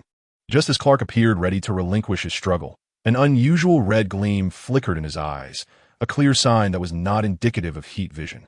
Li Guangming was at a loss, his half-hearted yawn abruptly ceasing, his mouth slightly ajar and his gaze fixed in bewilderment. His chaotic thoughts began to untangle, realizing the vast disparity in strength between the two parties, leading him to abandon his stubbornness, his mind momentarily clear. He initially believed that Clark had relinquished his resistance, but in an instant, Clark's idle hands seized Li Guangming's ankle, gripping tightly as if the muddy ground were a polished floor. In a swift motion, Clark darted past Li Guangming, aiming to sweep behind him. As an unusual sensation surged through Li Guangming's foot, he understood that if he did not strike Clark decisively, he would soon escape. Closing his lips, he replaced his previous indifference with a serious expression, his right fist launching forward with unbridled force in a flash. Yet, he was a moment too late. By the time his fist descended, Clark had vanished, the tips of his fingers mere centimeters from the ground. A thunderous roar erupted as his punch struck the earth, followed by a howling wind that bent the aged trees around him. The deep pit left by his blow filled with a slight curvature, extending several meters in length. Never did the movie mention such explosive power. It seems he has become threefold stronger in darkness and sevenfold weaker in redemption. Li Guangming mused, perplexed. Even in the original narrative, the resurrected Clark basking in the sun possessed less strength than himself. How could he then slip away? Frustrated and confused, he recognized that pondering such matters was futile. His primary objective was to capture Clark and await Batman's arrival with Lois. Clark, having retreated to a position behind Li Guangming, found half of his lower leg buried in the earth. He stood up, taking advantage of Li Guangming's momentary lapse. Did he intend to launch a surprise attack? Not at all. He decisively fled instead. Activating his biofield, he silently surpassed the speed of sound, soaring into the sky. Approximately 3 seconds later, he successfully evaded Li Guangming's grasp. ascending into outer space. His expression contorted in agony. He flew toward the opposite side of the Earth, drawn by something that beckoned him. Li Guangming had not anticipated Clark's escape. He had expected a stealthy assault. Shouldn't Clark, now revived, have retained some awareness of his identity? Did he not dare to attack anyone indiscriminately? It seemed peculiar that he was now more cautious and meticulous, having previously launched into flight without a second thought. Murmuring to himself, Li Guangming activated his supervision to locate Clark. It wasn't long before he spotted him racing at full speed toward the opposite hemisphere. Instantly, Li Guangming grasped his intention to bask in the sun and restore his strength. With his biofield activated, he propelled himself into the sky in pursuit. Meanwhile, concealed in the darkness of the forest, several indistinct figures lurked, their presence revealed only by fleeting glimmers of red, resembling glowing eyes. These beings eluded even Li Guangming's supervision and superhearing. Otherwise, he would not have been so preoccupied with Clark's situation. He has departed. It is time for us to act. Amidst the cacophony of indistinct sounds resembling commands, silence returned, leaving none to ascertain whether they had all truly left. Meanwhile, Batman had only traversed half of his journey. Chapter 56, The Enhanced Superman Clark. Under Li Guangming's extraordinary vision, he observed Clark's frantic escape and murmured to himself, "Is this due to my influence? Or is this not the universe I am familiar with?" In the brief moment that followed, Li Guangming had already breached the sound barrier. His purpose clear, to swiftly apprehend Clark and prevent the situation from spiraling out of control. Thus, his biofield eradicated all sound, eliminating sonic booms, allowing him to launch a surprise attack on Clark undetected. In a fleeting moment, Li Guangming's figure transcended the night, arriving at the realm of day. As if crossing the boundaries between realms. Silently, he crept up behind Clark, raising his fist, the size of a sandbag, aimed directly at the back of his head. The speed of his punch was so rapid that it seemed as though time had come to a standstill. Yet this was merely an enhancement brought forth by his physical prowess. Just as Li Guangming believed victory was assured, Clark suddenly turned slowly into stillness. His eyes glowing red, trailing a faint tail of flame. This was evidently abnormal, and in an instant, Li Guangming concluded that Clark was under control and significantly enhanced beyond mere limits. His previous actions stemmed from a craving for the yellow sunlight, not an attempt to regain his waning powers. Dismissing his astonishment, he resumed his assault, in a state of incredible speed. Clark appeared to move in slow motion as he desperately attempted to evade. Yet his movements were regretfully sluggish, and in an instant, Li Guangming's fist collided with the side of Clark's face, sending him careening away as if he had deliberately presented his face for the blow. Time resumed its normal flow, and Clark plummeted towards the other side of Earth like a meteor, his frantic hands instinctively reaching out to mitigate the impact, but within the lunar orbit, there was nothing but satellites. The fragile surface of a satellite was stripped away, rendering it utterly inoperative. Before long, Clark crashed onto the lunar surface. A cloud of gray dust erupting outward, perpetually consuming new soil and gradually expanding. The haughty aura subsided, revealing its concealed form. A new crater formed on the moon. Li Guangming's gaze trailed Clark's trajectory, ensuring he did not escape, confirming that the target's biofield had activated, and in the blink of an eye, he vanished from sight. However, he was evidently overthinking.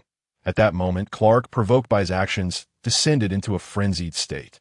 Struggling to rise, his facial muscles contorted, lips parting to reveal his gleaming white teeth, paired with his flickering red eyes. Li Guangming even imagined hearing his roar. This was merely a projection of Li Guangming's mind, as it is well known that sound cannot propagate through the cosmos.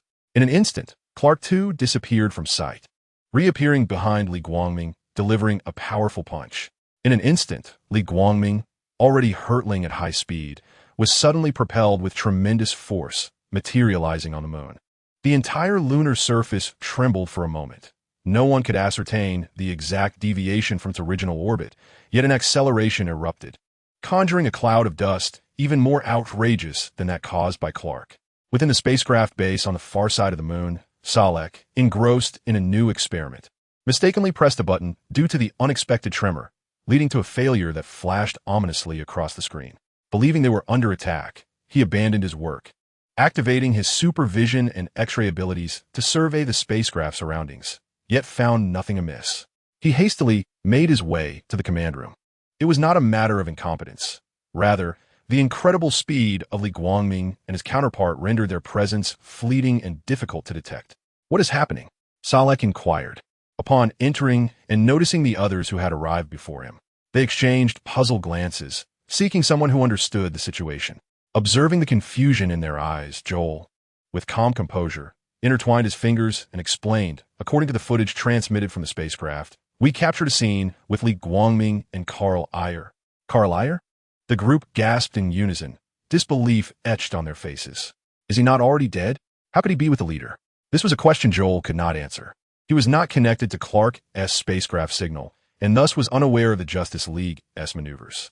They did not consider rushing to Li Guangming's aid. The disparity in strength was too vast, and their intervention would only complicate matters. Far away on Earth, countless individuals gazing at the moon during the dark of night noticed the unusual occurrence. "There is something on the moon." "What?" "It's still expanding." "Is it about to explode?" An increasing number of people, drawn by the shouts and confusion of others in the city, lifted their gaze to the moon. Some retrieved their phones to document the event, while others hurried home to observe through telescopes. A few bold individuals even took advantage of the moment, heedless of the potential danger, adhering to the principle of no harm, especially regarding Li Guangming, who had emerged unscathed. He instead found fortune in misfortune, now feeling capable of effortlessly overpowering the enhanced Clark. Alert, under attack by Clark, all-around enhancement achieved. A voice echoed in his mind, audible only to him, as Li Guangming grinned widely amidst the dust. Rising to his feet, he found his biofield protective shield intact, with not a scratch on his kryptonite armor. He tilted his head back, pointing a finger at Clark. "No matter how strong you become, a single strike will suffice." Under the influence of demigod power, Li Guangming's words, both nonchalant and audacious, reverberated throughout the vast space. Naturally, Clark, endowed with super hearing, caught the utterance. In his irrational state, he failed to ponder why his opponent could speak while he could not. His face, still contorted in terror, unleashed a maximum-powered heat vision, followed by his entire body advancing toward Li Guangming. Li Guangming's figure trembled momentarily before he gradually assumed a running posture. Suddenly, a figure named Li Guangming emerged behind Clark, as the shadows on the moon gradually blurred, revealing that they were mere illusions caused by excessive speed. With a swift motion, he struck Clark on the back of the head, causing him to lose consciousness instantly, his thermal vision narrowing and vanishing. Li Guangming graspat Clark's Bild, which floated in the cosmic expanse, and with a dramatic sonic boom, propelled himself directly towards the location of Flora and the others. In a breath's time, they arrived at the landing site of the spacecraft, and before even descending, they noticed that apart from Batman and Lois, everyone else lay unconscious on the ground. Who did this? Li Guangming inquired of the two, while simultaneously activating his supervision to survey the surroundings. The mother box was nowhere to be seen. Batman and Lois hurriedly approached to check on their companions, discovering that they had merely fainted and were otherwise unharmed, prompting a collective sigh of relief. "We arrived just moments before you," Batman explained without turning around. After a brief interval, Diana was the first to awaken. "What happened?" she asked, shaking her head to clear her thoughts as she recounted. "After you both left, while Li Guangming relentlessly pursued Clark, the remaining members of the Justice League remained inside the ship. Had it not been for Li Guangming's intervention to thwart Clark's final thermal attack, this reconnaissance vessel might have met the same fate as depicted in the original narrative. It seems they may have departed." Arthur remarked, his brow furrowed, his words laced with uncertainty regarding whether they had truly left or if Li Guangming had subdued Superman.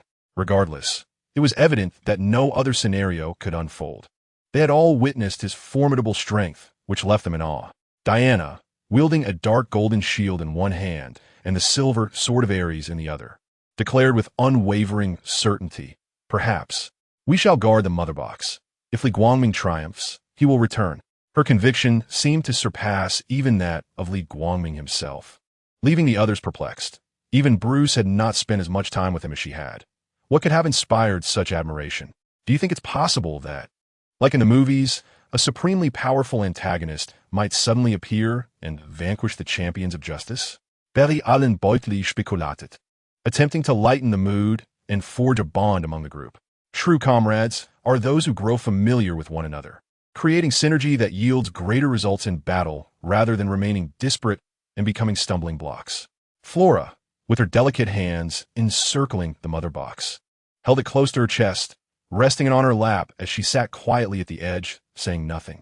As their thoughts grew increasingly absurd, her strikingly composed face cast a glance at Barry Allen, the only one in the room capable of X-ray vision. Why are you indulging in such wild conjectures? Kal-El has escaped. Li Guangming has gone after him.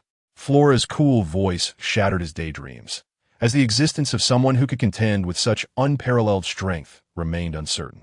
Victor stood in a distant corner, silent and seemingly abandoned by the world, enveloped in solitude and sorrow. Despite Diana's attempts at consolation, he remained convinced of his own alienation, feeling more exceptional than anyone else within the League. Even Superman, revered and feared by many, was regarded as a deity among mortals, while Victor, with his mechanical form, felt like an utter aberration. A heavy silence descended upon the group. Their time together was too brief to foster the intimacy of true friendship. Suddenly, Flora's pupils dilated, and she inhaled sharply, her right hand pressing against her heart, shielded only by soft flesh and armor. An ominous premonition surged within her, an inexplicable feeling that rushed to the forefront of her mind. What is wrong? Noticing her distress, Diana displayed her characteristic protectiveness, inquiring with genuine concern. She positioned her divine shield on her back and sheathed the sword of Hephaestus, as if it were a blade returning to its scabbard, before moving beside Flora to gently soothe her back. "I'm fine," Flora exclaimed, just as a peculiar sound echoed from outside the ship. In an instant, she found herself in a state of super speed, witnessing a shadow dart past alongside the slowly drifting fragments of dark steel. She recognized the imminent threat, yet her body lagged behind her racing thoughts, unable to match the speed of the shadow. As she rose, sharp-edged silver metal fragments struck her. The anti-kryptonite armor is compromised. In a flash, she realized the source of the attack, yet her body could not keep up. She was forced to retreat from a heightened mental state. Thump, thump. Instinctively, she glanced around. Only she, Diana, and a woman clad in a red cloak remained inside the ship. The woman, with her shoulder-length golden hair neatly styled, was evidently distinct from a man. Flora turned to face the newcomer, who donned a battle suit almost identical to that of Kal-El, complete with the same colors and insignia, one male, the other female. The pronounced curvature of her chest and the flatness of her thighs indicated her femininity. Her attire strongly suggested that she was indeed a Kryptonian. 3 had been ejected, yet Flora could not fathom why only 2 sounds of steel being breached echoed in her mind. The truth was that the female Kryptonian had crashed through the solid metal wall, swiftly passing Flora before she could react, shattering her anti-kryptonite armor with a casual strike. In her final moments, the woman scanned Flora up and down, seemingly assessing the threat level. During this time, the Flash, Barry Allen, instinctively activated his super speed, alert to the unusual circumstances. Sensing Barry's gaze, the woman turned her youthful face towards him. "Who are you? Why are you attacking us?" Barry questioned with suspicion, for she was far too swift. Without his super speed, he would have been unable to keep pace. However, she remained silent, revealing not a single word nor the slightest expression, resembling a robot meticulously executing commands. She advanced, lunging toward Barry Allen, her hand outstretched like a claw, intent on capturing him. Barry, in a state of panic, retreated a step, narrowly evading her assault. Following swiftly was a series of cunning attacks from her. At that moment, Barry was far from comfortable. His heart raced with trepidation, and his super speed was pushed to its utmost limits. The pressure of space bore down on his skin, muscles, and even bones, and he could only speculate about the consequences of further increasing his speed. Would he traverse into another parallel universe or drift through the river of time, altering the past and future? He dared not gamble, fearful of the terrifying aura emanating from the temporal barrier. Defeat was inevitable. After a few exchanges, she seized an opportunity, striking his cheek with a resounding slap, sending him flying like a shuttlecock, his limbs resembling feathers stuck in a base. His arched back collided with the metallic surface of the Kryptonian ship, and under the protection of his super speed, the metal crumbled like tofu upon impact, creating a massive hole. The blow from the Kryptonian girl rendered him unconscious shortly thereafter, as he smashed through 2 trees, each as thick as an adult's embrace, splintering the wood fibers into thumb-sized debris. He fell into the earth, slowing down before finally fainting amidst the forest. The Kryptonian girl paid no heed to the fallen Barry Allen, instead delivering a swift punch to Arthur's face, casually discarding him through the gaping hole. She strode directly to Victor, delivering 2 additional punches to his mechanical form, replicating the action by tossing him outside, creating yet another aperture. One cannot help but remark on the misfortunes of Clark's ship. How many holes had it sustained thus far? As the state of super speed dissipated, it was then that Flora caught sight of the Kryptonian girl's back. Diana, recognizing her inability to prevail, opened her mouth to initiate a summoning spell. Yet, fate was unkind. The Kryptonian girl suddenly materialized before her, seizing her cheeks, covering her lips with her palm, forcing her to emit only muffled sounds. Flora, witnessing this turn of events, attempted to emulate Diana's summoning spell, but before she could complete her incantation, a sense of weakness overcame her. Behind her, a green mist unfurled, and in a fleeting moment of clarity, she recalled the weakness of kryptonite that Li Guangming had once spoken of. Despite her frail state, her lips remained unrestrained, and she mustered the last remnants of her strength, her visage fierce as she endeavored to project her voice with maximum volume. However, contrary to her intentions, her efforts fell short. A colossal metallic hand, composed of silver thorns, grasped her delicate face, rendering her unable to articulate the remaining words. In her weakened condition, resistance was futile. Her skull throbbed painfully under the pressure, and her grip on the mother box slackened involuntarily. With a dull thud, it fell to the deck, producing a heavy sound. With a freed hand instinctively grasping the colossal palm upon her head, the effort proved largely futile, leaving only a slight alleviation of her symptoms. She could not afford to let this situation deteriorate. Summoning him would undoubtedly lead to complications. The low, resonant voice of the Outback Wolf penetrated through his claws to reach Flora's ears, and she was genuinely taken aback by the very flaw she had once scorned, now turning against her. The narrow confines effectively obstructed the enemy's line of sight, preventing ambushes. Yet this also afforded the Outback Wolf the opportunity to sprinkle kryptonite dust upon her. Of course, this was further facilitated by the magical concealment cast upon the Outback Wolf. Otherwise, with his superhuman hearing, even the faintest rustle of the surrounding air would have been discernible, ignoring the struggles conveyed through his fingertips. The Outback Wolf bent down to retrieve the mother box, the last of his collection. The sonic boom passage unfolded within the cramped confines of the spacecraft. Witnessing the scene, the Kryptonian girl unleashed a flurry of punches upon Diana, the afterimages of her arms nearly engulfing the entirety of Diana's upper body. She was unaware of her motivations, her instinctual combat nature driving her body into action as if it were the most optimal choice. The Kryptonian girl's gaze was hollow, devoid of any emotion, resembling a mere machine. After a moment of careful observation, confirming Diana's loss of consciousness, she casually hurled her through the shattered aperture of the spacecraft, perhaps driven by a morbid curiosity regarding the lingering vestiges of life, or merely by coincidence. Her nimble feet executed an impeccably precise gait as she approached the Outback Wolf's rear, standing poised to receive further instructions. Hearing the commotion, the Outback Wolf extended his hand, which cradled the mother box, to the side with an air of confidence, utterly assured of the identity of those behind him. The Kryptonian girl spread her arms wide, securing the mother box between her palms, while her elbows drew in to position it before her abdomen, much like a hotel attendant. With one hand freed, the Outback Wolf swiftly reached into his close-fitting armor, retrieving a handful of kryptonite dust, and with a flick of his arm, a green dusk enveloped Flora's form. Coupled with the continued pressure on Flora's hand, it was but a moment before she succumbed to unconsciousness, her limbs growing limp, ceasing all resistance. Discarding her, he promptly entered the sonic boom passage, with the Kryptonian girl following in his wake. Though he had contemplated seizing the opportunity to eliminate them, one at a time, he was met with vehement reproach, being warned that while anyone could be targeted, Flora and Wonder Woman were off limits. Perplexed, he refrained from further inquiry, content as long as he could secure the mother box without delay, as taking fewer steps would save time and mitigate unforeseen occurrences. As for Joelle, she had long been compromised, and they seemed oblivious to the absence of one individual aboard the reconnaissance vessel. Was it not a stroke of divine fortune? The target in sight. The Batmobile traversed the well-packed dirt road. The roar of the engine could not drown out the resounding echoes emanating from their destination. "Did you hear that sound?" Louise queried, her heart heavy with concern, the odd noises of the desolate wilderness igniting her apprehension about the unfolding situation. Indeed, perhaps they are engaged in combat with Superman. Upon realizing that an incident had occurred, Batman hastened the speed of his vehicle, navigating through the uneven terrain that caused the car to jolt violently.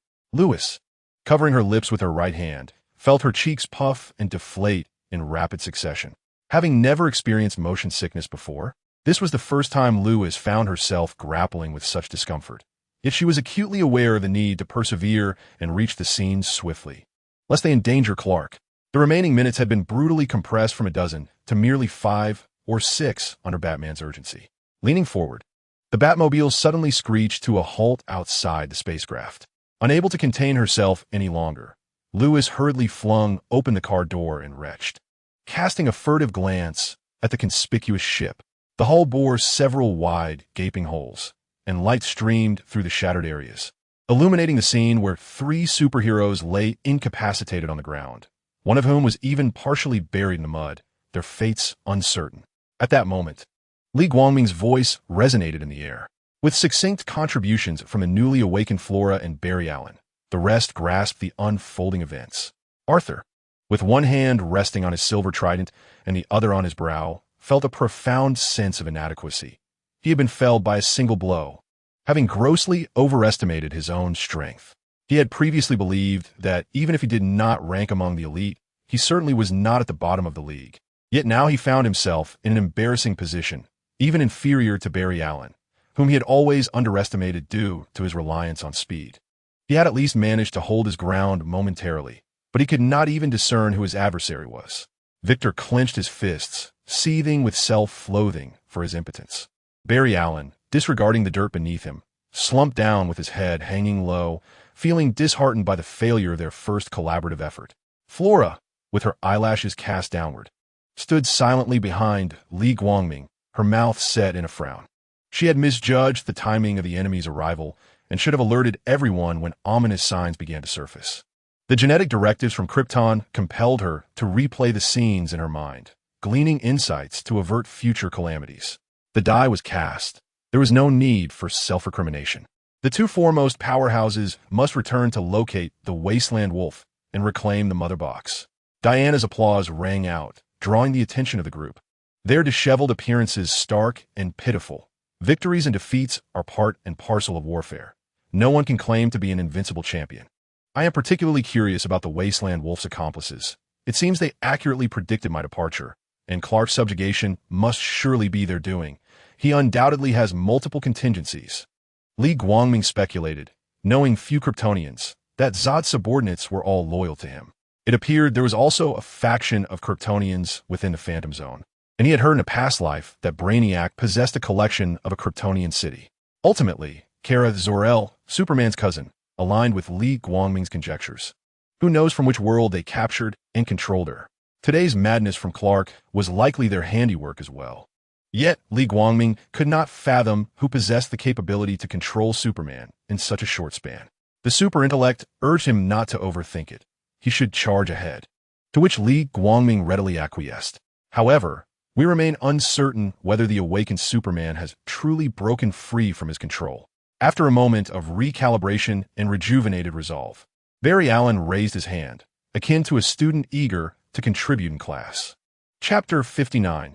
Diana's quirk silence enveloped the scene as the startled birds and beasts returned to their homes, expressing their joy of coming back. Barry Allen's words rendered the crowd mute. After all, none could assure whether the control effect was transient or enduring. Ultimately, Li Guangming confidently asserted, "I can subdue Clark with a single strike." This declaration earned him their trust, alleviating their concerns. The others remained vigilant, gazing at the lifeless Clark, while Li Guangming approached to rouse him. True to expectations, the awakening Clark appeared to be under a temporary control spell. The group succinctly recounted the events to him. And then, under the envious eyes of the singletons present, he affectionately lifted Lois and soared into the sky. However, Li Guangming could not be classified among the singletons. He was already married, with Flora as a notable mention. With Clark having taken his leave, the weighty responsibility of searching for the Wasteland Wolves base naturally fell upon Li Guangming's shoulders. After all, a brief separation often triumphs over a new love, and it was best not to disturb their poignant reunion. They had found it, not far from Moscow, in Pusanov. Upon returning to the ground, Li Guangming shared this good news amidst their anxious emotions, allowing their racing hearts to settle somewhat. No one knew whether they had the means to thwart the Kryptonians' reconnaissance. Even the formidable Superman had been subdued. Just as Barry Allen and Victor were about to board the vehicle, Bruce's voice halted their movements.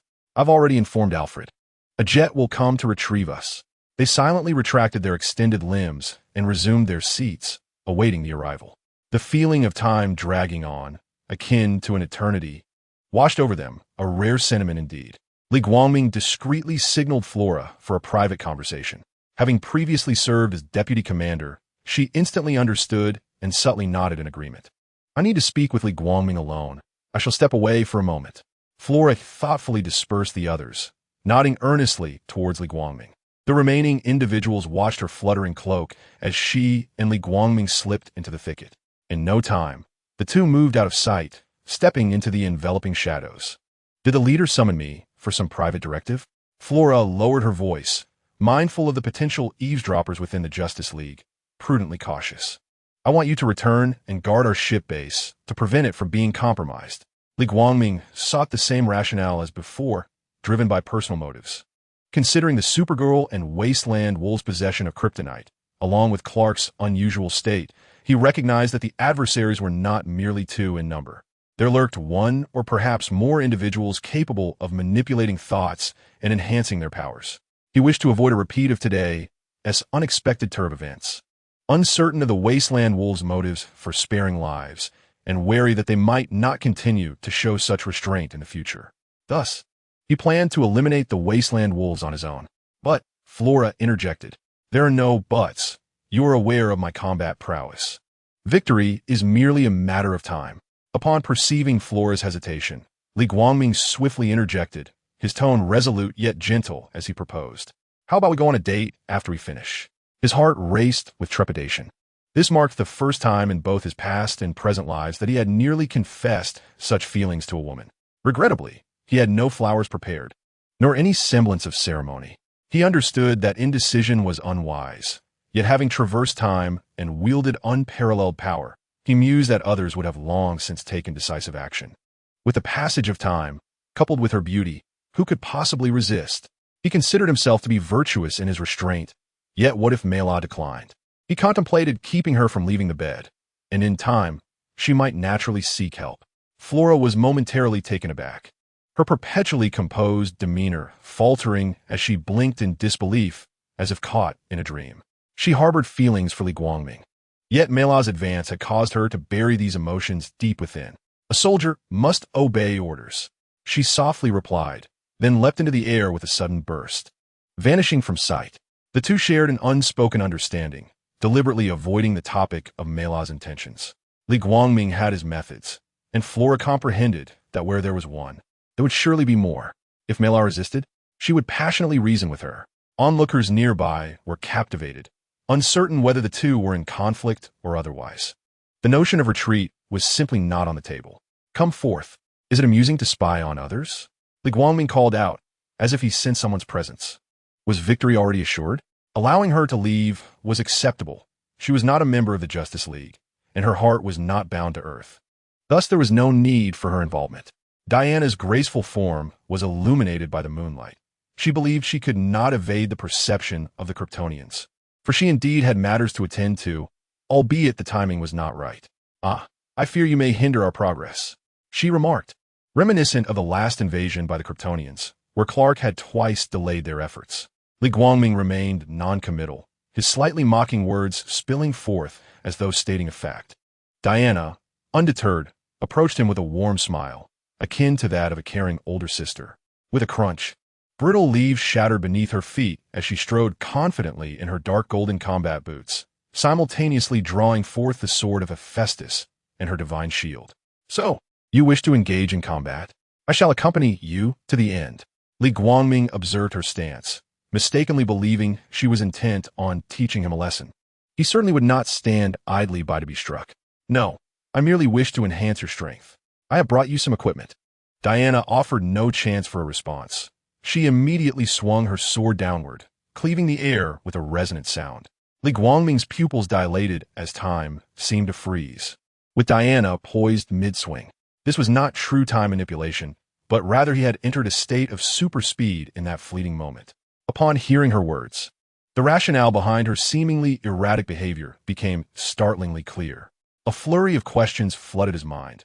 How did she know of his true abilities, when even Flora, with whom he had spent the most time, had not divulged such information?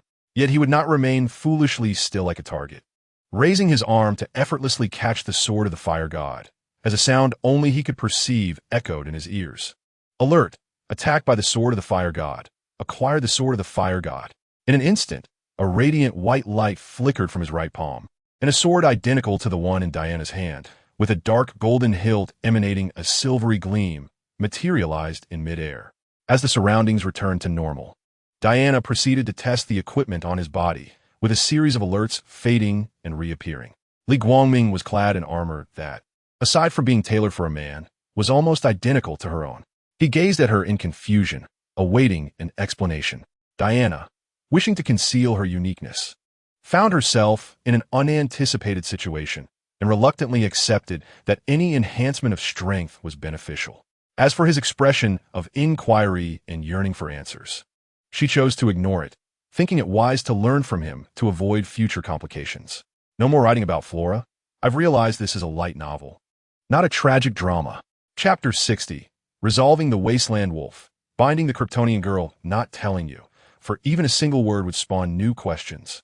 Wouldn't that be endless? Li Guangming momentarily froze, as if he had heard that phrase before, both familiar and strange. However, Diana paid him no further mind. Her steps light as she left behind a curvaceous silhouette. Based on her gait, Li Guangming could almost envision a proud smile on her face. Shaking his head to dispel the unrealistic fantasies from his mind, he began to examine his current attire, relieved that it did not fully replicate another's bloodline power. Otherwise, he would have to forsake his armored body for mere physical equipment. Can you imagine a masculine figure racing down a road, adorned in women's battle armor? There remained a battle skirt, resembling ancient general's armor, and the starlight crown had not changed. With a flourish, he summoned the sword of the fire god, distinctly aware of its presence, perhaps due to his decayed ability. He could call upon it like the legendary trident, without the need to approach and pick it up like Wonder Woman. Wasteland Wolf, your father has arrived. Prepare to be vanquished, he shouted to the heavens. And with a resounding boom, Li Guangming soared into the night sky, vanishing from sight. In the distance, several individuals outside Clark's ship could not help but hear his cry, simultaneously understanding that Li Guangming intended to go solo. What shall we do? Our aircraft has yet to arrive, and we cannot match his speed. Arthur turned to Bruce, his gaze directed towards the sonic boom left in the sky. Should we pursue him? Barry interjected, noting that while his speed may not rival Li Guangming's, he could still arrive a bit later. Just as Victor prepared to take off from the designated spot, Diana emerged from the woods in the direction Li Guangming had entered. Do not worry about him. Even if he cannot manage alone, he will hold out until our support arrives. Diana offered a simple word of comfort, aware that revealing her opponent's true strength was impossible. Even if she spoke, they would not believe her, and further explanations would be in vain. Bruce, calm and composed, interjected. His prowess surpasses that of Clark's. For now, there is no need for concern. It is wiser to conserve energy, ensuring that when the decisive moment comes, they can exert their full potential, whether in battle or reinforcement. Regardless of their discourse, at this moment, Li Guangming sensed the obstructive currents in the pitch-black night sky. Upon reaching a certain velocity, he manipulated the biological force field to eliminate sound and sonic booms. Returning to his roots, he employed a low-level tactic, an ambush. After a brief moment, Li Guangming's supervision pierced through the base's barrier, locking onto the Wasteland Wolf with unwavering determination. He retracted one of his outstretched hands, gathering strength to deliver a strike capable of shattering the obstruction and extinguishing his foe. Beneath the crimson light, the Wasteland Wolf was flanked by a Kryptonian girl, who hovered in midair upon a platform, both their gazes fixated on the mother box that was gradually merging at chest height. The Wasteland Wolf's frustrated voice questioned the void.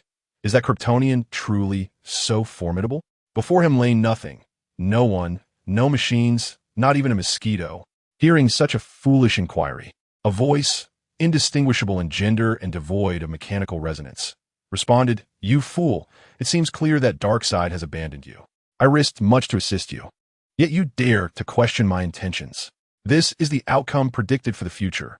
You ought to be grateful for my intervention. However, I suspect you are incapable of repaying this debt." The Wasteland Wolf's face contorted in disbelief, uncertain whether he was relieved of the burden of repayment or if he feared retribution from his master upon returning.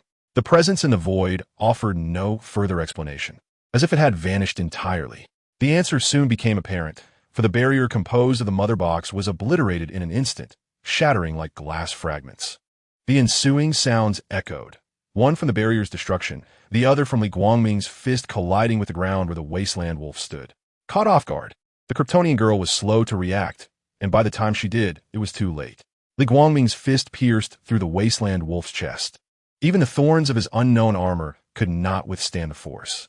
In a mere second, he unleashed a powerful heat vision, slicing through with a searing beam of white and red light from left to right. In an instant, the Wasteland Wolf's neck was severed with ease, as if it were tofu, smooth and yielding, offering no resistance. His head rolled twice upon the ground, pupils dilating, gradually losing their luster, succumbing to true death, unable even to activate his berserker mode. The sound of a rush of air signaled the Kryptonian girl's attack. Tilting her head, he effortlessly dodged her strike. Seizing the opportunity, his left hand gripped her wrist, thrusting his hips forward to execute a shoulder throw, sending her crashing into the ruins ahead. The Wasteland Wolf's skull was crushed, bones and brain matter merging into a grotesque amalgamation. At this moment, the scattered harbingers of apocalypse approached in a daze, shrieking and flapping their wings as they charged toward the two, specifically targeting Li Guangming. Surrounding him were sparks of electricity, a manifestation of the Speed Force, as he donned a suit imbued with the powers of Wonder Woman. With no idle onlookers nearby, he was free to unleash the concealed might that lay within him. His formidable physique resisted the oppressive forces of time and space, allowing him to exist almost independently of the world around him. In contrast, the Kryptonian maiden, devoid of the Speed Force's favor, found her considerable strength rendered sluggish, akin to a sloth despite her full exertion. Indeed, it is said that motivation breeds passion, which in turn fosters swiftness in action. Li Guangming, eager to conclude his endeavors and return to his date, moved with alacrity. Observing her laborious struggle to rise, he unhurriedly retrieved the lasso of truth that hung from his waist, strolling leisurely to her side, brandishing the shimmering golden rope with a flourish. After a moment of contemplation to establish a working process, he deftly looped the lasso around her pristine neck, the rope extending infinitely, alleviating any concerns regarding its length. Task accomplished. It appeared that the knowledge gleaned in a past life had not been entirely forgotten. In a matter of moments, beside the fearsome corpse of the Wasteland Wolf, an artistic installation emerged. Under the influence of a biological field, it floated toward a high platform extending from a wall. As his toes grazed the metallic surface, he gradually descended, advancing step by step toward the mother box. Harnessing mechanical control, he connected to the interior of the mother box, channeling the Speed Force alongside it, his hands delving into the junctions of the three boxes, witnessing their separation before his very eyes. He hesitated to rely solely on brute strength to divide the mother box, deeming it prudent to sever the source, simultaneously assaulting both its external and internal components. The collision of thoughts fused the entity and the object into one, as it frantically attempted to invade and dominate Li Guangming. Warning: under attack from the mother box. Gaining mental control, Li Guangming let out a cold chuckle, bemused by its futile attempts to command him. Such a state only served to augment his own abilities.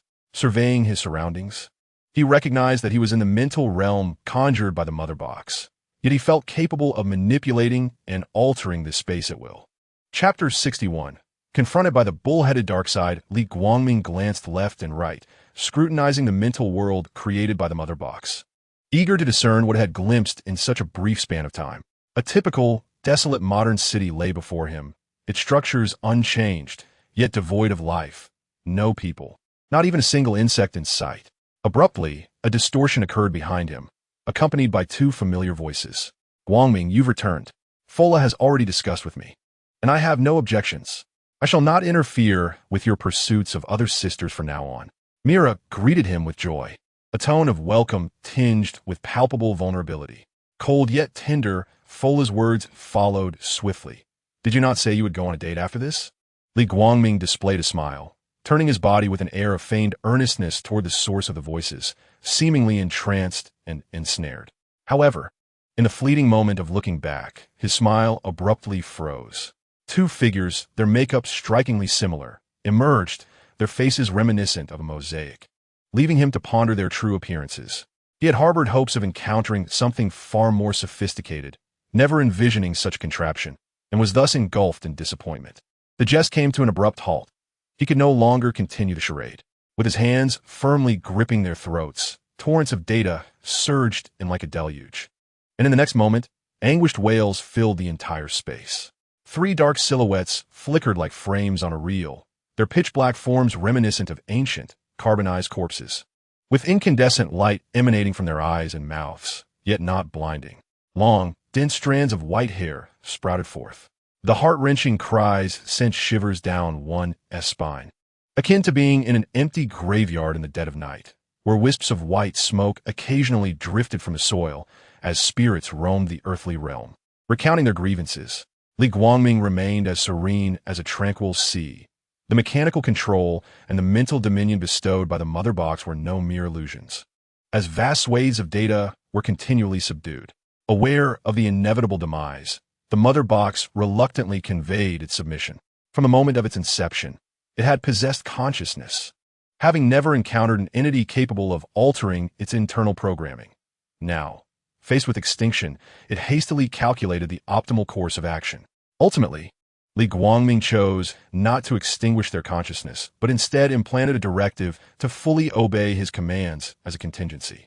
The external flow of time resumed its normal pace, and a burst of thermal vision obliterated a significant portion of the parademons.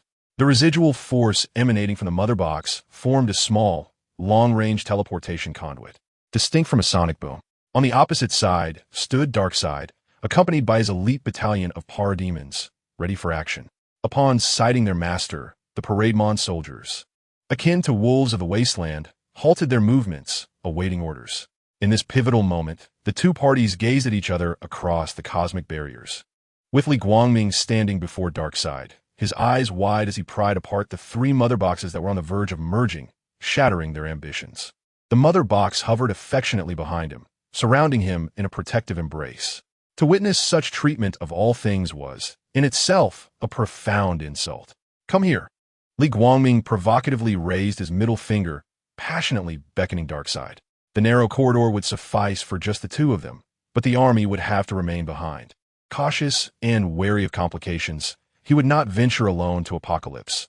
Should he be ensnared and teleported to an unknown universe, it could take an eternity to return, by which time his spouse would have long since grown cold. Darkseid, the ruler of Apocalypse, known as the most formidable and fearsome dark god in the universe, despite such humiliation, was consumed by fury yet refrained from stepping forth alone. The overflow of his power could not be sustained for long, gradually diminishing until it vanished entirely. Li Guangming, unfazed, regarded this as anticipated. Darkseid's solitary arrival would plunge Earth into chaos, devoid of its ruler. Yet this turmoil would eventually settle for millennia. Even if he did not hasten his fleet, the parademons, devoid of reason, screamed and lunged at the enemy, having lost their master. In an effort to involve other members of the Justice League, he manipulated the mother box to create a barrier enveloping both himself and the Kryptonian girl, intercepting their assault. Truth be told, it was also a matter of his own laziness.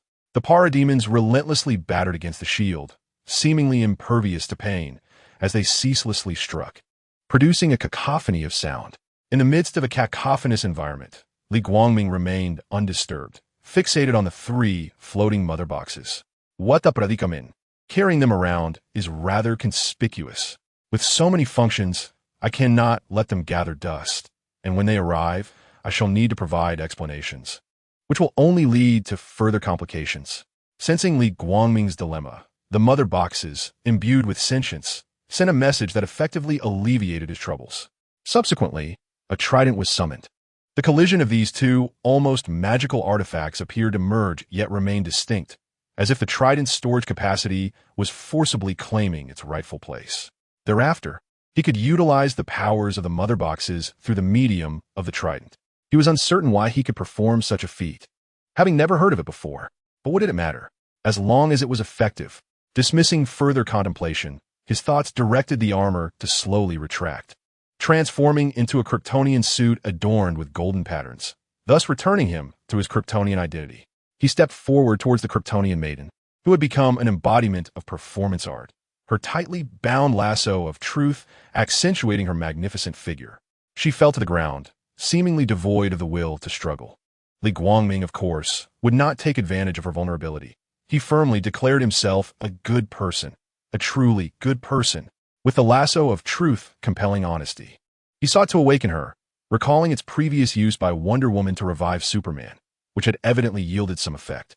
"Hello, do you remember who you are?" Li Guangming approached her, crouching to meet her gaze, extending his finger to gently prod her feeble skin, curiously inquiring. His simple words seemed to resonate deep within her, causing her body to tremble, her pupils briefly igniting with the hues of dawn before fading away. Seeing this, Li Guangming felt a surge of efficacy and began to buzz around her head incessantly, akin to a fly. In an instant, her movements intensified, as if she were wrestling for autonomy against the one who controlled her, or perhaps unearthing buried memories. As he persistently encouraged her, it was not long before she mustered the strength to lift her head. Kara, proving that she had finally remembered, suddenly fainted, her stubborn response a silent plea for him to cease. He feared that when she closed her eyes to sleep in the future, his voice would echo in her ears. Li Guangming exhaled with relief. Had he not awakened her before Superman and the others arrived? Explaining the appearance of the lasso of truth around Diana's waist would have been a daunting task. As he untied the lasso, he realized it was more troublesome than he had anticipated. He would need to devise a method of binding that was both secure and easily undone. His earlier actions had not stemmed from any ulterior motive, but rather from a desire for stability. He stowed the lasso of truth away within his cape, causing it to vanish from sight. He had not expected her to truly be Supergirl. And why were they taking so long?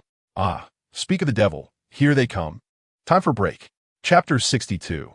The cat who stole a taste of excitement, gazing several kilometers into the sky. The members of the Justice League sat within Batman's expansive aircraft, Superman among them. Li Guangming hoisted the trident onto his shoulder. Despite possessing a physique akin to steel, the softness and lack of rigidity made him resemble an ordinary girl. With a swift motion of his free hand, the trident returned to his grasp, raised to dismiss the shield. In an instant, hordes of apocalyptic beings seemed to find their outlet, roaring as they surged forward in a frenzied wave. A biological force field enveloped them, and with a resounding thud, they leapt into the sky, obstructing the flight path of the densely packed, apocalyptic creatures, leaving neither him nor his companion with a speck of dust upon them. Having lost their target, the creatures began to scan their surroundings, quickly locking onto the speeding aircraft. With a roar, and at the behest of some apocalyptic beings, they shifted their focus, continuously taking to the skies. The rabble behind you is yours to handle. I've already dealt with their leader. Tidying up the remnants should not be too much to ask. Li Guangming abruptly hovered 10 meters away from the aircraft. Had it not been for Batman's advanced equipment, an ordinary helicopter would have already crashed. Regardless of their agreement, he surged upwards with a sudden acceleration, creating a sonic boom that tilted the aircraft.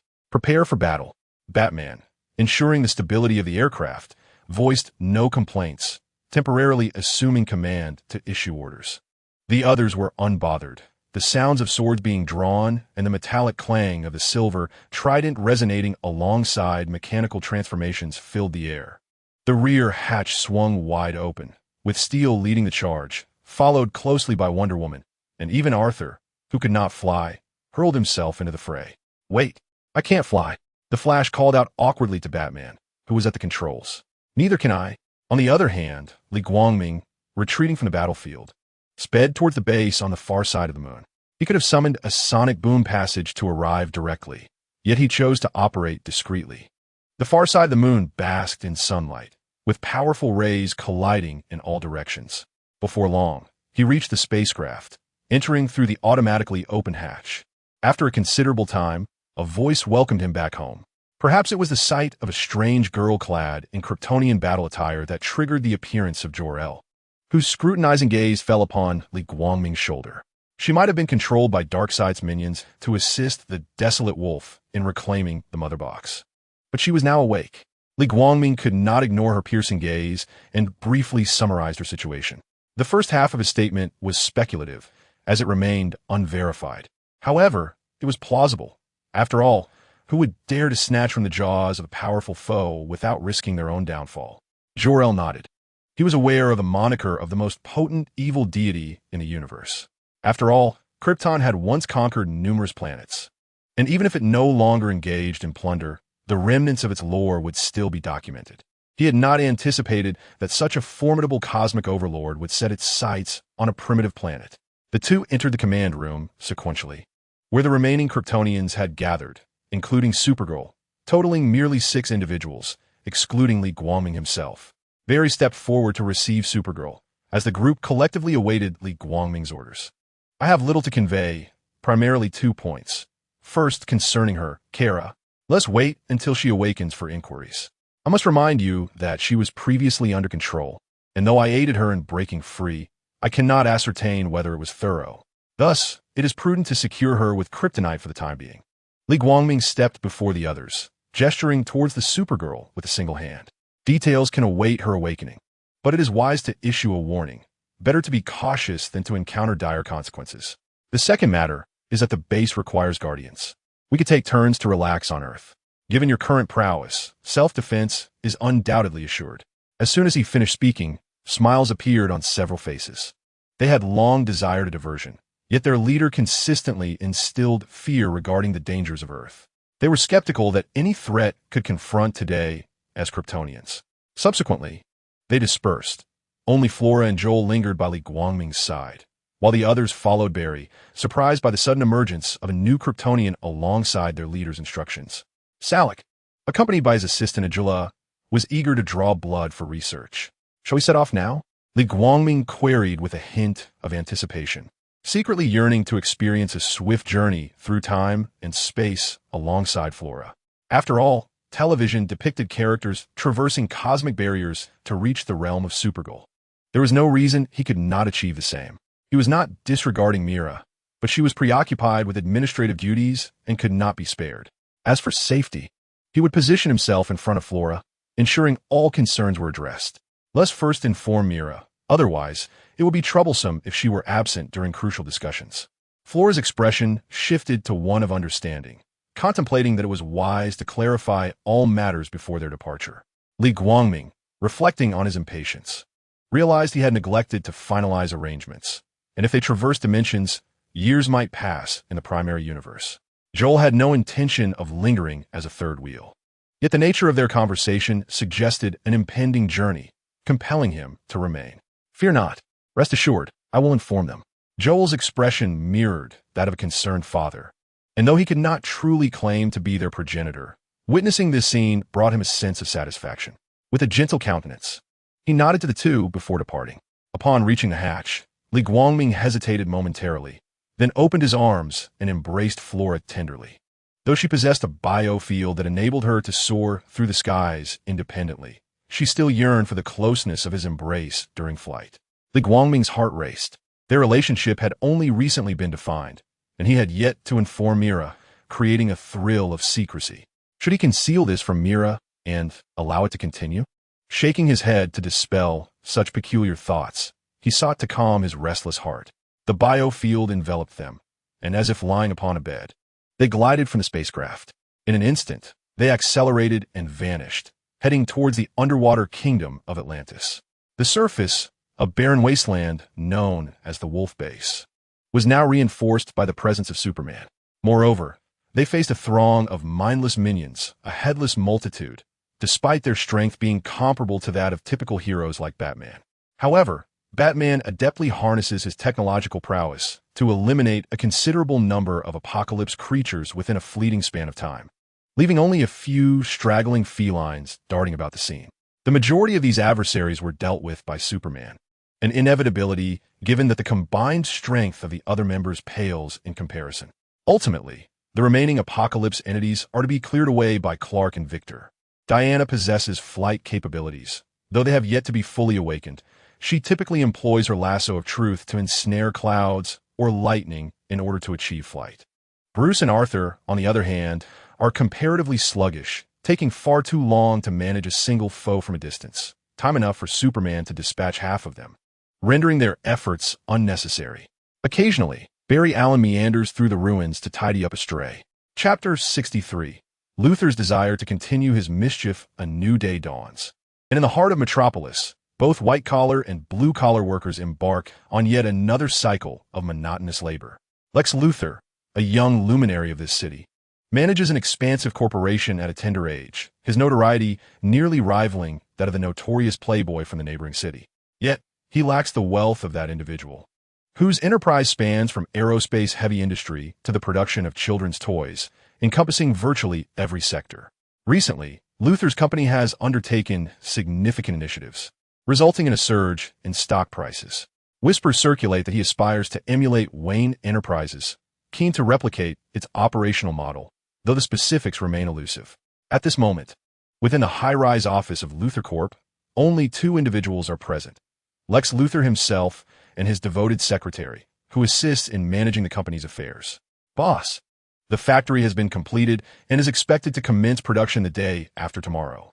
The secretary, clad in a white blouse and form-fitting skirt, stands rigidly, holding an open folder with meticulous diligence as she reports on her tasks. Excellent. What is the status of the acquisition?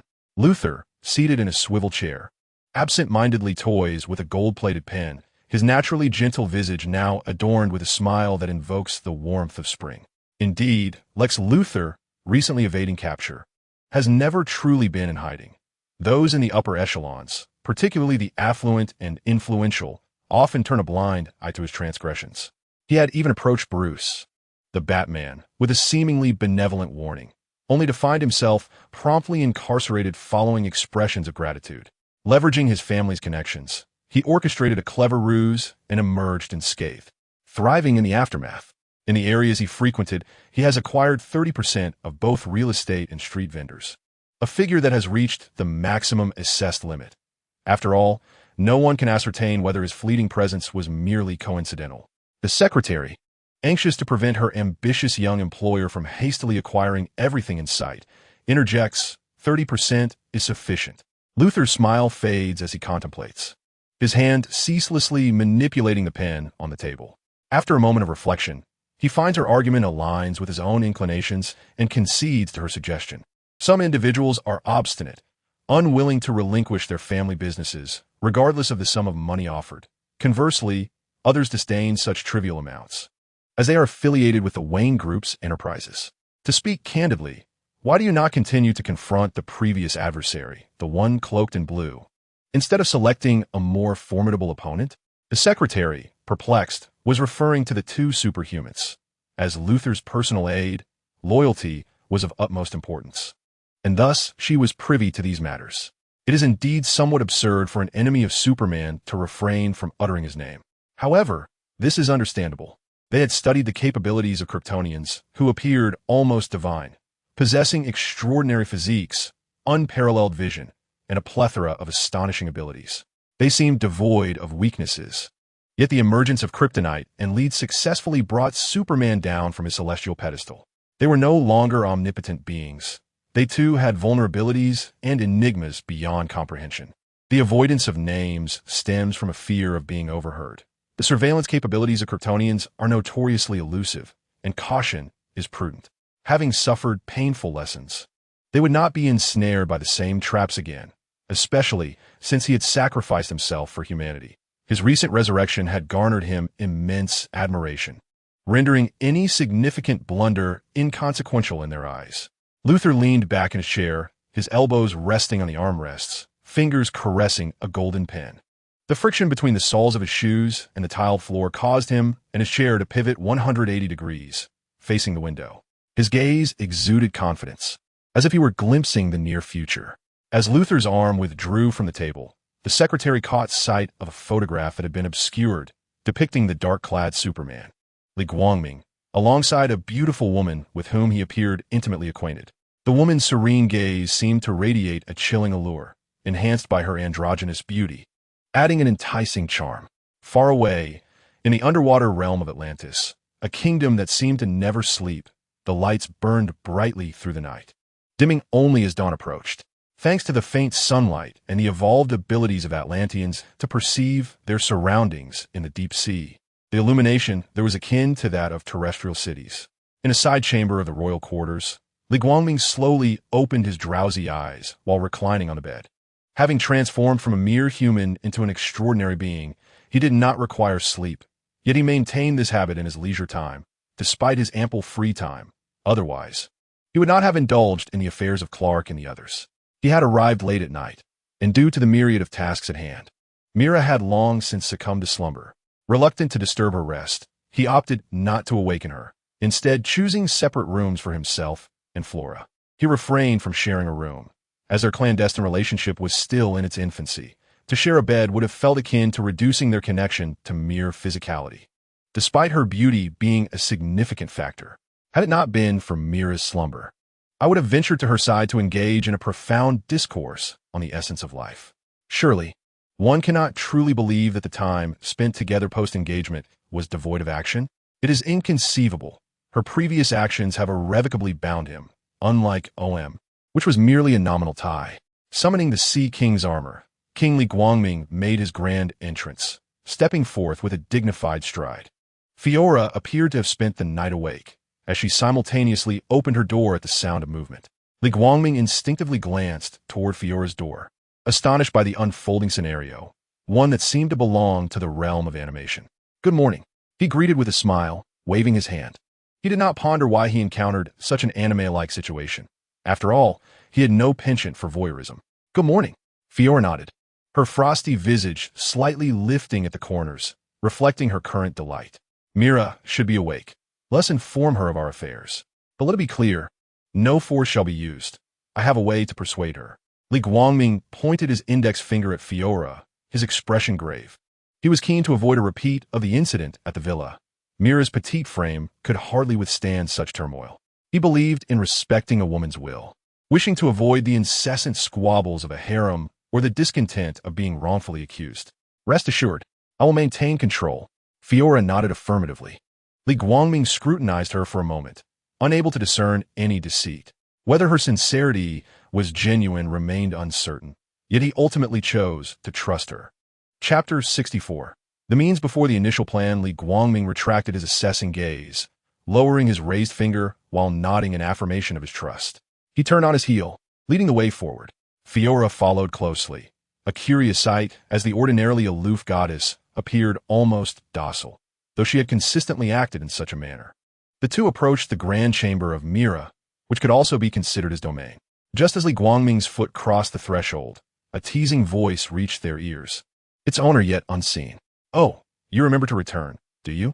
One might think I am the sovereign of all Atlantis." Upon hearing the hint of discontent, Li Guangming offered a sheepish smile and promptly explained, "We had an agreement. You were to handle state affairs. Surely, you are not retracting now?" He continued his stride inward, unfazed by her awareness of his return. Perhaps the sentinels had informed her of his arrival. "I did mention that, but you cannot merely leave behind an image and depart. You ought to stay a while longer. You must recognize that you have only just ascended to power. If they learn you neglect your duties, engaging in trivialities, the discontent of the populace will reflect poorly on you." Mera emerged from the inner chamber, adorned in a flowing white gown reminiscent of the sea, her countenance rife with resentment. As for the imagery, it serves no purpose whatsoever. While he leisurely indulges in trivial matters, I am left to handle the minutiae alone. "Did you not mention attending to the issue of seabed pollution? What became of that?" Suppressing her indignation, Mera seated herself upon the vanity chair. Recognizing the gravity of the situation, the escalating underwater debris poses an ever-growing threat. "Ah, I nearly forgot." Upon stepping out, it was all about dealing with the wasteland wolves. In the heat of battle, who can remember such things? Li Guangming, with an air of self-assuredness, sauntered behind Mera, reaching out to caress her hair, intent on grooming her. However, Mera swatted his hands away. Having previously attempted to let him experiment with braiding, she was sorely disappointed, finding her hair more alluring when left to cascade freely. Li Guangming retracted his hands, resting them on her shoulders, instinctively massaging her. Alas, it's of no consequence. Just remember for next time, such matters cannot be resolved in a day or two. With a sigh, Mera acknowledged the futility of her demands. Otherwise, it would incite a war between the clans, a loss far greater than any gain. Li Guangming's movements faltered, wrestling with his thoughts, feeling for the first time like an ancient emperor taking a concubine, lacking experience. Pray tell, are you the king, or am I? During our intimate moments, I do not recall you being so hesitant.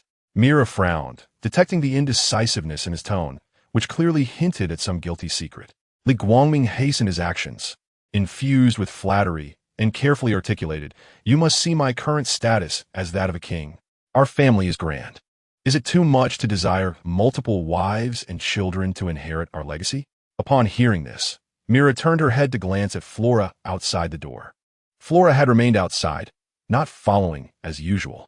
She trusted that Li Guangming would persuade Mera. If all else failed, she would resort to the same desperate cries as in the days following their engagement, unwilling to play the bystander. She had not been spying. Her concern for the leader merely prompted her to peer through. "Ah, Flora, is it? To think I claimed you from her grasp. You won't pretend to be oblivious to her feelings any longer, will you?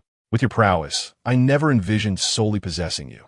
At her words, Li Guangming's eyes sparkled with newfound ideas, as if a fountain of peculiar thoughts gushed forth uncontrollably. 2 hours later, seizing the opportunity while Mera departed, Li Guangming, now clad in casual attire, prepared to slip away with Flora, who had changed into a different outfit. He had no desire to remain a mere mascot, passively observing their petty disputes from a throne, when the tensions could easily be alleviated through private negotiations, instead of dragging them into a formal assembly. The gates of Atlantis were adorned with various uniquely shaped submarines, including octopuses and whales, all quietly queuing in orderly fashion. Li Guangming took Flora's delicate hand at his left, whispering as they glided away. Even if the patrolling soldiers noticed, it was no cause for alarm, having witnessed such occurrences before. Coincidentally, it was the same group as before. Everything seemed so serendipitous. Unexpectedly, Mera was already smiling at him from her original position. "Are you here to obstruct me?" Doubt lingered in his gaze as a question flickered in his mind.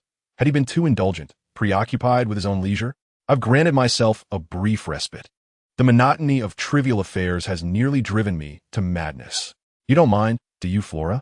Mera jested, her legs swaying gently, allowing her to hover at a certain height. "It matters not, but if you leave, who will preside over affairs in the palace?" Flora articulated Li Guangming's confusion, both of them gazing at Mera with puzzlement. "Once the guards notified you of your return, I informed my father.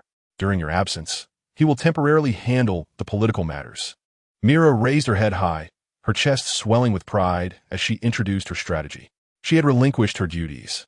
The depths of the sea would not witness the complex criminal cases of land dwellers, and there were scarcely any matters of national significance, mostly trivial disputes. Li Guangming's Liebeswische. What was there to be proud of? Since they had arrived, it was impossible to send her back. They might as well consider it a honeymoon. Without needing to use his enhanced vision to pinpoint a direction, he decided to proceed at random, blindly choosing a path to the shore. Following a straightforward course, the trio arrived in a bustling metropolis, and upon closer inspection, Li Guangming realized, goodness, it's Gotham City. He hardly considered the matter of money. With his mechanical control abilities, he could arrogantly declare, "What is money? I possess more than any of you." They strolled down a thriving street, with Flora and Mera flanking Li Guangming, curiously examining the novelties around them. In stark contrast to the cheerful trio within the office of Lex Luthor at Luthor Corp, he felt a sense of discontent. He was uncertain how he had learned of Li Guangming's whereabouts. He had always assumed he would remain in the metropolis like Superman, never anticipating his sudden arrival in Gotham. That place was not one to meddle in, while he was no less cunning than anyone else. Gotham was notoriously known as a haven for criminal masterminds. What shall we do? Should we arrange for our own people to implement the initial plan? His secretary inquired respectfully, bowing slightly, the heat causing the top 2 buttons of his shirt to come undone, revealing a deep cleavage. Give her this photograph. I believe she will find it intriguing. Chapter 65. The Dark-Clad Maiden and the Warning. The beautiful lady. This rose is a perfect match for you. Don't get carried away. Look, there are 2 lovely ladies over there. How infuriating. One is already too much, but to embrace both. The following morning, Mera awakened them early for a shopping excursion. As the trio passed a flower shop, the sparse crowd on the street, predictably, erupted in jealous murmurs. He detested feeling like a spectacle.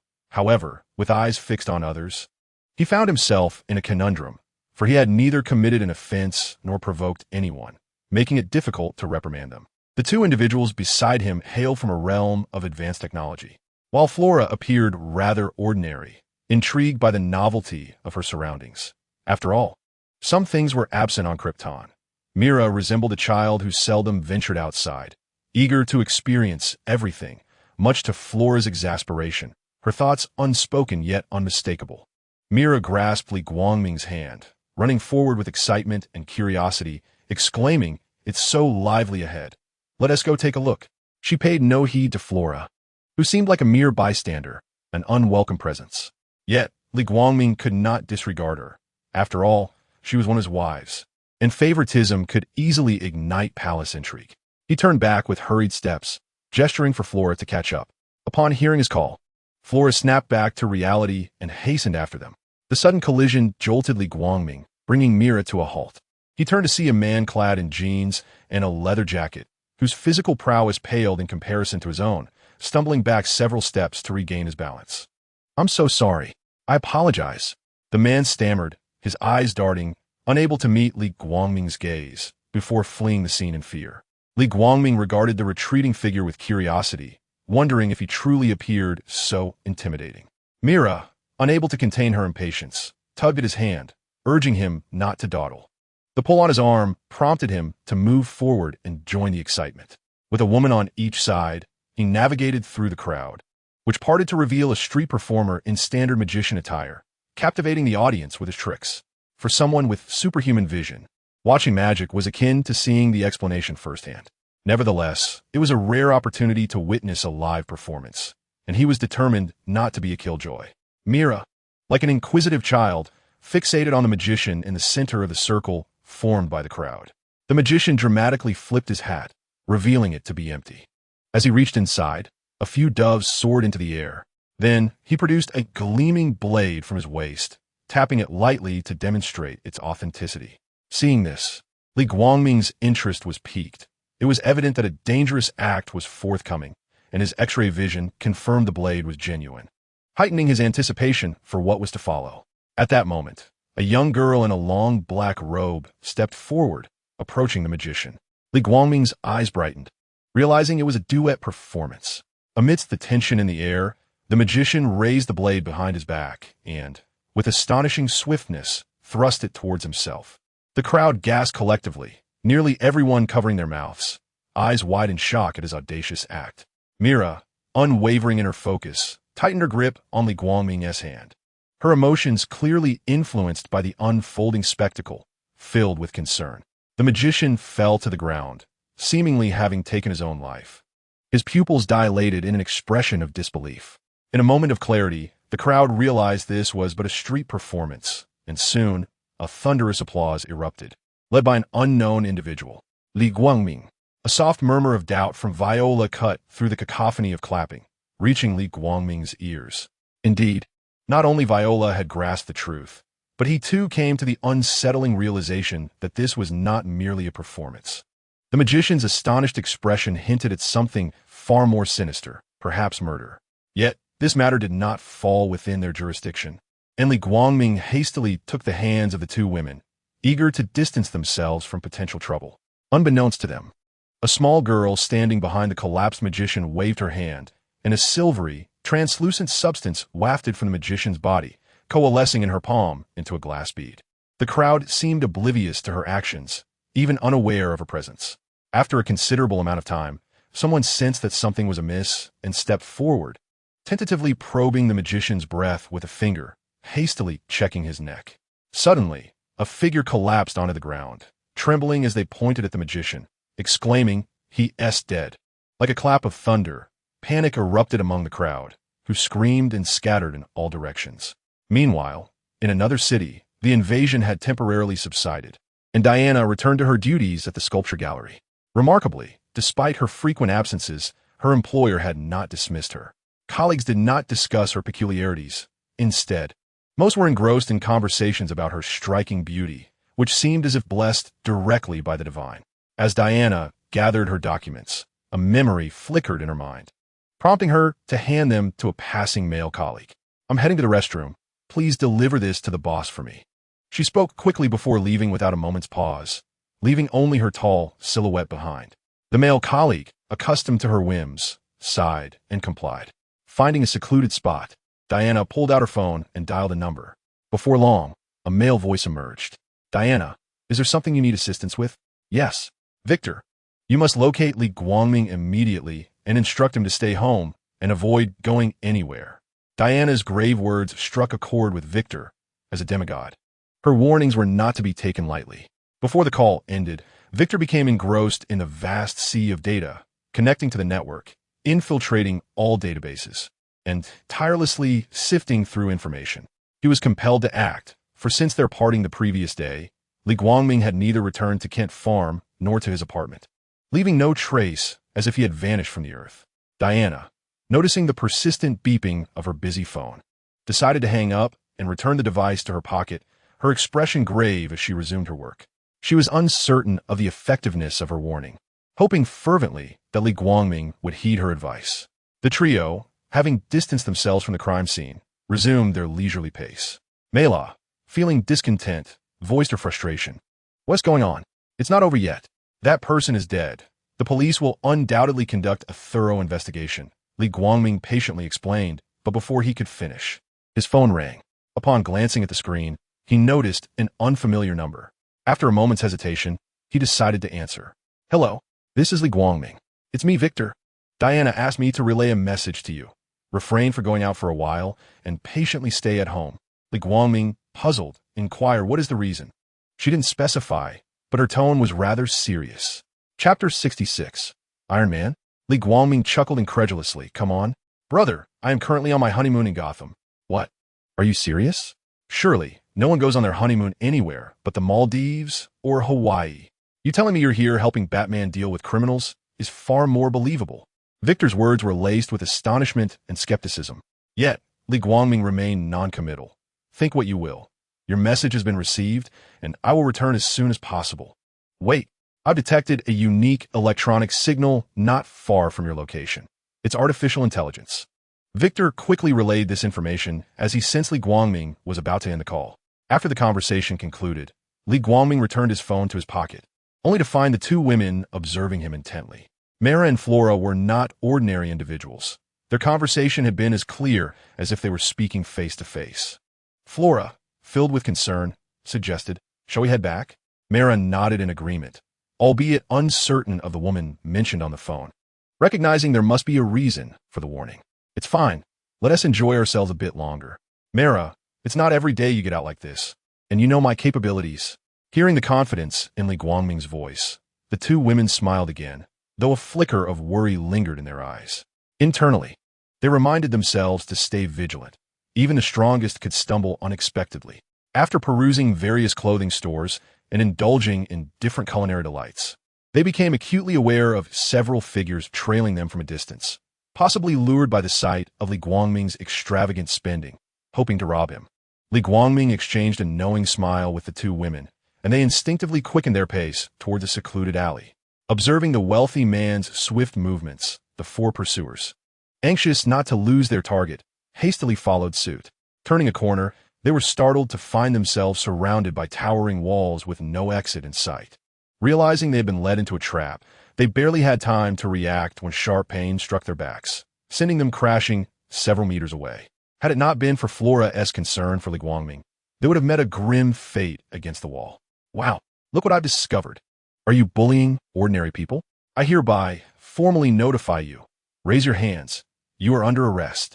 Will you surrender willingly, or shall I incapacitate you and take you away?"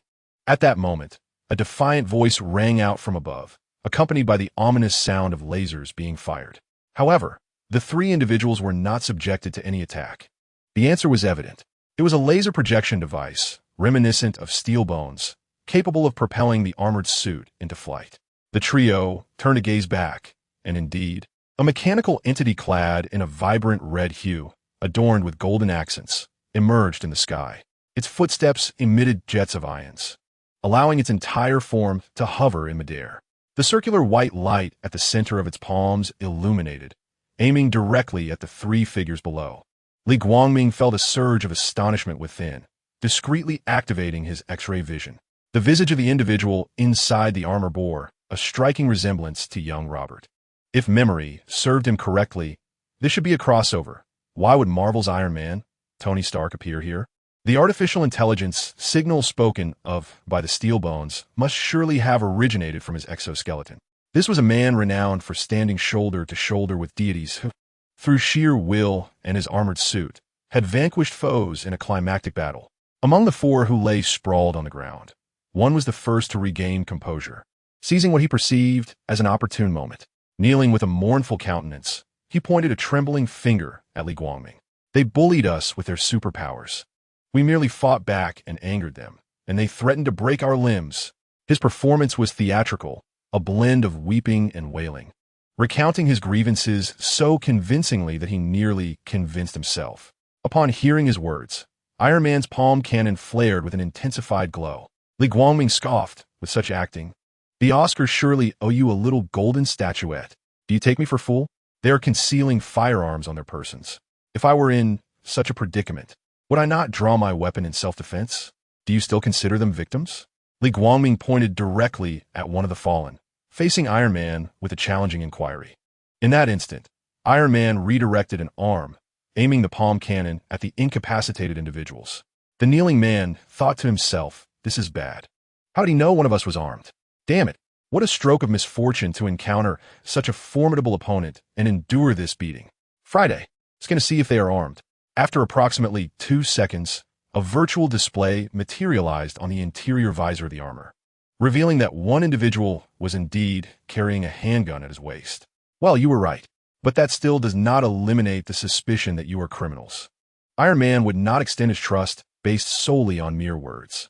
Li Guangming raised a hand to prevent Flora from advancing to deliver a lesson. Just look it up online. I am rather well known. Surely, your equipment is not merely a toy devoid of such capabilities. With a self-satisfied remark, Li Guangming levitated, buoyed by a biofield, aligning his gaze with Iron Man's. As he concluded his statement, Friday automatically conducted a search, and a plethora of information flooded the internal screen. Tony glanced through it hastily, suddenly catching sight of Li Guangming, who was inexplicably airborne. Let me see. Oh my God, you can actually fly? The data indicates you are one of the 2 superhumans known as Black Superman. Wait a moment. Superman? Isn't that from a comic? Did I not travel back in time to obtain the Infinity Stones? How did I end up in a comic world? Tony felt as though the world had suddenly transformed into an unrecognizable realm. First, there were the bioengineered beings, followed by self-proclaimed extraterrestrial princes, and then an alien invasion ensued. To his astonishment, a director from the Cosmic Population Control Committee aimed to eradicate half of the universe's population to maintain resource balance. And he actually succeeded. Subsequently, they discovered a method of salvation, traveling back in time to collect the Infinity Stones and snapping their fingers to restore the vanished individuals. Strangely enough, he did not return to the past, but instead found himself traversing the pages of a comic book. The thug kneeling on the ground felt a chill run through him upon hearing the mechanical voice emanating from above. Despite his usual meticulous planning, he had not anticipated that his careless and greedy scheme would target the most formidable being on Earth. He initially believed that the two were merely similar in appearance, as there were countless individuals in the world who bore a close resemblance to one another. Well, you certainly do not seem like the type to bully others. That gentleman over there, deceiving people, is not a commendable habit. In an instant, Iron Man's voice rang out, and a white substance akin to Spider-Man's web shot forth from his wrist, securing them to the concrete floor. Do you know how to send me back? Half of the universe is waiting for me to rescue them. Chapter 67. The journey of salvation, the three exchanged glances, with Flora and Mera shaking their heads. While only Li Guangming hesitated, caught between speaking up and remaining silent. Iron Man, noticing his expression, felt a surge of joy. As long as there was no outright rejection, there remained a glimmer of hope, no matter how slim. Your expression suggests you might know how to return me. Iron Man's voice, brimming with excitement despite the obscurity of his visage, resonated. In an instant, Flora and Mera turned, their faces reflecting astonishment as they gazed at Li Guangming, unaware of his latent abilities. It was remarkable that even the half-breeds of Atlantis and Kryptonians had never uncovered anyone with the power to traverse time and space. And he even confided this to his own wife. I can tentatively claim to possess related abilities, but I have never attempted it and have no idea where I would be transported. Li Guangming explained helplessly, recognizing that if Iron Man were to be handed over to the Justice League, he would likely end up in the hands of the Flash. It was uncertain whether Barry Allen could withstand the test, as he was profoundly nostalgic for his mother and had often traversed time in the original storyline in an attempt to alter the past. The Flash's self-preservation skills were somewhat inadequate when venturing into other worlds. Seeing Li Guangming's hesitation, Mera tenderly reached out to caress his cheek and said reassuringly, "It's all right. If you wish to go, then do so." Li Guangming remained silent, internally questioning when he had decided to invite trouble upon himself.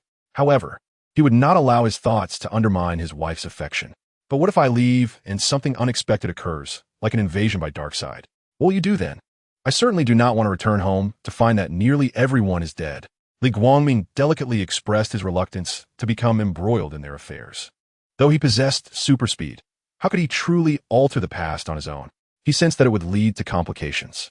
Yet, Mera countered, "Do not worry. In the presence of Flora and Superman, ordinary events hold no sway over us. Darkseid lacks a sonic boom portal, and relying solely on his fleet would take at least a decade.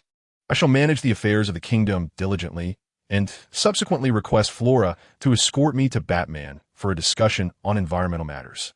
Go forth with confidence. After all, that is half the universe we are dealing with." Li Guangming mused, fearing that perhaps his hesitation would prevent him from going at all. He cast a glance at Flora, who stood nearby, and suddenly felt a flicker of hope. "Flora, what are your thoughts? Do you also wish for me to venture into other universes?" Turning his back to Mera and Iron Man, he subtly gestured towards her. Noticing Flora's eyes widen in surprise, his heart eased, realizing that as the deputy commander, she grasped the unspoken words of leadership with remarkable clarity. "As for me, I believe it would be prudent to take the risk. Perhaps we could uncover a suitable planet in another universe to reconstruct Krypton, significantly shortening our timeline. You should first scout the path, and later, I too would like to bask in the beauty of other realms. Accompanying you now might render me a burden."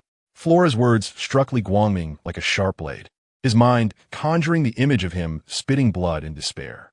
Yet, Flora's intentions were not solely focused on Krypton or exploration.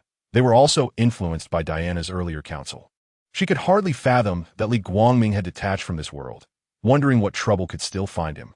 Their conversation ignited a spark in Iron Man, who was gently lowering his exoskeleton armor. Indeed, if he could secure the Infinity Stones and bring back a formidable ally, victory would be assured. "Might I implore you to extend your hand and rescue our beleaguered world?" Iron Man's emotions surged as he adopted a humble plea, a stark contrast to the brashness of his former self. Since becoming a superhero, the trials he had faced had dulled the sharpness of his earlier years, and fatherhood had further tempered his disposition. After all, helping others is a matter of kindness, while withholding assistance is a matter of duty.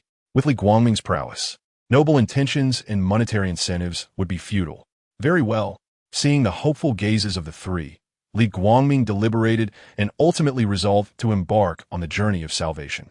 His motivation stemmed partly from his wife. Upon his return, her admiring gaze might unlock new dynamics in their relationship.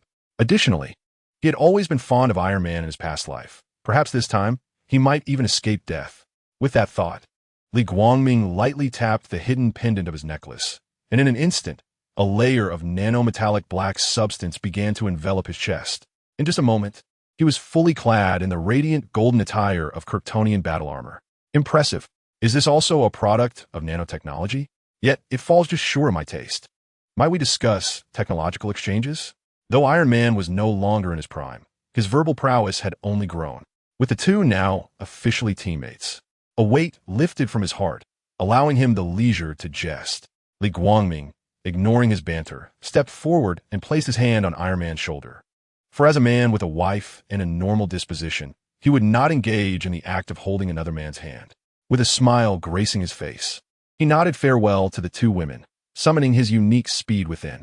Instantly, both Li Guangming and Iron Man were enveloped in a flurry of electric sparks, radiant beams of silvery light emanating from their forms. The scenery before them fell into a stillness, as they observed Mela's suspended arm and Flora's frozen expression of longing. As if time itself had been paused, the echoes of the two women's admonitions lingered in his ears. We shall await your return to discuss the matter of concealed abilities. Li Guangming accelerated, accompanied by the motionless Iron Man, feeling the spatial compression intensify geometrically. Lacking the speed of divine swiftness, Iron Man remained in a state of stasis. However, with the protection of his speed force and biological force field, his safety was not a concern. As they sparked and surged forward, their velocity ultimately reached a critical threshold, and unbeknownst to them, they pierced through the spatial barrier, vanishing from this universe. The two women in the alley watched in astonishment as flashes of lightning erupted. And in an instant, Li Guangming disappeared, his raised arm slowly lowering, reluctant to depart, their minds fixated on the spot he had just vacated. It was not until a good 10 minutes had passed that they regained their composure, leaving behind two captivating silhouettes for the four individuals lying on the ground, who had not dared to utter a sound since being constrained, fearful of inciting displeasure from those formidable figures. It seemed their lives were spared, yet uncertainty loomed over whether they would be subjected to punishment. The ensuing conversations they overheard were nothing short of eye-opening, revealing tales of invasions and world-crossing that were utterly unheard of, akin to witnessing a bizarre science fiction film. Superman and Iron Man had truly vanished in a thin air, leaving them perplexed as to whether it was the speed of superheroes or something more substantial at play. Boss, what shall we do? What else can we do? Chill out. Chapter 68. Preparatory plans and testing half a day into Li Guangming's journey. A man clad in denim and a leather jacket boarded a private jet that seemed incongruous with his identity, en route to a bustling metropolis. This entire aircraft was dedicated to his service, complete with luxurious seating and an array of expensive amenities, including attentive flight attendants. Though he could only indulge in this opulence once, he bore the solitude of his unassuming status with a sense of relief, grateful for his freedom and newfound wealth. As time dragged on, he eventually disembarked and switched to an ordinary taxi, navigating to a remote lead factory. Following the leader through a labyrinth of corridors, they arrived at what could only be described as an office, the name of which eluded him. The dimly lit space was simply adorned, illuminated as if it were daylight. The man pushed through the door, entering alone and closing it behind him with a noticeable thud, indicating its substantial heft. Did you not notice the emerald in your pocket? A young man sat behind the desk, leaning back in his chair, his thick hair partially visible. His tone was gentle, lacking the domineering presence of a high-ranking official. How could he possibly find out that I hid it in my pocket? He feigned ignorance, simultaneously presenting the glowing green stone with utmost respect, placing it reverently upon the desk. If a wealthy individual were to instruct you to wield a stone resembling one affected by nuclear radiation and deliberately strike another person, promising you a substantial fortune in return, who would not suspect a scam? Yet, upon encountering the stone, he immediately recognized it as kryptonite, the very substance that had previously imprisoned the last foolhardy enough to hurl it at Superman's face in one of Gotham's most formidable and fearsome prisons. However, in his current predicament, he was in dire need of funds. Otherwise, he would not dare to take such a risk. He could only feign ignorance of the green stone, understanding that only the military or criminals would dare to confront Superman, knowledge that was not meant for him. With a prayer for divine intervention, he hoped the employer would honor his word. Very well, I understand. You may leave now. Upon exiting, collect the briefcase from the driver. Therein lies your reward. Upon hearing these words, his heart seized with trepidation. He steadied his trembling legs and departed from the basement, uncertain whether death or freedom awaited him. He stealthily navigated his way to the city, constantly vigilant. Upon returning home, he exhaled a sigh of relief, his anxiety transforming into tranquility, his expression brightening with joy. Meanwhile, in a lead-lined room not far away, Lex Luthor wore a gentle smile, albeit with a furrowed brow, his expression subtly altered if one looked closely. Indeed, he was distinctly different from the blue one. Perhaps he had evolved. Luthor's words, laced with gravity, reflected his contemplation of the intricacies of his plan. What shall we do? Removing one of our constraints would significantly diminish our odds. Should we perhaps shift our target? His alluring secretary, filled with concern, advised, her thoughts betraying a sense of awe at how increasingly godlike he appeared. No, we shall continue to refine our plan, striving for absolute certainty. Luthor asserted confidently. The last attempt had been deemed successful, yet he was astonished that those individuals had managed to resurrect Superman. He was resolute that this time, with meticulous preparation, failure was not an option. Unbeknownst to him, however, Li Guangming had already departed this universe. Having breached the barriers of space, Li Guangming was at a loss. Akin to a young maiden embarking on her first journey in a flower-laden sedan. Wandering about with Iron Man in tow, he held no fear of time phantoms. Should they arrive, they would merely impart skills. He was convinced he would ultimately locate the Marvel Universe, for the Flash had previously traversed into other superhero realms. Hearing that Marvel had once collaborated with others, and with Iron Man inexplicably crossing over, he believed that by discovering the crossover universe, he could naturally navigate back to Iron Man's original universe. Like a character from a tale, he surveyed the walls displaying scenes reminiscent of the opening segments of Marvel films. These images chronicled events transpiring between his primary universe and parallel universes. Throughout his journey, he had yet to encounter another being resembling Li Guangming or anyone akin to him from Second Universe. Does this imply I am one of a kind? All these are parallel universes, but when shall I find them? Wasn't it said that disrupting time would summon time phantoms?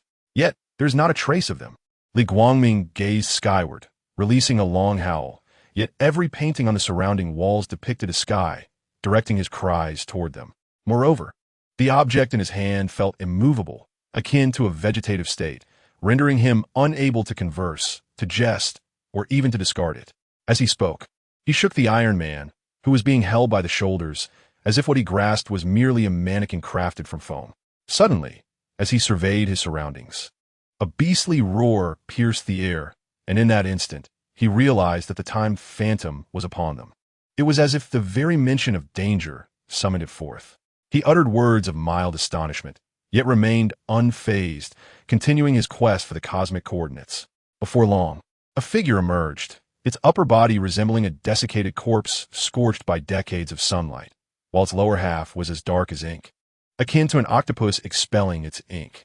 It floated toward them, hands claw-like, roaring as though a zombie in pursuit of sustenance. Just as it seemed poised to make contact with Iron Man, Li Guangming instantaneously positioned himself in front of him, locking eyes with the Time Phantom. However, the Time Phantom showed no concern for his identity. It seized Li Guangming's arms, seemingly to absorb time, or perhaps to accelerate it. Warning: under attack by the Time Phantom. You have acquired the form and abilities of the Time Phantom. A voice echoed in his mind, audible only to him. The Time Phantom paused, appearing perplexed as to why an intruder had suddenly transformed into an ally. After scrutinizing him for 2 seconds, it abruptly reached out to attack Iron Man from behind. Oh no, I forgot that I am powerless in this state. I must flee. Effortlessly evading the assault aimed at Iron Man, he distanced himself and took off running, the gap between them widening. A flash of a familiar scene flickered across the wall mural. Without a moment's hesitation, he dashed toward it, extending a free hand toward the image. After all, he could breach the barrier once more. If not, he would traverse space to search anew.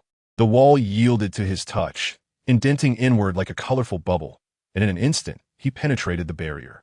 A sudden force of suction emerged from a minuscule hole, engulfing both men. Where's this place, Miracle Boy? How do we suddenly arrive here? Is this your magic? It appears desolate. Could something have gone awry, causing us to return late? Iron Man, emerging from his rapid state, regained his senses, yet the surrounding city seemed to have endured a millennium-esque passage, thickly coated in layers of sand. Chapter 69. The Dark Universe and Successful Arrival. This realm is one of failure, a world steeped in despair. I know not if you can hear me, yet I still wish to implore you. I did not yearn for brilliance. Even a glimmer of light would suffice. 1,000 miles away, in a city akin to a desert wasteland, within a dilapidated building, a young woman adorned in vibrant red and blue, exuding a playful charm in the bloom of youth, offered her prayers. Beside her, a baseball bat stood upright, deeply embedded in the floor. You're actually taking on the role of pastor? Is this truly the usually wild Harry? Wonder Woman jested, suggesting that it might alleviate her tense nerves. Clad in her iconic garb, she remained ever vigilant, her sword rarely out of reach, prepared for any sudden onslaught. Am I a pastor? Wow. I never imagined I could be a pastor. Did God rescue me from Satan's grasp? Harry exclaimed, leaping to his feet, utterly astonished at the revelation of his vocational aptitude. Yet, a moment later, he gritted his teeth and muttered, but I rather believe that cursed Light Ming has come to abduct me. Nevertheless, the adoring glint in his eyes betrayed him, revealing a discordance between his words and his heart. In pursuit of the light, only the darkness remained. Indeed, he was rather irresponsible. After stealing from 2 women, he vanished without a trace. Sighing deeply, Wonder Woman expressed her profound disappointment, yearning for the arrival of a long-anticipated figure. While even Harry was on the verge of embracing faith. Where are you, Li Guangming? She pondered. Indeed, where could he be? Achoo! Li Guangming, with a curious twitch of his right index finger, was taken aback. With my physical constitution, I shouldn't be sneezing, and I could have sworn I heard someone calling my name. That shouldn't be possible. There's only one of me in the entire universe. As he contemplated, Li Guangming activated his supervision and super hearing to survey the world, seeking to uncover the nature of this universe while discerning who was beckoning him. This was indeed startling news, unique and unparalleled. If sneezing were an indication, I would venture to guess that a beautiful woman is thinking of you. You are quite the romantic. Iron Man, with a grave demeanor, offered his appraisal while instructing Friday to connect to the network and verify their return to this universe.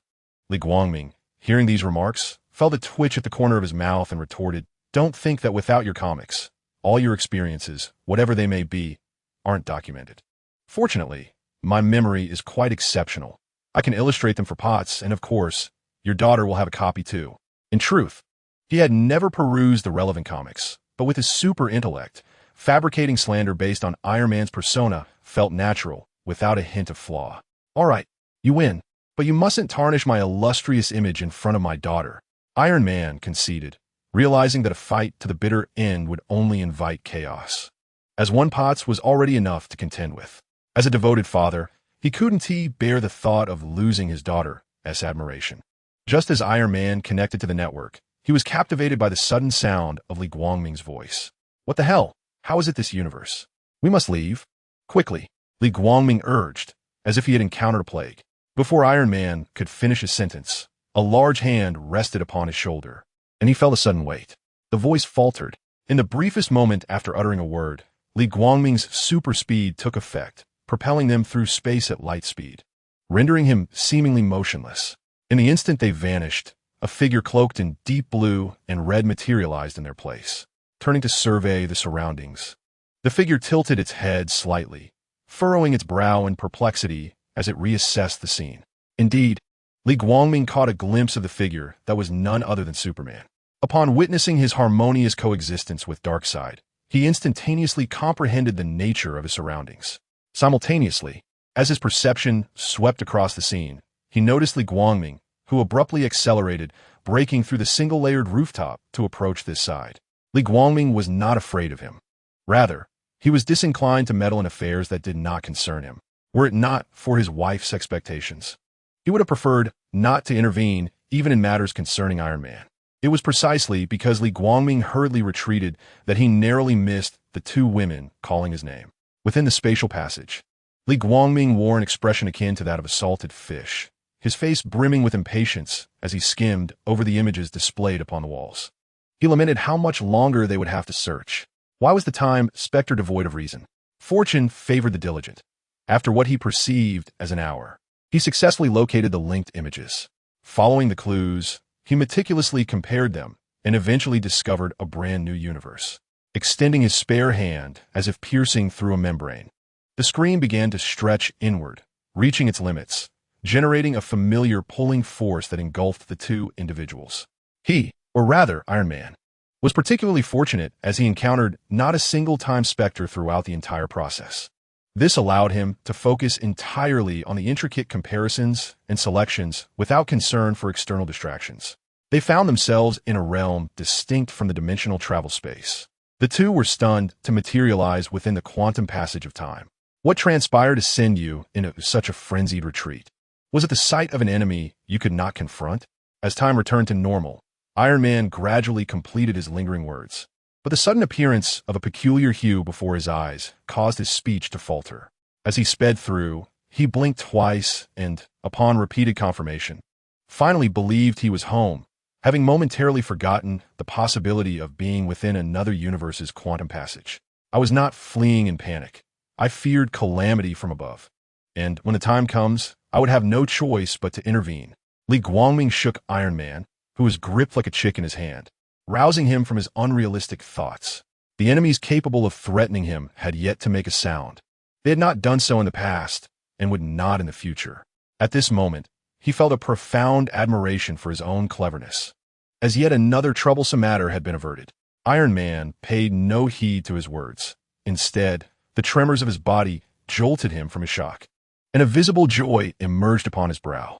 Beneath the iron mask, a long-lost smile graced his face, one he had not worn in ages, save for moments shared with family since their defeat. Suddenly, the two were ejected from the time passage, seemingly arriving at their predetermined time and place. Are we back? The questioning tone was imbued with undeniable certainty. He had no desire to traverse between universes repeatedly, even if for him, it was merely the blink of an eye. Each time, Li Guangming would depart before he could finish speaking, causing him to feel as though he had lost consciousness, only to find himself in a new scene in the blink of an eye. It seems that we have returned to an era reminiscent of when the Infinity Stones were wielded. Li Guangming skillfully gathered data, effortlessly ascertaining the current year and location. Chapter 70, Stealing PIM Particles. May I inquire if you wish to return to the S.H.I.E.L.D. base in New Jersey of the past? Li Guangming asked with an air of nonchalance. Iron Man, perplexed by the question, wondered why he even needed to ask, considering he had witnessed the entirety of his life. Nevertheless, he responded honestly, indeed. Is there a problem?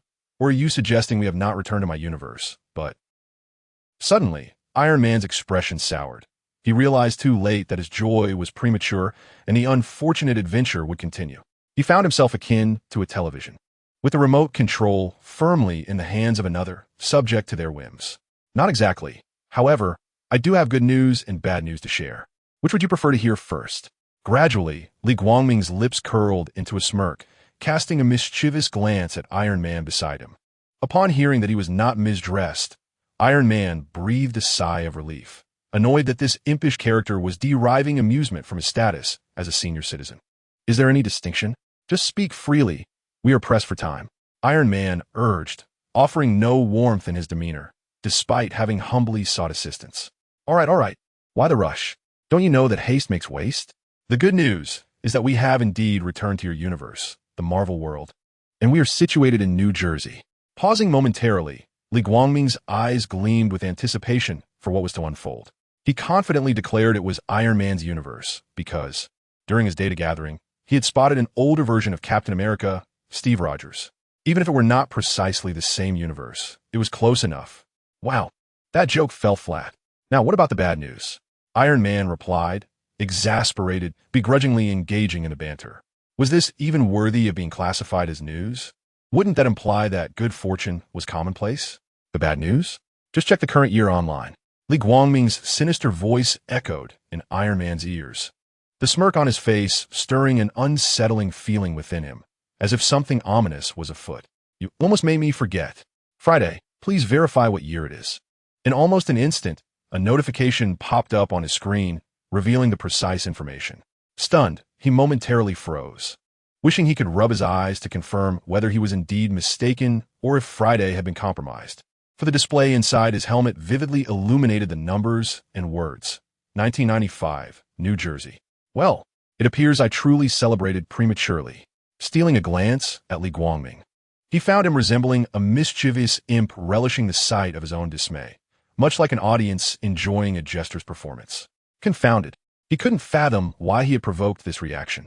Iron Man had not provoked him, but the sudden demand for Li Guangming to work overtime to save the world greatly displeased him.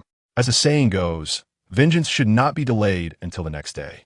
Though he could not physically confront his adversary, verbally sparring with him would suffice to alleviate his frustration. "Do you possess the ability to traverse time?"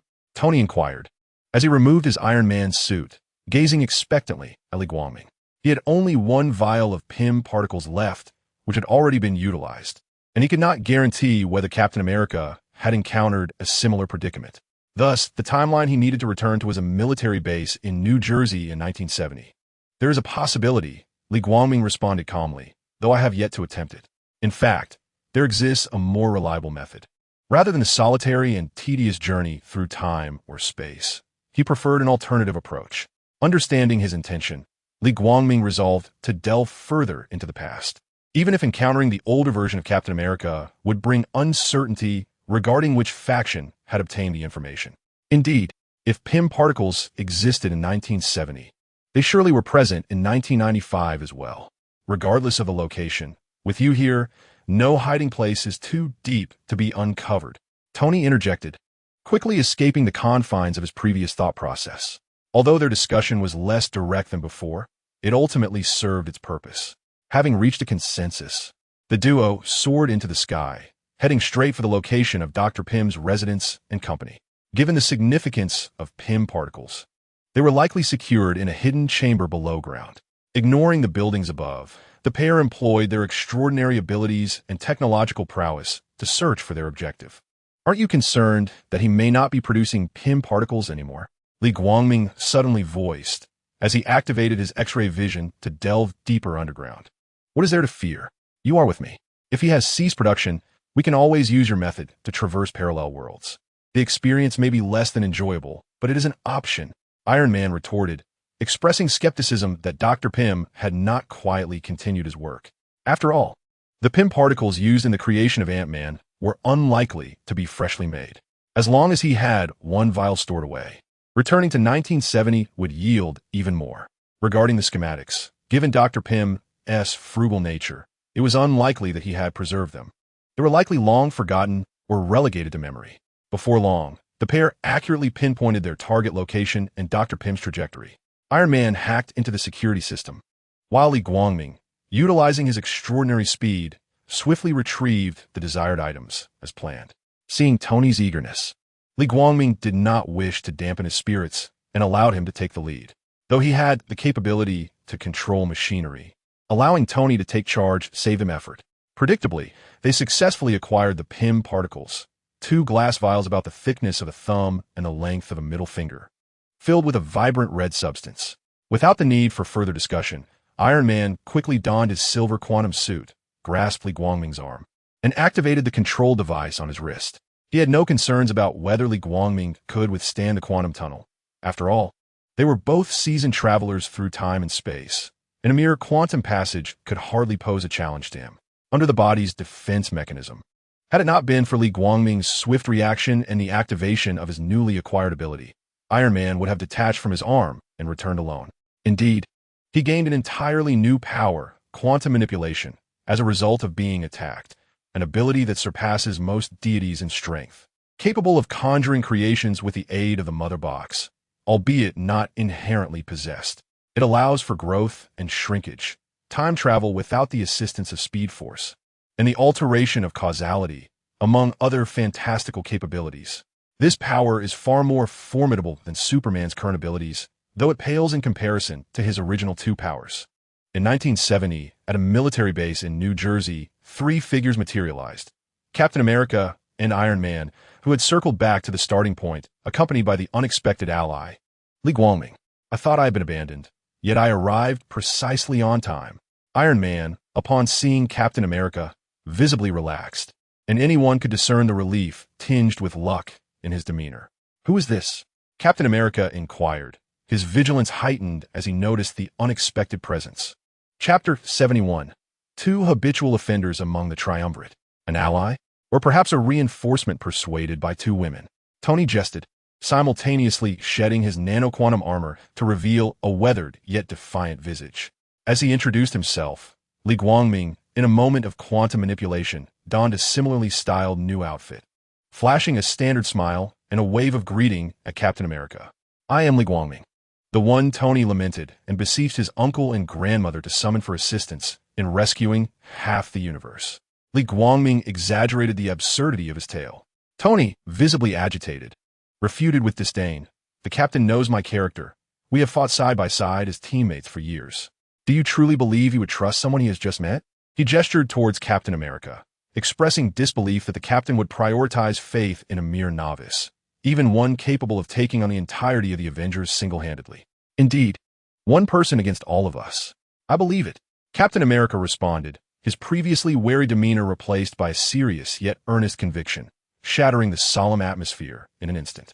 With a chuckle, even the stoic Captain America couldn't suppress a laugh, prompted by Li Guangming's lightheartedness. Tony's mouth twitched in exasperation as he sighed. "My trust seems rather inexpensive." It appeared as though the three of them, akin to playful huskies, unknowingly drew closer in camaraderie within a brief span. "Hey, Miracle Boy, this is America's finest, no? It's Captain America, Steve Rogers. I needn't guess you know him, so I shan't elaborate further." Tony almost let slip a detail, quickly correcting himself under Rogers' watchful gaze, not out of fear, but due to the awkwardness of discussing the posterior of an elder in front of a young man. An unkind topic for both parties. It is time for us to take action. Tony and I will retrieve the Rubik's Cube and the Pym particles. Li Guangming, you stay here and wait for us. However, I must change into a different outfit first. Captain America, with habitual authority, issued the command, not out of a desire to flaunt his rank, but rather out of consideration for Li Guangming. As a moral exemplar, he pondered the implications of personally leading a young individual into the realm of theft. Tony nodded in agreement with the plan, casting a reassuring glance at Li Guangming to ensure his comfort in waiting there, before stealthily slipping into the room with the captain, their eyes darting about like crafty thieves. Li Guangming accepted his role with delight, relishing a moment of leisure as he awaited news, feeling a twinge of longing for a universe where his fellow Alliance members possessed the same virtues as the captain. With his superhuman abilities activated, he effortlessly penetrated the layers of barriers, observing Rogers as he stealthily entered the barracks, casually donning a military uniform. His movements were deft and practiced, starkly contrasting with the usually verbose Captain America, who was known for his moral rectitude, often chastising others for their foul language. Meanwhile, Tony expressed his intention to maintain his identity as a doctor of science, opting not to don the stinky military garb, as he had yet to tire of his tailored suit. After confirming the locations of the two items, they split into two teams. Perhaps due to Li Guangming's remote oversight, no unforeseen incidents occurred during their excursion. Rogers even found a moment to secretly visit his beloved Carter. In a twist reminiscent of the original narrative, Tony encountered his father. "How I wish I had a void camera to capture this moment. Then I could share it with everyone in the Avengers. Haha." Li Guangming gazed into the void, clenching his fist near his lips, a soft chuckle escaping him. This was prompted by Howard Stark, Tony's father, extending a friendly hand, while Tony instinctively grasped his index finger, resembling a child fearful of losing their guardian. Imagine a man in his 50s holding tightly to another adult's finger like a child. Such an endearing sight is bound to elicit laughter. As the leisurely Li Guangming observed the two return from the shadows, he seized the brief opportunity to exercise his quantum manipulation abilities, conjuring various objects, toys, models, blades, and more, midair. Before long, the two returned to the designated spot. "Li Guangming, stop playing with the bird. Wait, where did your bird come from?" Tony was the first to speak, astonished as he looked at Li Guangming, questioning how they had been gone for so little time, yet a bird had appeared. Remarkably, the bird neither startled nor squawked. It flitted around Li Guangming, occasionally nuzzling his cheek. It was truly astonishing. Can you believe it? He could see a smile emanating from the bird's beak, despite it lacking any discernible expression. "I created it," Li Guangming declared, allowing the bird to take flight. Although he could easily determine its fate with a mere wave of his hand and create another, he found himself reluctant to part with it. In just a few minutes, its charming demeanor and delightful presence had successfully captured Li Guangming's heart, and he could not bear to deprive it of the rest of its life. "Do you think I would believe that?" Tony clicked his wrist, and in a blink, Rogers donned his quantum suit. In this age, the truth often goes unheeded, mused Li Guangming inwardly. Regardless of Li's thoughts, Tony stepped forward, grasping Li's arm with one hand while using the other to press the button on the device, controlling the PIM particles at his wrist. In truth, Li could traverse time unaided, and now it was even simpler, allowing him to navigate the multiverse with ease. Remaining silent was a way to honor the goodwill of others, and he was reluctant to explain. Uttering a single word could spawn an endless array of new questions. Rogers, too, refrained from mentioning that Li was not wearing a quantum suit, fully aware of his extraordinary physicality, having made his entrance without any protective gear. Observing Tony's performance upon re-entering the quantum tunnel was likely unnecessary. Given the current state of technology, replicating it would be a formidable challenge. Exchanging a knowing glance with Rogers, the three of them vanished from the timeline in an instant. Suddenly, a flock of birds startled the patrolling personnel at the military base. 2 or 3 individuals approached cautiously, their steps measured, arriving at the spot where the trio had vanished. "There's nothing here," one exclaimed. "What were you expecting? If there were intruders, we would have seen casualties. Maybe even total annihilation. What more could you wish for?" That was not the point. They had never seen birds in this area before. "Whatever, as long as everything's fine. Let's head back." In the year 2023, a world still reeling from defeat within the opulent self-designed villa of Tony Stark. The disc-like device was suddenly suffused with a crimson hue, while the accompanying components surged with energy. In an instant, several figures emerged from the center of the device, the same number departing as returning, albeit with subtle differences. Did everyone acquire the Infinity Stones?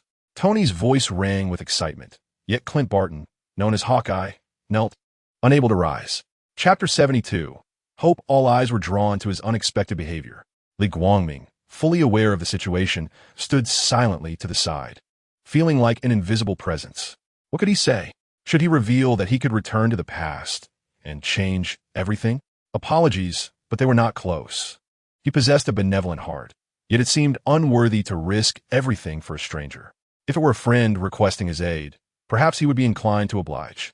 It was curious that wherever Clint participated in battles, they had never faced defeat. "Clint, where's Natasha?" The towering green giant, Banner, was the first to voice his concern, his tone urgent. A quick glance revealed the numbers seemed correct, but Clint's unusual demeanor immediately drew attention to the missing Natasha. Before merging with the Hulk, she had always been the one to soothe the raging beast, restoring his second persona to rationality. Though he no longer required her comfort, it did not mean he wished to lose such a cherished comrade. The atmosphere, which should have been celebratory, froze in an instant. They were uncertain whether to voice their inquiries. Fear gripped them.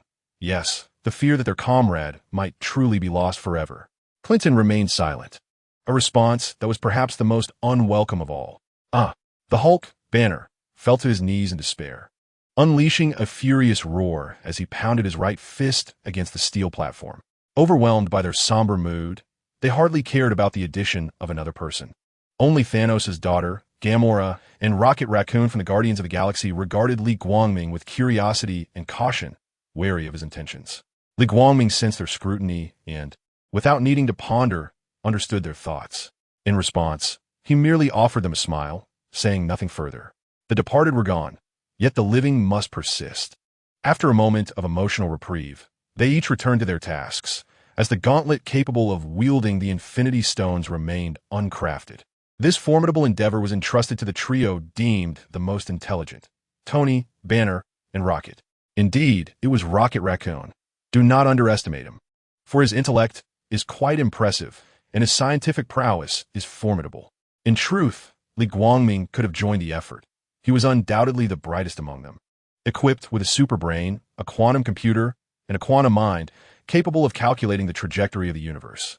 However, he chose not to engage, preferring to focus solely on the handling of the mother box and financial matters.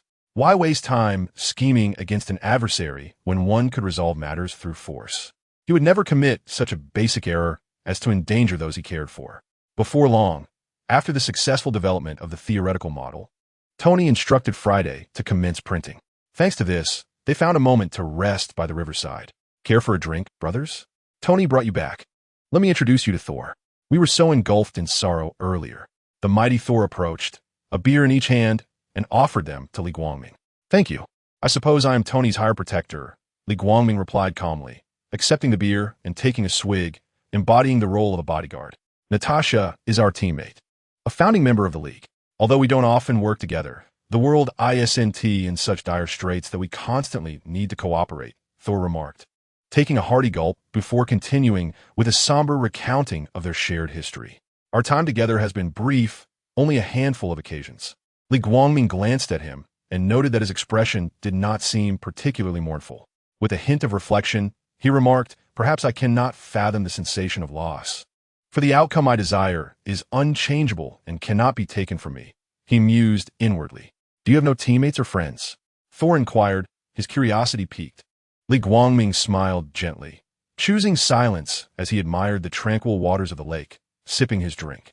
Thor, having unwittingly broached a sorrowful subject, fell silent, lost in his own thoughts. Perhaps the recent conversation stirred his emotions, as Thor found himself involuntarily reminiscing about his father and mother, his fallen comrades, and his rebellious brother Loki. Understanding Li Guangming's identity, Tony murmured to himself, with him around, "It's remarkable that any of their loved ones could be in danger. Does she have family?" Tony approached Rogers, who was reclining on the sofa, and spoke in a tone laden with unexpressed emotions. Rogers sighed, mourning for a moment before responding. "It seems we are all that remains." Upon hearing Tony's inquiry, Thor immediately bristled, sharply retorting, "What? Why are you asking that? It sounds as if she has already perished.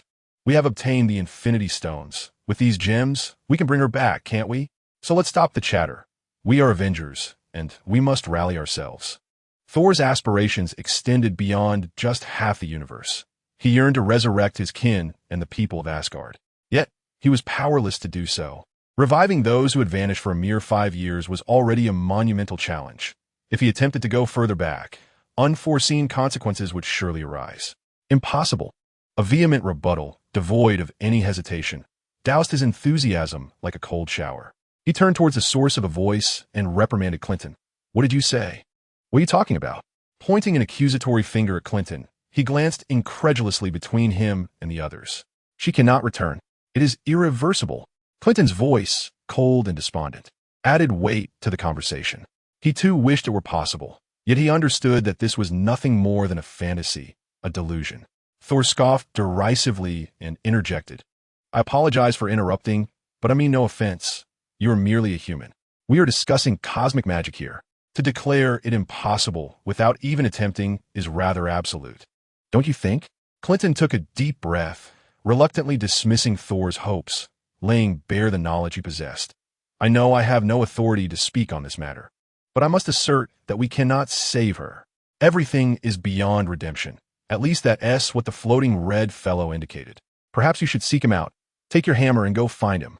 Clinton's outburst struck Thor like a thunderbolt, forcing him to confront the harsh reality. They fell into despair once more, while Tony rubbed his temples, his heart heavy with sorrow and conflict. The sorrow was for Natasha, while the conflict stemmed from his awareness of a potential method to save her, and even vision, a means to reverse everything, to rescue many who had sacrificed themselves for this cause. Yet time travel bore its own risks. "Can you do it?" Tony finally looked at Li Guangming with a glimmer of hope. Chapter 73. A few words silenced the room. The others looked towards Li Guangming, who appeared detached from the situation, their faces a mix of astonishment and uncertainty. Even the Hulk version of Banner, who had stood at the water feature for quite some time, turned back, his gaze filled with expectation. Thor tilted his head in disbelief. "What? Does he truly have a way? Tony, are you certain you aren't jesting with us? Do you perceive me as jesting? He possesses the remarkable ability to traverse time and space. Most importantly, he exists beyond the confines of any universe, independent of the world itself. In other words, even if he were to return to the past, he would not encounter a replica of himself. He can manipulate the timeline at will, resolving challenges according to our predetermined objectives." With evident determination, Tony solemnly articulated his conjecture. Thor, with his ample belly, turned to face Tony and noticed the seriousness upon his countenance, which did not appear to be mere fabrications or words of comfort. However, the ensuing confusion only deepened, and with a blend of excitement and joy, he inquired, "What do you mean by that? What is his true identity? Where did you find such a remarkable individual?" His mind, clouded by beer, had not pondered why Tony had not mentioned this earlier. All that remained was elation, for he still harbored hope of saving his kin. Captain and I did not actually retrieve the Tesseract during our initial journey to the past. Thor, Clinton, and Banner stared wide-eyed in disbelief at the two individuals at the center of the event. They distinctly recalled seeing the duo return with a case containing the Tesseract, and they even brought back an additional person. Could it be that they returned with a ghost? Oh, by the way, Tony had just mentioned Li Guangming's abilities. Perhaps he was the one who lent assistance. Regardless of their expressions, Tony continued his narrative. Thus, we deliberated on our strategy anew, taking several steps further to a more distant time, the year 1970 in New Jersey, where the Tesseract and Pym particles coexist. However, an unexpected incident occurred within the quantum tunnel, preventing me from reaching the intended coordinates. Instead, I transcended the barrier of time and space into a comic universe, one that had never been encountered before. Tony observed their reactions as if witnessing divinity, then paused before adding, "By chance, I encountered him, Li Guangming, and upon verifying his identity, discovered that he is, astonishingly, one of two superhumans." Close your mouths in exaggerated astonishment. Yes, indeed, it is the superhuman you are envisioning, the Kryptonian god of Earth, with his assistance. I was fortunate enough to arrive on time, and you can easily surmise what transpired thereafter. Tony cleverly refrained from mentioning his own misidentification of a criminal, as it was far too embarrassing. They suddenly grasped the situation, realizing why Tony had returned with a youthful companion. Shock swiftly enveloped them. The seemingly unremarkable youth was, in fact, the object of their envy due to Li Guangming's appearance. After all, he was the most powerful among them. The strength of a superhuman capable of traversing time and space is undoubtedly formidable. At that moment, an incongruous voice brought them back to reality. "Excuse me for interrupting your astonishment, but who is this superhuman? Is he truly impressive?" Thor's face was a canvas of confusion, akin to a primary school student raising his hand to ask a question. "Why do you all display such awe? I too am a god. Yet I did not witness such expressions upon my arrival. I believe your beer-fuddled mind could contribute new elements to the comic realm." Upon hearing the jest, Thor sheepishly lowered his arm, inwardly vowing to investigate further, eager to witness the extent of their claims. Li Guangming was quite pleased with their flattery. The corners of his mouth curled upward in a satisfied smile, while he internally mused that their excessive praise would not alter his inherently indifferent disposition. Regaining his composure, he turned to address Tony's inquiry, stating, "I am capable of accomplishing that." Before he could complete his thought, they erupted with enthusiasm, more exuberant than when contemplating how to salvage half the universe, almost ready to pop champagne in celebration. "Wait, I haven't finished speaking." In an instant, Li Guangming's words snapped them back to reality, drawing their focused attention to what he had yet to say. "Are you aware of the consequences of such actions?" Except for Tony and Banner, the others shook their heads, indicating their ignorance. Li Guangming elaborated, "It would irrevocably alter the trajectory of your entire universe. Wherever you intervene, destruction will follow, and the developmental history you are familiar with will cease to exist. Your memories will vanish. Some deceased individuals may be resurrected, and it is possible that my involvement could give rise to even more formidable foes, even if the outcome may be worse or less satisfactory. Are you still willing to have me intervene?" A heavy silence fell upon them, the tension palpable as they could almost hear each other's breaths, with several faces now etched with gravity. No wonder Tony and Banner remained serious.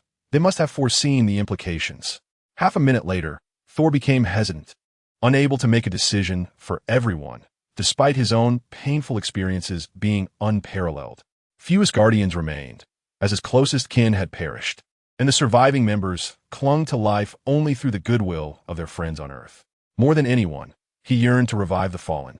Yet for the safety of others and to preserve the timeline, even the allure of the Infinity Stones could not compel him to seize such an enticing opportunity. In truth, Li Guangming had magnified the consequences.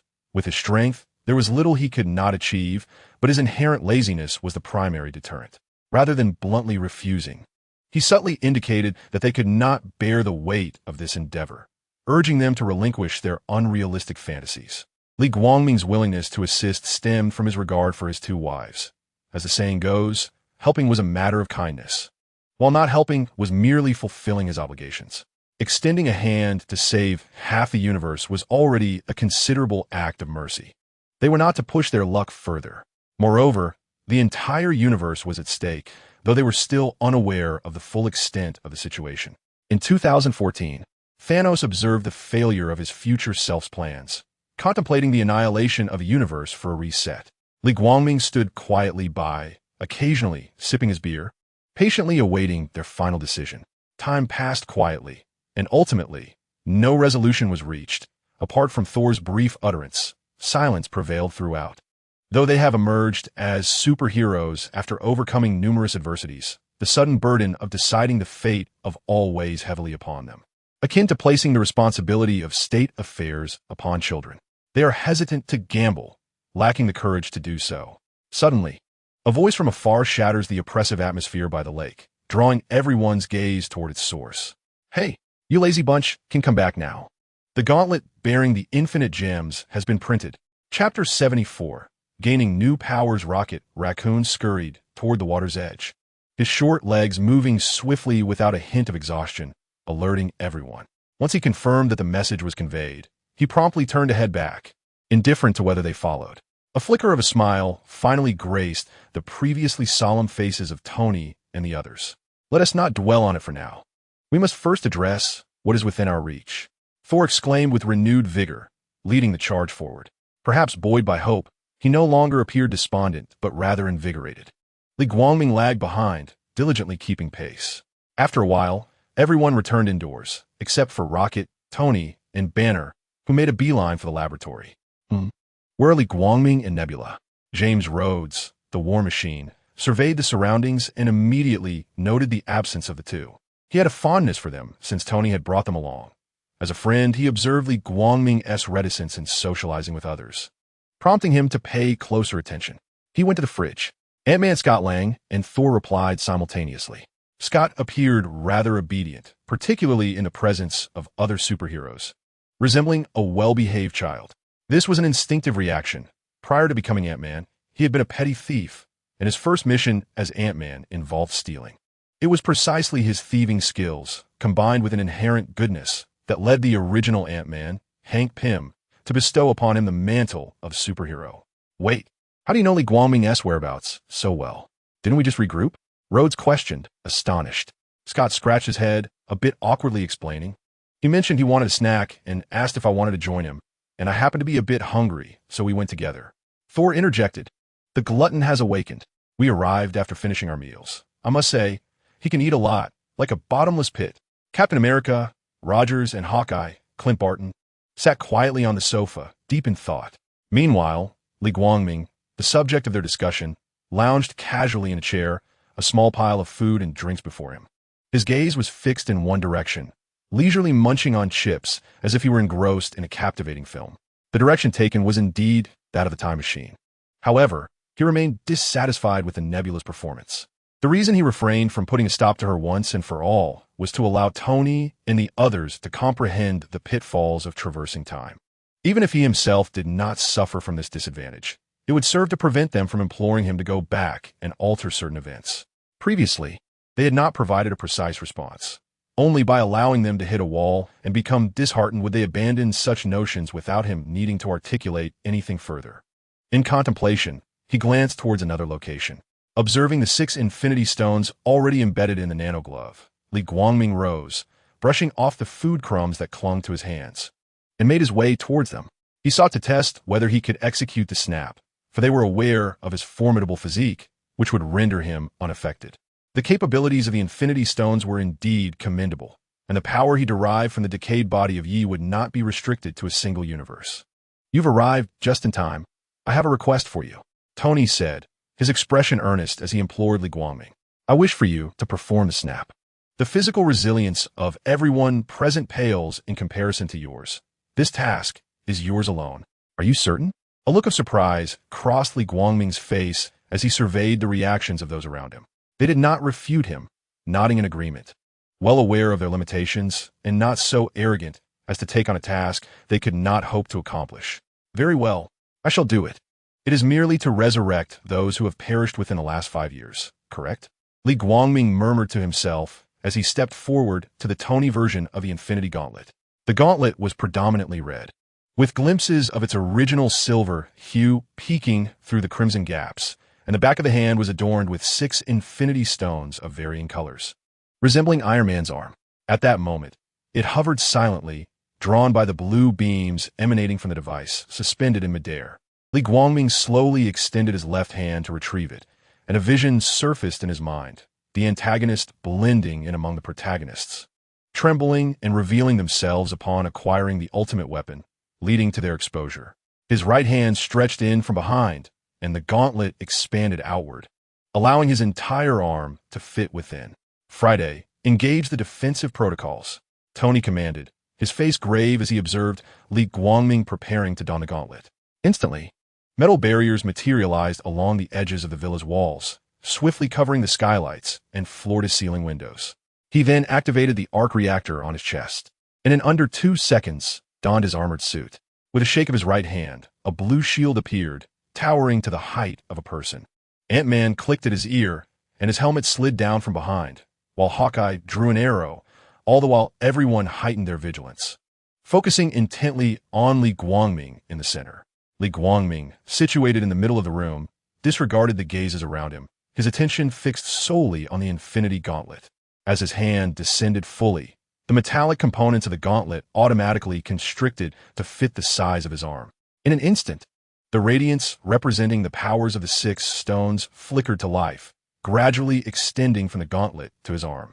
As the Infinity Stones invaded Li Guangming's body, a familiar notification echoed in his ears, granting him corresponding abilities. He calmly raised his arm, and with a snap of his fingers, a sound resonated through the air. After the resounding crack, those standing nearby stared blankly at Li Guangming. Was that it? I recall Thanos grimacing in pain when he snapped. Could be that I misremembered? No, you did not err. The onlookers were incredulous. Was it truly over? It seemed like a mundane snap, akin to something done out of boredom. It appeared as if nothing had changed. There was no sensation at all. Ding, ding, ding, could be real? Barton approached the phone resting on the table, staring incredulously at the caller ID displaying his wife's name. Of course it's real. Do you think they're a ruse? Do not forget who I am. Do you really believe you can outsmart me? Li Guangming rolled his eyes, speaking in an exasperated tone. Yet Tony cautioned him sharply. Li Guangming quickly removed the gauntlet. Whether it was fear of the 6 Infinity Stones or concern that Li Guangming might develop greed, it was unclear. Fine. Stop looking at me like that. I have no desire for it. Here, I will return it to you at once. Li Guangming scoffed, disdainfully removing the gauntlet and tossing it to him. The Infinity Gauntlet danced erratically between Tony's hands, fearfully tossed onto the floor. Li Guangming, someone is calling for you. Chapter 75. The invasion of Thanos and their doubts. Just as joy filled the air, the villa's defenses were lifted and a gentle light streamed in, as if a beautiful rebirth had graced the world. Hawkeye Barton responded to the group and, trembling slightly, reached for the phone to chat with his wife, Laura. Ant-Man removed his helmet, a look of surprise transforming into joy as he exclaimed, "We truly succeeded." He then seemed drawn to the radiant light outside the floor-to-ceiling windows, leaning closer to admire the flurry of sparrows. Tony, seeing the Infinity Gauntlet lying on the ground, exhaled a sigh of relief. To claim it for himself would be a falsehood. Given his strength, none present could likely stop him if he chose to do so. As he prepared to change out of his Iron Man suit, an incoming call suddenly flashed on the screen, and Tony glanced at the name with curiosity. "Hello, Wanda. What brings you to call me?" Indeed, it was Wanda Maximoff, the Scarlet Witch. Their communication was rare, and logically, one would expect her to reach out to acquaintances first after her resurrection. Even though she was part of the second Avengers team, Tony doubted their relationship was close enough for this. "I'm not looking for you. Is Li Guangming with you?" Beneath the helmet, Tony raised an eyebrow, his expression growing increasingly perplexed. Li Guangming was the one he had brought back. How could she know his name, having been deceased for 5 years?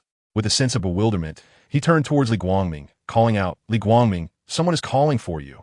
Upon hearing his name, Li Guangming displayed a clear look of astonishment, his eyes wide with confusion as he pointed at himself with his index finger, asking me. Upon witnessing Tony nodding while donning the Iron Man helmet, Li Guangming, despite his skepticism, approached with cautious steps. His mind was abuzz with speculation about who would go out of their way to inquire about him, as he believed he had no acquaintances in this universe. Tony produced a device, transparent as glass, from within his armored suit and handed it to Li Guangming. He had already transferred the communication to the phone. For it would be rather unseemly for a man of stature to be pressed against another handsome figure while making a call. This handsome figure, of course, referred to himself, not Li Guangming. Li Guangming, harboring a sense of suspicion, accepted the high-tech phone and gazed at the name displayed, Wanda Maximoff. His brow furrowed, yet his hand moved swiftly to bring the device to his ear. "What do you want with me? I don't recall us being acquainted." Just as Li Guangming uttered this, Ant-Man, standing by the floor-to-ceiling window, exhibited a look of horror. A massive spacecraft had suddenly appeared in the sky outside the villa, seemingly hovering just within reach. With a series of whizzing sounds, blue orbs of light, trailing smoke, hurtled towards the group within the villa. There was no time for warnings. Several projectiles had already descended, and the sound of explosions mingled with the debris of collapsing structures filled the air. He barely managed to don the Ant-Man helmet and shrink his form to evade harm. This unexpected assault interrupted the celebration and severed Li Guangming's phone call. Taken by surprise, they stumbled, losing their balance and plunging into the gaping pits created by the explosions, landing in the basement. Fortunately, the ordinary human bodies had not yet shed their armor, and those of extraordinary nature were impervious to injury. None sustained any harm. Li Guangming, too, was compelled to descend from the unstable floor, but emerged unscathed, his biological force field intact, even his clothing and the phone remaining flawless. Amidst the cacophony of detonations, when Li Guangming refocused on the communication device, only the tone of a busy signal greeted him, indicating the call had been abruptly terminated. His eyelids flickered with irritation at the sudden interruption, suppressing the urgent desire for answers. He tossed the transparent phone aside, indifferent to its fate, reassured by Tony's wealth. Believing he would not be reproached, he had no intention of safeguarding trivial objects during a battle, even if it were within his capability. The explosions continued to resonate in his ears, as if vowing to reduce the area to rubble. Activating his supervision, he surveyed the surroundings, piercing through layers of debris to discern the scene before him. It was a desolate landscape. What had once been a sparse environment of steel structures now resembled a tectonic upheaval, revealing the hidden intricacies of the earth beneath. Scattered metal fragments lay haphazardly across the ground. The vicinity had transformed into a veritable wasteland, with plumes of smoke billowing outward and flames licking the sky, merging with the clouds of smoke to obscure the massive ship above, crafting an apocalyptic tableau. Being adjacent to the lake, the water now flowed in like a stream, creating a curtain of water. In mere moments, it had risen to his ankles, and he suspected the fragile walls would not endure much longer before the lake surged in with a violent deluge. The sound of cascading water enveloped the scene as the formidable Hulk, Bruce Banner, hoisted the floor made of stone and steel beams to prevent its collapse.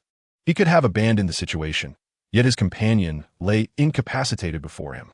Were he to leave, the war machine, clad in iron armor, would be secure. However, the diminutive Rocket Raccoon was not so fortunate, as he remained a mere mortal, and even if he could not be crushed, the weight would surely take a toll on his life. Raccoon, run!" Banner bellowed, fully aware that time was of the essence before the lake would engulf them. "I can't breathe," Rocket cried out in distress. Meanwhile, Rod, trapped and with his armor damaged, desperately shouted, "Release the armor. Hurry up, I can't breathe." With urgency, Rocket's pleas snapped Rod back to reality, and despite his own limitations, he scrambled towards Rocket, realizing he could not lift the boulders before him. He glanced around and seized a steel rod to fashion a lever, just as he prepared to exert his strength. The sound of digging from the side wall caught his attention.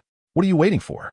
I'm about to be crushed," Rocket shouted in frustration, reminding him that even amidst adversity, they must first rescue their ally. This propelled Rod into action. With a resounding crash, the already dilapidated wall succumbed to a gaping hole, and in a daze, Rod caught sight of a shadowy figure. "Do you seem to be in need of assistance?" The indistinct figure inquired with a melodic tone, revealing itself to be Li Guangming, who had rushed to their aid upon witnessing their plight. "I've already been saved. What use are you?" Rocket retorted, climbing out in a huff, his furry paw accusingly pointing at Li Guangming. Rod, drained of energy, lay flat on the water's edge, gasping for breath, and remained silent. Banner, his visage contorted with urgency, roared, "Why are you still standing there chatting? Run!" As if to validate his words, the lake surged forward like a tidal wave, threatening to engulf them. Li Guangming flashed a reassuring smile, stepping past Rocket and Rod, nonchalantly responding to their earlier concerns. Isn't this assistance precisely what I have provided? Both man and beast regarded him with impatience, perplexed as to why he was advancing instead of fleeing. Did he believe he could control the flow of water? As the rising waters reached the height of their thighs, Rocket's heart raced with panic, despite Li Guangming's fervent assurances. It better be as he claims, or we shall surely drown. Rocket lamented, his pessimistic words drowned out by the roaring torrent. Rod struggled to lift himself, his head barely breaking the surface, gasping. A dead horse is worth a live one. Let us hope for the best. Banner, exerting himself to support them both, felt a wave of relief wash over him at the sight of Li Guangming. He understood the significance of the man's presence by the lakeside. As the subject of their discussion, Li Guangming remained clad in his casual attire, standing in lake water that lapped at his calves, raising his arm. With a casual wave, the water collided with an ethereal barrier, as delicate as a cicada's wing, unable to penetrate even a fraction. He had no intention of concealing himself any longer, opting to reveal his true self. After all, he was merely a transient in this world, and exposure bore no consequence. The tumultuous waves beyond the transparent wall surged violently, the water's surface rising ever higher in an instant. Both of them gazed in astonishment at this spectacle, only to be further astounded by what transpired next. The water leapt forth, connecting with the lake outside the barrier, as if Li Guangming could no longer sustain the barrier, which then ruptured, allowing a torrent to cascade in. However, the encroaching lake water persistently pushed from behind them, reminding them that what they witnessed might not be the reality.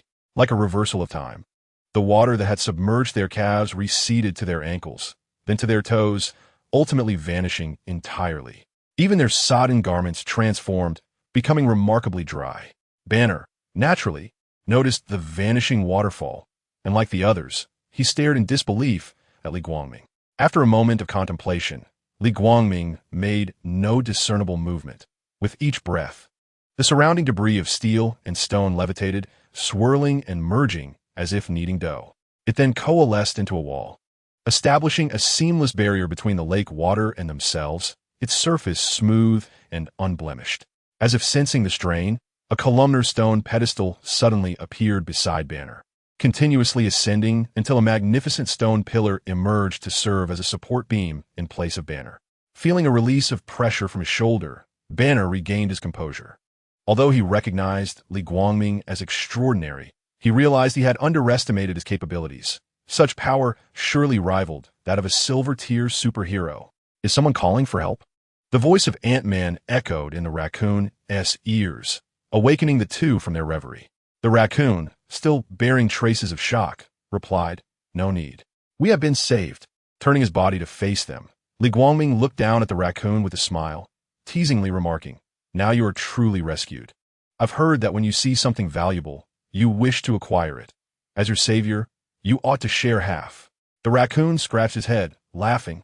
"Let us first check on the others. We wouldn't want the infinity stones to be snatched away again." Uncertain if he agreed with this sentiment, Li Guangming rose and directed his gaze towards a wall, casually raising his arm. Suddenly, a resounding rumble echoed, and a passageway leading outward materialized not far from them. In truth, there was no need for such grand gestures. Yet without them, who would know he was the architect of this? A simple motion added an air of authority and grandeur. They wasted no time. Banner lifted Rhodey, following the raccoon as they hastened towards the exit. Rhodey, glancing back, noticed Li Guangming standing steadfastly in place, urging, "We must go." Tony and the others might already be engaged with the invaders. Let's hurry to their aid.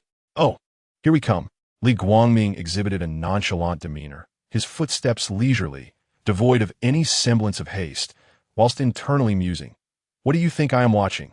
They had already commenced their brawl before you uttered that line. Particularly Hawkeye, TSK. Not only was he pursued by 2 soldiers of the Dark Army, but after narrowly escaping, he was deceived by the past nebula. Moments prior, Tony shook his head to rouse himself, surveying the surroundings, a desolate wasteland of ruins, feeling a sense of fortunate escape. Had he not donned his iron armor, he might have been crushed beneath the debris. Unsteadily rising, He retrieved the vibranium shield that had fallen a short distance away and approached the lifeless form of Captain America, Rogers. "If you lose it again, I shall not retrieve it for you," Tony remarked, his weary visage fixed on the slowly awakening captain, who was assessing his surroundings, teasing him with a hint of arrogance. After a moment of confusion, Captain America accepted the shield, inhaling deeply and asking, "What happened? We're not like that fellow, toying with time. And time shall toy with you. You will come to understand." Tony grasped his outstretched hand, pulling him up as they navigated through the narrow corridor to join Thor. Casting a glance at the imperious Thanos. What is he doing? Nothing at all. And the Infinity Stones? Somewhere below. You realize it is a trap, don't you? Thor's gaze remained indifferent. "I do not care." His eyes shimmered with a bluish-white light, hands poised as lightning crackled around his torso, pulsing through his limbs. In an instant, the already dim sky erupted with thunder. With a resounding crash, a colossal bolt of lightning struck Thor, instantly enveloping him in his battle armor. One hand wielding Mjolnir, the other grasping the Stormbreaker axe. With Li Guangming present, what is there to fear? I have secretly supplemented the comic lore. He is indeed a formidable entity. With a roar, he charged ahead. Meanwhile, Hawkeye could only roll his eyes, having exerted considerable effort to escape with the Infinity Gauntlet, only to unwittingly deliver it to the enemy in mere moments. The most humiliating aspect was that Nebula could not have avoided him before reporting the situation. Must she relish in the humiliation face to face? While Li Guangming's presence could not leave a trace on Hawkeye's side, Captain America still had a chance. Indeed, after calculating the time, he leisurely stepped out to witness a classic scene. Quietly following behind Banner and the others, Li Guangming lightly tapped the pendant beneath his shirt, and in the blink of an eye, his Kryptonian battle suit, a blend of nanometal and liquid metal unique to him, spread forth, replacing his previous attire. The golden patterns stood out vividly in the dim environment, radiating a dazzling, resplendent golden light. The trio ahead turned their attention, and under the golden glow, the silhouette was vaguely discernible, evoking envy amidst the dark surroundings. "Is that suit for sale?" The raccoon's eyes nearly glistened with drool. The stimulating dryness of the raccoon's eyes remained fixated, yearning like a delectable cake, instinctively wiping the corners of its mouth. Chapter 77. The Four Face Off. The spectating trio. "I have never encountered such an astute raccoon. How about selling your body to me for research purposes? The price will be entirely fair." With no deceit involved, as they progressed, Li Guangming cast a teasing glance at him, a gentle smile gracing his face. Thanks to the illumination of the golden patterns, the raccoon could distinctly perceive Li Guangming's expression. Memories of the past in the laboratory involuntarily surfaced in its mind, causing its diminutive body to shiver, shaking its head like a rattling drum. No more purchases, no more. Its small mouth rapidly dismissed the terrifying notion, swiftly leading the group and racing ahead. Frightened of any related terminology, the others were amused by the raccoon's demeanor. They did not believe Li Guangming would be so deranged as to experiment on a friend, merely interpreting it as an indirect refusal. Only Li Guangming understood that the raccoon was reluctant to recall that bittersweet period of both beauty and tragedy. The raccoon's increased pace prompted the others to quicken their steps. Upon returning to the vast ground, they soon heard the tremendous sounds of clashing weapons in the distance. They hurried towards the battlefield, while Li Guangming remained composed, trailing behind. In no time, they arrived at the site of combat, witnessing everything unfold before their eyes. There stood Iron Man, his back adorned with a starfish-like energy device, palms open as he called out to Thanos, "Thor, come assist me." Having been comrades for many years, they immediately understood his intent. Lightning crackled around him, his eyes aglow as if replaced by two compressed white dwarf stars. As the mighty Mjolnir and the Stormbreaker clashed, torrents of azure lightning surged forth, several beams of lightning targeting Iron Man's back. Empowered, Iron Man's palms and chest reactor unleashed massive plasma beams in a pulse cannon.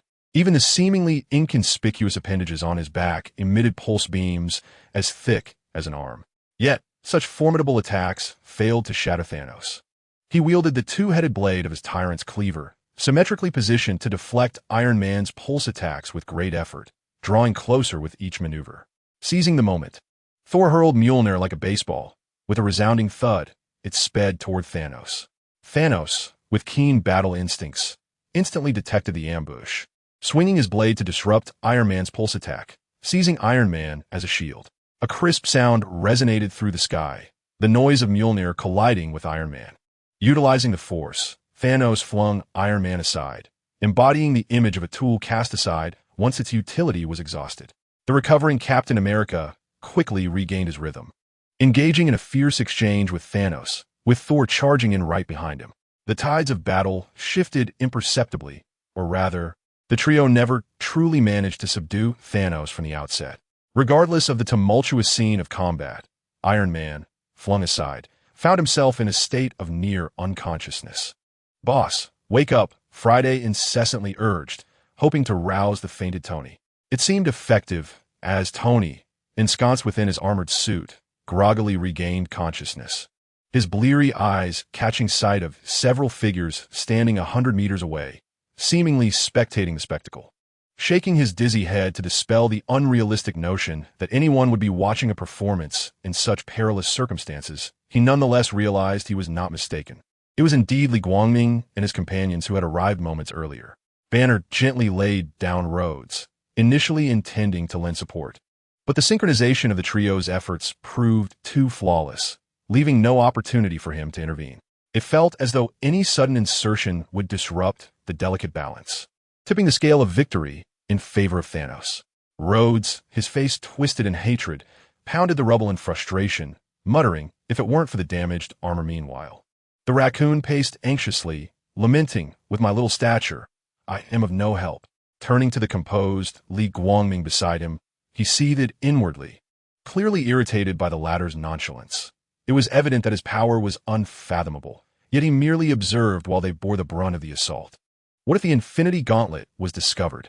Stay calm. Everything is under control. To bring about their demise, one must first drive them to madness, allowing Thanos a moment of glee. Otherwise, the opportunity may slip away. Li Guangming, unperturbed by the debris, settled onto the rubble, raising his hand only to let it fall. The trio was baffled by his peculiar actions, yet comprehended the next moment as ripples spread through the void, revealing a crescent-shaped golden spear. In the blink of an eye, it stood proudly amidst the twisted metal, fully manifesting its true form. A golden harpoon? The trio gazed at the sudden apparition with bewilderment, utterly perplexed by the utility of such an object. Is it for fishing?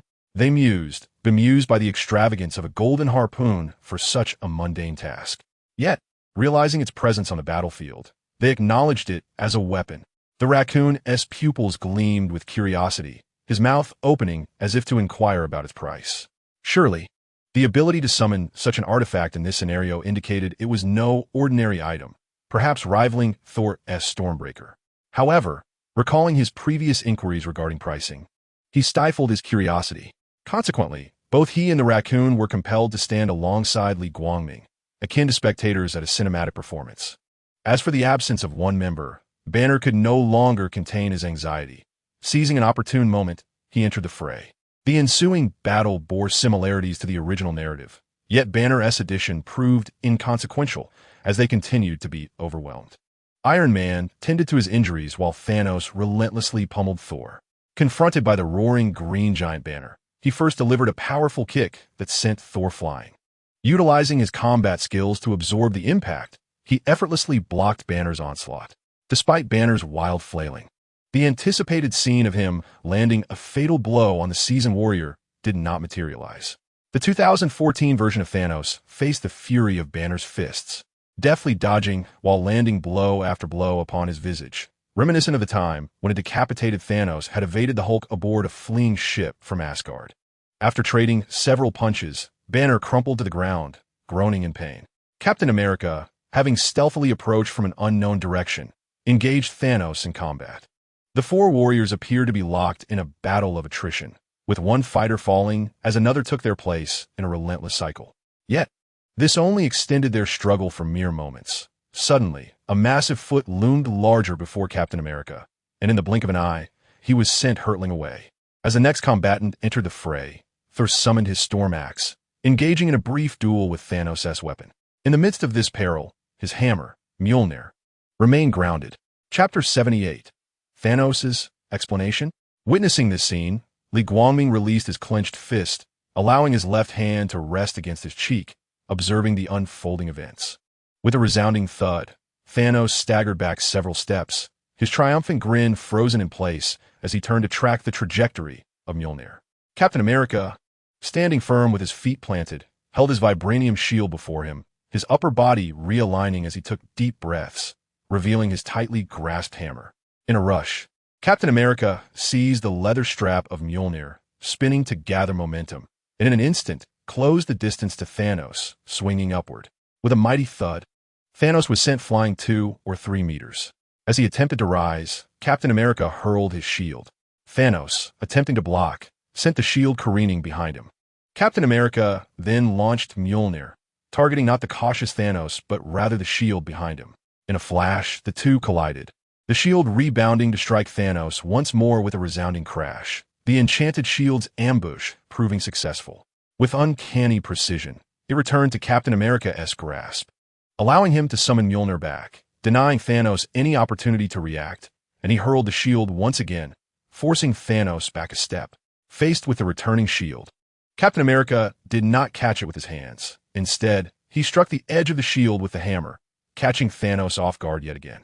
With a series of hammer strikes and shield slams, he bewildered Thanos through 2 or 3 seamless combinations, culminating in a perfectly executed series of lightning strikes. The fluidity of his movements suggested extensive training. However, apart from Thanos being caught off guard and sustaining damage to his helmet, no other injuries were inflicted. Enraged, Thanos seized upon a moment of vulnerability, grasping Captain America's neck and slamming him to the ground, temporarily incapacitating him with pain. Snatching up the tyrant's blade, he charged at Captain America, who, regaining his senses, could do little but defend himself in a frantic manner. Under the barrage of fierce attacks, Captain America barely managed to withstand the onslaught, even losing Mjolnir, which was discarded to the side. Without granting even a moment's respite, the tyrant brandished his merciless blade, cleaving through Captain America's vibranium shield as though it were mere fruit, reducing it to fragments of scrap metal. With a forceful sweep, Captain America was sent soaring several meters, blood trickling from his gums as he gritted his teeth and struggled to rise. Yet he found himself unable to stand, observing this scene with an air of calm detachment. A friend seated nearby chose not to intervene. Perhaps he was not of this planet. As Thanos surveyed the scene, noting their utter inability to retaliate, he turned his gaze toward Li Guangming and the figure beside him, probing with curiosity. Indeed, I am not of this world, Li Guangming replied, shifting into a more comfortable posture, a smile playing upon his lips, reminiscent of a wanderer of the cosmos. Hearing this admission, Thanos felt a subtle sense of relief, though his expression remained inscrutable. In that case, what brings you to associate with them? Are you inclined to meddle in their affairs? To be truthful, I harbor a great disdain for troublesome matters, especially those involving cleaning up after others, Li Guangming retorted, his expression one of distaste, as if he had encountered something unsightly. At his words, Thanos' demeanor shifted, displaying a cautious smile as he advised, perhaps it would be wise for you to take your leave. The imminent chaos may not align with your interests, would it? From the very beginning, he had noted Li Guangming's calmness, yet he could not discern the depths of his power. Though he appeared ordinary, there was an unsettling aura emanating from him. None of the renowned figures from the cosmos matched his description, yet he could not dismiss the possibility that he was a recluse of formidable strength. As long as he refrained from interfering with Thanos' endeavors, all would remain well. Goodness, so there truly is someone here. I thought I was imagining things. What kind of bodyguard are you? Tony's voice, laced with disbelief, rose in frustration. You sit idly by while we toil relentlessly, and you merely observe? Li Guangming's composure was as unyielding as his physique. He felt no embarrassment. However, the person beside him and the raccoon displayed a different reaction, both visibly awkward. Unable to meet Tony's gaze, Rhodey sought an excuse. It's not that I don't wish to fight, but my armor is severely damaged and utterly unusable. I would merely be a burden. The raccoon, unreservedly, muttered quietly, my physique might just send me to meet my maker with a single punch. The tension in Thanos' brow was palpable. From their exchange, it was clear that the notions of disliking trouble and wishing to avoid meddling were mere facades. In reality, they were all in cahoots. Thanos, feeling deceived, chastised them with a hint of resentment. It appears you are their summoned ally. You do not seem to be an ordinary individual, so you must have heard the tales of my deeds across the cosmos. I have annihilated half of all life. And in doing so, the scarce resources of the universe shall be corrected and redistributed. With your intellect, you may well consider this a foolish endeavor. I, too, share that sentiment. I am not the fool I once was. I have traversed from the year 2014. He had failed. Before me, these individuals resurrect those who have perished. Thus, I have taken heed and temporarily devised a new strategy. Since they are unwilling to let half of their number vanish, I have made a concession. How about expanding the universe's resources several-fold? I have yet to inform them, yet they approach with blades drawn. I am being cautious. Or else why would I engage in a struggle with that one who toys with thunder? You must arbitrate fairly. The fault lies with my future self. Did I err in 2014? With these words, his unusually large purple face radiated sincerity, even as he dramatically cast aside the tyrant's blade. Do you still wish to impede my acquisition of the Infinity Stones? Can you truly bear to witness the impoverished souls in the universe unable to afford a meal? Do you genuinely believe Thanos has softened? Do not jest. This is merely a stalling tactic. If mere words could procure the Infinity Stones, he could recount everything he has learned from the cosmos' origin to the present day. Li Guangming stifled a laugh, observing his performance, wondering if there were truly fools who would believe him. Aside from Thor, Rhodes, and Rogers, everyone present possessed considerable intellect. Thor, harboring a deep-seated grudge against Thanos, would not trust a single word. Rhodes, once a soldier, would he believe? Rogers? Well, regardless, one thing is certain, he would not be deceived either. Had those present not included these individuals, it is likely someone would have already fallen into his trap. I must say, your impassioned speech was quite remarkable. It nearly swayed me, particularly the notion of expanding resources several-fold. Li Guangming's words dripped with sarcasm as he locked eyes with Thanos. The others regarded him with expressions that clearly conveyed their disbelief. Alas, it seems we must engage in battle. My actions today are a testament to my resolve. And once I obtain the Infinity Stones, the truth will inevitably reveal itself. Chapter 79, The Formal Engagement. Li Guangming's mockery no sooner had the words left his lips than a blue beam descended from the heavens, heralding the arrival of Thanos' formidable generals, General Obsidian, General Corvus Glaive, Proxima Midnight, and Ebony Maw. Following closely were a relentless series of blue teleportation portals that appeared from various directions, only to vanish in an instant. The setting sun cast its glow from the distant horizon, piercing through the haze and clouds, illuminating the colossal battleships in the sky and the smoldering ruins below. Against the backdrop of the sunset, waves of soldiers from the Dark Legion emerged, armed and ready, while four-legged creatures clad in armor rushed forth like hellish hounds. With thunderous crashes, iron walls taller than buildings fell to the ground, and the hatches swung wide open, releasing a new wave of soldiers and formidable beasts resembling mighty gorillas, fully armed and ready for battle. The ground was teeming with Thanos' soldiers, akin to swarming ants, a dark mass moving as one. Meanwhile, the Chitauri forces were not to be outdone. From the rear of the massive Leviathan warship, which resembled a whale, they launched into the air, their bodies undulating as if swimming through the air, roaring as they rapidly approached. Numerous bioengineered soldiers boarded small flying vessels to secure air superiority against the Leviathan battleship, all gathered behind Thanos, forming an impenetrable barrier that none dared to breach. In stark contrast to their formidable presence, the opposing side appeared isolated and vulnerable. Even with the recently arrived Ant-Man and Hawkeye, their number barely reached 9. Captain America wore a grave expression, aware that while Li Guangming might withstand the overwhelming onslaught, the others could not. As the saying goes, a multitude of ants can bring down an elephant. Exhaustion would eventually take its toll. Where are our allies? Haven't they been resurrected? Why do they not come to our aid? If they don't arrive soon, we might as well prepare for our own funerals. The raccoon lamented, his fluffy visage heavy with despair, yet resolute in the face of impending doom. He quietly inquired of Li Guangming, "Can you handle them alone?" Ignoring the raccoon's query, Li Guangming cast a casual glance at the opposing forces and gestured towards Thanos. "It seems that at our level, numbers no longer confer an advantage. And what of it? You may resist, but your companions lack the strength to sustain a prolonged fight. Thanos retorted, acknowledging Li Guangming's formidable prowess, yet doubting that he alone could alter the tide of battle. If Li Guangming could read minds, he would undoubtedly assert, apologies. But I truly can. He refrained from contradicting Thanos, recognizing that without his intervention, their endurance would be fleeting. With a hint of nostalgia, he mused, in truth, I could spare your life. A mere shift in your ideology would transform you from foe to friend. However, as an external ally, my presence is not permanent.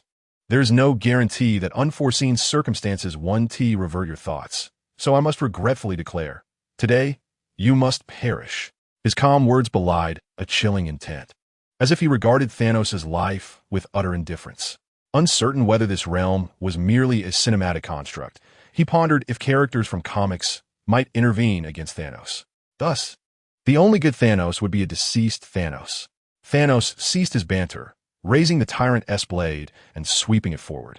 In an instant, his legion surged forth like a swarm of locusts, intent on decimating all who stood in their way. He charged directly at Li Guangming, eager to eliminate this unpredictable variable first, dismissing the others as mere defeated foes, easily vanquished once more. Captain America, resolute, prepared for a desperate struggle. But the communicator crackled with the voice of Falcon Sam. Li Guangming also heard the call, along with peculiar sounds, envisioning the portal behind them expanding, radiating golden sparks. With the enemy pressing in, they had no opportunity for a grand entrance. First to emerge was Black Panther, leading his Wakandan warriors into battle. Golden sparks erupted in succession, stretching and amplifying as Star-Lord, captain of the Guardians of the Galaxy, soared in on his jet boots, firing rounds from his weapon even before his form was fully visible. His members quickly followed suit, as an array of previously unseen warships emerged, even summoning the Reaver Legion for assistance. Among them were the remaining warriors of Asgard and the sorcerers from the Sanctum Sanctorum, led by the former Sorcerer Supreme, Dr. Strange. At the forefront was Valkyrie, riding her winged steed, alongside the Scarlet Witch, enveloped in crimson energy, and Spider-Man, Peter Parker. All renowned and unsung heroes convened in an unprecedented assembly. Time was of the essence. Captain America refrained from uttering his incomplete rallying cry. Avengers assemble. Unconcerned with the reinforcements behind him, Li Guangming remained nonchalantly seated, his gaze unwavering upon the advancing Thanos, his pupils involuntarily contracting and then dilating in an instant. As the two armies were on the verge of collision, the atmosphere was charged with grandeur and might, presenting a scene of profound astonishment. Yet, unexpectedly, Thanos, the vanguard, encountered an unforeseen predicament. For reasons unknown, as if fate were whimsically toying with him, their commander, Thanos, suddenly collapsed to the ground. Given his formidable strength, such an occurrence defied logic. However, this inexplicable event transpired in a most bizarre fashion.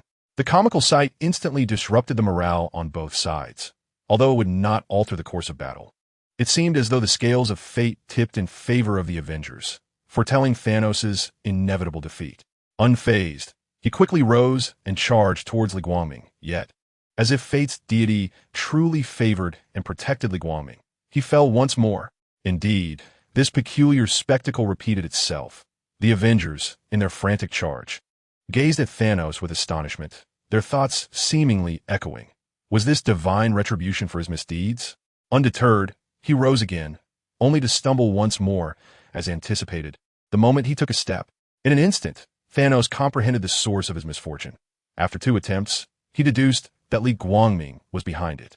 Just before his falls, his extraordinary vision had detected anomalies in Li Guangming's pupils. Thanos' conjecture was entirely accurate. It was indeed Li Guangming's handiwork, as he had manipulated the odds to turn Thanos' negligible chance of falling into a certainty. Nothing is impossible without the Infinity Stones. Thanos was at most of a demigod caliber, and the disparity in their strengths was vast. With the quantum manipulation abilities he possessed, Li Guangming rendered Thanos utterly powerless, leaving him without even a shadow. Enraged, Thanos roared at Li Guangming, accusing him of being a despicable trickster, challenging him to a true contest of strength. Chapter 80, More Godlike Than Thor. The two armies clashed in a chaotic melee, devoid of formation, with the Avengers lacking a commander. Regardless of their foes, as long as they were not Thanos or his generals, They charged forward unrelentingly. Was it truly his doing? Mantis of the Guardians of the Galaxy sidestepped a Charita soldier's gunfire, swiftly conjuring and launching an energy projectile. Upon hearing Thanos' roar, her almond-shaped eyes widened, sparkling with intensity. With a graceful flick of her hand, she unleashed another energy blast towards the encroaching dark soldiers, her movements both swift and elegant. I advise you not to entertain any thoughts of him. A domineering female voice resounded from behind her, and as she turned, she barely caught a glimpse of a flash of red. The Mantis woman snatched away the enemy's weapon, her expression tinged with grievance amidst the chaos of battle. Her voice tinged with a hint of tears. I was merely expressing my admiration. In another theater of war, Pepper Potts donned her azure steel armor, unleashing a barrage from her pulse cannons. She shouted to Tony behind her, "Which superhero did you bring back?" "I don't know. He possesses numerous superpowers. He might be a silver superhero." Tony, leaning against Pepper, continued to fire his pulse cannons without pause, his mind racing to respond. They both noticed the sudden surge of Dark Legions and Chitauri soldiers and activated the floating cannons situated on the shoulder blades of their suits. Pulses of red and blue energy erupted forth, decimating their foes. Iron Man targeted one of the generals of the Dark Legion, the Black Dwarf, and charged toward him. Just then, the enlarged Ant-Man stepped over the Black Dwarf, delivering a thunderous punch to the Leviathan-like face of the enemy, sending him crashing to the ground. Surveying the battlefield for those in need of assistance, his gaze swept across the expanse, which was remarkably devoid of enemies within a 100-meter radius, save for the formidable Thanos. Anyone who dared to step within that vicinity was instantly reduced to ashes. Rhodey stood beside Li Guangming, astonished at his remarkable abilities, when suddenly, the War Machine's exoskeleton armor materialized before him, jolting him back to reality. He gazed at the beloved man with surprise. "No need to thank me." Li Guangming smiled knowingly. This revelation made Rhodey understand that it was indeed Li Guangming who had miraculously repaired the armor. The notion that he had preemptively stored a set of War Machine armor was implausible, as he had no need for external assistance. "Thank you." Even though Li Guangming insisted it was unnecessary, Rhodey courteously expressed his gratitude, limping toward the automatically opening armor. Li Guangming waved dismissively, observing as Rhodey's injured legs, encased in steel, suited up and soared into the skies. Turning his attention back to Thanos, he maintained a playful demeanor, displaying an unusual expression of acceptance toward the provocation. Very well. Yet, he remained seated, one hand resting on his thigh while the other raised, causing a visible tremor in the air. Seeing Li Guangming accept the challenge, a glimmer of joy appeared on Thanos' brow. However, as he noticed the commotion behind Li Guangming, his delight was short-lived and his smile froze in place. Undeterred, he boldly advanced with the mighty blade of the tyrant. In that moment, Li Guangming raised his hand and swiftly brought it down. In an instant, a golden beam shot forth, aimed directly at Thanos. Unable to discern the exact nature of the attack, Thanos could only predict its trajectory through the residual glow, instinctively raising the tyrant's blade to defend himself. With a resounding crack, the perplexed expression on Thanos' purple face, marred by deep grooves, shifted from Li Guangming to the blade that had just absorbed the force of the impact. As he rotated his wrist, the blade faced himself, revealing a notch the size of a bowl on its surface. It was unexpected for a weapon with the might to slice through anything, even a vibranium shield, to sustain such damage. He raised his head in astonishment. Was this truly incomprehensible? I have yet to fully engage. Li Guangming gesta, maintaining his characteristic high-handed demeanor that irked even Thanos. A seasoned warrior, he paused only for a moment before charging once more towards the leisurely Li Guangming. Had he turned back, he would have seen a sword embedded in the ruins, slowly vanishing into the void. It bore a gilded hilt and a pristine white blade inscribed with Greek letters, a replica of the fire goddess sword belonging to Wonder Woman. Li Guangming was unfazed by this outcome. After all, it was a blade reputed to have been crafted by the fire god, capable of cutting at the subatomic level. Even the hardest materials devoid of magical enhancement would succumb to its edge. Once again, Li Guangming raised his arm, releasing a stream of gilded light with a mere breath. This time, Thanos discerned what it was, a shield of black and gold. In his rush, he raised his tyrant's blade, preparing to deflect the shield with a sidelong motion to absorb the impact. He had no expectation that this shield would be as sharp as the previous weapon. In an instant, a piercing, scraping sound echoed, brief yet resonant, audible for hundreds of meters. Success! The shield soared away, and an arm was raised, rigid and straight, with a fist directed at Li Guangming, unleashing a plasma beam in an instant. Noticing Li Guangming's lack of intention to evade, and even devoid of the thought of resisting, he laughed derisively. Internally, he mused, "You shall pay for your hubris." He rarely resorted to energy attacks, but since Li Guangming disregarded the rules of combat, he was prepared to risk his life alongside the nobleman. Meanwhile, the divine shield, spinning like Captain America's vibranium shield, returned. Under Thanos' grin, the plasma beam struck Li Guangming, while the divine shield collided with him unawares. Caught off guard, he stumbled forward, sliding 100 meters away. This was the result of Li Guangming intentionally holding back. Having finally seized the opportunity to test his skills, he would not easily allow his opponent to perish.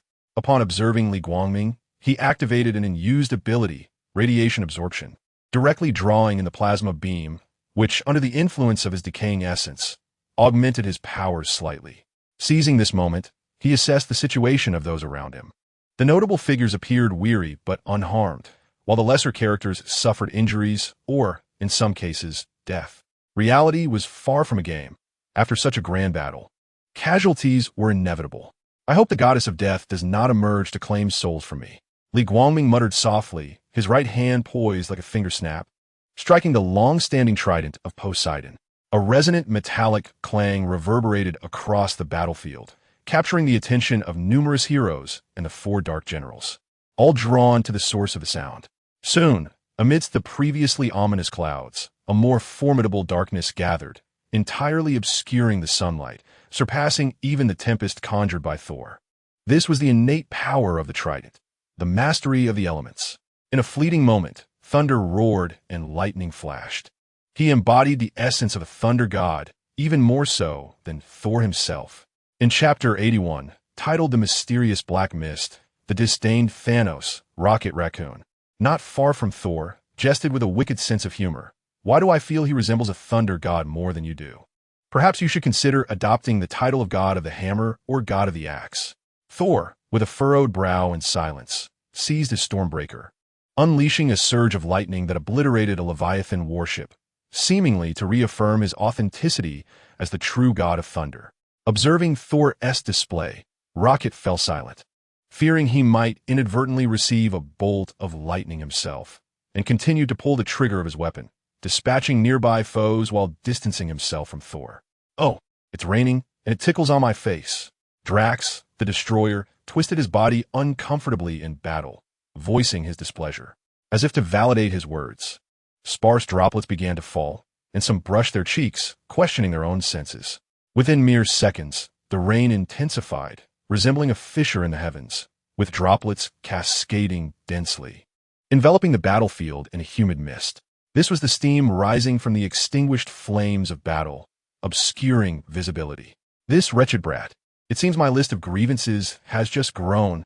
Iron Man grumbled within his armor, venting his frustration as he unleashed a repulsor blast upon an imposing gorilla-like war beast. Several others echoed his sentiments, sharing his distaste for such weather, primarily hindered by the muddy terrain. Yet, a startled gasp broke the silence, unnoticed by anyone save for those nearby. "My wound has healed," suddenly free from pain. She eliminated another Chitauri soldier and took the opportunity to glance at her previously injured area, astonished to find it miraculously mended. An increasing number of similar phenomena began to manifest, becoming impossible to ignore as the effects seemed to strengthen, healing injuries from minor to severe, and even reviving those on the brink of death, ultimately bringing back the deceased. It was nothing short of a miracle. Those granted a second chance at life could not help but think so. Of course, only allies were revived. Li Guangming would never stoop to betraying his own nor resurrecting enemies, as he had no peculiar penchant for making those who had experienced death relive it. It was the rain's effect. This rain possessed the ability to heal wounds, even alleviating fatigue. "Yes, I feel invigorated, as if I have returned to my pre-battle state."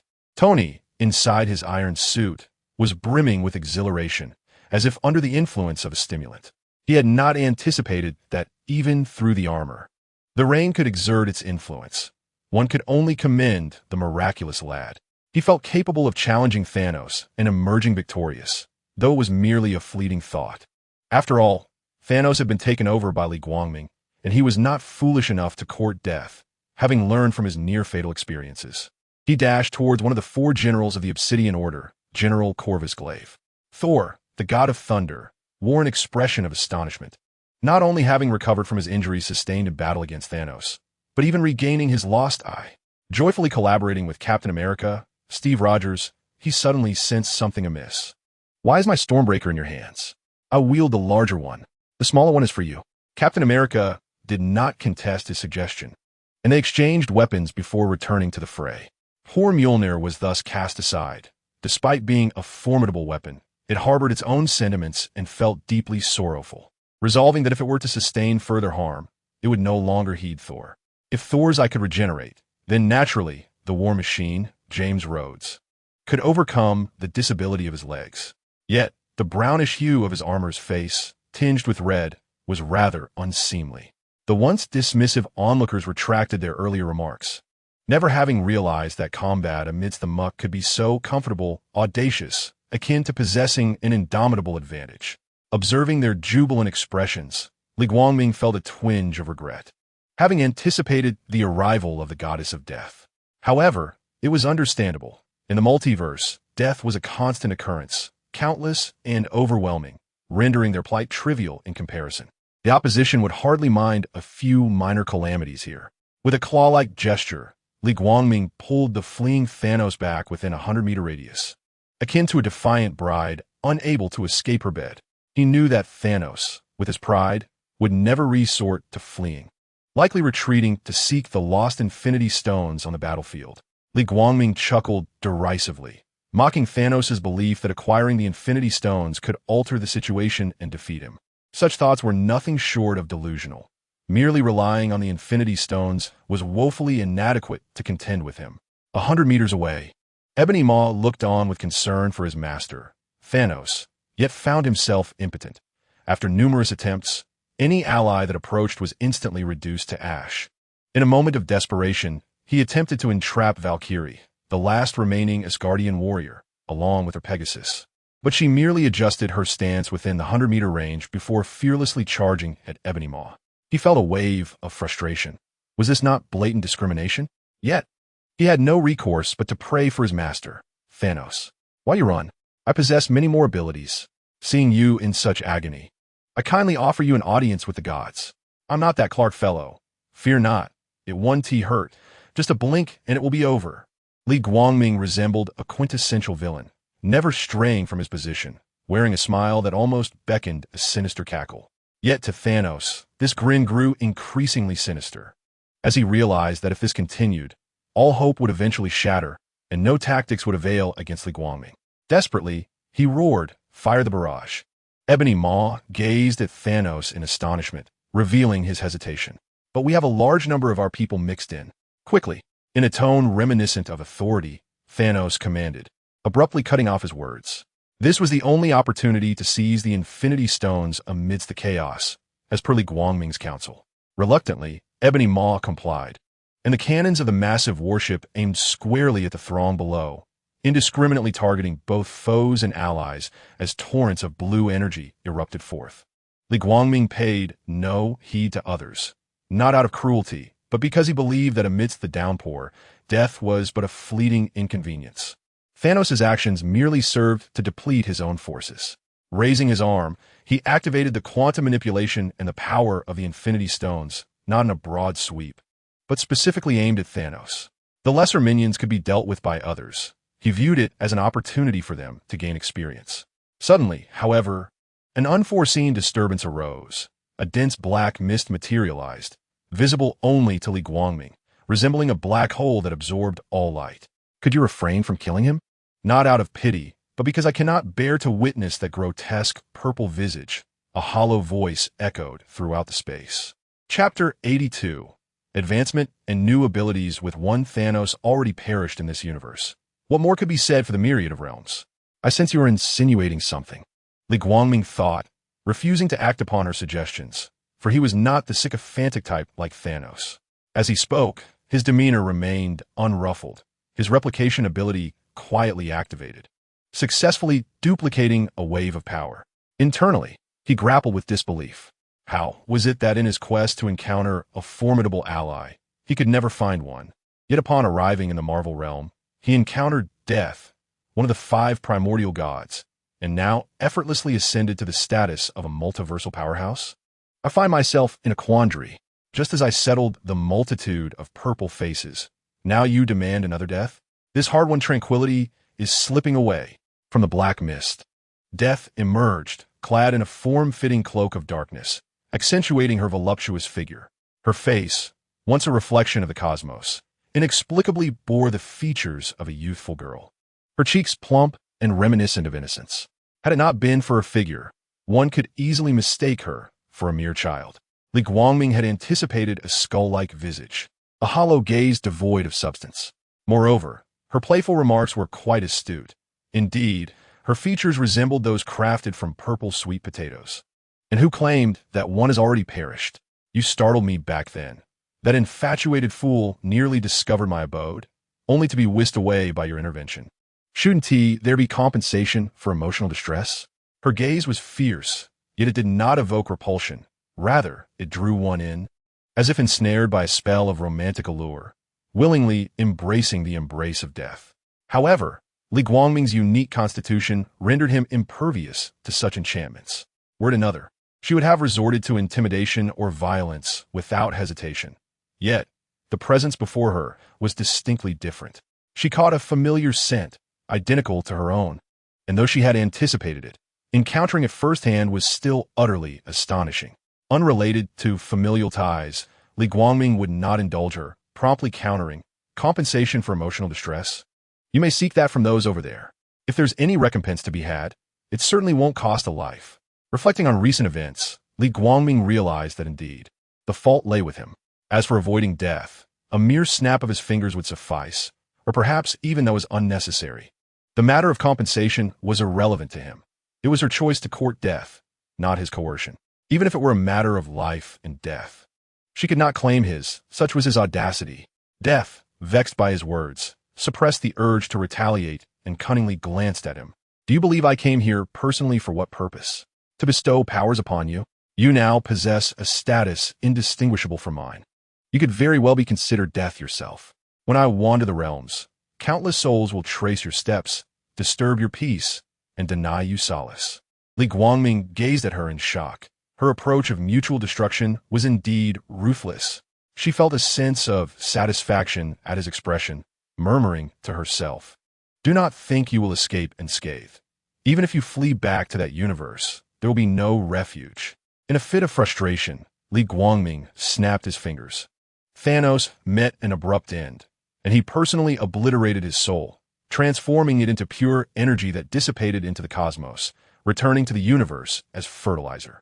In his final moments, he cast a longing glance ahead, yet death had vanished, and he never beheld her again before his complete dissolution. Noticing Li Guangming's exasperated demeanor, she added, "Do not presume you can emulate me. I curse him to eternally seek me in vain, for hiding will be of no use, he. Yet Li Guangming remained unperturbed, reveling internally. It's not solely your domain to cast curses. Let us see whose burdens weigh more. She found his reaction dull and approached him. Li Guangming met her gaze, his wary eyes instinctively drifting to the quivering flesh at her summit. He had no fear of her. If she wished to outdo him, she was welcome to try. Alas, I shall no longer toy with you. I take my leave. She leaned down, her soft lips pressed against Li Guangming's forehead, and in an instant, her figure transformed into an ethereal wisp and vanished. Li Guangming instinctively touched his forehead. Blinking in disbelief, he had been teased. He harbored serious doubts that death had forsaken her side for him due to his presence. This was not mere vanity. Evidence lingered upon his brow. As he pondered this, the fierce battle outside was nearing its conclusion. The enemy, leaderless, combined with Captain Marvel's return, hastened their extermination efforts, swiftly eliminating Thanos' Chitauri and the Dark Army soldiers at a visible pace. Primarily, their undead advantage allowed them to recklessly trade injuries, which enabled such rapid progress. Meanwhile, The Black Dwarf met an early and tragic end under the joint ambush of Iron Man and Ant-Man. In the midst of the skirmish, the unfortunate Dark Knight neighbor encountered the enigmatic Scarlet Witch and was swiftly torn asunder. As General Wraith beheld the death of his beloved, a profound sorrow enveloped him, igniting a surge of power that seemed to bestow upon a villain the treatment typically reserved for a hero. He wreaked havoc, wielding his weapon with such ferocity that the armies of Wakanda and Asgard appeared as fragile as tofu, effortlessly cleaving through them with a mere stroke. Their heads and bodies severed before they could grasp the reality of their demise. The carnage drew the attention of Captain Marvel, who, in her binary form, charged headlong into the fray. A character capable of standing against Thanos even without the Infinity Stones, General Wraith was no match for her. A single ambush sent him soaring hundreds of meters, crashing into the ruins and creating a long trench in his wake. In a dazzling display of effects, Captain Marvel struck his weapon, shattering it in two, and delivered a fatal blow. Doctor Strange, hands weaving intricate gestures, summoned the crimson lightning of bolts of Balthak, which swept through the remnants of the battlefield like a rampaging dragon. "Is this the 1 in 14 million chance you spoke of?" he queried, his demeanor buoyant as Iron Man landed nearby with a thud, lifting his mask to inquire. Soaked by the rain, Strange wished to affirm, yet he answered honestly, "No.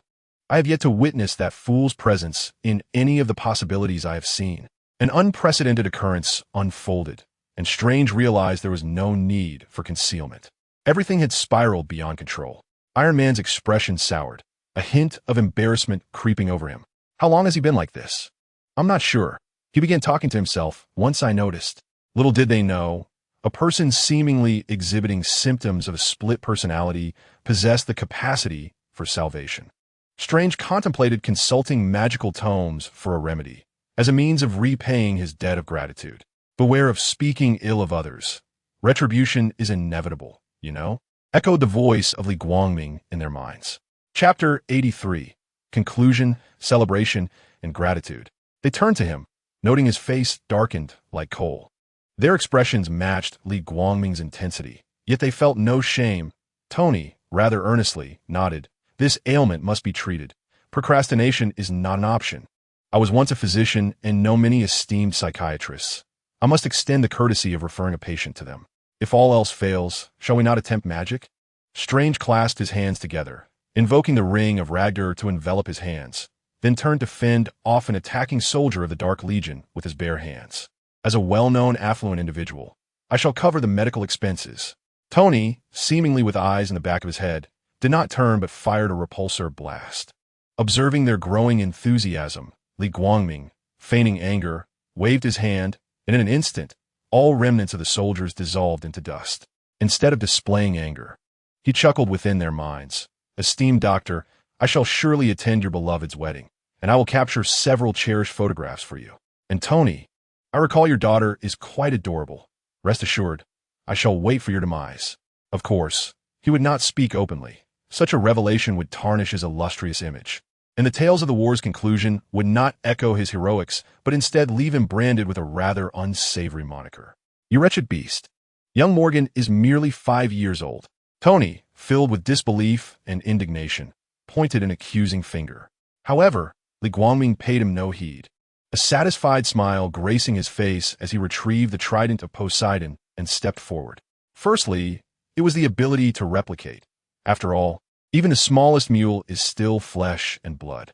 Secondly, he sought to uncover the words that the Scarlet Witch, Wanda, had yet to learn.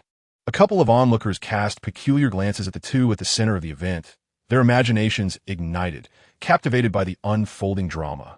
Though how many would come to know of it in the future remained uncertain. Li Guangming surveyed the scene, but found no trace of her. It seemed she had departed early. Instead, he caught a glimpse of Captain Marvel, whose expression was starkly at odds with her cinematic portrayal. Smiling at him and giving a thumbs up, his pupils widened with astonishment, and after a moment of dazed reflection, he nodded in acknowledgement of her friendliness before vanishing beneath Tony's worried gaze.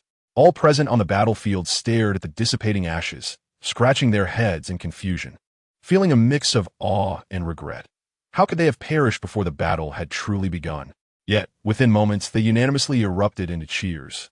For this was indeed a moment worth celebrating. The rain washing over their faces was a mystery. Was it joy or tears of elation? In 2014, Gamora stood vacantly at the site of Thanos' obliteration, lingering for an extended period. By the time Peter Quill, the captain of the Guardians of the Galaxy, sought her, she had already vanished from Earth. Thus, in a surreal twist, the catastrophe that had engulfed the universe flickered away as if it were a mere jest, leaving the heroes with a fleeting experience of divine euphoria, regrettably ephemeral. As they departed, the resurgence of half the fallen would pose a law enforcement dilemma for some time, with many of them taking on the roles of vigilantes. The return of lost lives did not solely bring joy.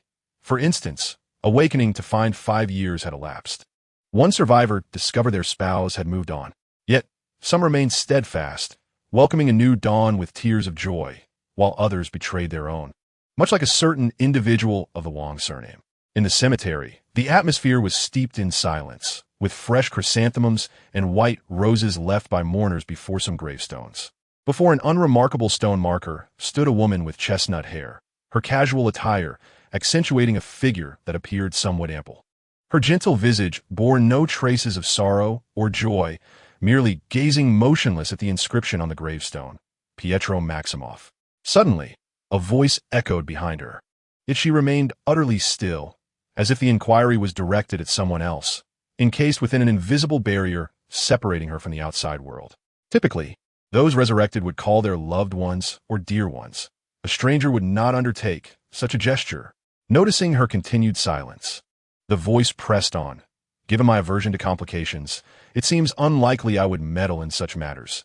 Traversing time specifically to save you appears improbable. Moreover, such an accidental misplacement would never befall me. If you were also a time traveler from the future, you wouldn't allow him to rest in the grave. Nor would our paths ever intersect. According to the timeline, I find it hard to believe that you did not notice the elderly Captain America. Everything could have unfolded as you wished by emulating him. Li Guangming quietly activated his mind control abilities to probe her memories, yet he discovered nothing. The unfolding events concerning Vision deviated slightly, but they were not the result of her conscious alterations, as if they were destined to progress in that manner. With a sigh, he recognized that he would find no answers from her, but it mattered little. For him, the answer was merely a fleeting curiosity he wished to pursue. After hearing Li Guangming's words, Wanda was enveloped in confusion. You feel remarkably familiar to me. After being resurrected, I instinctively reached out to Tony Stark to inquire about you. Yet, I have never met you before. It's peculiar that I would exhibit such strange behavior. Li Guangming could not elucidate the specific reasons to her, but he speculated that it was likely influenced by a version of Wanda from a parallel universe with whom he was acquainted. Unable to obtain answers, Li Guangming made no further delay and vanished once more. It seemed he knew something, yet he left abruptly. Wanda puffed her cheeks in frustration, glanced back at the gravestone, and then departed. Only the unique plumeria remained, distinct from the flowers adorning other graves, symbolizing hope, resurrection, new beginnings, and an unsettling tranquility. Perhaps it was a reminder of Pietro's childhood fondness for eggs. Upon leaving, Li Guangming approached Tony, who was startled by his sudden appearance. The ice cream he held nearly fell to the ground. People can scare each other to death. I believe your lewd title now requires an addition of terrified. Miracle boy. Li Guangming chuckled at his quip, unfazed. Whatever, I must return anyway. I came to bid you farewell. Disappearing without a word is not my style. Tony's expression stiffened momentarily, his sadness softening into a smile as he replied, Good to hear you're leaving. I was worried you might have designs on my little Morgan.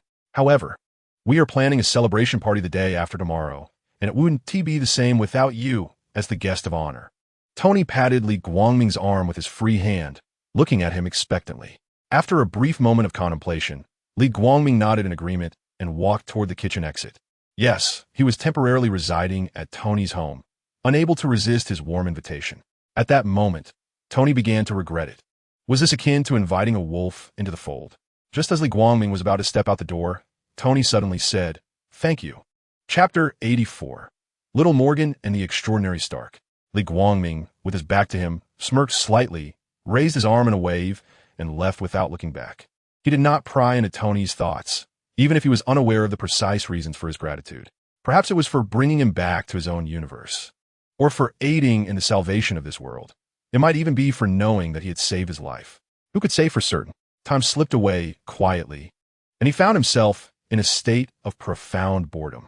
Even with the ability to leap through time directly to the gathering, he chose not to do so. Such is life. Are you Li Guangming?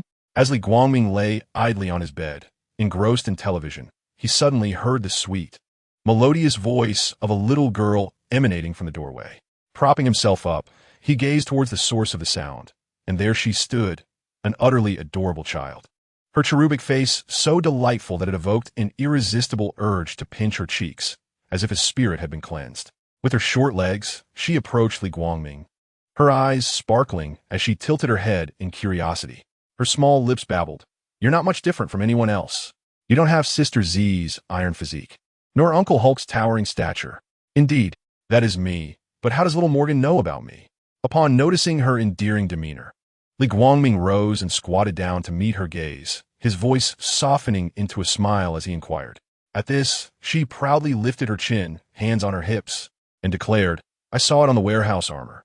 I remember their S.A. pupil recognition feature."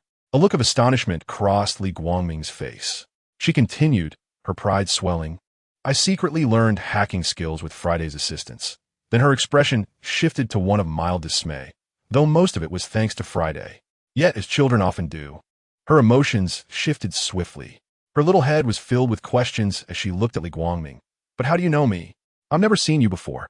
With a playful glint in his eyes, Li Guangming replied, "Your father often speaks of you, always lamenting how he managed without little Morgan. He loves the half-eaten cheeseburgers you leave behind. They're so delicious he wishes he could devour them whole." In an instant, her bashfulness turned into a smile, and she shook her head, feigning wisdom. "Uncle is lying. Daddy talks about himself, but he wouldn't say embarrassing things." With an air of familiarity, she jumped onto the bed without removing her shoes, as if to retaliate against Li Guangming for disparaging her father.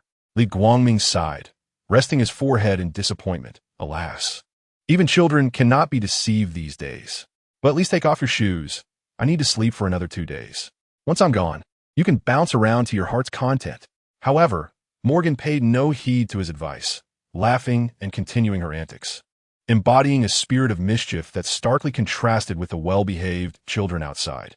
After a few jumps, seemingly fatigued, she plopped down in the spot marked by her footprints, oblivious to the dirt. "Let me guess where you are," she began, but just as she was about to speak, Tony's voice reached their ears. Her expression shifted to one of panic, and she quickly formed her hands into claws, feigning ferocity as she threatened Li Guangming. "Don't you dare mention that I hacked the video, and I want to tell Daddy you said bad things about him." Unable to contain his laughter at her fierce expression, Li Guangming responded, all right. I want to tell a soul." Her expression remained serene, reverting to the guise of an obedient child in the eyes of outsiders. Of course, this perception was limited to those outside her family, where she exhibited a measure of restraint. Poor Li Guangming experienced her most mischievous demeanor. Little did she know, her rudimentary hacking skills could not elude Tony, who was already aware of her antics but chose to indulge her in silence, monitoring her for safety throughout. Tony approached, crouched down to meet her gaze, his tone gentle and devoid of reproach. "Oh, what brings you here? Did I not warn you that a villain resides in this place? One who could take you away from us. If you wish to remain with your parents, you ought to avoid this area." Li Guangming cast him a chilling glance. "I cannot simply ignore that." Tony remained unfazed, as if there were no one else in the room apart from himself and little Morgan. "But he looks quite handsome. Not at all like a villain." Morgan's bewildered gaze reflected her confusion as to why she had to remain guarded against him since his arrival, even to the extent of not allowing proximity. Then why bring him home? She pondered. Villains do not inscribe their nature upon their faces, should danger arise. It would be too late. As he spoke, Tony stood, lifting her effortlessly under his arm and cradling her in his embrace, striding purposefully toward the exit, as though Li Guangming were a harbinger of misfortune. Meanwhile, little Morgan, nestled in his arms, waved her small arms and chirped, "Goodbye, brother." Upon hearing the farewell resonate near his ear, Tony quickened his pace. Watching their receding figures, Li Guangming shook her head, muttering about uncles and brothers, her hand brushing over the spot on the bed where her feet had left marks, as if to dispel the dust and dirt. In truth, her shoes were impeccably clean, leaving no trace, It was merely a psychological effect, a belief that this would enhance her cleanliness. Over the following day, whenever there was a moment of leisure, little Morgan would stealthily sneak over to Li Guangming, pestering him to perform tricks with his abilities, scurrying back before being discovered, resembling a little mouse. The banquet unfolded as scheduled. After much persuasion, Captain America managed to suppress his eagerness to return the Infinity Stones, agreeing to partake in the gathering first. Given the significance of the stones, Tony ensured that the remaining Iron Man suits were on constant guard, striving for absolute security. The primary attendees of the soiree included members of the Avengers, the Guardians of the Galaxy, Doctor Strange, Black Panther T'Challa, the new Sorcerer Supreme Wong, Valkyrie, and Captain Marvel Danvers, among others. The festivities continued late into the night, the atmosphere lively even as darkness enveloped the sky. Some indulged in excessive drinking, some out of sorrow, while others, like Valkyrie, simply reveled in the pleasure of alcohol. As the guest of honor, Li Guangming received the most extravagant of treatments. Remaining the focal point throughout the event, and with his robust constitution, he drank without pause. Little Morgan, meanwhile, sipped juice and nibbled on snacks, quietly seated on the sofa, marveling at Li Guangming's impressive display. From time to time, she would retreat to a corner, joining in the applause and cheers. Some succumbed to exhaustion, hastily concluding their endeavors and collapsing into slumber. If one were an ordinary individual, they might receive special care, perhaps a comforting blanket. However, others are left unattended. The unfortunate Tony, striving to be an exemplary figure, made a pact with young Morgan to abstain from alcohol in her presence. Thus, he paraded about with a glass of soda, strikingly reminiscent of white wine, boasting loudly. Amidst the revelry, he later became infamous for out-drinking the Valkyries and a host of other intoxicated revelers. Chapter 85. Unable to return. Encountering a young girl, time always slips away quietly during moments of great joy, and one cannot help but marvel at its swift passage. They were a collective of extraordinary beings, and the following day, they carried on with their lives as if nothing had occurred, particularly Tony. Early in the morning, Captain Rogers prepared for his mission, standing before the time travel apparatus in the park, ready to return the Infinity Stones. His companions, Banner, Falcon Sam, and his friend Winter Soldier Bucky, were perplexed by his urgency, questioning the need for such haste. Li Guangming was still present. After exchanging farewells, the others failed to notice his unusual demeanor as he donned his quantum suit and stepped into the time travel device between three iron pillars. In one hand, he held Thor's hammer, while the other grasped a black case containing the 6 Infinity Stones. He gazed at his companions for a moment, sighed, and vanished into the device. As the countdown concluded, Banner and the other two exchanged bewildered glances. The agreed 5 seconds had elapsed, yet his figure remained absent. Only upon encountering the older version of him did they realize the reluctance he had previously displayed. Li Guangming was set to return to his original universe in the afternoon. A delay caused by young Morgan, who had occupied him all morning, seemingly intent on compressing numerous tasks in a half a day. Despite this postponement, the moment for parting had inevitably arrived, and her small face was filled with disappointment. Inside the villa, Tony's family, along with bodyguard and driver Happy, Thor, the Guardians of the Galaxy, and Valkyrie stood opposite, bidding farewell. The Guardians had been summoned by Thor, who, after entrusting the throne of Asgard to Valkyrie, sought a ride for his journey. Li Guangming and Thor exchanged hesitant glances, words seemingly trapped in their hearts for ages. Ultimately, he simply remarked, "You possess the ability to traverse time. Do visit us often. You're always welcome." The emphasis on the notion of time travel was subtly pronounced yet went unnoticed. "Indeed, though you may be somewhat peculiar, I hope you visit frequently. Yes, when you do, we shall embark on missions across the cosmos together and share the rewards." Pepper Pot smiled as she held Morgan's hand, waving goodbye alongside Happy. Young Morgan raised her other small hand in farewell, her eyes brimming with reluctance. "Goodbye. Farewell." A faint, ethereal girl's voice echoed through the void, imbued with a hint of mischief that belied the solemnity of a farewell. The sound traversed the chaotic realm, weaving through dark spheres speckled with distant starlight, reaching far-off places. "What transgression? When did I provoke you, rendering my home inaccessible? A being of your stature, stooping to quibble over trifles. Is this truly necessary?" Li Guangming stood atop a sand dune, his voice echoing against the heavens in a furious roar. Clad in untattered garments, He surveyed the desolate landscape, devoid of oases or any semblance of vegetation. In a fit of agitation, he delivered a kick that reverberated through the earth, creating an endless chasm that seemed to stretch into the abyss. Feeling a modicum of relief, he scoffed, uttering, "If you think I will yield, you are sorely mistaken. I refuse to believe your peculiarities will keep you stationed here, preventing my return home. I shall leave my words here, should I find the opportunity to seize you. Your safety and posterior will be in jeopardy." Li Guangming's frustration gnawed at him, and in a moment of mockery, he pretended to grasp someone with his left hand while his right hand repeatedly struck, conjuring the image of a young girl in a black robe. The sound of his hand connecting with her backside ringing in his mind. The girl, observing from the void, cast him a disdainful glance. "You think you can strike me? Catch me first. Even if I cannot defeat you, I can surely outrun you." "Curse it," he muttered. "Just wait, I tell you, just wait." Li Guangming noticed her expression, a flicker of anger reigniting within him, even more intense than before. Yet, he found himself powerless against her. She dared not confront him directly, and he could not ensnare her. After a few more irate threats, he activated his ability to traverse the cosmos and departed. Once he was gone, two figures materialized in his wake, momentarily locking gazes before one of them broke free, sprinting away without a trace of hesitation. The first, like a mouse before a cat, thought to himself, "Goodness, this is terrifying. Why must I encounter those I wish to avoid while evading those I long to meet?" The other, witnessing the heavy shadows left by his fleeing form, realized that a mere mortal would likely not even perceive the phantom. With a sudden spark of understanding, he leaped into the air, racing after him with great haste. Thus, the two engaged in a relentless chase, circling the earth multiple times until the one in front finally managed to break free. Li Guangming, traversing the cosmos without a specific destination, allowed fate to guide him, primarily seeking a way back home. Utilizing not his divine speed, he relied on other abilities, intending to traverse before viewing the scene ahead. In a modest 50-square-meter bedroom, Li Guangming materialized abruptly, twisting his head to survey the space, which was almost entirely lined with floor-to-ceiling windows.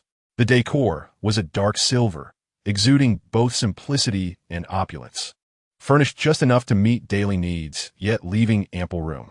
The bed could easily accommodate three, and through the windows, towering skyscrapers loomed, with individuals occasionally zipping past in personal flying devices.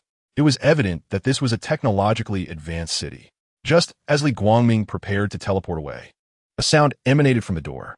With a click, the door opened, accompanied by the distinct sound of soles upon the metallic floor, and without a doubt, the owner had returned.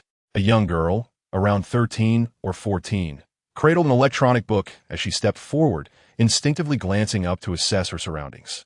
Suddenly, she halted, frozen in place. The air thickened with tension as she stared blankly at the unfamiliar man who had unexpectedly appeared in her room, her confused expression adorably innocent. Caught in the act, Li Guangming blinked and offered a somewhat awkward smile, greeting her with a casual hi. His voice jolted her back to reality, and her mouth fell open as she shouted with fervor, "Intruder!"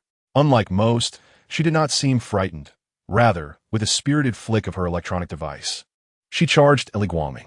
The device clattered to the floor, a brief sound of a short circuit echoing as it fell, but she showed no remorse. Just as she was about to leap at him, Li Guangming, wearing an apologetic expression, suddenly vanished before her eyes. With her hands grasping at emptiness, she stumbled forward a few steps before regaining her balance, turning around with a bewildered look at the spot where he had just stood. Within seconds, several soldiers armed with advanced laser weapons burst into the room, guns raised in caution as they searched for the intruder. "Where is he? There's no one here," she exclaimed, bewildered that he had vanished so swiftly. Chapter 86. Death. When Li Guangming had abruptly materialized, it was in a vibrant forest, the treetops towering above him, reaching at least 100 stories high. He tilted his head skyward, muttering to himself, "This debt is on you. I'll remember at least 2 slaps for this." He then solemnly took out a small notebook and meticulously noted, "Owes 2 slaps, reason. Trespassing into a young girl's bedroom. Made a fool of myself," and fled. He even added a line about obstructing his return home, with the price yet to be determined, before tucking the notebook into the storage space created by his Kryptonian battlesuit. Suddenly, a campfire and folding chair appeared at his feet in the blink of an eye. Yet another of his creations. He settled into the chair and, with a flick of his wrist, produced a clean chicken skewered on a rod. Yes, he was about to roast it himself. Nothing compares to the aroma of freshly roasted meat, with all the seasonings conjured from thin air. After a while, as the delightful scent wafted through the air, he abruptly called out, "Come out!" With an unexpected crunch of twigs underfoot, Li Guangming's expression shifted to surprise.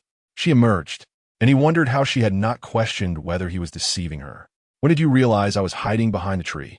Came a melodious voice, revealing herself to be the young girl, the very owner of the room he had intruded upon. Li Guangming shot her a teasing glance.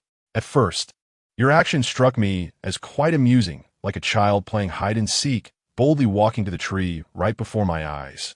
"Humph," she retorted defiantly, narrowing her eyes at him. "I'm a commander with genetic enhancements. I'm just not adept at stealth." She mistakenly believed her hiding skills were lacking, unaware that even the sound of her footsteps resonated loudly in Li Guangming's perception.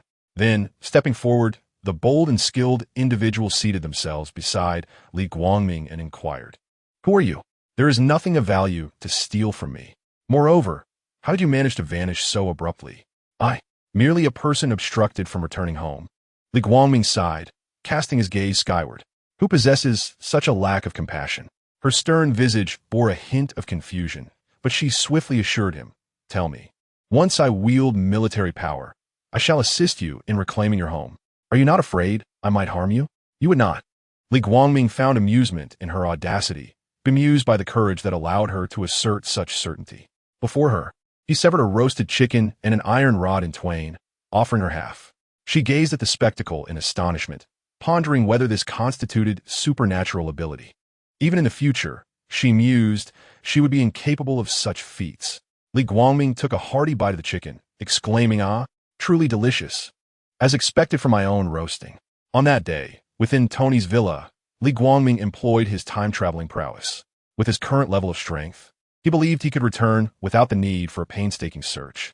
He anticipated an instantaneous return to the cosmos, yet, to his dismay, he found himself surrounded by unfamiliar landscapes, devoid of towering edifices or even soil. Only orbs of darkness, twinkling with starlight, illuminated one another, revealing their contours. Suspended between these spheres, he activated his supervision, extending his gaze as mottled points of light magnified within his sight. In an instant, realization dawned upon Li Guangming. Those luminous points were composed of countless star systems, forming larger and larger clusters of light. Wait, this cannot be right.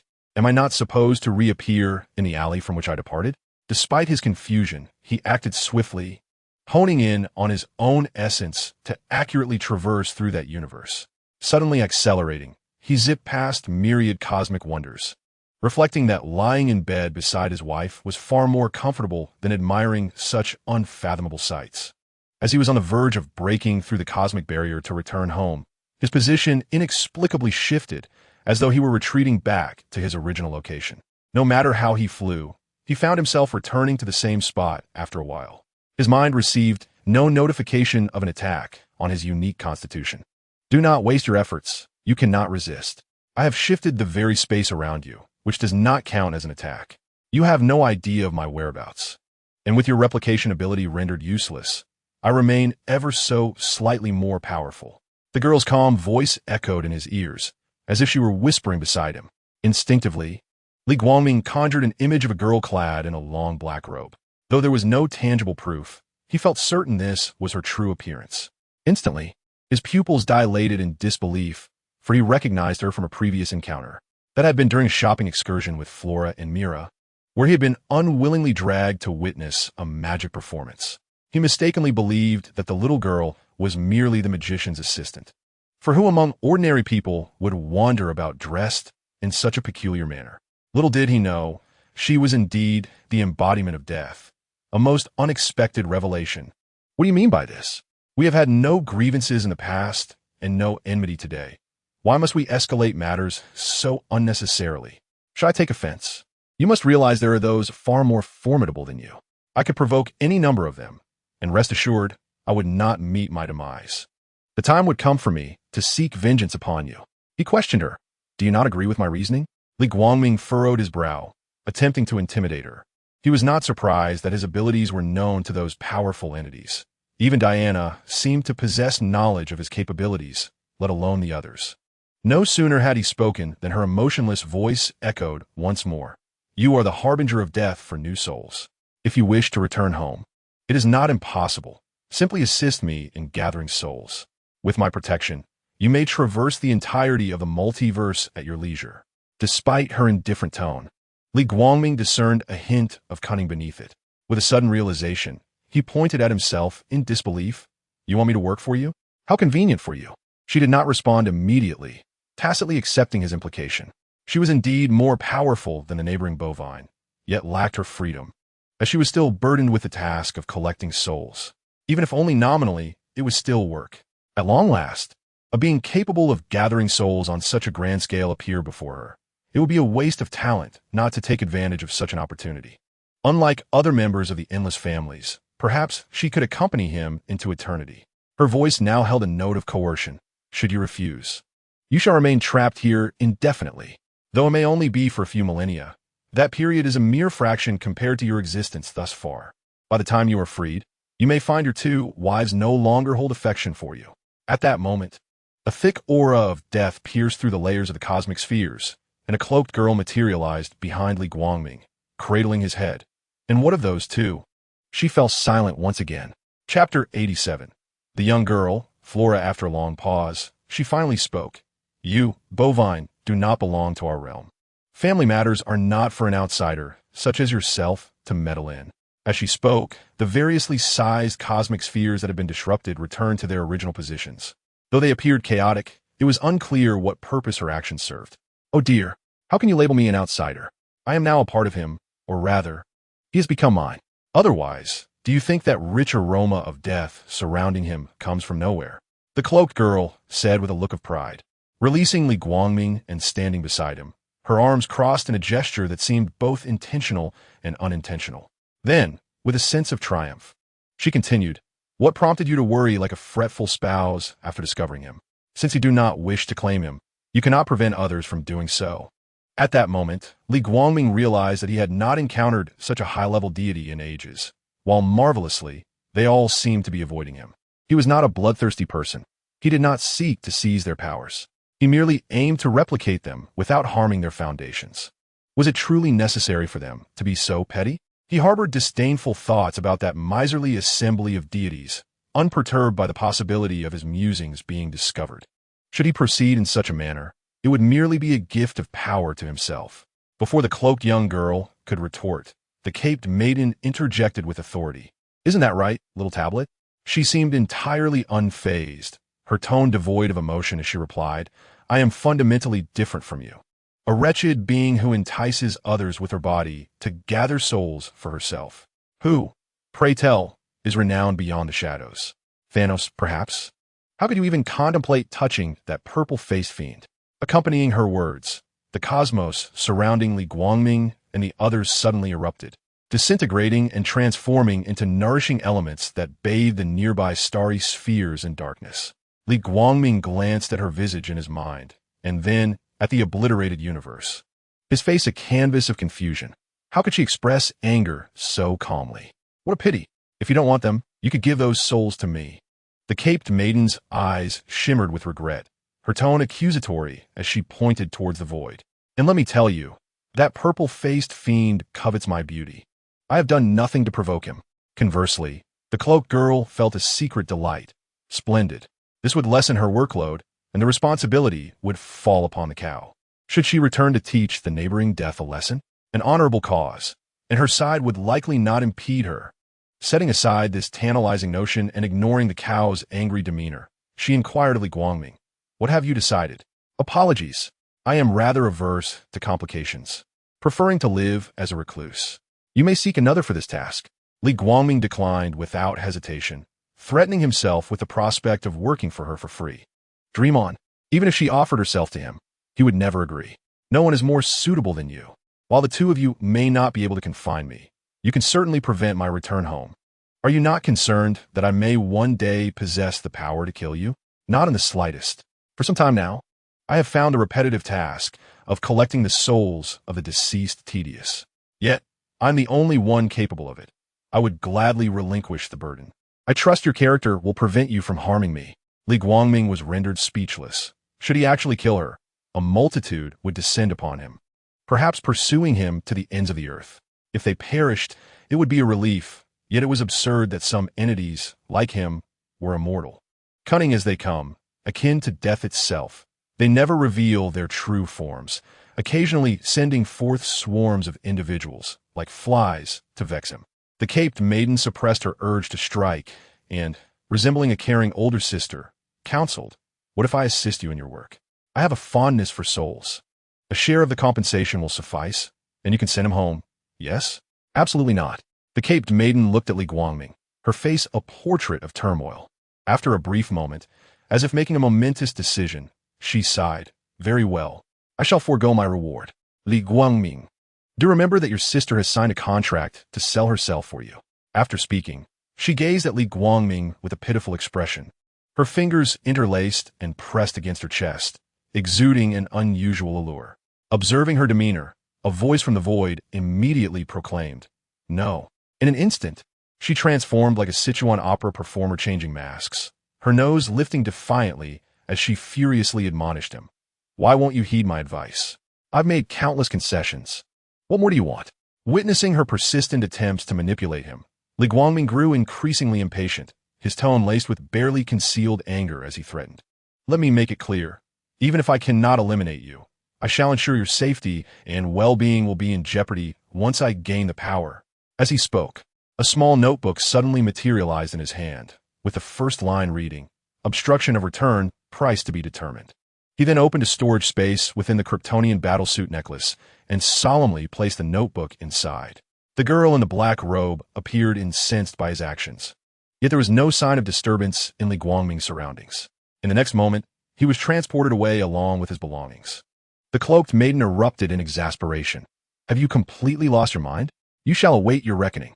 In an unnumbered corner of the universe, by a serene lake in the wilds of Earth, verdant grass flourished, and the gentle breeze whispered the essence of spring. An elderly man, his hair entirely white, held a fishing rod while reclining against a chair, his visage exuding kindness and warmth. However, his attention was not on the fishing bobber before him. Instead, he gazed skyward, embodying the image of an eccentric old man, laughing heartily at the heavens. Were someone else present, they might suspect him to be unhinged. Yet his eyes were profound, seemingly harboring all the truths of the universe, a gaze only a sage could possess, as if he had traversed the vast cosmos. The young girl cast a disdainful glance towards Li Guangming, her expression clearly questioning his intelligence.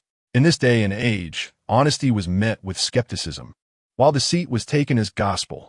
Li Guangming shook his head, lamenting quietly as he took a hearty bite of chicken. The girl tore off a piece of roasted meat and fed it to herself, chewing it before dismissively stating, "One is enamored with death, while another coerces you into labor. Why not mention that the Kryptonian deity Rao willingly serves as your subordinate? If you refuse to believe, so be it." Subsequently, Li Guangming, observing her graceful demeanor, admonished, "One must savor meat with gusto, especially roasted. The experience is utterly unique." As Li Guangming sensed someone's approach, he suddenly vanished, half a roasted chicken still in hand. The young girl, skeptical yet curious, took a tentative bite and noted the distinct flavor. When she looked up, Li Guangming had already disappeared, leaving her to survey her surroundings with a sense of regret. Abruptly, a voice called from behind her, prompting her to rise and search for its source. "Fiora, what brings you here?" Chapter 88. The Subtle Schemes of Marvelous Death and Paradise Island. After parting ways with Fiora, Li Guangming arrived at a small island, as usual, traversing randomly, still holding the half-eaten roasted chicken in respect for his sustenance. He recognized that the planet was Krypton and that the young girl was Fiora. Thus, he lingered for a while to converse with her, otherwise she would have been left in the dust. It is also attributed to his wife, Flora, for even if he is not entirely alone, she plays a significant role. Reflecting upon her childhood, her icy demeanor has taken form, prompting a sigh of acknowledgement that character is indeed innate. Observing her delicate manner of eating, which is entirely unassociated with that of a warrior, she appears as a gentle young girl. Unbidden, a starkly different image of the grown Flora surfaces in his mind, leading him to suggest rather playfully, that one ought to eat heartily and joyfully, for it enhances the flavor of the meal. While he gazes upward at the vast cosmos, unable to return for the time being, he suddenly catches sight of a girl, her figure striking and draped in a cloak. Peering furtively from side to side, as if to evade detection. Perhaps sensing his gaze, she glances towards Li Guangming, her hands gesturing as if shooing away livestock. Her lips forming the words, "Go away. Don't look at me, lest I be discovered."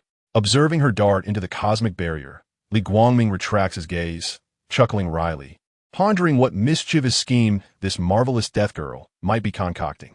Surely, there is no need to steal souls while others are present. It is akin to cursing a bald monk in front of him, almost as if declaring, "I am here to steal." Nevertheless, having encountered the wife of his childhood today has lightened his mood slightly, allowing him to bestow a couple of playful slaps upon the face of the stoic death girl. Whether these slaps were serious or not remains uncertain. "Hey, are you a man?" A voice suddenly questions from behind, authoritative yet youthful. Turning to the source, you find a pair of curious eyes, untouched by the harshness of the world, scrutinizing him. Her appearance suggests she has yet to experience the trials of society. Thus, there is no need for fanciful thoughts. He would never engage in any wicked deeds, for he is a hero, a good man, even if her physique is alluring. Her visage seemingly blessed by the goddess of beauty, with expanses of bare skin that invite admiration and long legs that beckon exploration, he retorts with irritation. "Am I not a man? Do I appear to you as a woman? I have seen everyone on this island, yet I have never encountered you. You must be from elsewhere, and you bear a striking resemblance to some of the women here, who are rather petite, hence my inquiry." Her tone carries a hint of grievance, yet her large, crystalline eyes remain filled with an insatiable curiosity towards Li Guangming, as if she were observing a rare creature, meticulously examining the differences between him and women. Yet, dressed as he is, amid the robust culture of the island, she is destined for disappointment. With her legs slightly bent, she propels herself forward, leaping without hesitation from a cliff several stories high. In a flash, she leaves behind two perfectly sized footprints in the sandy earth. Li Guangming finds himself inexplicably drawn to her enigmatic presence, his eyes betraying a flicker of disappointment upon realizing she is clad in safety shorts. Then, as if nothing were amiss, she rose and strode toward Li Guangming, introducing herself as she approached. "What is your name?" "I am Diana, and I have lived here all my life, never stepping foot into the outside world. Could you share your stories with me?" Li Guangming mused inwardly. Merely from her name and attire, he already discerned the nature of this place. He had arrived at Paradise Island, the fabled home of Wonder Woman Diana Prince, who had resided here for millennia. Judging by her innocent demeanor, it seemed the narrative had yet to unfold. He pondered which universe this was, wondering if Superman and the Justice League existed here. Diana continued to chatter away, weaving together inconsequential remarks, with most of the conversation emanating from her.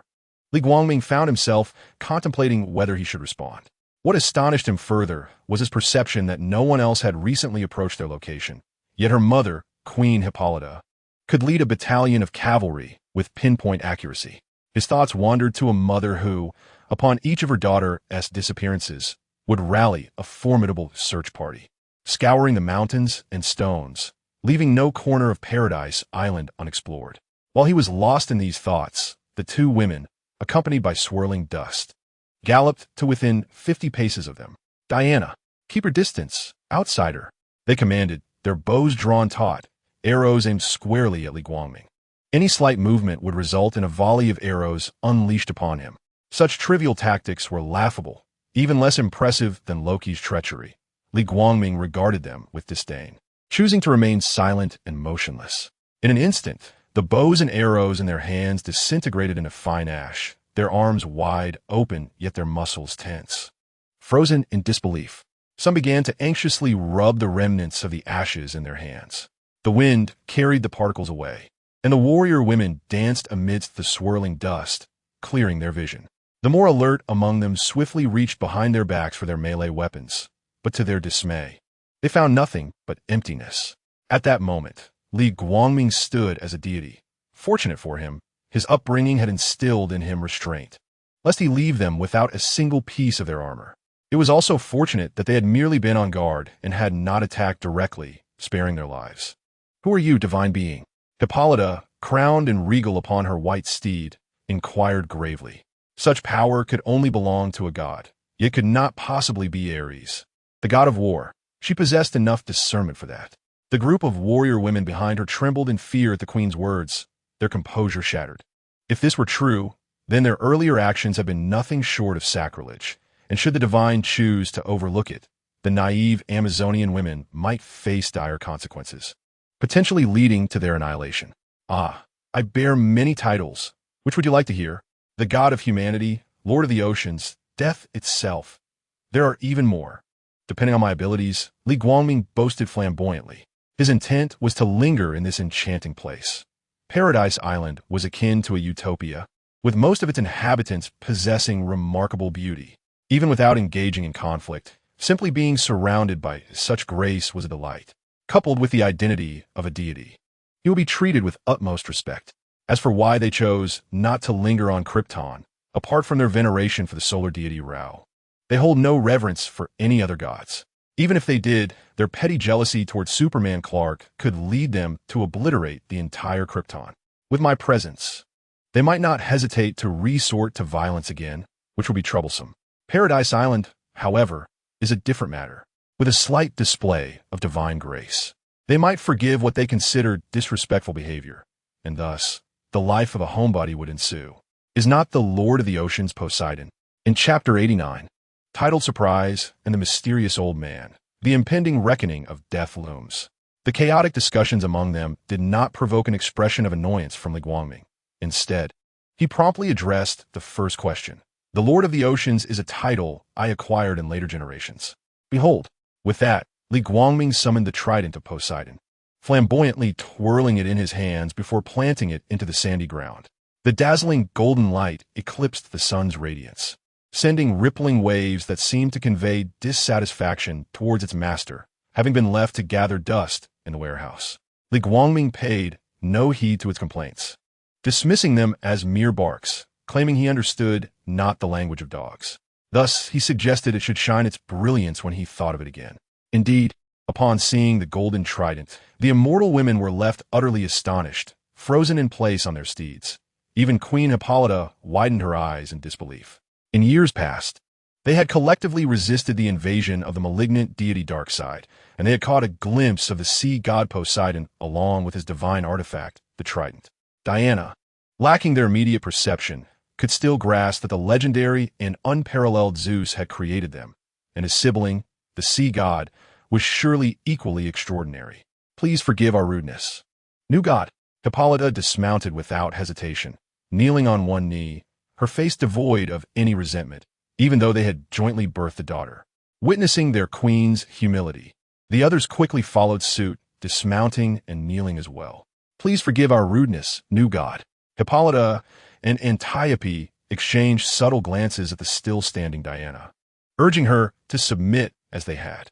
Even though she was the daughter of Zeus, possessing the power to slay gods, she was still but a demigod and could not sway the presence before her, whose mere titles were enough to instill tremors of fear.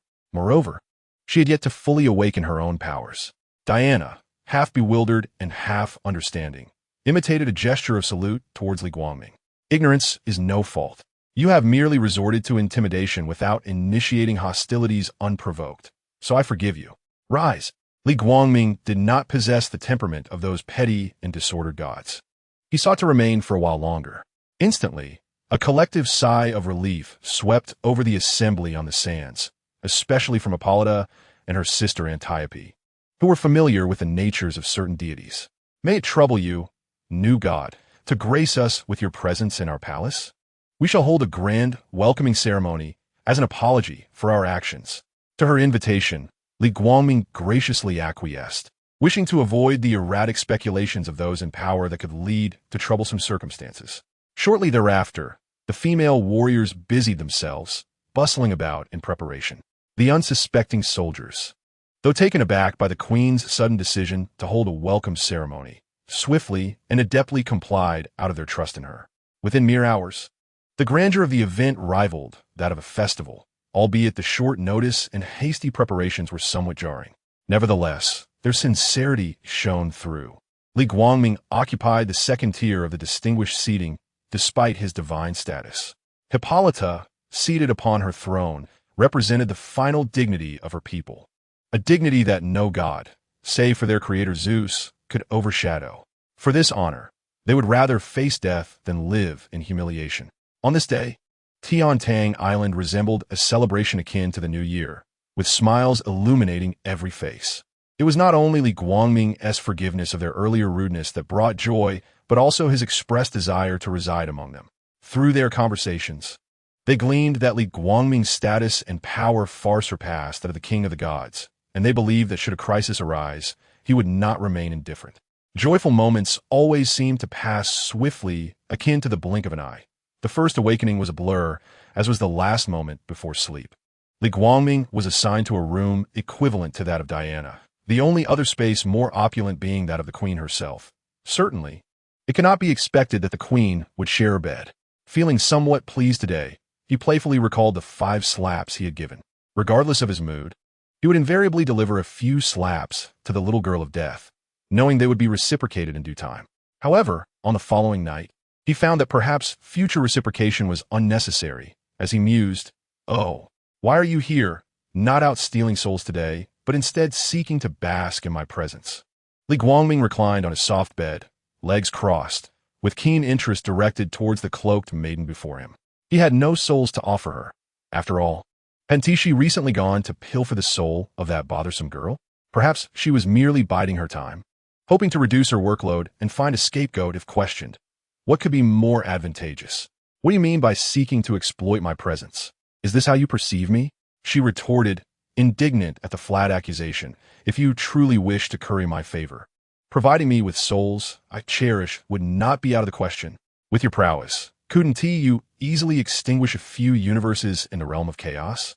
Naturally, those would be from my side, thereby alleviating her workload here. In my view, you could create additional universes for her to toil over, given you possess such capability. Let her rise before the rooster crows and toil until the stars are weary, working tirelessly until she collapses. As she spoke, she leapt playfully, seemingly quite satisfied with her scheme, her bosom rising and falling with her movements, her expression fierce as she waved her fists in the air. Li Guangming's eyes sparkled with intrigue. This was indeed a splendid idea, worthy of implementation. He turned to her with enthusiasm mixed with curiosity. "Thank you for your suggestion. Is this the sole purpose of your visit?" The cloaked figure of death, comfortably familiar, settled beside him without hesitation, promptly replying, "Of course not. Grant me but the soul of one universe, and I shall reveal to you the manner of it." Her obsidian eyes shimmered with anticipation in the flickering glow of the candlelight. Almost instantaneously, Li Guangming, without a moment's contemplation, retorted, "No, I find it troublesome, and even if I were to obliterate the universe, it is unlikely that she would manifest. There are innocent lives within. I am neither a saint nor a mindless killer. Were it not for my inability to capture the girl of death, I would have extinguished her once already. It is regrettable that I cannot truly annihilate her, but sequentially eliminating her is still a viable option." Li Guangming, embodying the demeanor of a formidable antagonist, smirked, his eyelids narrowing as his pupils darted to the side. "Oh, your current appearance is even more unappealing than a purple yam face. I advise you to revert back." The cloaked figure of death disdainfully pushed Li Guangming aside, reaching behind to extract a pitch-black sphere akin to an extraordinary item from an anime character's skirt. Before Li Guangming could express his bewilderment, she interjected, "Within this orb lies your 2 wives and your Kryptonian base. That day, while her attention was solely on you, I managed to procure it. What do you think? You ought to express your gratitude." Just as Li Guangming was about to voice his astonishment, the cloaked figure interrupted once more. "Hold your thanks. There is more to come. Near the plains of Paradise Island, there is an elderly man with white hair fishing by the sea. He originally hailed from another universe, but suddenly appeared not far from you. Had he not deliberately revealed his whereabouts, I might not have discovered him. You understand my meaning, do you not? To all the readers still perusing my work, I extend my New Year's greetings. The quality of this book may be lacking, yet I am immensely grateful for those who choose to read it. In my narrative, I have established that Yi Fu possesses the strongest self-preservation abilities. It would be implausible for him to chase after others for a beatdown, as it would suggest a degree of insanity. Hence, I included a proactive replication ability. For some powers are indeed alluring. I did not anticipate that the addition of such a formidable ability would render the pacing even more difficult to manage. Certain plot lines cannot be conveyed without a modicum of verbosity. With these two abilities, one could surpass even deities within merely a dozen chapters. As a first-time author, I had to navigate this journey alone, learning through videos what an outline entails. It is hard to believe that I only grasped the basics of writing after several dozen chapters. Yet I am also aware that as a novice, it is unnecessary to invest so much time crafting a book that could falter at any moment. Finally, I wish my family, readers, and friends a prosperous year of the dragon, filled with good fortune, success in all endeavors, and the realization of their heart's desires. Chapter 90. The first encounter with the old man, thank you. Li Guangming accepted the dark sphere, his face alight with joy as if it might leap forth, unconsciously infecting those around him. Even the cloaked girl of death found herself enveloped in this elation. She silently laughed alongside him, quietly observing. In this moment, even though his smile was not directed at her, it was a solitary display meant for his own reflection. She refrained from interrupting Li Guangming, departing in silence, confident that he was already hers. Time stretched ahead, and there was no need to rush. When Li Guangming finally emerged from his reverie, he noticed that the candlelight illuminated only himself, a flicker of tremor passing through his eyes. He was at a loss for how to express his gratitude to her. Perhaps in the future, he would vanquish some cosmic undead and let their souls serve as recompense. After all, wasn't she fond of souls? At this moment, something that death sought yet could not possess was effortlessly promised to another. Li Guangming scrutinized the small orb in his hand, magnifying his gaze until it seemed time itself had ceased within it. Within the confines of a spacecraft's deck stood Fuola and Mera, along with 4 other Kryptonians. He speculated that she had opted for direct action, binding them without explanation. In the next instant, he vanished from beside the bed, the dark orb dropping with a soft thud onto the bedding. Li Guangming. Diana burst through the door, beaming with a smile, her head shaking as she failed to find the expected figure. A look of confusion crossed her face as she pondered where he could have gone at such a late hour. Glancing at the orb on the bed, she approached it curiously. What is this? I've never seen it before. Is it Li Guangming? Yes. After a moment of examination, she placed it back in its original position, unwilling to disturb someone else's belongings out of politeness.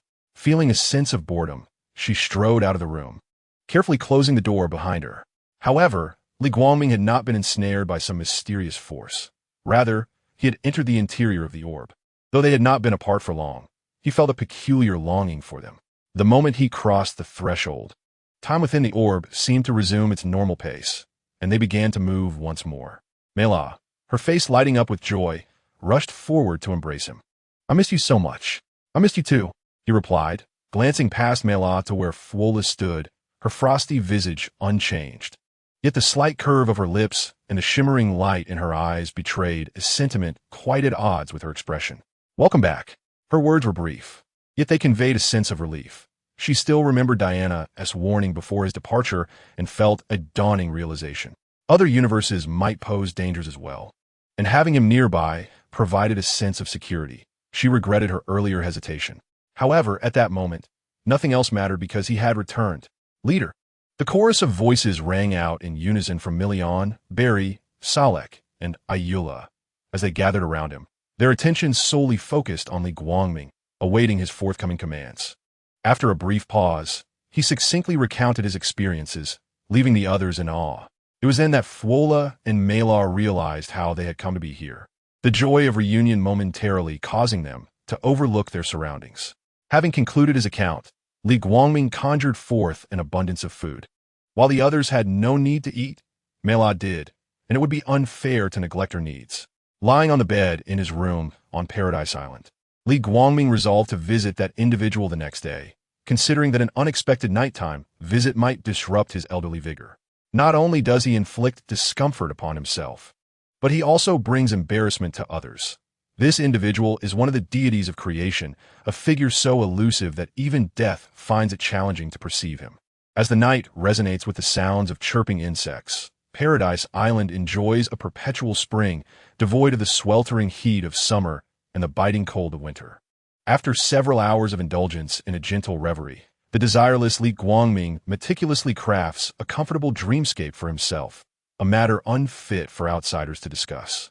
When the first ray of sunlight graces the earth in the morning, Li Guangming sprawls across his bed, resembling a dead pig lost in delightful dreams. The dull thuds of knocking at the door rouse him from his slumber. Before he can rise to open it, the door swings open of its own accord. Diana enters without regard for gender distinctions, although at this moment, she truly has none. "I sought you last night, but failed to find you. Where did you go?" she inquires, her tone reminiscent of a little girl asking her older brother about his whereabouts. It dawns on Li Guangming that she had indeed come by the previous evening. During her absence, he sleepily asks, "Is there something you need? I wish to hear you speak of the outside world. Last time I did most of the talking.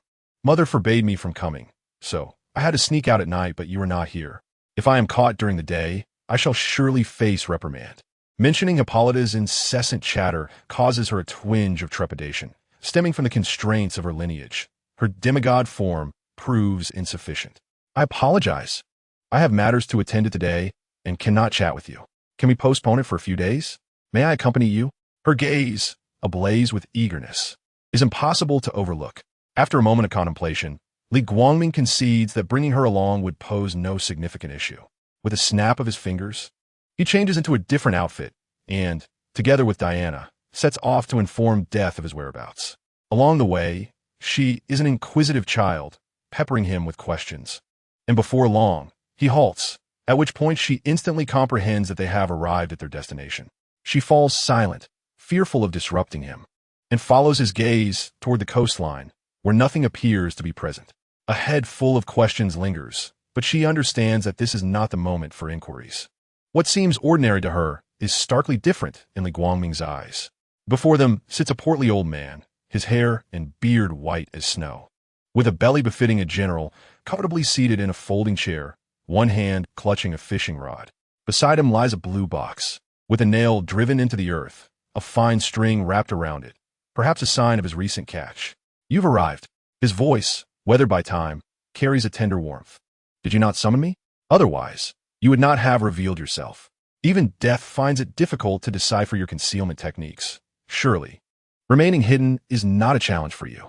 Li Guangming jests, moving to stand beside him and gaze at the bobber floating in the sea. Diana's eyes widen, filled with confusion. "Please, refrain from teasing the old man. There is no need to test your abilities. This is merely an illusion that does not exist, utterly useless. I must speak some truths to ensure you have the patience to let this old fool finish his words. Once I am done, you may take any of my powers you desire. I am not stingy like those younglings. Since your arrival in our universe, I trust you would refrain from jeopardizing the multiverse." He seemed profoundly convinced of his words, exuding a sense of nonchalance before expressing a hint of regret. This time, she has indeed gone too far. Chapter 91. The mortality of the young girl acquainted with society's evils. Li Guangming cast a sidelong glance at him, retorting with a mocking tone, "Indeed, such a little wretch deserves to be dealt with. As the saying goes, if a child is unruly, it is the parent's fault. One wonders which fool has allowed her to act with impunity. Alas, do not berate this old man any further. They were born alongside the universe, and the only one who can be associated with the role of a father is myself. Are you not indirectly speaking of me?" The elderly man, with his white hair and stout figure, shook his head, a look of helplessness dawning on his face. Li Guangming snorted but remained silent. Behind him, Diana observed his one-man show with a bewildered expression. Although she had intruded without an invitation, it was rather inconsiderate to leave her out of the conversation. She wished to broaden her horizons and enlighten the country girl within herself. Her mind was racing, and she could not ascertain how many individuals were before her. It was clear that they far surpassed even the likes of Zeus, the king of the gods. In her imagination, she almost conjured up a scene where Li Guangming was cast out by his wife, left to wander the streets. Noticing his silence, the stout old man lifted his fishing rod and inquired, "Are you familiar with the Endless family?" "Somewhat," Li Guangming blurted out, then realized his misstep, his face contorting in a look of disdainful pleading. "You're about to regale me with a tale like those in novels or films, are you? Surely not. That would be quite a waste of time. Why not simply reveal yourself, bestow your powers upon me, and allow us to return to our respective homes.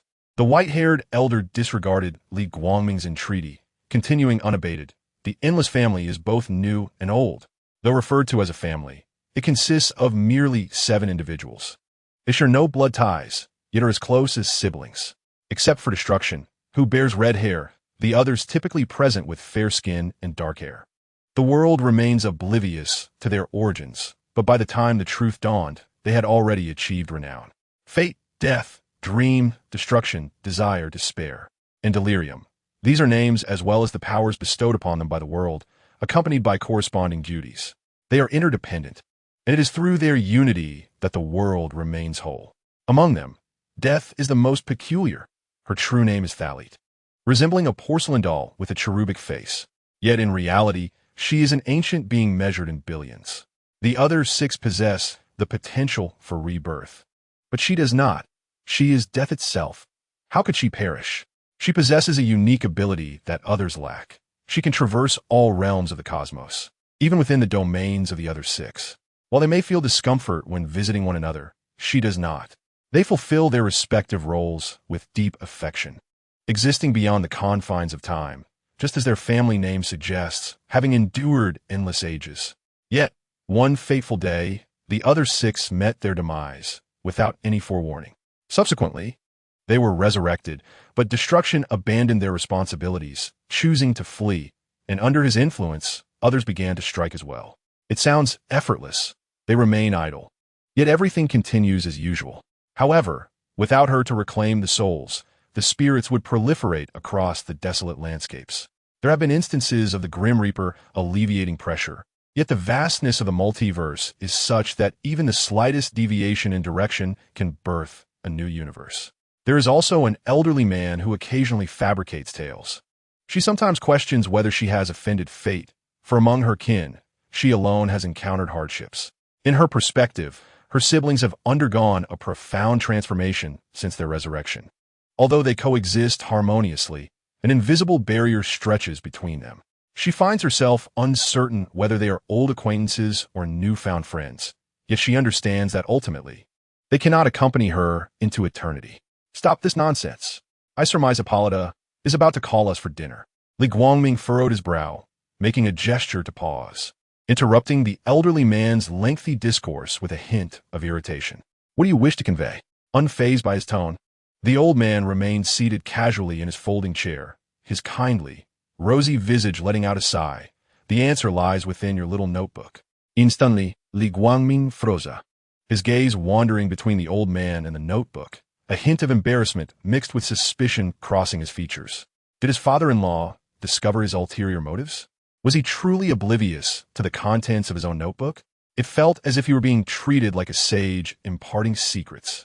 Nevertheless, his hand instinctively reached for the Kryptonian pinned in his chest, retrieving the notebook, which lay flat in his palm, pages flipping rapidly on their own. As the pages returned to their rightful place, reaching the first page once more, he ceased to doubt that he had only glanced at it partially.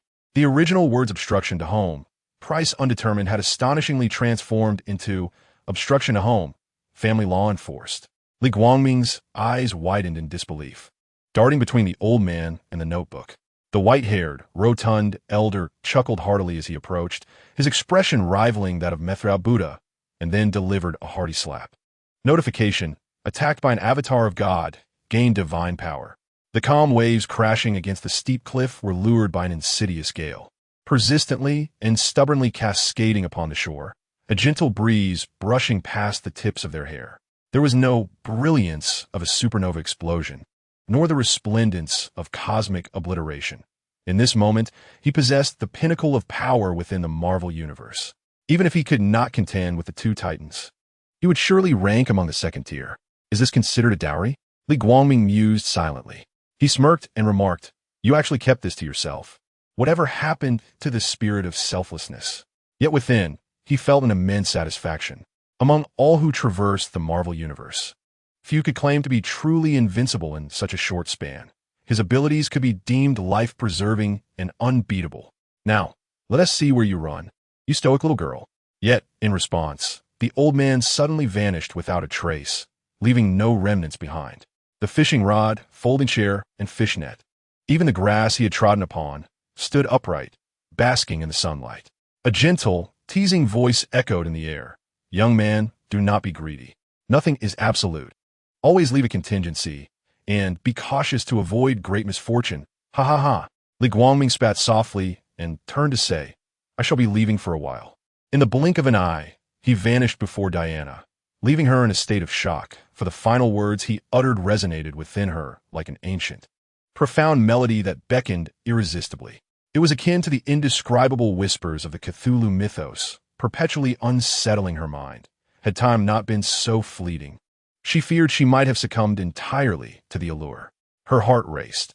If mere sound could not be grasped, how formidable must Li Guangming be, with whom she had just conversed?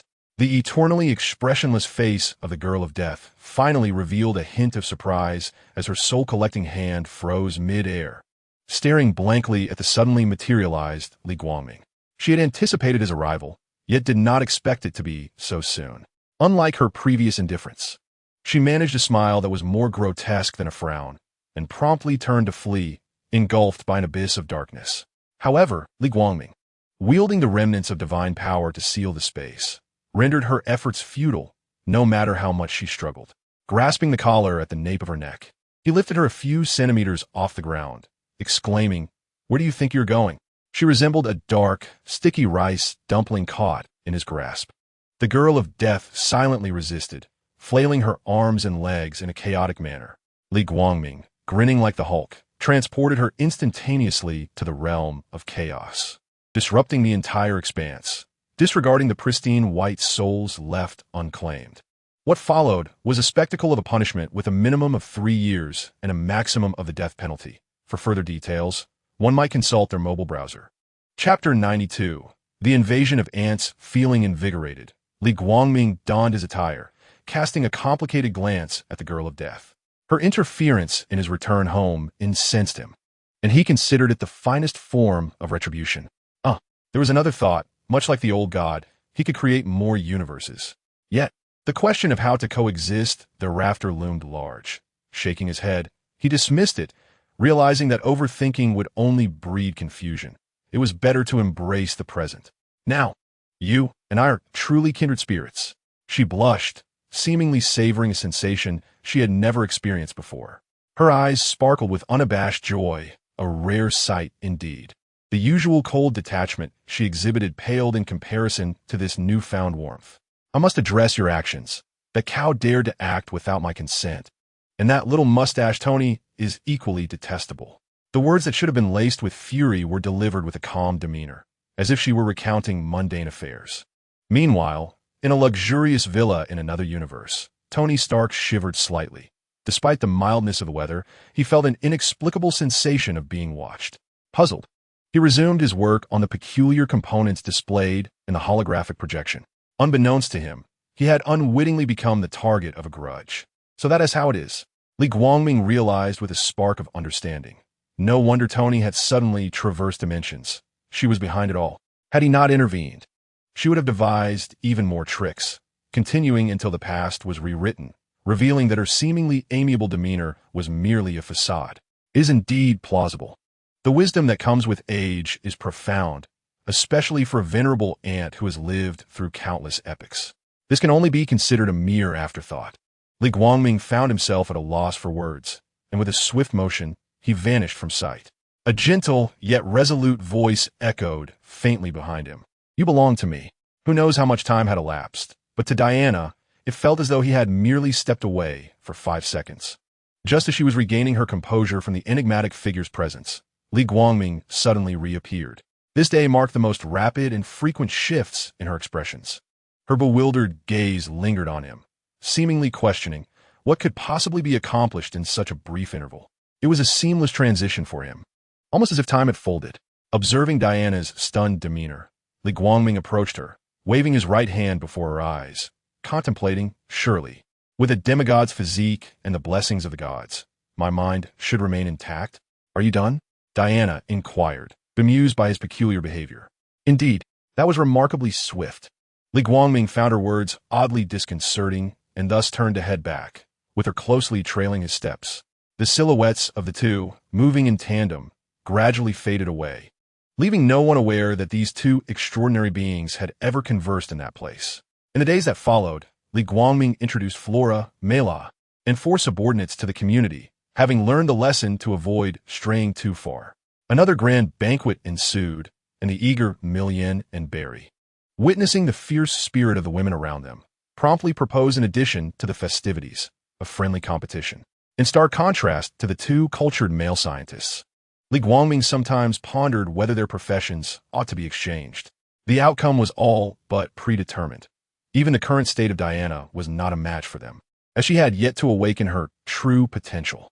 In the leisurely existence of Li Guangming, from the ascendant sun to its descent, he grew ever closer to the Amazonian people on the island, shedding the formality of respect and becoming akin to one of their kin. Until the fateful ambush at the beach marked the commencement of the unfolding drama, Li Guangming could not simply sit idly by. For who could bear to witness a friend perish? Diana, keep your distance, called Hippolyta and Antiope, mounted on their striking white steeds. Li Guangming, perched on a black horse, tilted his head, sensing familiarity. Had they not shouted similar words upon his arrival? Was it customary for them to issue a warning each time Diana brought someone back? The crowd gazed into the distance, where several small boats, manned by soldiers clad in uniforms, vigorously rowed towards the shore. Each bore uniquely crafted, pitch-black wooden oars, signaling an ominous intent. Among the few present, one discerned the nature of the weapons, firearms, ancient relics from the Second World War. Archers, prepare, Hippolyta commanded resolutely, neither seeking Li Guangming's assistance nor contemplating a plea. This was their homeland, if they did not fight valiantly to defend it. Who else could they rely on after he departed? This had always been true, and it was even more so now. In an instant, arrows were ignited and drawn back, each tipped with a blazing fireball, poised and awaiting the signal. As the range drew near, Hippolyta bellowed, "Fire!" The air was suddenly filled with the sharp sounds of gunfire and the swift flight of arrows, as if both sides had tacitly agreed to launch their assaults simultaneously. Thanks to their extraordinary physical prowess and the strength of their bows, the arrows possessed a force comparable to that of rifles. The scattered flashes of fire swiftly pierced the bodies of several German soldiers, prompting them to row with increased fervor. In no time, they successfully landed, while the Amazon warriors rushed down, unleashing arrows tethered with ropes, landing safely in a breath span. Some, resembling graceful swallows, danced through the air as they sent forth deadly projectiles, claiming the lives of their foes or leaving others fatally wounded. Suddenly, 2 pairs of Amazons emerged from behind the cliffs, closing in relentlessly, the battle becoming increasingly fierce with casualties on both sides. Yet, it was evident to the discerning that superior equipment could not compensate for the disparity between them. The sheer number of Amazon warriors could overwhelm their adversaries. The tide of battle gradually tilted in favor of the Amazons. Diana and the spy Steve had long taken refuge behind a massive rock, witnessing the death of their comrades. With a resolute heart, Diana joined the fray. Seeing this, Steve realized he could not appear weaker than the women and charged out as well. "Leader, shall we not lend our assistance?" Millian, standing behind Li Guangming, felt a pang of sorrow upon witnessing her once passionate comrades collapse on the ground. The other 3 focused intently on Li Guangming. Even Flora and Mera cast their gazes his way. "You go and deal with the enemy ship," Li Guangming commanded calmly, not out of lack of compassion, for he wouldn't have waded into such turmoil otherwise. Among those gasping their last, who would dare claim they were dead with him present? Rather, he saw this as an opportunity to inform them that times had changed.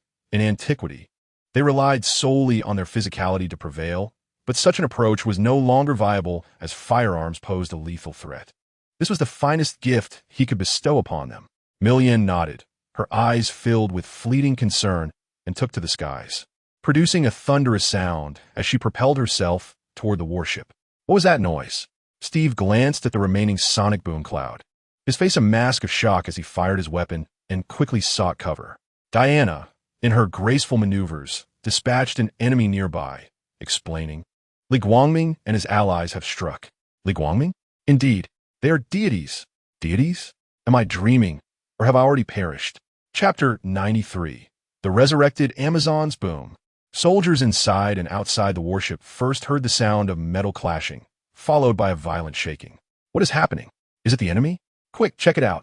The chaos escalated, akin to a magnitude 10 earthquake unfolding on the ocean's surface, as if space itself were trembling, the heavens and earth inverted, their bodies compelled to move in unison. Soldiers clinging desperately to the steel railings felt their hands ache yet dared not loosen their grip. At that moment, they felt as though they had spun in place for hundreds of revolutions, their heads spinning. In a daze, they caught sight of a goddess bathed in radiant light. Even the staunchest skeptics fervently wished for her to be real.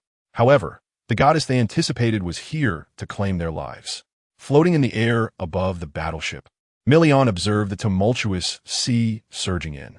Before long, it would succumb to the depths, dissolving into dust, decaying beneath the waves. "Oh God, save me!" The desperate cries for help resonated in Milion's ears, crystal clear, yet she remained unmoved, concealed in shadows, her furious expression hidden from their sight. Otherwise, they would not so shamelessly plead for their lives. Milion even felt that the ship was sinking too slowly. Her eyes burned with rage as she unleashed her fiery gaze, cleaving the vessel in two and hastening its descent. Having completed this, she soared away without a backward glance. Their demise was inevitable. Since the leader had permitted her to strike, surely aiding a few more would not incur blame.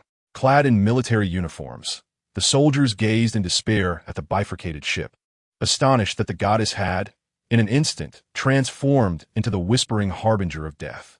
No longer did they cry out, silently awaiting their fate. Even if they were to jump overboard, behind them lay the vast ocean, and ahead, the enemy's island. Reaching the shore would merely grant them a few more minutes of life. Perhaps they would suffer a torturous death. Drowning seemed a more merciful end. On the sandy beach, Steve suddenly swung his rifle, the butt striking a German soldier's head, rendering him unconscious. He then approached Diana, astonished, and asked, "Was that the work of your deity?" "Indeed," Diana replied firmly. Although only Li Guangming was currently referred to as a god, the others exhibited divine qualities, so they embraced their roles as new deities. Why didn't they intervene from the outset? As he spoke, a loud bang erupted as Steve pulled the trigger, the bullet finding its mark in the enemy's chest. "They are not our guardians. They are akin to friends temporarily residing here." With that, Diana, and he turned and dashed towards the enemies 20 meters away. Amidst the resounding cries of war horses, the Amazonian warriors, perched atop their steeds, navigated through the hail of gunfire, their spears thrusting and sharp swords cleaving, claiming lives with swift precision. Their miraculous maneuvers and gallant forms elicited no admiration in the hearts of the soldiers.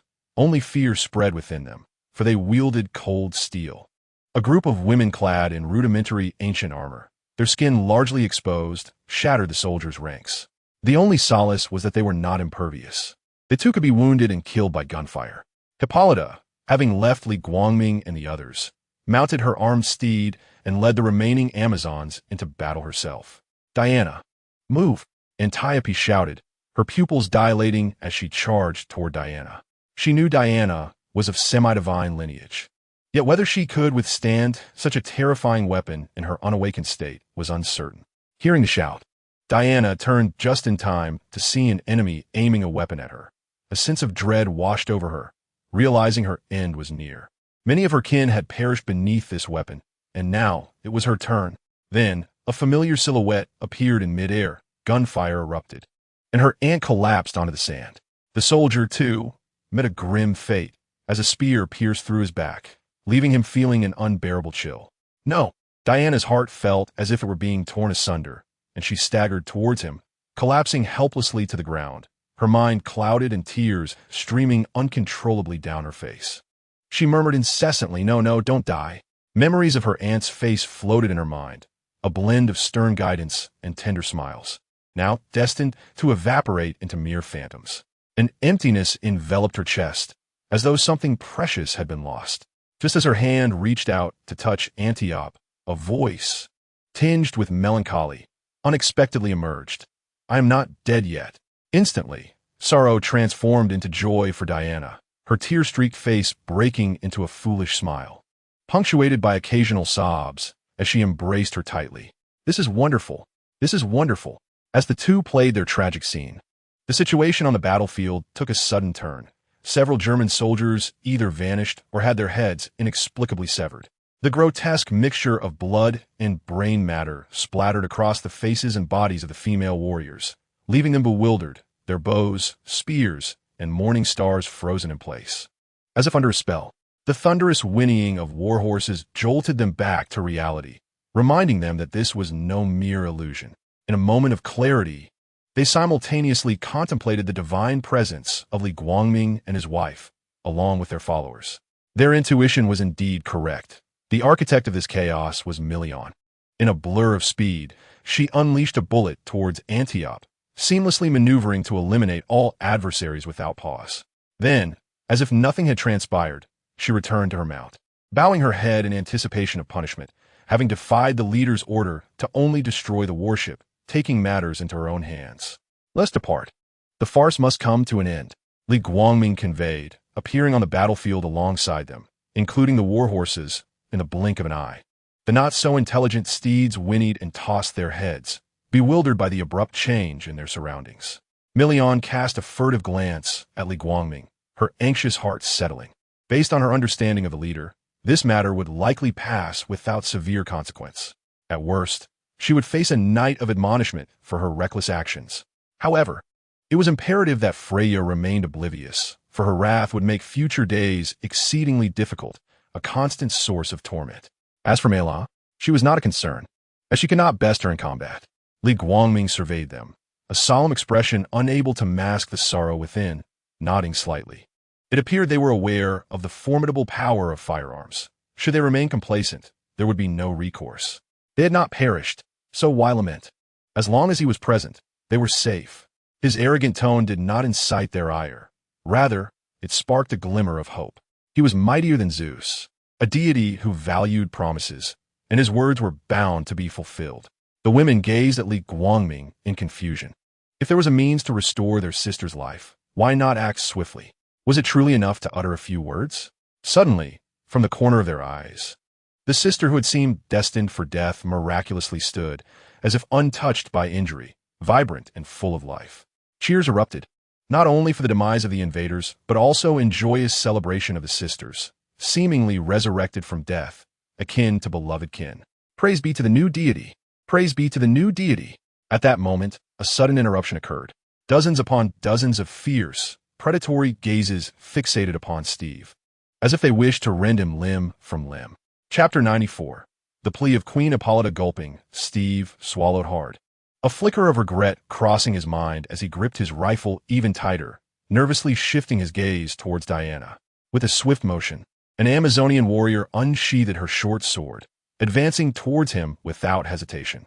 Her eyes were filled with ferocity, as if she yearned to flay his flesh and devour his essence. Beneath Steve's robust exterior, he instinctively trembled. They were truly terrifying, their beauty unmatched by any woman from the outside world. Yet their valor outshone even the most brawny of men by several streets. Wait, he is not an enemy. He fought alongside me against the invaders. Diana quickly intervened, her words tumbling forth in a rapid defense of him. With his slight frame, he seemed utterly vulnerable, far weaker than the young girls of his own tribe. An Amazon senator stepped forward, her anger palpable as she bellowed, "Who would betray their own kind? And he wears the same garb as the invaders. How can we trust him?" Diana fell silent, acknowledging the truth in her words, then turned to Steve, awaiting his explanation. "I cannot speak." At that moment, he had incurred the wrath of the masses, and suggestions for his execution arose one after another to prevent future treachery. Both parties held steadfast to their opinions, embroiled in fervent debate. Ultimately, it was decided to take him back to the palace, where he would be bound with several loops of the lasso of truth for interrogation. Li Guangming refrained from intervening, merely observing as a spectator at a performance. If he were to assist in the interrogation, it would render his divine status rather trivial. With the lasso of truth compelling him to speak only veracity, Steve disclosed everything without reservation. It was merely a classic tale of a heroic spy, infiltrating enemy lines to gather intelligence in order to end the invasion. He had inadvertently discovered that the foremost perverse scientist under the enemy commander Ludendorff, known as Dr. Poison, was conducting research on biochemical weapons. This was a toxin capable of permeating gas masks, perilously close to fruition. Its deployment on the battlefield predicted the deaths of millions. He had been compelled to act, stealing a notebook containing the research data, intending to deliver it to the British intelligence aboard a fighter plane. This could potentially bring an end to the 4-year-long war. However, the information was of utmost importance, and the enemy relentlessly pursued him, even dispatching warships in his wake. He narrowly evaded numerous enemy aircraft and their artillery fire until, tragically, he crash-landed into the sea, where Diana rescued him. He vividly recounted the harrowing deaths of millions, women and children, amidst the flames of destruction and plunder. The innocent Diana immediately recalled the tales her mother had told during her childhood, firmly believing that the god of war, Ares, was the one who incited such conflict. Is there truly a deity in this world? Since childhood, she has been uncertain, harboring a sense of skepticism. However, following the visit from Li Guangming and her mother's reverent demeanor, her doubts transformed into unwavering belief.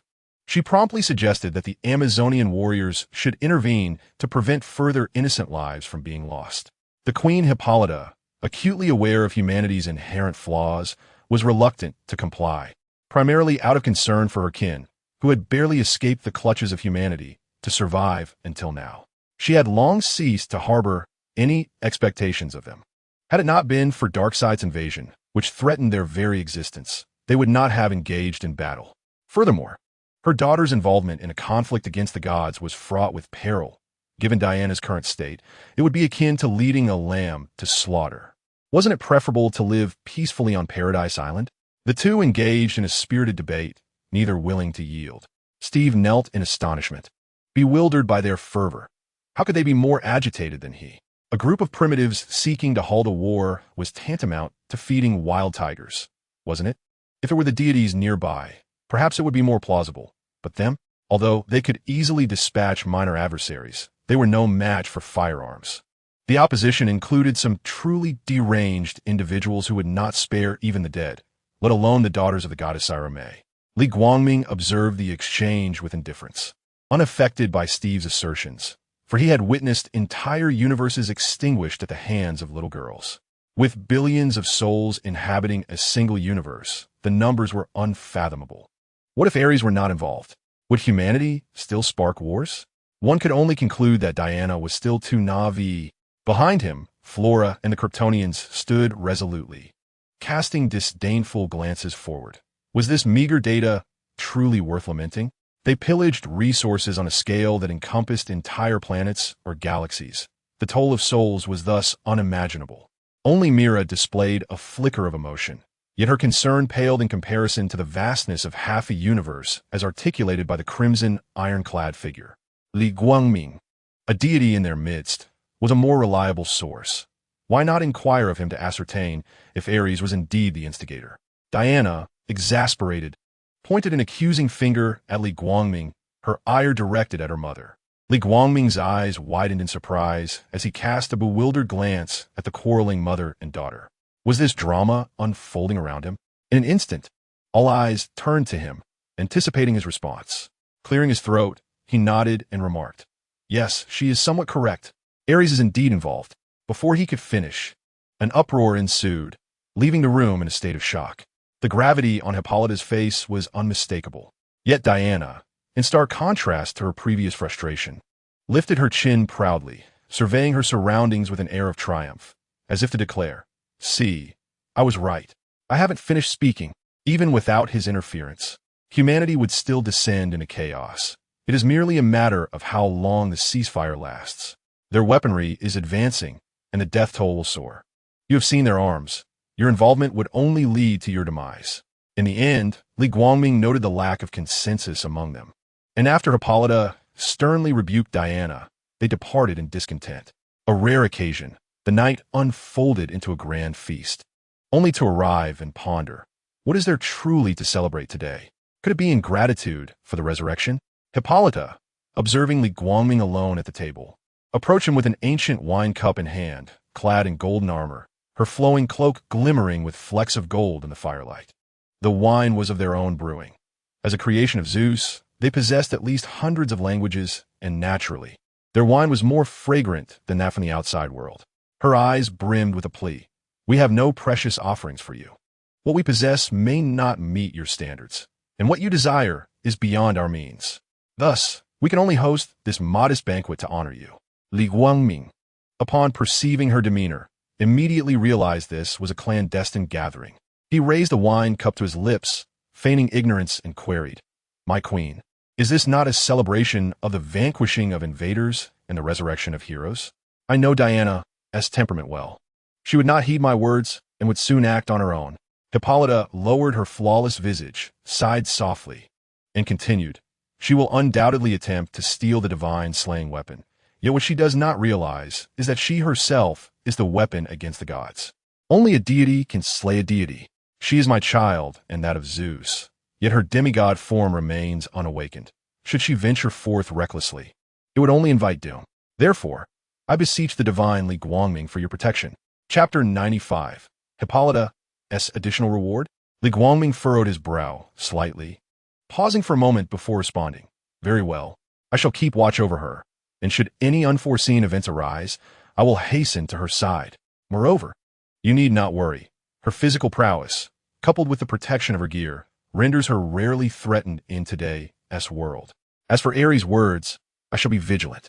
Even if she were reduced to ashes, I would be able to bring her back to you." He made a reluctant promise, after indulging for so long without consequence. It would be utterly disgraceful to refuse even a minor favor.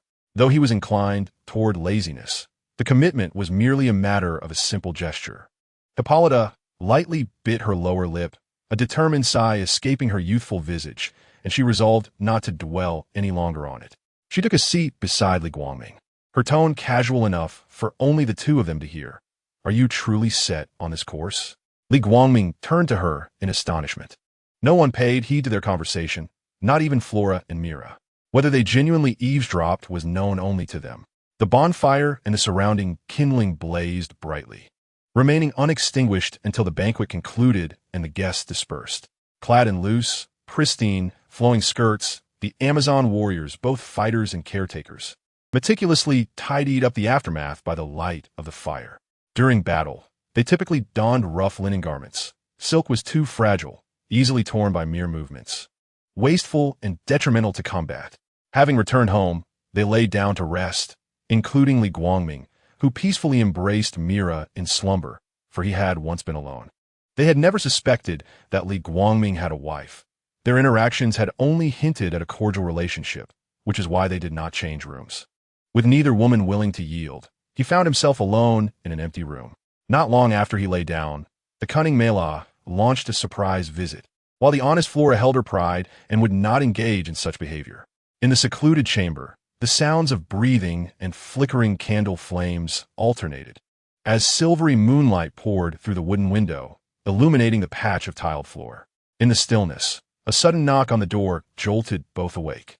As Li Guangming sat up, the door swung wide open. He stared blankly at the figure entering, feeling the piercing gaze of resentment directed at him from behind. Regardless of what lay behind him, he demanded, "Do you enjoy seeking someone out in the dead of night? It's unsafe, you know." Diana replied earnestly, her expression shifting to one of gravity. "The banquet has ended, and I waited a long time, estimating that my mother would be asleep before coming. I need your help to deal with Ares. You don't have to intervene directly. After I acquire the divine weapon, you can consider it a leisurely outing, ensuring everything is foolproof. You are so benevolent and powerful. You are the only one I can rely on." Li Guangming had anticipated she would seek out Steve first, but it made sense that she came to him instead. He was more dependable than the bumbling fellow. A wicked thought crossed his mind. Should he play both sides? Instantly, he dismissed it. Very well. Under the watchful gaze of both women, he nodded, fulfilling his promise. He felt their admiration directed at him.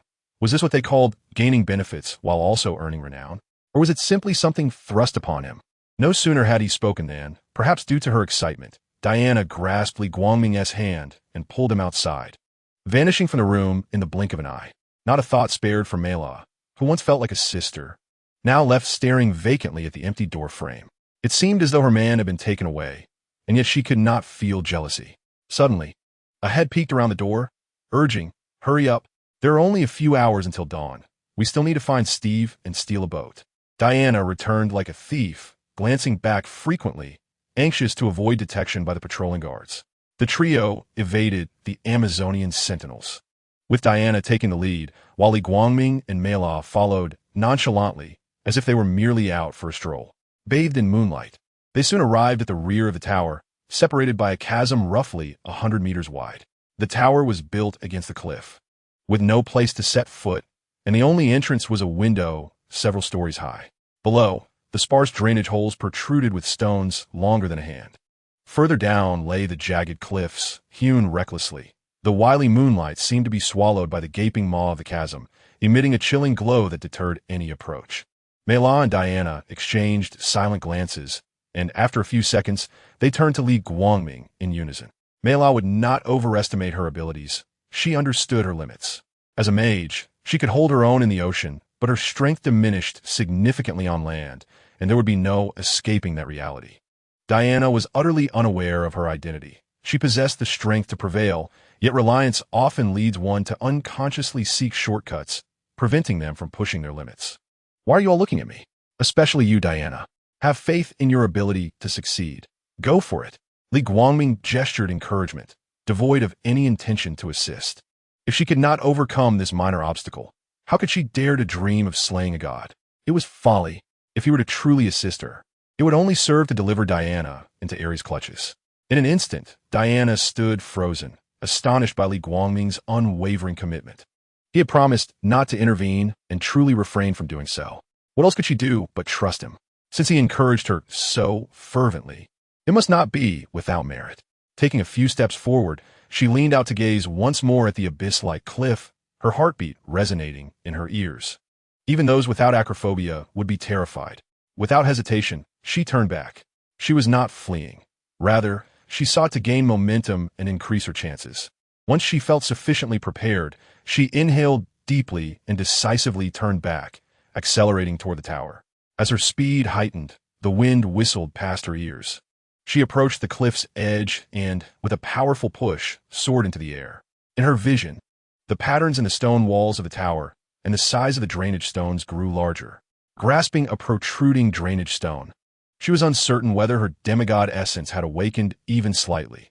The hard stone crumbled like tofu at her touch.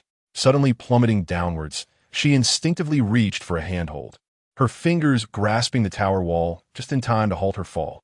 Mera, at the cliff's edge, clenched her fists, anxious for Diana's safety, fearing she might tumble into the abyss. The two watched as she discovered new possibilities, using her hands like climbing picks, swiftly ascending and leaping through the window within mere breaths. See? I told you she could do it. What was there to worry about? Li Guangming shrugged. Mera rolled her eyes, saying, I see her abilities pale in comparison to the Diana I know. A little thought would reveal that her powers in this universe have yet to awaken. Do you think I wouldn't be concerned? Chapter 96. Departure and Encountering the God of War. Ares, are you truly planning to accompany her as a guardian throughout this journey? This is quite uncharacteristic of you. Mera inquired softly, as if engaging in casual conversation. After all this time of enjoying free meals and drinks, isn't it reasonable to care for the queen's daughter? Besides, Hippolyta made a pact with me. Li Guangming wore a cheerful smile, showing no signs of embarrassment over his indulgences. Mera scoffed lightly, teasing, I suspect the latter is your primary motivation. What did she promise you? The title of Prince Consort, the entire Paradise Island, or perhaps herself? Do I seem like a person so desperate? Li Guangming retorted with irritation. Just as he finished speaking, Diana leapt back to their side, her appearance revealing that she had indeed acquired her so-called weapon to slay gods. Li Guangming nodded, looking much more handsome in this attire. His previous battle skirt had merely diminished his charm. Diana, with a look of innocent curiosity, gazed at Li Guangming and asked, Are you thirsty? She had overheard his words from the windowsill, their conversation resonating as if whispered in her ear, and she found herself more intrigued by his thirst than the sudden discourse from 100 meters away. As a being even mightier than the king of gods, how could he possibly be thirsty? She was perplexed, trapped in a realm of ignorance. Ignore him, let's go, Mela urged, pushing her shoulder forward, yet she turned back, her almond-shaped eyes glancing in curiosity. You go ahead. I'll meet you by the shore shortly, Li Guangming called softly, not waiting to see if they heard him before vanishing in an instant. After regaining her composure, Diana remarked, He has gone. I know. Meanwhile, The departing Li Guangming strode confidently into the quarters of his subordinates, Salek and Millian, explaining his reasoning before encasing them within a small black orb. Once bitten by a snake, one is wary of ropes. Should any unforeseen event arise, leaving them behind could spell disaster should this universe explode. After all, they were loyal subordinates. With Flora by his side, though unspoken, Li Guangming discerned from her gaze that she was reluctant to return to the base within the orb. Hence, he did not press the matter. With Mela accompanying them, an additional presence mattered little. By the tranquil mudflats stood a solitary sailboat capable of accommodating a dozen individuals, while the three awaited quietly on the shore. Startled, Li Guangming and Flora's appearance took Steve by surprise. "Please don't tell me these deities are also coming along," Steve exclaimed, filled with suspicion. The events that transpired on the beach earlier flashed vividly in his mind, though the observation from the warship was unclear. The means of resurrection were undeniably apparent. His disbelief in the existence of gods had been shattered, though he still did not worship any particular deity. A sense of reverence began to swell within him.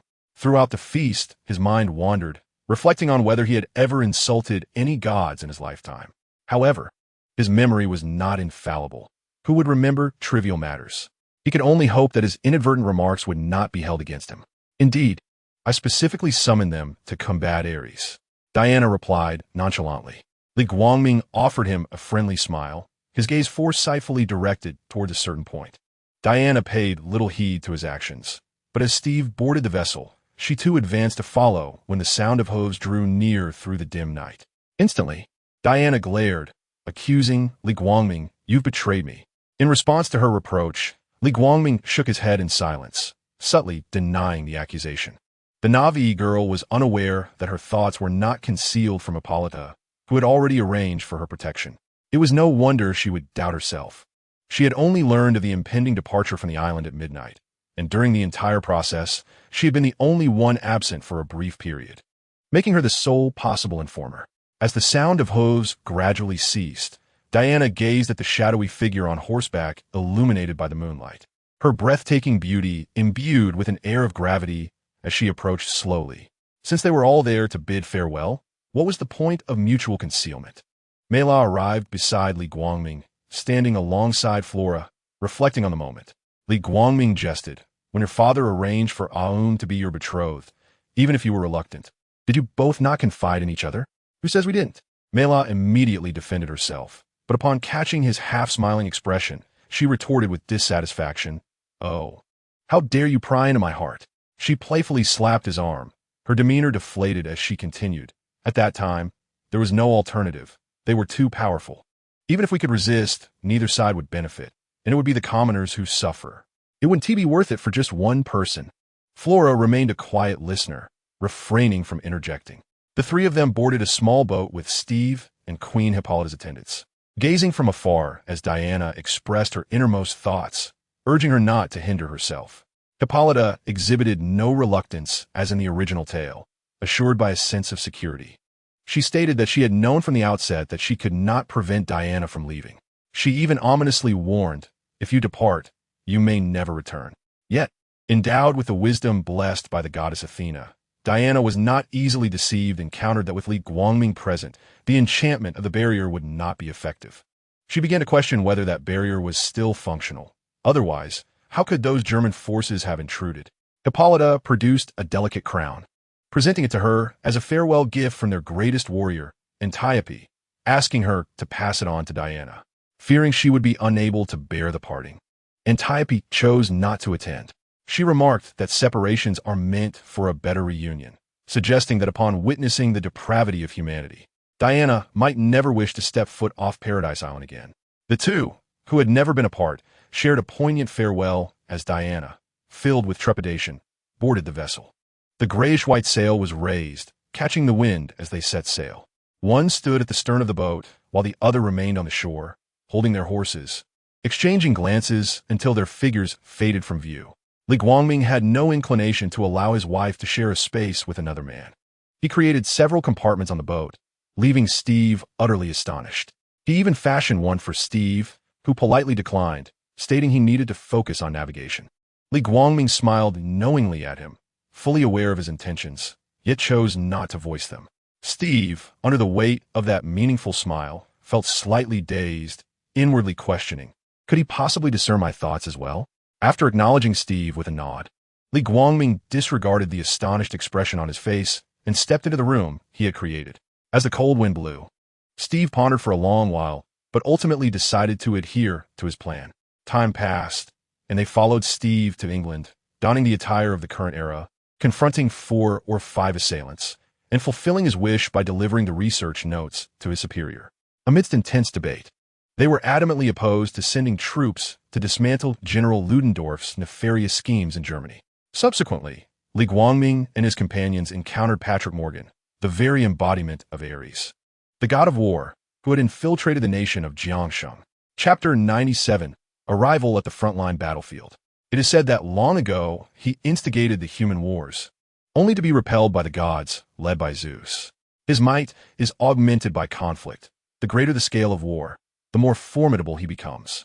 Perhaps his peak was during the invasion of the malevolent deity Darkseid, when all earthly forces and extraterrestrial civilizations united against a common foe, a coalition of unprecedented strength. His enhanced power even managed to wound Darkseid, though at that time Darkseid was merely 8 years old, not yet the fearsome entity he would later become. Nevertheless, it required the combined efforts of all gods, Amazons, humans, and the Green Lantern Corps to resist him. This suggests that it might have been his zenith. Yet he may have also fallen prey to the intoxicating allure of such transient power, leading him to incite humanity into turmoil. Though there were certainly underlying reasons of their own. For land, wealth, women, honor, and the conflicts between tribes, wars among nations ensued. At this moment, Patrick Morgan, in his guise, was inviting Li Guangming to meet him in a Western-style restaurant. The establishment was neither too crowded nor too empty, and the mingled conversations provided just enough cover for their dialogue. You do not strike me as a soldier. Rather, you resemble a noble. Are you truly willing to risk your life alongside Steve to destroy the armory? Beneath Patrick's relaxed demeanor lay a palpable sense of wariness. His instincts warned him that this man before him posed a potential threat. Yet how could this be? Even the offspring of Zeus, that young girl, his own sister Diana Prince, could not match him. Among the pantheon of deities, who could contend with him without being known? The casual mannerisms of the individual before him were what compelled him to exercise such caution. Is that so? Have you summoned me to test my mettle, or to persuade me to join your ranks? Li Guangming quipped, observing Patrick's cautious demeanor with a hint of amusement. It seems you are aware of my identity. Why not expose me to my dear sister? After thanking the waiter who brought their 2 steaks, he continued, Humanity cannot coexist in perpetual harmony. Inevitably, war will arise again. Beneath the fade of prosperity, Earth is in a state of disarray. Just look at this city choked with smoke, perpetually lamenting in agony. Only by eradicating humanity can we avert further environmental degradation and restore its original splendor. Li Guangming cut a piece of well-done steak, savored it, and then gazed at Patrick, remarking, You remind me of a sweet potato spirit I encountered. After a brief period of success, ultimately fell into failure. Oh, it seems I shall miss the opportunity to become acquainted, Patrick replied with a hint of regret, before inquiring, Are you truly intent on opposing me alongside Diana? I am merely a bodyguard, ensuring her safety. To consider me your adversary would be a misjudgment, he retorted calmly, continuing to slice the pristine steak on his plate. Li Guangming comprehended the implications of his situation. He had been cast as the ultimate villain in the legendary narrative, awaiting the heroic intervention of Diana. The silver lining, however, was that as long as Diana's life remained unthreatened, he would refrain from taking action.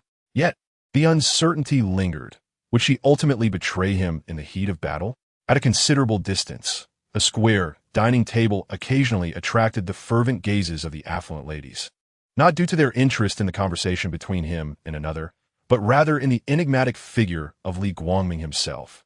A fleeting glimpse of his countenance compelled them to feign disinterest towards their male companions, stealing glances at him now and again. Even if they could only observe his silhouette, it sparked their imaginations, conjuring whispers of intimacy shared in the stillness of night, leaving them blushing with shyness. Their male partners, noticing the rosy flush on their cheeks and their averted gazes, felt a surge of hope for the evening's prospects. Li Guangming finally grasped the sensation of being scrutinized by lecherous eyes, reminiscent of the beautiful women of his past life. After a brief exchange of inconsequential pleasantries, he withdrew. Ares, shaking his head with a smile, found it amusing that a being as cautious as himself could not withstand the affectionate gazes of mere mortals. One could only imagine how Zeus would relish the attention.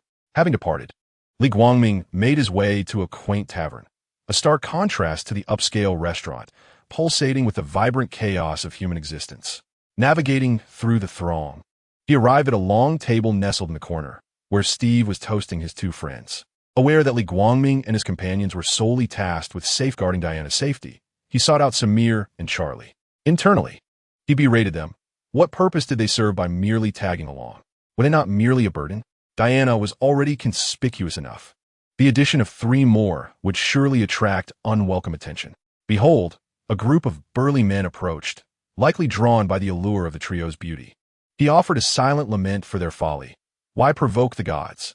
The ensuing scuffle left him uncertain whether the 2 unfortunate souls struck by Flora's wrath would emerge unscathed. As they gathered their belongings, Steve led the way, adding another of his friends to their ranks. No need for introductions, as he resembled any other passerby. Once again, skepticism arose regarding their decision to venture into battle accompanied by 3 striking women. Was it not an absurd jest? Steve endeavored to clarify their intentions, prompting exclamations of madness from his companions. The following morning, the 8 of them arrived at the front line of a desolate no-man's land, fiercely held by the Germans, who had withstood relentless assaults for a whole year. Along the route, Diana observed groups of fleeing refugees, burdened with their families, trudging through the muddy earth. Some straining to push carts. Women cradling infants wore expressions of fear and anxiety, desperately navigating puddles and weaving through the throngs of displaced souls, as if pursued by ruthless marauders brandishing weapons. Each face bore the weight of despair, etched with the grim reality that they would soon be uprooted from their homes, uncertain whether their destination would offer a semblance of a decent life.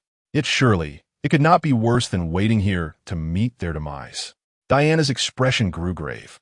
The harrowing sights of war fortified her resolve to eradicate Ares. As she stepped into the trench, she noted the juxtaposition of a frontline battlefield and the presence of civilians seeking refuge. Perhaps it was the glimmer of hope that compelled the elderly woman, seated upon an ammunition crate, to grasp Diana's arm, cradling her swaddled infant. I implore you, please help me. They have seized our home, our food, and those who remain are taken as slaves. Mistaking Diana's distinctive attire for that of an officer, she beseeched her in a rare and foreign dialect. Not long ago, she had made similar pleas to others, but they had understood not a word, merely interpreting her hunger and offering her a meager portion of rations. Where? Diana furrowed her brow. Had she not possessed knowledge of hundreds of languages, the woman's entreaty would have eluded her comprehension. Felt. On the other side of the no-man's land, the woman, cradling her child with one arm, pointed towards the German positions. As Diana abruptly altered her course, Steve swiftly intercepted her, urging her to abandon this fanciful notion. Without the assistance of Li Guangming and the others, we could never hope to traverse the German encampment, he asserted, glancing back at Li Guangming, hoping he might dissuade her as well. Chapter 98. Diana's moment of glory, surely. She cannot be contemplating a direct assault? Charlie tilted his head, nudging Samir's arm playfully. Samir, resolutely focused, replied gravely, I fear she is. You cannot genuinely believe Steve's fanciful tales that they hail from an island where only women dwell, and Li Guangming is the sole man? Charlie exclaimed incredulously. Even if those 3 are some sort of deities, Diana is but a mortal. She cannot withstand bullets. Wait, you do not intend for us to shield or charge, do you? This is no jest. I have no desire to meet my demise. Did you not hear what Steve said? That enemy stronghold has withstood an entire year of occupation. How could we, mere mortals, compare to thousands of soldiers? Charging forth would surely render us like sieves. Seeing Li Guangming remain silent, Steve urgently implored, Li Guangming, you must counsel her. I am not her keeper. The choice lies with her alone, Li Guangming shrugged, displaying indifference towards her fate. Noting his lack of support, Steve quickly turned his gaze towards Flora and Mera. Their camaraderie seemed solid. Surely they would dissuade her from such a perilous course of action? To his dismay, however, Mera shook her head, indicating she would not impede Diana's decision. Preposterous. The demigod, later known as Wonder Woman, perishing at the hands of World War II's firearms? That is more ludicrous than Zeus meeting his end in a woman's womb. The normally cold Flora spoke up, a rare mocking tone in her voice. To falter before battle is indeed a disgrace to any warrior. Diana, witnessing Li Guangming's tacit approval, felt a surge of elation within her. Shaking off Steve's attempts to hinder her, she swiftly removed the hairpin binding her hair and donned a starry diadem. Placing it upon her brow, the soldiers around her, taking a moment to regroup, cast bewildered glances at the extraordinary figure in the center of the trench. A crown rests upon her disheveled hair, transforming her from a figure of aristocracy to one imbued with an inexplicable air of valor. Ascending a wooden ladder a few meters high, her flowing cloak slips away, unveiling a dark red breastplate adorned with gilded edges and a deep blue battle skirt. A dark golden shield rests upon her back, its center emblazoned with a radiant sunburst, while a blade, likely a sword or dagger, emerges from her shoulder. The silver-trimmed arm and leg guards, also gilded, shimmer with each step she takes, reflecting light despite the oppressive clouds overhead. What purpose does this ancient warrior woman seek? Could she possibly intend to assault the German forces? With such armor, one might fear it is a one-way journey. Many harbor doubts, believing her actions will not last beyond 10 minutes. Yet, Li Guangming and his companions stand resolutely, their expressions betraying confidence unlike the skepticism surrounding them. Did she awaken here, or was it during her confrontation with Ares? As Diana distances herself from the trench, Mela curiously glances at Li Guangming. What do you think? She inquires. Li Guangming peers back at her, surpassing her curiosity. With a feigned glare, Mela retorts, "What do you think of yourself?" Just as her words fade, a series of deafening cracks erupt, indicating that the German forces have finally noticed Diana, clad in her ancient battle armor. Steve and his companions hastily ascend the wooden ladder to catch a glimpse of her. They witness her raise her right arm, and a spark ignites as she effortlessly deflects incoming rifle bullets. Lowering her arm, she swiftly raises her left, producing another spark that intercepts a bullet aimed at her side. As her arms alternate, the projectiles ricochet off her metallic guards like mere pebbles, making only a clanging sound without inflicting any harm. My goodness, what performance is this? Charlie exclaims, his eyes wide with astonishment, now half convinced of Steve's words. Surely, she must be more than just 3 deities. She embodies 4.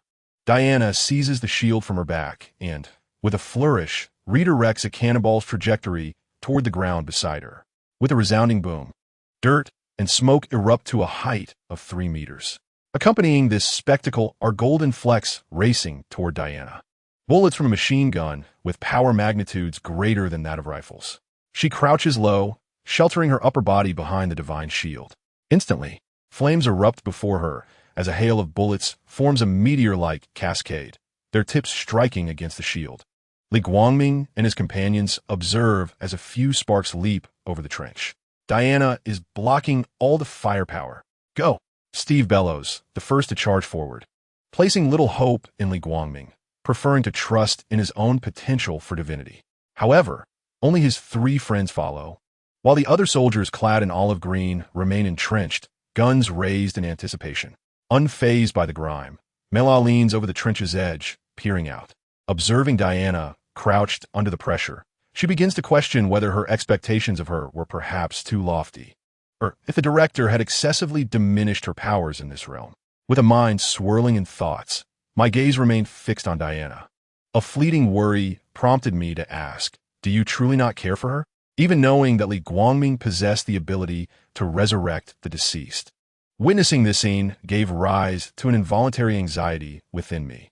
Li Guangming and Flora's eyes pierced through the earthen trench, their demeanor far more composed than mine. Amidst the bewildered stares of the other soldiers, they resembled children reflecting on their misdeeds, staring intently at the trench wall, yet truly focused on Diana beyond the earthen obstruction.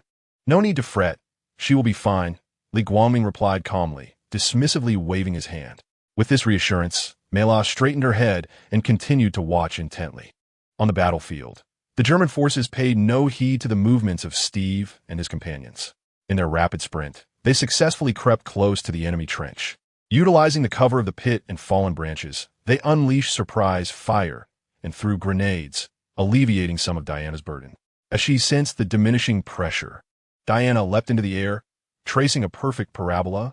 She landed in the German trench and swiftly dismantled the heavy machine guns and mortars. She did it. Charge! At this moment, an officer near Li Guangming immediately commanded the entire army to advance courageously. The soldiers beneath him surged forward as if invigorated, shouting with fervor. The remaining German troops, sensing the dire situation, disregarded any retreat orders from their superiors and retreated collectively without a word. Diana led the charge all the way into Feld. Li Guangming and the others followed the army at a distance, their divine identities concealed. Mela quipped, "We seem like helpless children in need of protection. If you wish to join the fray, feel free. Although I can resurrect you, the experience of death is still palpable." Li Guangming encouraged her. "Come on. You merely wish to witness my embarrassment in death." Chapter 99. Dancing and robbing the noblewoman Flora quietly lagged behind the two, observing their playful banter without a hint of jealousy. In truth, her time alongside Li Guangming far exceeded Mela's, were it not for special circumstances. He brought her wherever he went. Even in silence, she found contentment. Shortly thereafter, shielded by the mortal soldiers ahead, the three immortal beings strolled leisurely into Feld. Had the soldiers in front known of their audacious antics, they would surely have scolded them mercilessly. Artillery fire erupted in this remote village, the battle far from over. British soldiers cautiously infiltrated each house, scavenging for fleeing Germans. Diana sprang onto the low rooftops like a nimble cat, her graceful strides leading her to leap into a group of German soldiers in the streets. Drawing forth her shimmering lasso of truth, she swung it, and the rope extended, ensnaring the unsuspecting Germans, who were flung away before they could react. The radiant golden glow of the lasso was particularly striking on this rainy day, yet they had no time to appreciate its beauty. In the blink of an eye, the street transformed into a desolate expanse, leaving only a solitary figure in ancient battle attire standing amidst a group of formidable men collapsed upon the ground. Diana surveyed her surroundings, swiftly identifying her next target before dashing forward.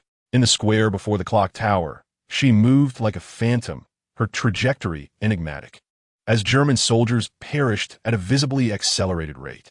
Enduring the onslaught of a heavy machine gun mounted on a tank, she collided with it, creating a deep indentation with her sheer physicality. Realizing that those inside still had a chance to resist, she seized the tank's lower edge and, in a swift motion, hurled it aside.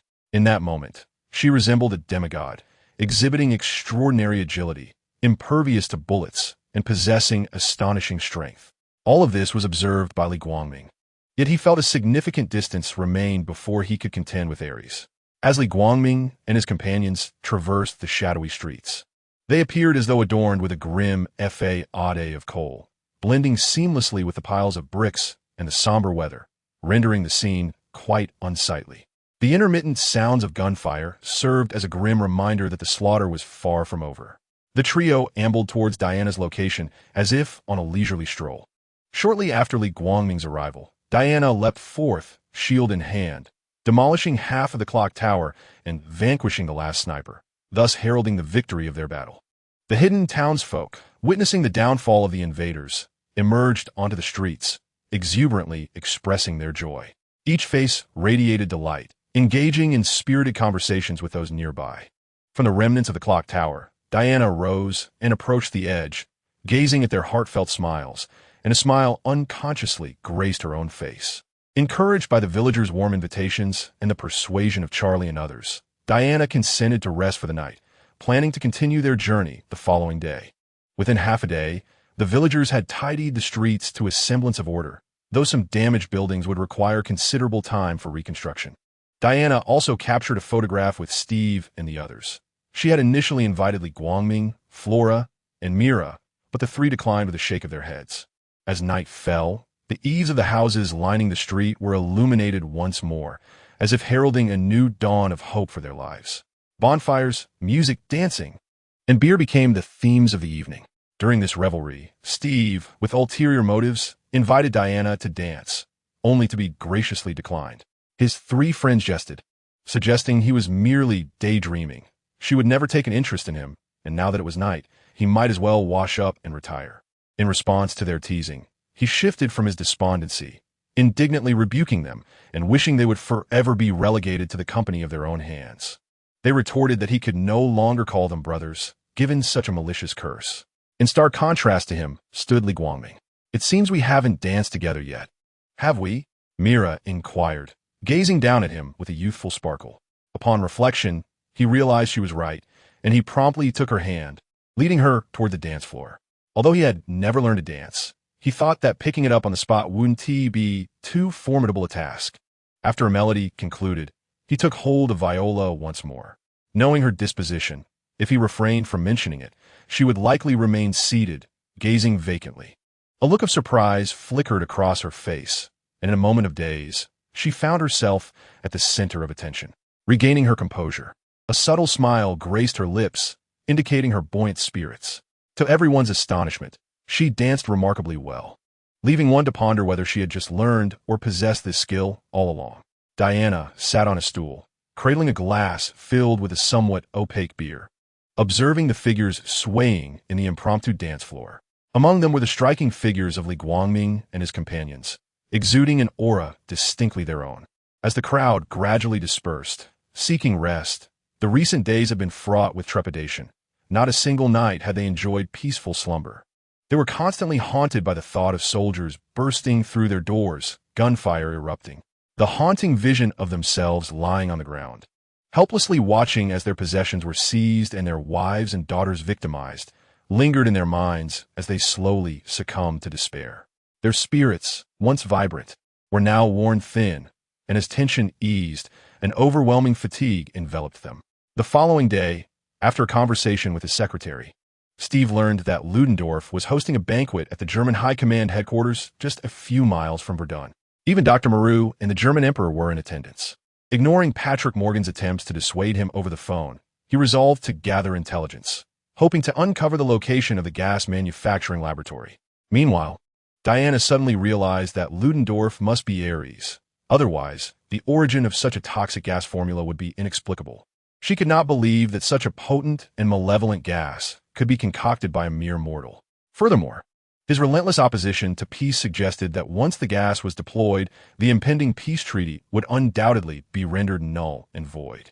The two were in perfect accord, and disregarding the opinions of others, they decided to pursue their investigation. How could she be so certain that Ludendorff was Ares? Could it not be possible that Ares had provided him with the formula? As they departed the village, Mela, filled with confusion, leaned closer to Li Guangming and whispered her inquiry. "How would I know? Besides, he is called Ludendorff," Li Guangming replied with a roll of his eyes, somewhat exasperated. Surely, he could not directly inform her that the general was not Ares. While it might have been feasible, such an admission would only diminish her psychological resilience. Without this predicament, she might still be blissfully naive. Relying on a mind blessed with wisdom, she risked being duped by humanity while assisting others in their schemes. Mela pouted and shrugged, questioning why she should bother remembering the name of a mere passerby. After all, Steve's friend remained oblivious to his own name. The group rode the horses generously gifted by the villagers, listening to Samir sing from atop his mount, appearing far from a mission to prevent war, and instead resembling a leisurely outing. As they meandered through the shadowy forest, it wasn't long before they spotted a castle rising above the treetops. Dressed in a German military uniform procured by Samir from an unknown source, Steve sat in an open-top car, driven by Charlie, slowly making their way toward the castle. After discreetly separating from Li Guangming and the others, Diana managed to rob a noblewoman, seamlessly blending into the scene. As for the noblewoman, she lay unconscious and stripped in the woods, fortunate that no one would venture into such secluded thickets without cause. Chapter 100, The Battle Nearing Its End. Li Guangming cast a disdainful glance into the forest, grimacing as if he had encountered something repugnant, quickly diverting his gaze. "What is wrong with you?" Mera observed his contemptuous expression and regarded him with suspicion. "Could it be that you inadvertently glimpsed someone unsightly?" Li Guangming hastily refuted, "Impossible. I am a man of integrity. How could I engage in such shameless behavior?"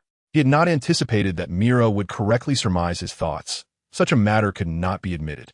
Besides, it was a consequence of uncontrollable factors, as his gaze had been fixated on the departing Diana, inevitably noticing her actions. Initially, he could force himself to look away, but as a man, the temptation to steal a glance was ever present. Yet he vowed that should he dare to look again, he would suffer a lifetime of impotence. Her direct response raised suspicion. After all, he had a history. Mera scrutinized him with a skeptical expression. She then turned to Flora, saying, "Flora, take a look in that direction. I am curious to see who is so captivating that he neglects his two beautiful wives." Li Guangming maintained a calm facade as he too directed his gaze towards Flora, though inwardly he was in a state of turmoil. It was not fear of his wife, but rather a feeling akin to being caught in a first theft, a strange sense of anxiety. "There's nothing there," Flora replied coolly, her eyes following the direction of her finger. Upon hearing this, Li Guangming secretly sighed in relief. Truly, she was a considerate ally. He cast a grateful glance at Flora, only to find her gaze laden with unspoken meanings. Meanwhile, behind a small mound, Samir and his companion feigned ignorance. Had they not been aware of Li Guangming's character, they might have fled, for no one could assure that the revelation of such an embarrassing incident wouldn't lead to sabotage. Legend spoke of certain deities being quite petty. While the group engaged in their banter, Diana, having infiltrated the castle, searched for Ludendorff amidst the crowd. Unlike her portrayal in the original tale, she did not foolishly suspend her sword upon her back. Steve, lurking in a corner, playfully teased Dr. Isabel while gathering intelligence, accidentally catching sight of Diana's erratic wandering. He hastily concluded his antics, abandoning Dr. Isabel. Just as she prepared to ambush Ludendorff from behind, Steve seized her wrist, halting her. They engaged in a hushed argument.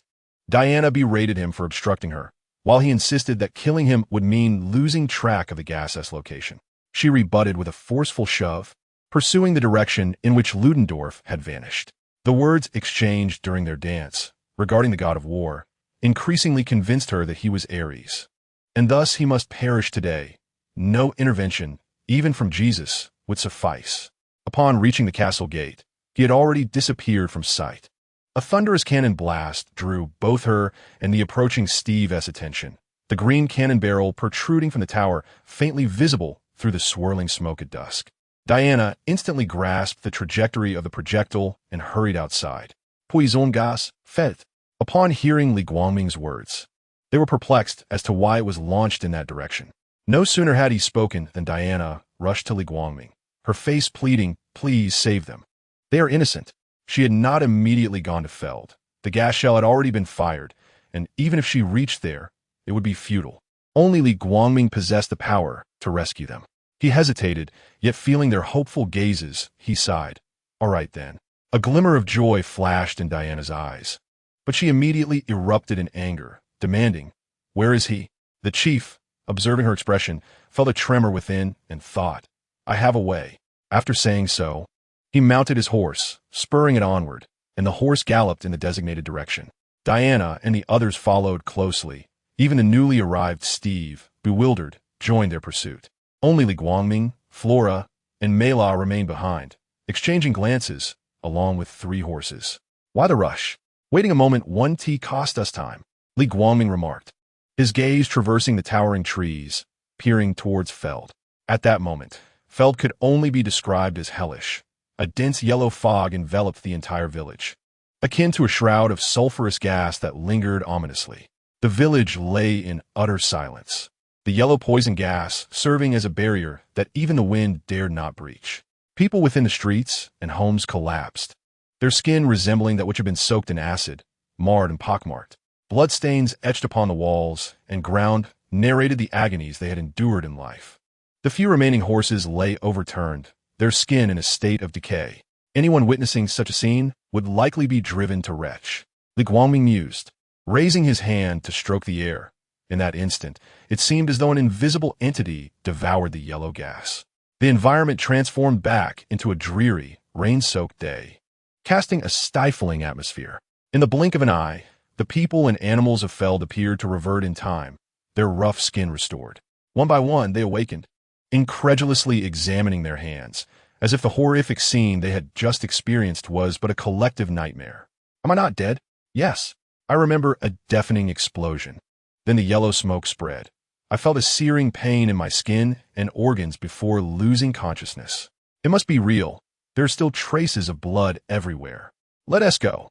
We should witness the spectacle now. Li Guangming clapped his hands, as if having completed a formidable task. Mela smirked slightly. This is someone else's debut in saving the world. Is it truly moral? Li Guangming paid no heed to her peculiar expression, mounting his horse and gesturing to them to hurry, lest they miss some thrilling moments. The horses would not be left behind. It was merely a reward for saving the villagers. The three sped away, certainly at the horses' full gallop. Upon discovering that Ludendorff had been abandoned by Diana at the central military base, she swiftly vaulted over the fence and made her way directly to the command tower. Upon sighting Ludendorff, she refrained from uttering a word and engaged him in combat, exchanging blows with fervor. It is not entirely surprising that her strength was lacking. After all, her adversary was under the influence of multiple stimulants. Li Guangming, present at the scene, observed the familiar unfolding of events with an air of detachment, akin to a bystander waiting for entertainment. After Diana managed to overcome Ludendorff, she soon realized that the situation was not as she had envisioned. The German forces continued their transport of toxic gas munitions.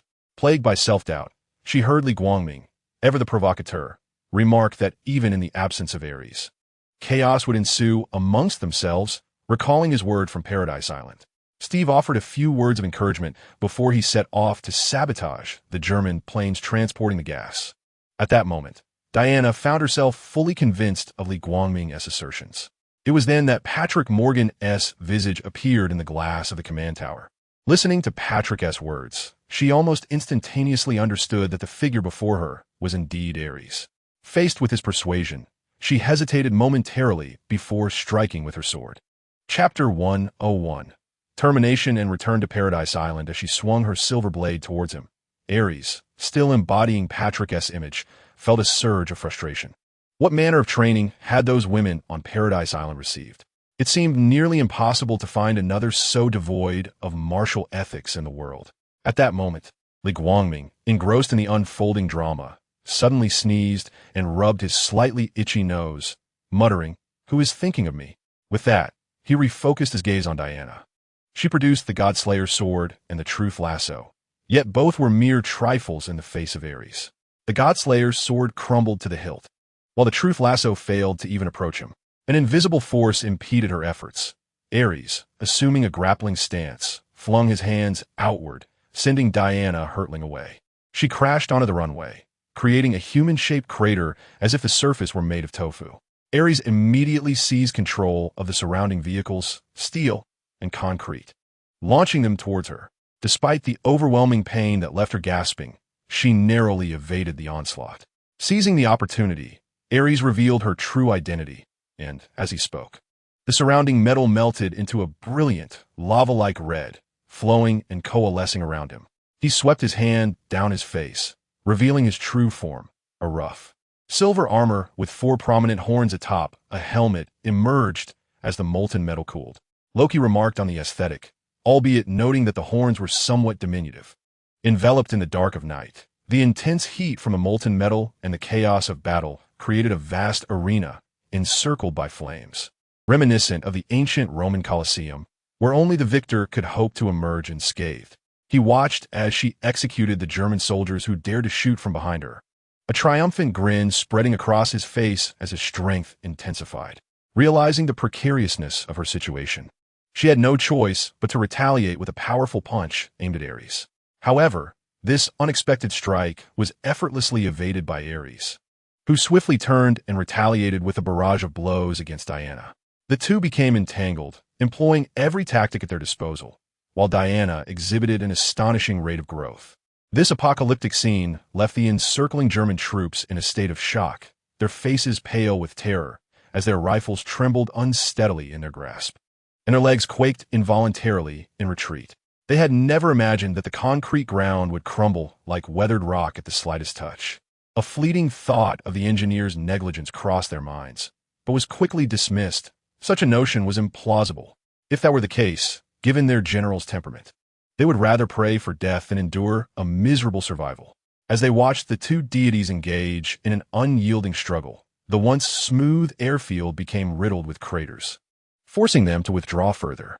The true misfortune lay with Dr. Mera, who had previously spared Diana, yet fate seemed determined to bring about her demise, as a shard of metal pierced her, rendering her a mere pincushion. Meanwhile, a plane carrying gas bombs suffered damage to its landing gear from a jeep that had careened into it, prompting the pilot to make a hasty retreat. Why linger inside a disabled aircraft? With the battle drawing perilously close, who would remain there to await their doom? It wasn't he, as if he had said they ought to impede the gas bomb deployment. Was it truly entertaining to frighten them? As he fled, he muttered to himself in frustration. After witnessing the relentless combat, even Li Guangming began to feel weary, and Ares, having endured a severe beating, finally unleashed his wrath. A tempest of thunder and lightning erupted, and in an instant, a dazzling orb of white and red light materialized in his grasp, accompanied by the crack of thunder. This was the power of the bloodline of Zeus, enabling him to summon the storm. As the god of war, if Thor were present, he would likely fall into despair. First it was Li Guangming, now Ares. Why did each of them embody the essence of the thunder god more so than he? Diana, fully awakening her demigod powers without pretense, crossed her arms, allowing her protective silver bracelets to absorb the thunderbolt-constructed spear. The unexpected lightning did not dissipate. Rather, it coiled around the surface of the silver bracelets, forming a web of electricity that flickered and danced. With a moment of astonishment, she glanced upwards at Ares, who was reluctant to relent. He seized two colossal bolts of lightning, merging them through his hands into a radiant beam of light, akin to the sun, which he directed towards Diana. In response to his onslaught, Diana raised her crossed arms once again, absorbing the energy after a brief struggle. As she leapt into the air, an infinite torrent of lightning converged upon her from the clouds, unleashing a column of electricity grander than Ares' own. No! Ares roared in indignation, his voice laced with resentment as it echoed into the void. The dark clouds receded, and the sun, as if having awaited this moment, shone down to celebrate the triumph of the hero. With her back to the dawn, Diana gazed upon the ravaged landscape, her expression a mixture of uncertainty and reflection. Memories of her recent confusion resurfaced, with the enemy before her, who had the luxury of pondering doubt. Humanity would continue to ignite the flames of war, even with Ares vanquished. As for whether he was truly dead, Diana could not ascertain. She believed that if she could slay him once, she could do so again. As she pondered, Li Guangming was flanked by Flora and Mera, clapping and traversing the broken stones towards her, embodying the essence of a grand entrance. I told you, you could resolve this on your own, Li Guangming remarked with a smile as he approached her. Mera gazed skyward, pondering for a moment before tilting her head to him. Did you say that? No, you might be mistaken. A gentle breeze tousled Diana's shoulder-length hair as she observed the playful exchange between the two, casting aside her distractions to reveal a warm and enchanting smile, radiating a hint of the maturity and wisdom of a caring older sister. We have been out for quite some time. It may be time for us to return, she inquired softly, feeling somewhat relieved. Were it not for the possibility of returning to Paradise Island, she could scarcely fathom the loneliness that awaited her. Disillusioned by humanity, it felt as if a heavy hammer had struck her tender heart. If she could not return, she might just retreat into seclusion. The words of her mother echoed in her ears. She truly did not wish to leave Paradise Island again. Let us go. It is also time to collect our reward, Li Guangming said cheerfully. His journey had primarily involved saving a few villagers, hardly deserving of a wage without further endeavors. Reward? I thought you agreed to accompany me to combat Ares out of compassion for humanity's suffering. It seems I must reassess. Diana's expression shifted to one of astonishment. Two birds with one stone, Li Guangming replied with a smile, unfazed. Are you all returning? Steve and the others approached, hearing the news of their departure, a hint of reluctance flickering in their eyes. Indeed, Ares has been dealt with. We have no reason to linger. As for the gas canisters, you may handle their disposal. Should there be a leak, the consequences will be yours to bear, Li Guangming remarked, contemplating Steve, whom he had inadvertently saved. Fear not, we shall take care of it, Charlie declared confidently, having overcome his inner fears. The others nodded in agreement. Flora, silently observing from behind Li Guangming, couldn't help but let a slight smile emerge on her otherwise proud and aloof face upon seeing his joyful expression. Chapter 102. The Choice of All Amazons? As they bid farewell, Steve frequently stole glances at Diana, his expression betraying a desire to speak but ultimately faltering in voicing his thoughts. He masked his feelings behind laughter as they shared final farewells with Li Guangming and the others. He understood that they hailed from different worlds, and she held no feelings for him. Thus, why force the issue? Waving their arms and smiling, they exchanged goodbyes, watching as Li Guangming and his companions vanished in an instant. Stop looking. There's reproductive isolation between toads and swans. Charlie consoled Steve, feigning seriousness. Reproductive isolation, my foot. And calling him a toad, Steve took a deep breath to calm his nerves, then teased him. I'm still youthful, unlike someone whose age belies their rather unremarkable appearance. Are you slandering me? My looks may not have captured the hearts of countless maidens, but they certainly surpass those of many. Charlie confidently retorted as the four of them made their way towards the aircraft laden with toxic gas bombs. He turned to Samir and inquired, Isn't that so? Well, I concur with Steve's perspective. However, even if you were to win her over with Diana's physical fortitude, would you truly be able to breach her defenses? Samir's mind sparked with curiosity as he posed this question, gazing at them intently.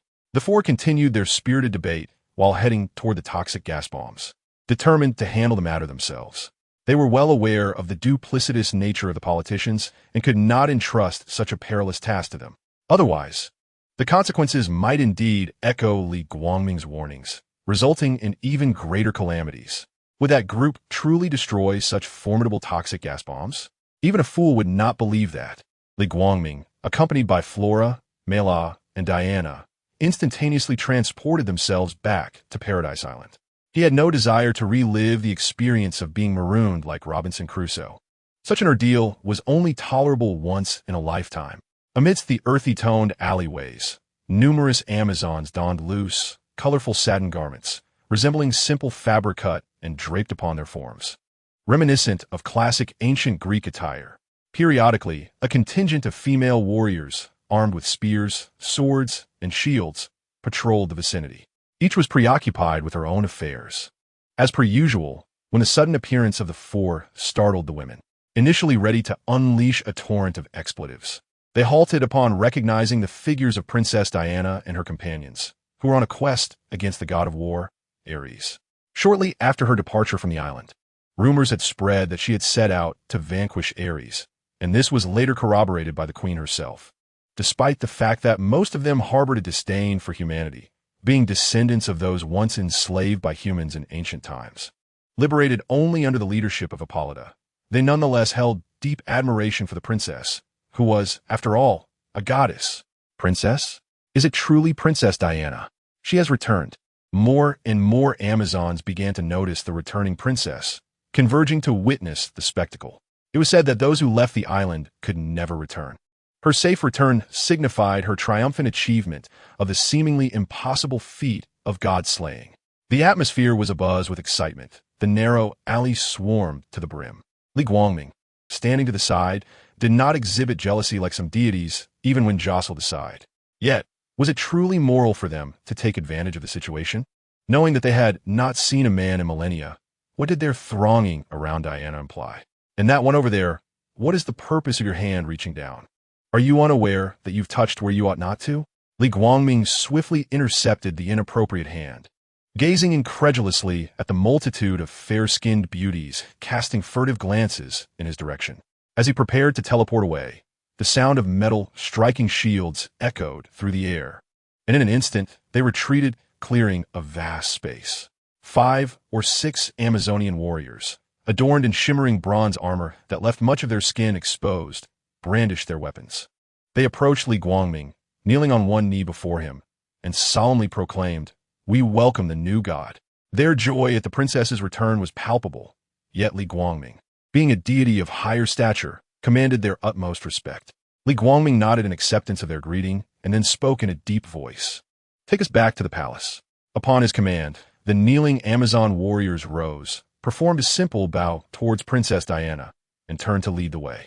With their presence, the rest of the Amazons could only linger at a distance, lamenting the missed opportunity to press closer, perhaps to encounter Li Guangming himself, the only man on the island, a being more powerful and gentle than Zeus.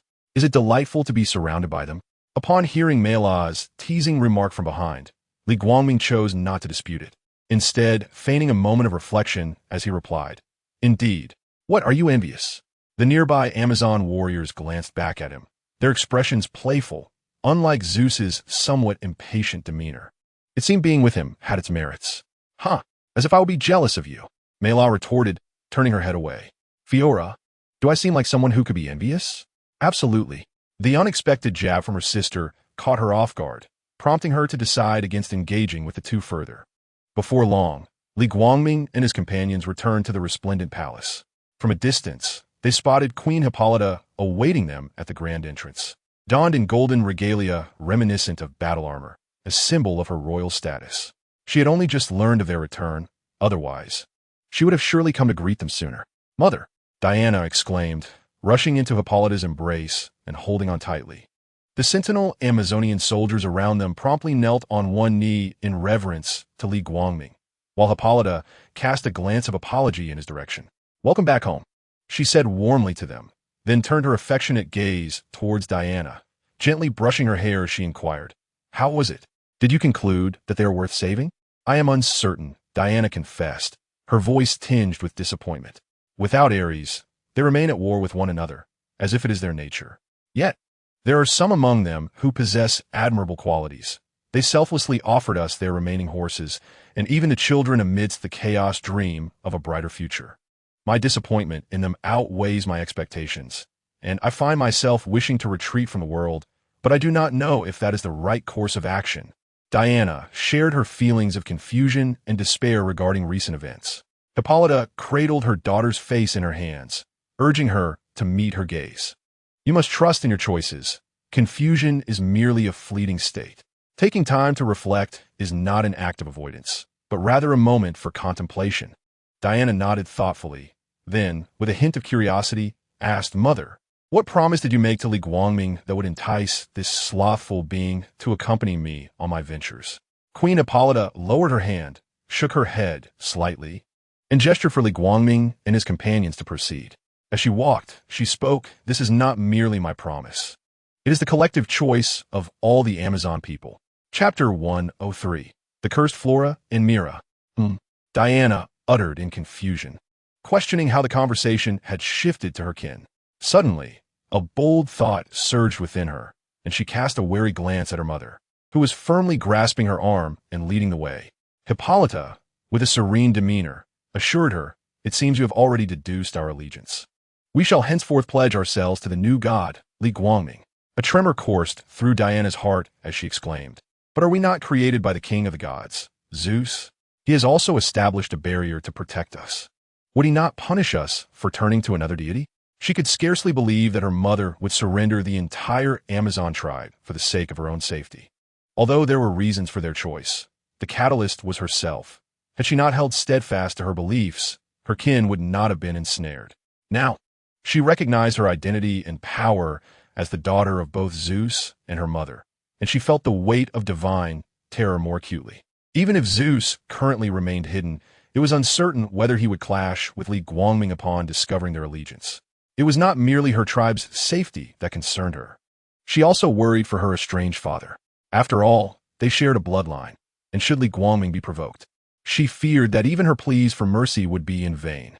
A few paces behind, Mera strode forward with her alluringly straight legs, her eyes wide as she glanced back and forth between Li Guangming and Hippolyta. To her astonishment, the jest had turned into reality. She then leaned closer to Li Guangming and whispered, "Are you truly here to threaten them simply because they are all enchanting beauties? Or do you seek to assemble a formidable army of land, sea, and air?" The first remark was playful, while the latter was not entirely unfounded. After all, had not Atlantis, the Amazons, and the Kryptonians united as one? Am I that kind of person? Li Guangming shot her a sidelong glance. "I doubt he would resort to extortion," Flora interjected hesitantly, recalling the time he had captured her during his invasion of Earth, whispering in her ear like a demon. According to Mera, he had a history. Ahead of them, Hippolyta paid no heed to their murmurs and, with unwavering confidence, declared to Diana he would not. "He did not blame me when I led our people to rebel against the enslavement of humanity, and they have long since vanished for millennia. Moreover, The outside world advances swiftly. One day, our existence will be revealed, and we, as mere relics, may not withstand the consequences. Diana, understanding the implications of her mother's words, sighed in resignation. She could not remain vigilant over Paradise Island at all times. As night fell, the ancient, resplendent architecture lay cloaked in darkness, the stars twinkling gently, revealing only a vague outline through the window ledges and the flickering candlelight in the streets. The original colors of the walls could be discerned, though obscured by the crimson firelight, rendering them less distinct. The sound of insects envelopes the night, accompanied by the croaking of frogs, marking the onset of their exclusive time. In the darkness, several flickering scarlet lights drift like caterpillars. The torches held by Amazonian warriors on patrol. On the edge of a palace, 3 figures sit quietly on the slanted tiles of the rooftop. Here, one can gaze up at the resplendent starry sky and glance down to see the warm glow of hearths, while the sea emits a luminous blue akin to tears. Are you not concerned about disrupting the timeline now that you have taken charge of the Amazon tribe? In the serene silence, Mera's voice is calm, almost inquiring, yet seemingly indifferent. Her gaze captures the entire panorama. Having lived in the ocean since childhood, she seldom beheld the beauty of the night sky. To relish this exquisite view with someone she cherishes fills her with contentment. What is there to fear? After all, we exist in a parallel universe. Perhaps our involvement signifies the true timeline. You are worried that I might alter the past, leading to your disappearance, aren't you? Li Guangming reclines with his hands behind his head, gazing at the stars. The coronation ceremony is scheduled for the day after tomorrow. Hippolyta has assured him that everything is prepared, except for his royal robe, which is still in the process of being crafted. Li Guangming reflects on this. Although he possesses a male version of Wonder Woman's armor, replicated from Greek battle attire, it would not be appropriate to wear armor during the handover. He could easily create a new one from blueprints, but the value of handcrafted garments is unparalleled. Mera's tone is measured, tinged with a hint of anxiety as she admits, "Yes, even if I know it's merely my imagination, I still worry about suddenly vanishing or missing the chance to meet you." This irrational thought arises unbidden, perhaps stemming from her fears of loss. Unlike her and Flora, who naturally gravitated towards one another, she feels as though she has been delivered to him, fostering a sense of unease. Yet, unbeknownst to her, since Li Guangming's arrival in her universe, much has deviated from its course, veering into the unknown. And you, Flora? Mera turns her head to the side, where darkness prevails, yet her Atlantean heritage allows her to discern Flora's face with clarity. I am a warrior. It is honorable to die with purpose. Upon my return, I shall fulfill the monumental task of reshaping Krypton. The remainder of my time is my own. Wherever he goes, I shall follow. Flora asserts firmly, pausing before adding, to die without regret. Mera is momentarily taken aback. Was this talk of a terminal illness and final words? With Li Guangming around, the notion of death seems an improbable fate. I will not allow you to perish. Even if you harbor a desire for death, I shall wrest you back from its grasp. Let us remain together forever. Li Guangming's sinister voice reverberates around them, akin to a living embodiment of death, ensuring that even in death, there is no peace. Look, it seems we have fallen into a den of thieves. No matter what, we shall never escape. Mera muses inwardly. Suddenly, Li Guangming recalls something, rising abruptly to take both women's hands, urging them to stand together.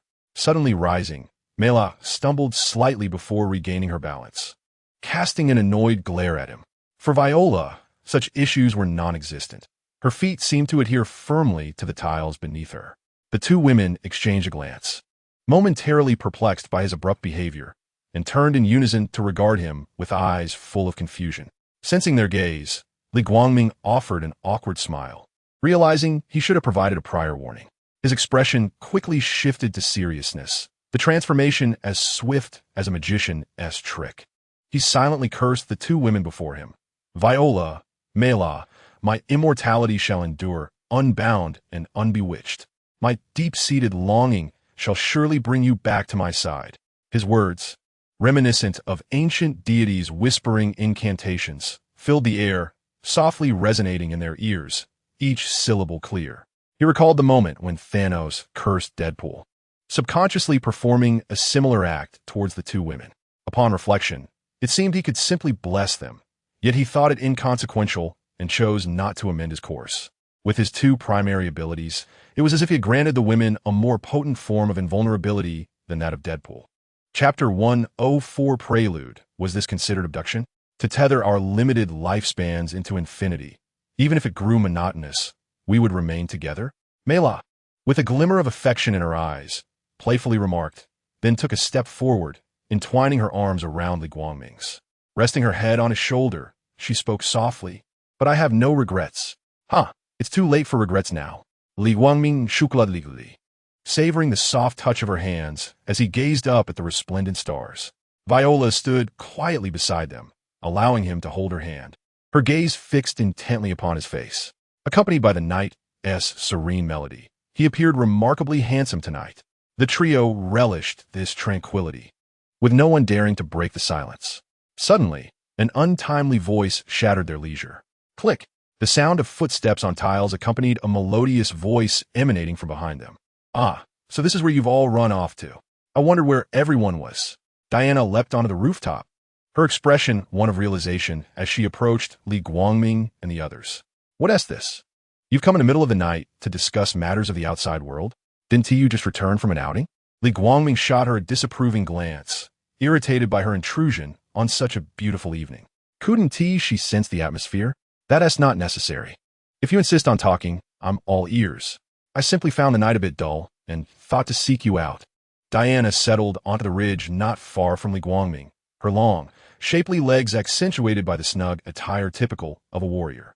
A smile danced on her lips as she turned to glance at Li Guangming, embodying an image of sophistication and maturity. Li Guangming released the hands of the two women, his face clouded with frustration as he sat down. "Don't you realize your timing is off? Is that so? Should I leave, then? Well, do move. It's not as if there's nothing to do." The following day, under Diana's guidance, the three individuals, having partaken of breakfast, sauntered alongside Hippolyta amidst the legions. Li Guangming also unleashed the Kryptonian quartet ensconced within the obsidian sphere, adamantly refusing to acknowledge any lapse of memory. No orders were issued, granting them the liberty to roam, albeit within the confines of Paradise Island. Hippolyta expressed her intention to eventually command the military, asserting that it would be unacceptable for her not to recognize the various generals and senators. Left with no alternative, he conceded, opting to accompany her to prevent her incessant chatter. In truth, he harbored aspirations of reigning over Paradise Island, resolute in his determination to be a hands-off ruler while still allowing her to manage affairs. The first introduction was to Diana's aunt, Antiope, who held the esteemed position of general. Accompanying her were the captain of the guard, Melinope, and General Vanelia, among others, all rigorously training the Amazonian warriors under their command. Each of these women, when placed in the public eye, exuded a goddess-like aura. Their fair skin and well-proportioned physiques showcased muscularity without a hint of excess, embodying a valiant and majestic presence. It was evident that they were a fitting creation of the notorious Zeus, aligning seamlessly with his aesthetic ideals. This locale served as the prison for the Mother Box. Hippolyta led the trio and a contingent of over 20 guards on horseback to a small plateau at the cliff's edge, where a flat, cylindrical structure stood prominently. Li Guangming gestured to halt her forthcoming remarks, asserting his thorough understanding of the Mother Box. Allowing her to continue would only squander precious time. Subsequently, she guided them to another expanse, which appeared even more vast than the previous one, seemingly transcending the horizon and stretching endlessly, prompting genuine curiosity about the true size of Paradise Island. Voices of various peculiar sounds echoed in the air, accompanied by the thud of falling rocks and the shouts of exertion. As they rounded the mountain, a magnificent platform came into view, towering nearly 2 to 3 stories high, adorned with a hoisting apparatus constructed from logs. Steps densely extended outward on either side, layering upon one another like countless parallel lines drawn upon a sheet of paper. A few sparse ox-drawn carts, laden with massive stone blocks, were being urged forward by Amazonian warriors, slowly making their way to the platform. The ruts left by the carts pressed the grass into the soil, turning up fresh earth. Upon reaching the lower edge of the platform, an Amazonian woman, barely concealing her modesty, approached. After exchanging nods with the cart drivers, she moved to the back of the cart, with both hands braced against one side. She gritted her teeth and exerted force, causing the heavy stone block to tumble into the wooden hoisting mechanism. Those above tugged at the ropes, and with a resounding clank, the block settled into its designated recess. A woman wielding a chisel and hammer stepped forward to commence her work. From her demeanor, it seemed the completion of the task was imminent. Li Guangming mused to himself. The ceremony to transfer power was scheduled for the following day, not only to expedite the creation of the royal robe, but also because the coronation platform was to be declared finished today. Upon the radiant steed, Hippolyta elucidated. The ascension platform? To her right, Li Guangming, astride a dark horse, wore a perplexed expression, gazing at her in confusion. What purpose does such a platform serve? I am not one to emphasize grand ceremonialism. It seems an arduous and unnecessary endeavor. For us Amazons, should a leader ascend, it could simply occur within the palace. Although I have always been the queen of the Amazons, my authority has never wavered. Hearing this, Li Guangming's lips twitched. Was this a display of unawareness? After all, she had led her kin in rebellion and reigned for approximately 6 millennia. Which human monarch has ruled longer than she? Unaware of his expression, Hippolyta continued, as a deity, you are entitled to divine standards. Yet due to time constraints and the materials at hand, we are unable to construct a palace that could accommodate all the Amazons. If we were to ascend here, it would appear too rudimentary. Therefore, after the power transfer in the palace, we shall gather here to receive the homage of all our kin. Instantly, Li Guangming tightened his grip on the reins, displaying an expression of despondency. Was it still possible to regret his involvement? He wished to sever ties with the Amazons. Being a king was far too cumbersome. Even in Atlantis, matters were not this intricate. However, to relinquish his claim would mean being taken advantage of. Mera interjected, expressing his disdain for complications, noting that during his reign over the underwater kingdom, he favored simplicity. Yet Hippolyta countered, passionately detailing the path of kingship and how to inspire mortals to revere the divine. Overwhelmed, Mera conceded, casting a glance at Li Guangming that seemed to say, I have done my best, just acquiesce. As dawn broke the following day, even Li Guangming, situated within the palace, was roused by the clamor outside. The entirety of Paradise Island was abuzz with activity, throngs of white-clad figures surging in a singular direction. They donned immaculate garments reminiscent of ancient Greece, their faces alight with excitement and anticipation. The queen had proclaimed that they would henceforth serve as the new divine legion, destined for battle. The truth of this remained uncertain. Chapter 105. The Reckless Zeus, Your Majesty. The hour approaches. It is time to don the royal robe and proceed to your ascension. The sound of knocking was followed by the respectful urging of the captain of the guard. Li Guangming approached and opened the door, revealing a figure bearing a gilded garment, its smooth surface shimmering with golden brilliance, intricate Greek characters embroidered in dark threads. Before long, the opulent Li Guangming, accompanied by Flora and Mera in Amazonian attire, entered the grand hall of the palace. 200 esteemed leaders had long awaited, standing in orderly rows, appearing diminutive within the vast expanse of the grand chamber. Clad in bronze or black armor, they seemed poised to deliberate matters of war. Queen Hippolyta, adorned in royal robes, stood beside the throne, her gaze unwaveringly fixed on the entrance as Li Guangming stepped into the hall. The sight of Hippolyta's fervent eyes and the sound of approaching footsteps prompted the assembled to turn in reverence. Li Guangming, flanked by Flora and Mera, approached the throne with measured strides. Hundreds of gazes were fixed upon the imposing figure of Li Guangming, their heads turning in unison as he moved. Their eyes unwaveringly focused on him. Strikingly handsome, exuding an air of authority, this was their initial impression, as if the atmosphere around him thickened, rendering breath difficult. As they ascended the steps, Flora and Mera paused, turning their bodies to face the throne below. They radiated two distinctly contrasting auras. One, a formidable force that disregarded life, instilling awe in all who beheld it. The other, poised and elegant, as if born to stand above the rest. Li Guangming approached Hippolyta, who spoke little. Immediately, an Amazon warrior approached, cradling a metallic platter adorned with a crown symbolizing sovereignty, respectfully ascending the steps to stand behind Hippolyta. The crown bore a striking resemblance to a celestial diadem, unpretentious yet laden with significance understood by every Amazon. Seemingly intuitive, Hippolyta, turned without prompting. Grasping the crown with reverent hands, her expression solemn as she faced Li Guangming. With great ceremony, she placed the crown upon his head and, turning to the assembly, declared with gravitas, "From this moment forth, the Amazons formally welcome our new deity, our new king, Li Guangming. We shall vow to defend the honor of our king unto eternity." Her solemn voice reverberated throughout the grand hall, resonating in every mind present. With a resounding thud, the sound of metal striking the ground echoed as they knelt in unison. "Long live the new king! Long live the new king! Long live the new king!" The stirring cries seemed poised to shatter the very roof of the palace, their echoes lingering within the halls, refusing to dissipate. "We must proceed to meet the entirety of the Amazon tribe," Hippolyta reminded them. "Let's go." Li Guangming's dignified visage betrayed a hint of resignation. He mused inwardly. Surely he was still asleep at this hour.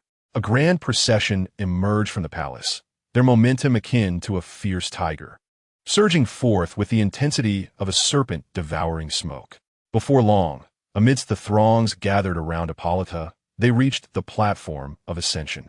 On this day, under an expanse of clear blue skies, clouds began to gather unexpectedly, slowly obscuring the sun's radiant light, accumulating in number. However, the exuberant Amazons paid no heed. Dressed in pristine white garments, they craned their necks, striving to catch a glimpse, peering over the heads obstructing their view. The air buzzed with animated discussions about Li Guangming, many of them having never laid eyes on their new deity and king. How could they not be curious? Even the armored Amazons, occupying half of the plain, could not resist the urge to peer discreetly. Fortunately, their strict discipline maintained the formation of the standing ranks, rendering the seemingly endless plain appear as though it were swarming with a hive of bees, save for a sliver of green visible in the center. The rest was a sea of white and human heads. Li Guangming ascended the steps, each deliberate movement imbued with a gravity surpassing that of an instantaneous teleportation to the stage. Behind him, the queen and the impeccably arranged generals served as a magnificent backdrop, adding an air of solemnity to the occasion. His steps were heavy with significance as he approached the edge of the ascension platform. Up close, one could still discern the features of those present, yet as his gaze broadened, all that remained was an expanse of darkness. This was surely the extent of what mortals could behold. However, he was no mere mortal. Even the most extraordinary beings could discern the countenance of every individual, and he, distanced by countless universes, could see them all with clarity. At the moment of his emergence, the cacophony ceased abruptly. A pin could be heard dropping. The preceding spectacle felt like a fleeting dream, a mere illusion. Pausing in silence, he organized his thoughts within the recesses of his mind. He had not prepared speech, but with a brain akin to a quantum computer, improvisation was not a hindrance. Suddenly, a thunderclap echoed through the clear sky, causing the gathered Amazons, including Mera and Flora atop the platform, to mistakenly attribute it to Li Guangming's influence. Yet, Li Guangming understood that this was not his doing. Under their astonished gazes, he lifted his gaze to the heavens, traversing layers of space to meet the eyes of another far away. This individual sat regally upon a grand silver throne, appearing middle-aged, with shoulder-length hair and a full beard. His indifferent expression could not conceal the fury that seemed ready to erupt from his pupils. His right arm encircled a stunning woman, adorned in vibrant attire. She languidly reclined against him, her eyes playfully fixed upon Li Guangming alongside the man. In response to his demeanor, Li Guangming did not yield.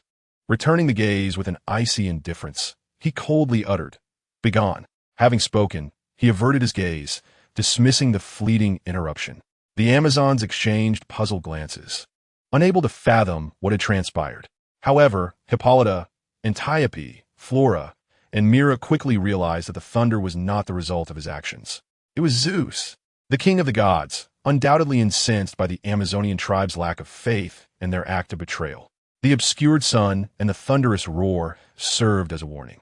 Should they fail to repent, punishment would follow. With this newfound understanding, their composure remained unshaken, a testament to their trust in Li Guangming.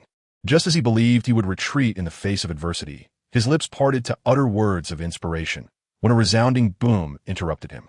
The sky darkened in an instant, as if plunged into twilight. Striking bolts of lightning illuminated the scene, accompanied by an overwhelming cacophony. In the blink of an eye, Li Guangming's expression darkened. Was this a slap in the face? This was their own choice, and had not been coerced. Opportunities had been extended, yet he failed to grasp their significance. How could one change but through death? An increasing number of Amazons recognized this as Zeus manifesting his divine wrath, their faces betraying fear, yet they would not voice their doubts, nor compel Li Guangming to abdicate. They had faith in their queen's decisions, just as she had once led them to resist the shackles of humanity and reclaim their freedom. Chapter 106. The tragic demise of Zeus. A somber and oppressive atmosphere enveloped the scene, as an ominous tableau etched itself deeply into the hearts of the Amazons. Had it begun to rain? Countless individuals in the plains extended their palms or gazed skyward, seeking to validate their suspicions. Delicate raindrops, as fine as feathers, fell softly at first, only to be followed instantly by a torrential downpour that roared like thunder. A biting wind swept through, stripping away warmth, causing the Amazons clad in armor and white garments to shudder involuntarily. Though their physical resilience ought to render such chill insignificant, they found themselves uncharacteristically affected. This was the formidable power of Zeus, the king of the gods, which even their extraordinary physiques could not withstand. Amidst the cacophony of thunder and rain, a grand and wrathful voice reverberated from the clouds, echoing throughout the celestial island. The Amazon tribe is my creation. You have fled, yet I have offered you my grace and protection time and again. Now, in your ingratitude, do not blame my heartless retribution. And you, wicked deity, who has seduced my followers into the abyss of despair, I know not your origins, but today I shall expel and subdue you. As the words resonated, crackling lightning coalesced into a mighty arrow of thunder, piercing the heavens. The dark clouds swelled and spread outward, rapidly engulfing half the globe, centered on the island of paradise. The sudden, violent tempest left pedestrians and motorists alike lamenting their misfortune, cursing the dreadful weather. As if in retribution, the storm intensified, uprooting stout trees and causing cars to sway perilously, while pedestrians struggled to maintain their footing. One by one, they abandoned their vehicles, hastily seeking refuge in nearby brick and earthen shelters. Their hopes of timely arrival at work or returning home were dashed, as they helplessly watched the rising waters gradually submerge their dwellings. Panic etched on their faces, they scrambled upward, hands and feet flailing in desperation. Those who fell cried out in despair, with driftwood bobbing upon the surging waves, while the water occasionally swallowed entire limbs. This apocalyptic scene terrified countless souls, instilling dread even in those across the globe. Far away in another realm, a small face was shrouded in gloom, tiny hands clenched tightly, anticipating yet another long shift. Above, silver lightning danced through the darkened clouds, racing toward the arrow's destination.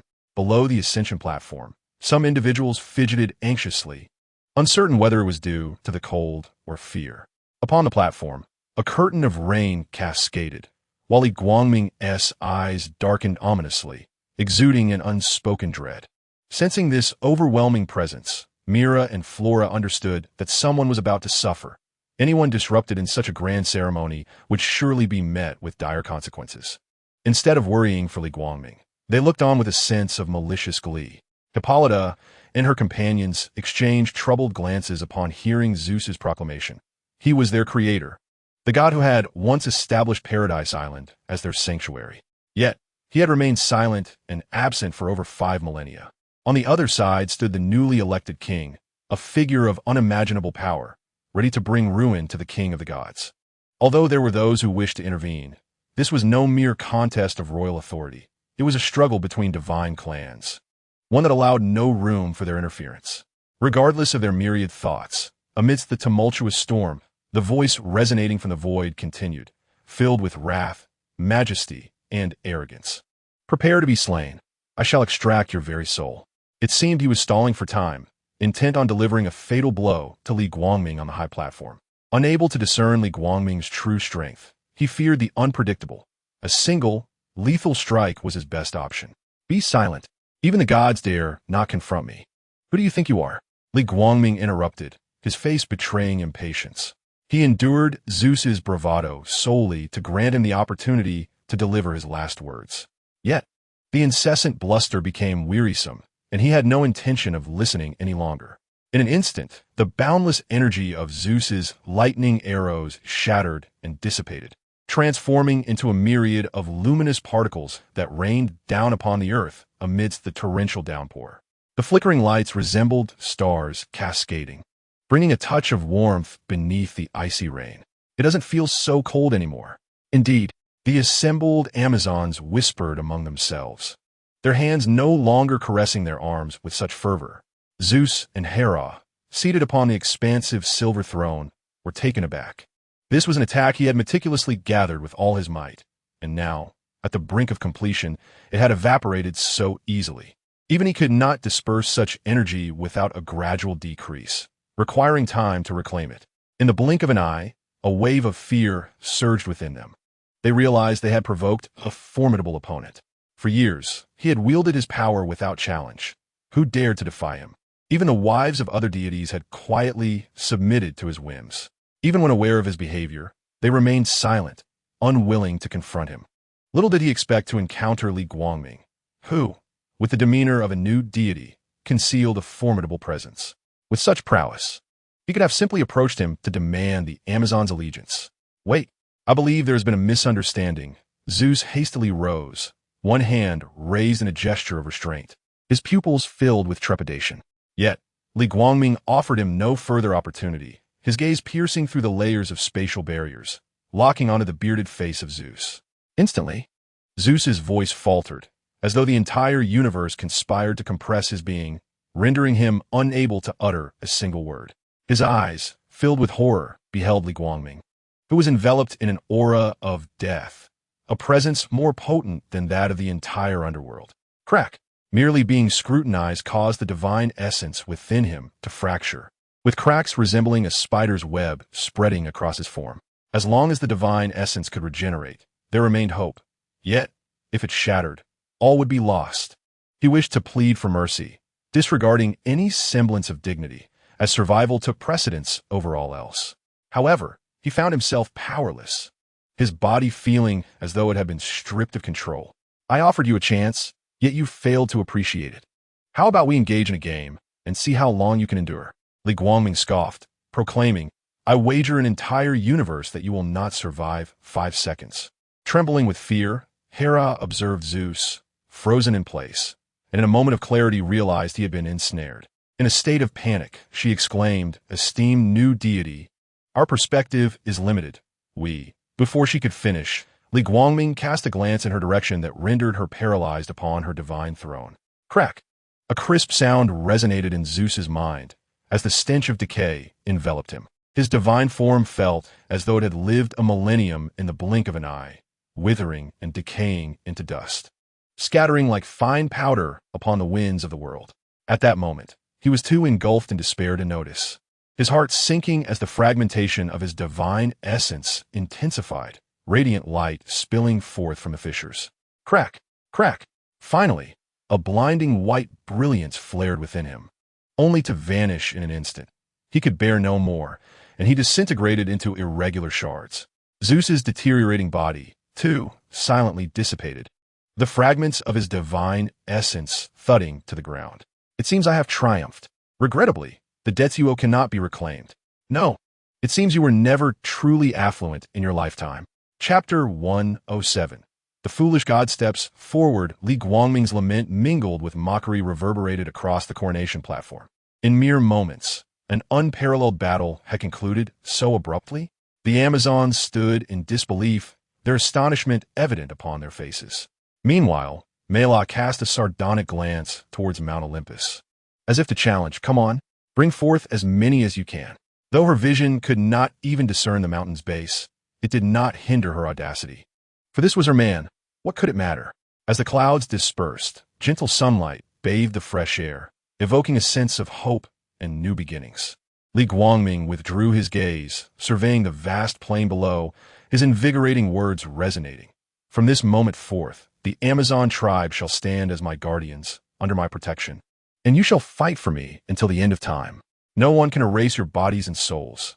gods shall slay gods, and demons shall vanquish demons, transcending the barriers of time and space to return to my side and continue the battle. As his words echoed, fervor ignited the crowd, jubilant cheers soaring to the heavens, reverberating his name throughout every corner of Paradise Island. Li Guangming's lips curved upward as he gazed upon the array of beautiful figures before him. They may have perceived his words as mere encouragement, inspiration, yet he had genuinely bestowed upon them a collective blessing.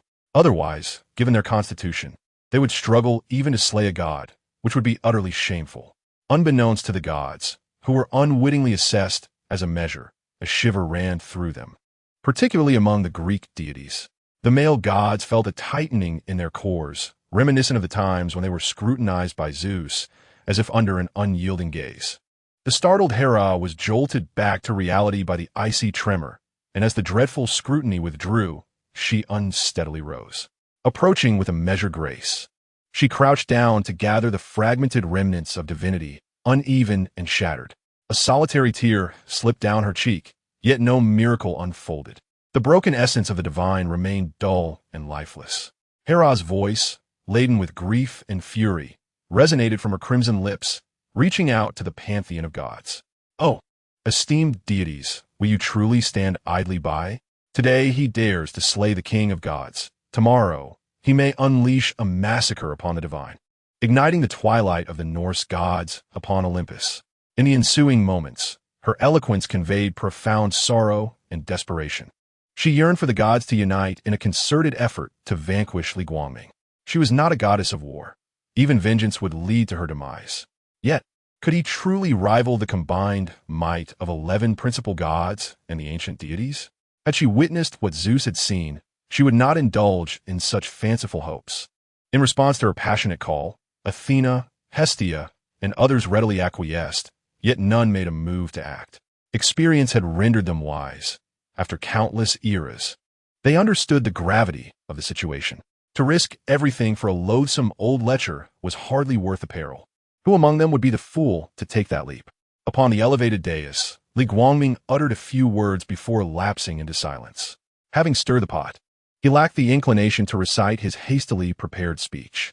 It was better to conclude this farce and let everyone return to their own realms. Just as he turned to depart, a sudden cry for help pierced the air.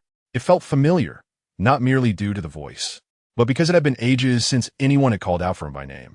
Following the sound, Li Guangming's gaze traversed the vast cosmos, shifting from vague to clear and back again, piercing through numerous cosmic barriers. This was unexpected. He had scarcely ventured into a handful of universes. How could a plea for aid emanate from an unfamiliar location? Rubbing his cheek, he muttered softly. Moments later, as he focused intently, he exclaimed, "Ha! Diana!"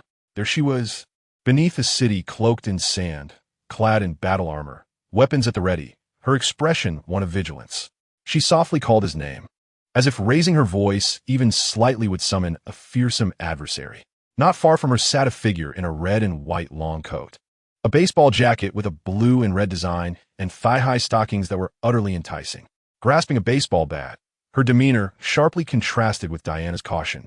She bore a smile, exuding an air of ease and delight. There was no need for speculation. This iconic attire clearly belonged to Harley Quinn, a renowned figure from Gotham City. Is this beautiful warrior truly real? You mentioned that she had saved me in other universes. How romantic that sounds. Was she riding a white horse? I find your story a tad dubious. Harley beamed, unabashedly voicing her curiosity.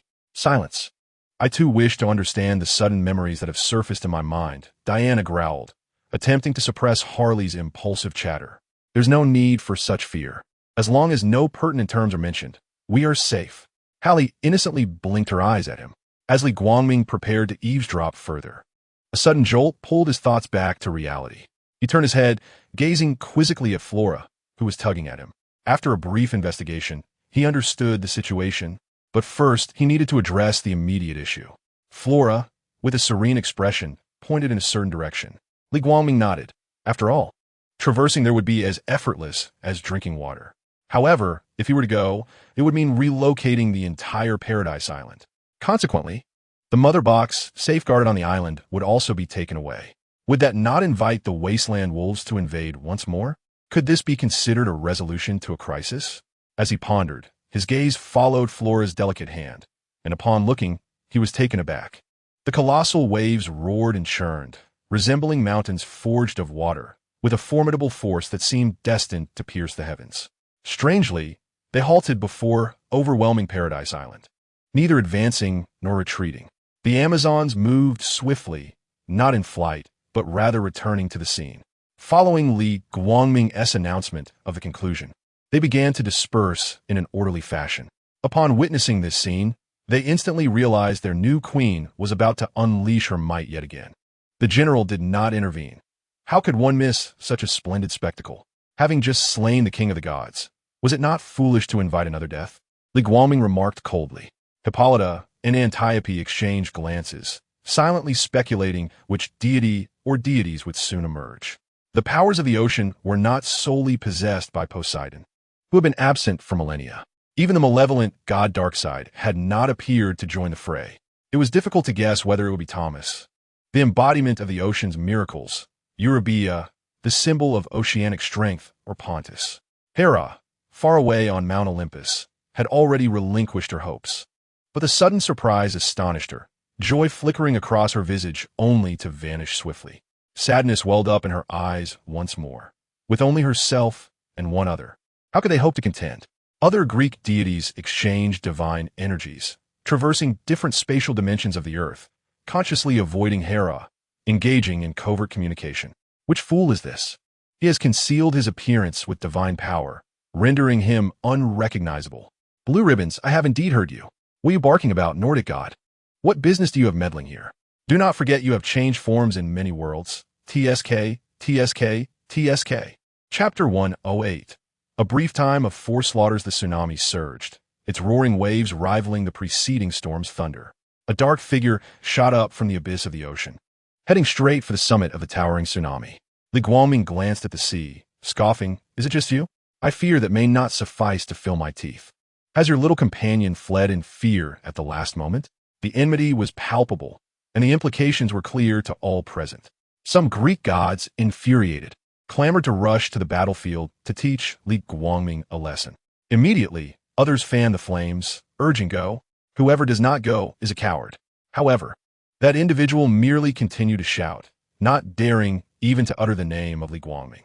The instigator let out a sharp hiss, uttering a curse of true scoundrel, and appeared somewhat disheartened as the dramatic flare did not unfold as intended. The figure amidst the waves, unfazed, instead roared maniacally, "Ha ha ha! Did you think I have come to avenge Zeus? Indeed, the first time I was enticed by that old hag Hera. Her promises were simply too alluring. But now, I seek vengeance for myself." On Mount Olympus, Hera, burdened with a shattered divinity, wore a look of trepidation. She had intended to personally advocate, yet before she could even set her plans in motion, her intentions were laid bare. How did he know? And from his tone, it seemed this was at least the second time he had come seeking her. She could only hope that Li Guangming would show mercy, considering she had yet to act. Li Guangming, perplexed, responded, "It seems we have never crossed paths. What grievance could possibly exist between us? Could it be that you have mistaken me for someone else?" It was not only he who entertained this notion. The onlookers shared the same sentiment. The deranged demeanor he displayed, indeed, suggested a propensity for indiscriminate violence, without enmity or grievance. "Spare me your innocence. I concede that I should not have acted against you. Your obliteration of my divinity and destruction of my form is inconsequential. But to assert your dominance before the gods by dragging me into an endless cycle of reincarnation, repeatedly facing the fate of slaughter, this is a vendetta I cannot swallow." His voice resonated with tragic intensity, filled with both anger and despair, stirring even the hearts of those, like Hippolyta, who stood on his side. It was a cruelty too severe, a sensation worse than death. The gods scattered in the void sighed in relief, feeling fortunate for their decisions, yet lamented the brutality of the situation. Li Guangming was momentarily taken aback. He had intended to mock and draw out any remaining troublemakers, to ensnare them all and save time. But instead, he had acquired a malevolent reputation. Reflecting inwardly, he had never contemplated such tactics. Since it had been mentioned, he did not mind experimenting with it. After all, being merciful to enemies equates to cruelty towards oneself. He mused that this fool would not endlessly repeat his tale of reincarnation, only to fall into the same trap again. Would he? Diana cast a sidelong glance at Li Guangming's retreating figure, muttering to herself, "Such shocking methods are unprecedented, yet it feels like using a cannon to swat a mosquito." The voice continued, "Now that my fractured divinity has been reconstituted and restored, I will immediately seek you out, demonstrating the depth of my feelings for you." Mera, feeling quite indignant, stepped forward and reproached, "Who do you think you are? Stop dilly-dallying. If you wish to fight, then fight. Has your manhood been dulled to the point of ineffectiveness? Flora, go confront him," she urged. She was well aware of Li Guangming's intentions, but could no longer restrain herself. Paradise Island was home to countless beauties, and there would surely be those who would offer themselves in bed in the future. It was one thing for her to compete with women for a man, but what business did a man have meddling? Though she claimed to be carefree, with her life secure, her sole means of offense paled in comparison to the individual before her. Flora was not so easily deterred. As a good sister, Flora instantly grasped the underlying implication of her words. In an instant, she stepped forward, ready to leap into action. Li Guangming extended his hand to stop her, shaking his head slightly. It seemed that after such a lengthy delay, only one bird dared to stick its neck out. Upon noticing Li Guangming's movement, the shadow reacted like a mouse encountering a cat, fleeing in haste. Silence enveloped the scene, interrupted only by the crashing waves and the thunderous sounds of collapse. Countless onlookers were left speechless, astonished by his actions. The brazen arrogance that had prevailed moments ago now appeared ludicrous. What had once seemed like a display of verbal prowess turned into an expression of regret, as the fleeting moments of amusement gave way to the realization of empty bravado. The gods gazed upon the figure that swiftly darted past, their divine powers exhausted in the act of fleeing, finally revealing his appearance. His robust physique bore a striking resemblance to that of Zeus, with a face adorned by a bushy beard and wild hair. His countenance, haggard and eyes gleaming with madness, instilled a sense of dread. Goodness, who would have thought it was Poseidon? You Greeks are truly amusing. It is not your place to judge. Do not approach. Before the silver throne, Hera, panic-stricken, hurriedly retreated, neglecting even the shards of divine essence cradled in her arms, which clattered to the ground. She had witnessed Poseidon's figure rushing towards Mount Olympus, intent on claiming his offerings, which left her in a state of horror. As she fled, she implored, "We have not crossed paths in millennia. Your desire for vengeance lies with the Hera of your memories, not with me. Indistinguishable, it matters not." Poseidon replied ominously. As one fled and the other pursued, both had forgotten the entity that surpassed even the most fearsome of monsters, Li Guangming, the very being who had sent the gods into retreat. In the end, Hera was a moment too slow and was seized by Poseidon. The clash of their divine powers erupted, causing the heavens to tremble and the earth to quake, as if the very fabric of space were collapsing and the stars dimming. Li Guangming, observing their fray from his elevated platform, could not help but chuckle at their dog-eat-dog antics, remaining steadfast in his stance. With a gentle motion of his hands, radiant temporal energy surged forth, coalescing in his palms as the surrounding space vibrated, as if time itself were suddenly grasped. Brilliant light coalesced in the void, forming vivid, three-dimensional images, both real and illusory.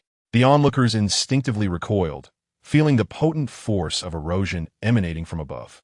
"Poseidon, the god of the sea," Hippolyta exclaimed, as a majority of the Amazons stared wide-eyed, momentarily entranced. Suddenly enlightened, they understood why he had vanished for over 1,000 years. It was due to their new king. As Li Guangming's fingers danced, the scenes shifted, yet the silhouette remained unchanged. Within the endless expanse of time, Li Guangming's form transitioned from ethereal to corporeal, materializing before the past incarnation of Poseidon. The trident-wielding Poseidon appeared as a different being altogether, a stark contrast between nobility and destitution. He sensed the overwhelming malice emanating from Li Guangming and launched a powerful strike. The might of the sea god coursed through the trident, radiating a brilliant blue light as it thrust toward Li Guangming. The illusory figure of Li Guangming smirked in disdain, neither evading nor retreating. In the past, Poseidon was struck with terror, his hair standing on end as he decisively retreated. However, it was too late. The resonant echoes of a grand Hellish judgment filled the air around both the past and present Poseidon. I shall now bring your cycle of torment to an end. Upon hearing these words, the present Poseidon, engaged in combat with Hera, burst into laughter, defiantly proclaiming, "You may wish for my demise, but I shall not perish." Harnessing the temporal forces that eroded his very being, he pierced through Hera and her divine essence, causing it to disintegrate into dust in an instant. Hera, her face twisted with resentment, hurled fierce curses at Poseidon, who remained unfazed, laughing maniacally. In this starkly contrasting scene, the two transformed into a multitude of radiant particles, dissipating into the ether. The fleeing past Poseidon struggled, step by step, to share the same fate as his future self, and Hera, ultimately vanishing. The figure of Li Guangming from the past grew increasingly ethereal, leaving only a golden outline before disappearing entirely, as if he had never existed. No one, not mortals nor gods, bore witness to the events of the past.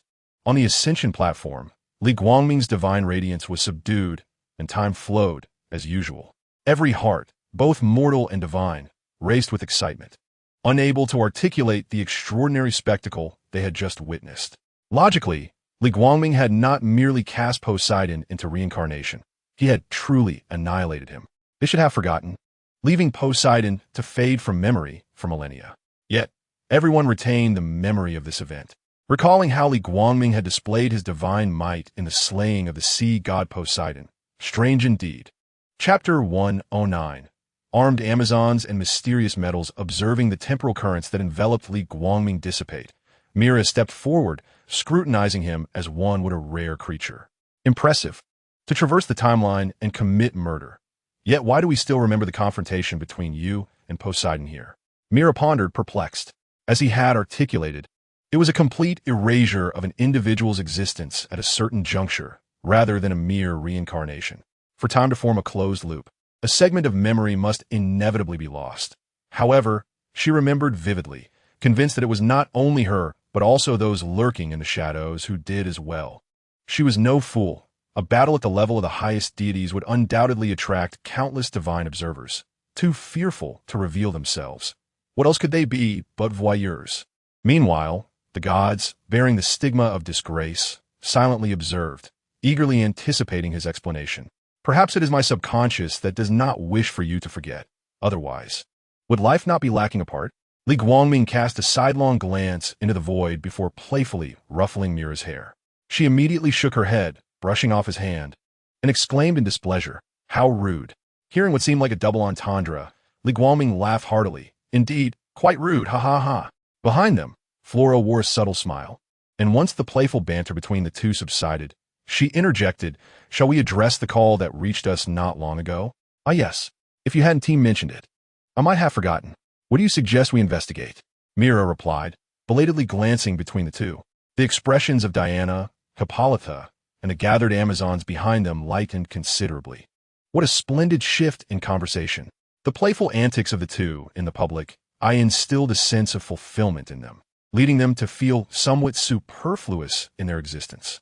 Under the scrutiny of onlookers, Flora refrained from offering her own commentary, as her understanding was limited.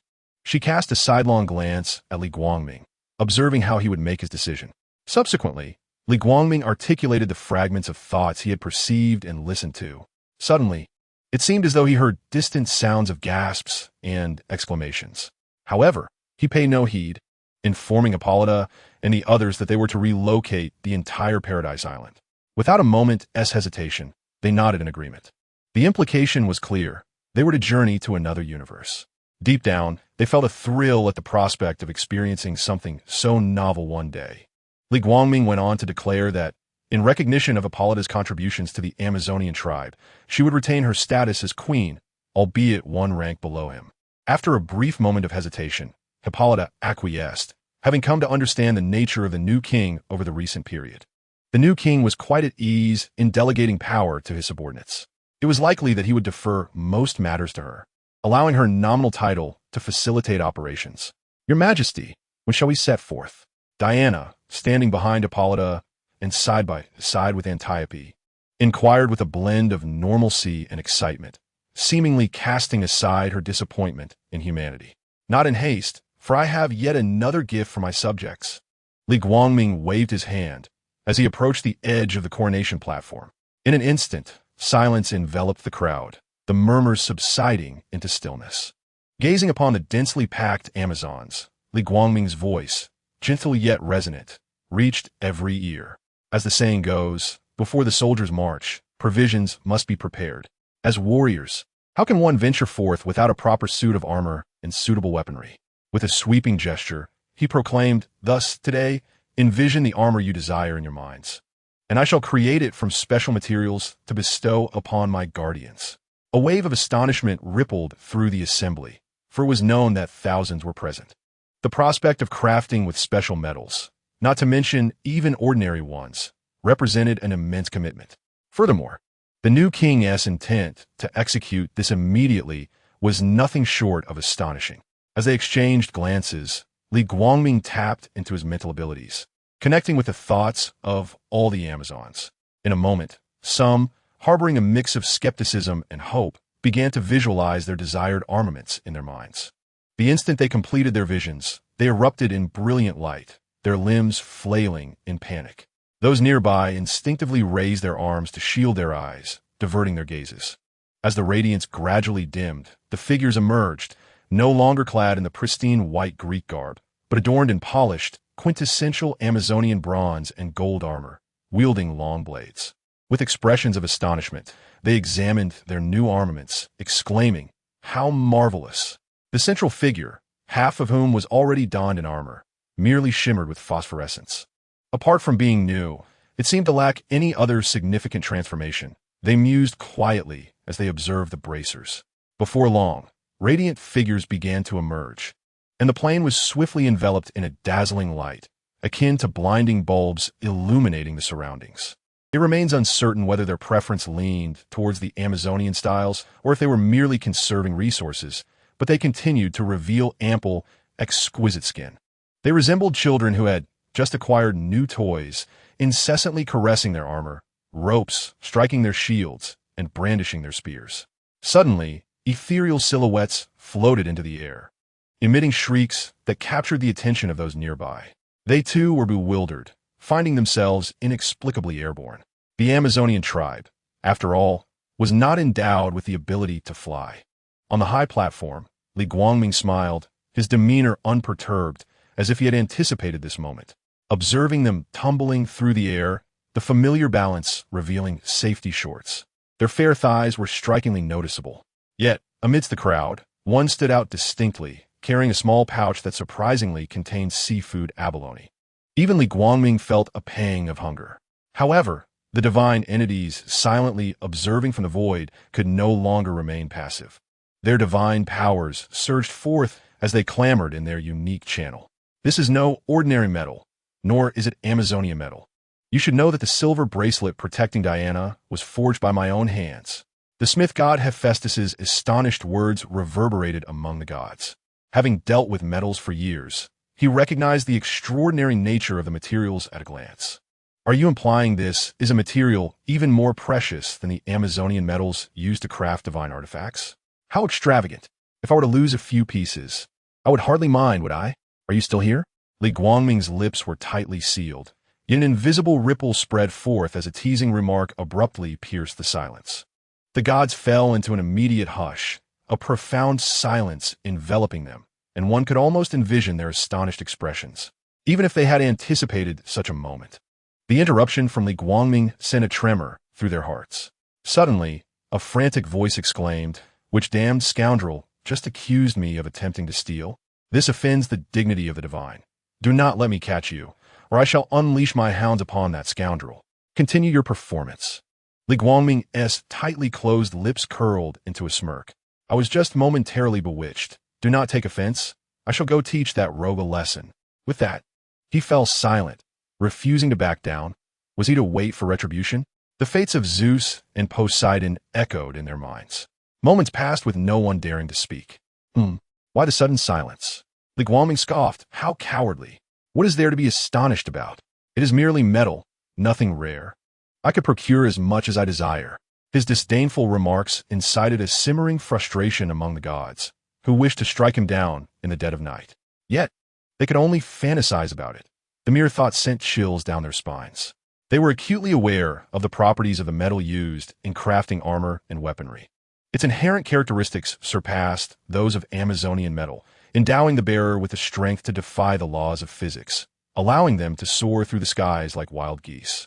Moreover, there exists a power to enhance the strength of its users, to mitigate energy damage, to accelerate the healing of wounds, to sense each other's positions, and to awaken those ensnared in despair through the resonant strikes of Amazonian metal. The purest of metals possesses the ability to grant immortality, subverting all physical and magical laws.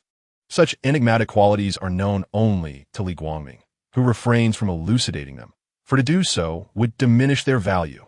This metal was observed within the extraterrestrial race, known as the Senegon, in his quest to augment Amazonian equipment. After a brief examination of its internal structure, he found it abundantly sufficient for his needs, were he to suddenly bestow upon them powers akin to that of a singular universe. They would undoubtedly be unable to wield it. Furthermore, it is a blend of two distinct metals. You should take your leave. To stoop so low as to engage in acts of voyeurism. What a disgrace for a divine being. Li Guangming's disdainful tone resonated, and the gods' gazes flickered, only able to discern the immediate surroundings. When they attempted to look again, no matter their efforts, they could not glimpse the splendor of Paradise Island, as if an invisible barrier obstructed their view, or as if the entire island had been moved elsewhere.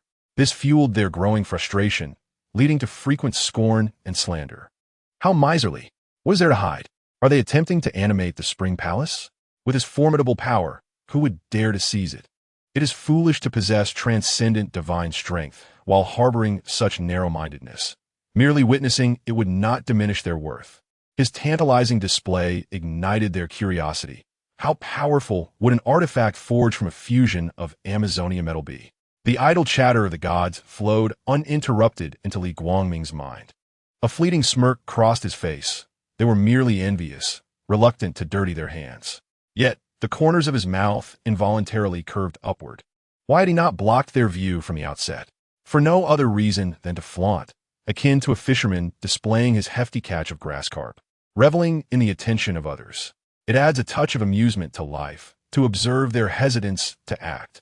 The brief silence did not attract the attention of others, who were engrossed in playful banter like startled sparrows. Their joyous laughter wafted through the air like a gentle spring breeze. Suddenly, a voice of astonishment erupted from the generals on the podium. Li Guangming turned to look back, and there stood Queen Hippolyta, radiant like the stars. In an instant, the brilliance faded, revealing her new armor, resplendent and regal, transforming her into a figure reminiscent of a woman in her 30s. She was as inviting as a ripe peach, exuding an air of nobility. The enhancements bestowed upon her by this new armor surpassed her previous royal attire by countless measures.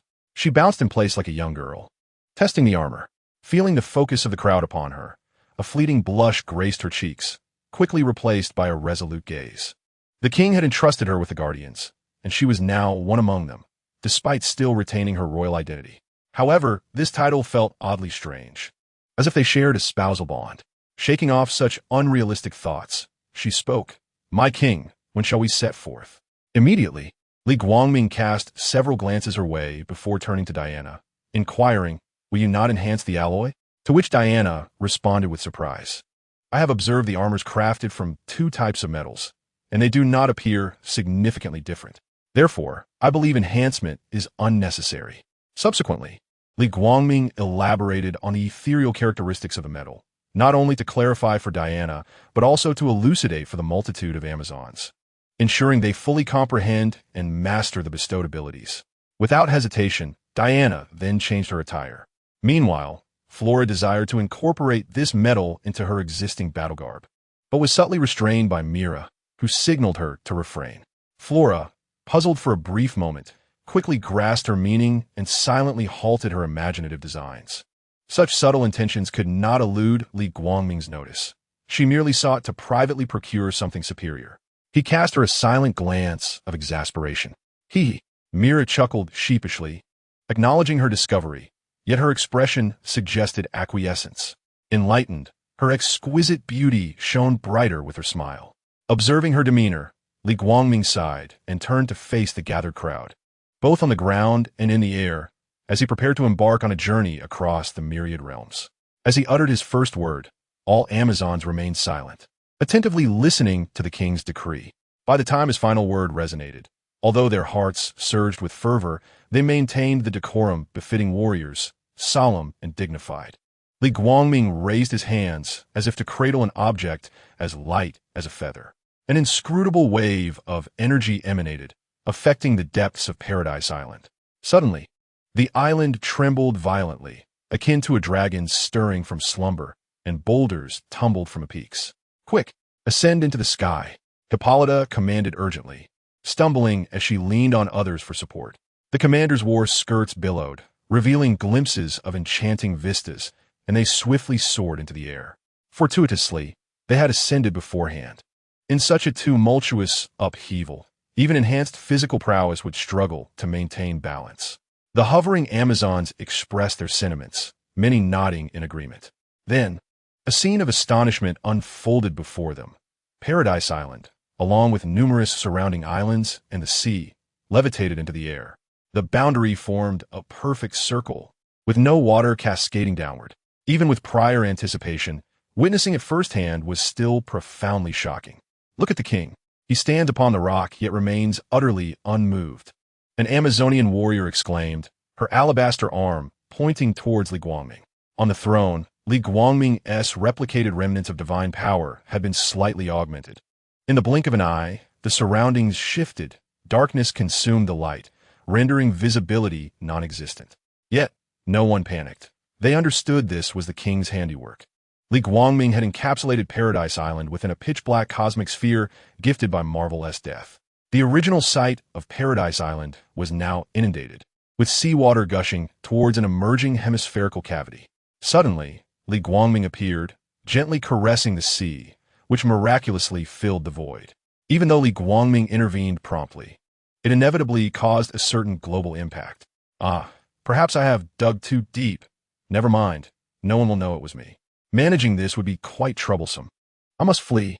With that thought, he abruptly vanished, only to reappear inside the dark sphere. Grasping the cosmic orb, Li Guangming found himself lost in contemplation, pondering the paradox of being within the sphere, yet holding it in his hand. He could discern the answer, yet lethargy dulled his intellect like a superhero. It was time to create some stars for this desolate universe. Otherwise, the day-night cycle on the island would descend into chaos. Thus, Li Guangming envisioned star after star. Instantly, the heavens around Paradise Island coalesced into celestial bodies, revolving in a true geocentric model. He even positioned the Kryptonian battleship base at a distance roughly equivalent to that of the Earth to the Moon, standing amid the stars. Li Guangming prepared to embark on his journey. Suddenly, a mournful caw of a crow caught his attention. He was puzzled. This crow seemed to have descended from nowhere, considering that neither the ship nor the island had ever detected a trace of crows. Chapter 111. The Ashamed Little Crow. The brilliance illuminated Paradise Island as brightly as day. With the radiant sun hanging high in the sky, Li Guangming's form flickered, and in the next moment, he found himself within the island's forest. A few steps away, a striking black crow lay incapacitated on the ground. One wing was askew, and dark red blood flowed from its neck and belly, accompanied by black particles seeping from the wound, drifting into the void. If it were an ordinary bird, it would have long since perished. Yet it continued to wheeze and cry. All signs indicated its extraordinary nature. He was not alone, yet the sight of a single crow made him feel oddly enamored. Shaking his head to dispel such curious thoughts, he approached it directly. With each step Li Guangming took, the crow struggled and retreated with a hoarse cry. He discerned panic etched on its face, as if it could express a myriad of emotions. "Do not be afraid," Li Guangming spoke gently, stopping before it. He slowly crouched down and cautiously extended his hand, careful not to startle it. "Rest assured, I mean you no harm, little one." However, the crow did not seem to appreciate his kindness, continuing to thrash in pain. It felt disheartening. Despite his goodwill, it responded with such resistance. Li Guangming seized it firmly, allowing it to flap its wings in his grasp. The healing commenced, and in an instant, it was restored to its former self. Were it not for the blood staining its black feathers, one would scarcely suspect it had suffered a fatal injury. Huh. It tilted its head in confusion, glancing at its body, seemingly astonished by its recovery. How about that? I did not deceive you, did I? Let me trace the origins of your past and uncover the story of this little crow. Li Guangming's voice carried a hint of dissatisfaction. Just a moment ago, its expression was one of gratitude, yet in the next, its beak angrily jabbed toward the hand that held it captive. By the heavens, what a little crow I am. Yet I remain but a fledgling. Ouch! How it aches! The crow lamented, its beak gently caressing its brow, eyes glistening with tears. Ha ha! Retribution has come, hasn't it? A betrayal of kindness, truly deserved. Let us see if you dare to act so recklessly again. However, I am astonished that I could not detect a trace of your memory. Li Guangming mused, his curiosity piqued, observing the crow's whimsical demeanor. He pondered whether it had been erased from existence. Ah, so this power emanates from that little creature. The crow shook its head in confusion, staring at Li Guangming. Suddenly, a rustle of leaves above heralded the descent of several graceful figures, accompanied by a flurry of foliage. Both the human and the crow turned their gaze towards the sound. One smiling, the other intrigued. Leading the procession was Flora, followed by Captain Melanope and her guards, who bowed in respect. How ugly! Flora's rare, sharp tongue struck a nerve, as she inexplicably loathed the crow before her. This sentiment felt akin to a mistress's jealousy over her lover's affections, as she mockingly considered how the esteemed vice commander could possibly envy a mere bird. The crow, infuriated by her words, flapped its wings in defiance, ready for combat. A soldier may be slain, but never humiliated. Today, it is either your demise or mine. Yet, it remained ensnared by an invisible restraint, unable to act on its fury. Flora cast a sidelong glance at the crow, dismissing its provocation with indifference. This only fueled the bird's agitation further. Oh, such a small creature with a rather grand temperament. Melanope chuckled, while the guard marveled at the intelligence displayed by this extraordinary avian. Enough of this commotion. Given your evident wisdom, will you accompany me or depart alone? Should you choose to leave, I shall not hinder your return, Li Guangming inquired. His curiosity was warranted. The cosmic sphere enveloping them drifted silently through the universe at remarkable speed, causing the surrounding celestial bodies to appear as fleeting shadows, time slipping away in an instant. They had long since traversed billions of light years from their original cosmos, now heading directly towards the source of the calling. The others realized, in unison, that they had mistakenly assumed this crow was a creation of Li Guangming. Reluctantly, the crow settled into silence, its wings propped against its beak, feigning contemplation. This posture elicited laughter from the guards, amused by its antics. It appeared calm and serious, weighing its options as though engaged in a profound deliberation. Yet, Li Guangming discerned that its thoughts were wholly unrelated to their current discourse.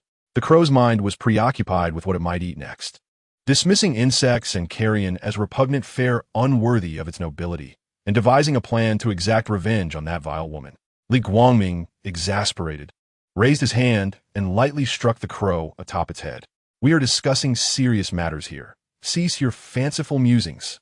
Should your idle thoughts persist, I shall confine you in a cage for a fortnight without sustenance. The crow, taken aback, gazed upwards in disbelief, utterly unprepared for such a malicious intention directed at itself.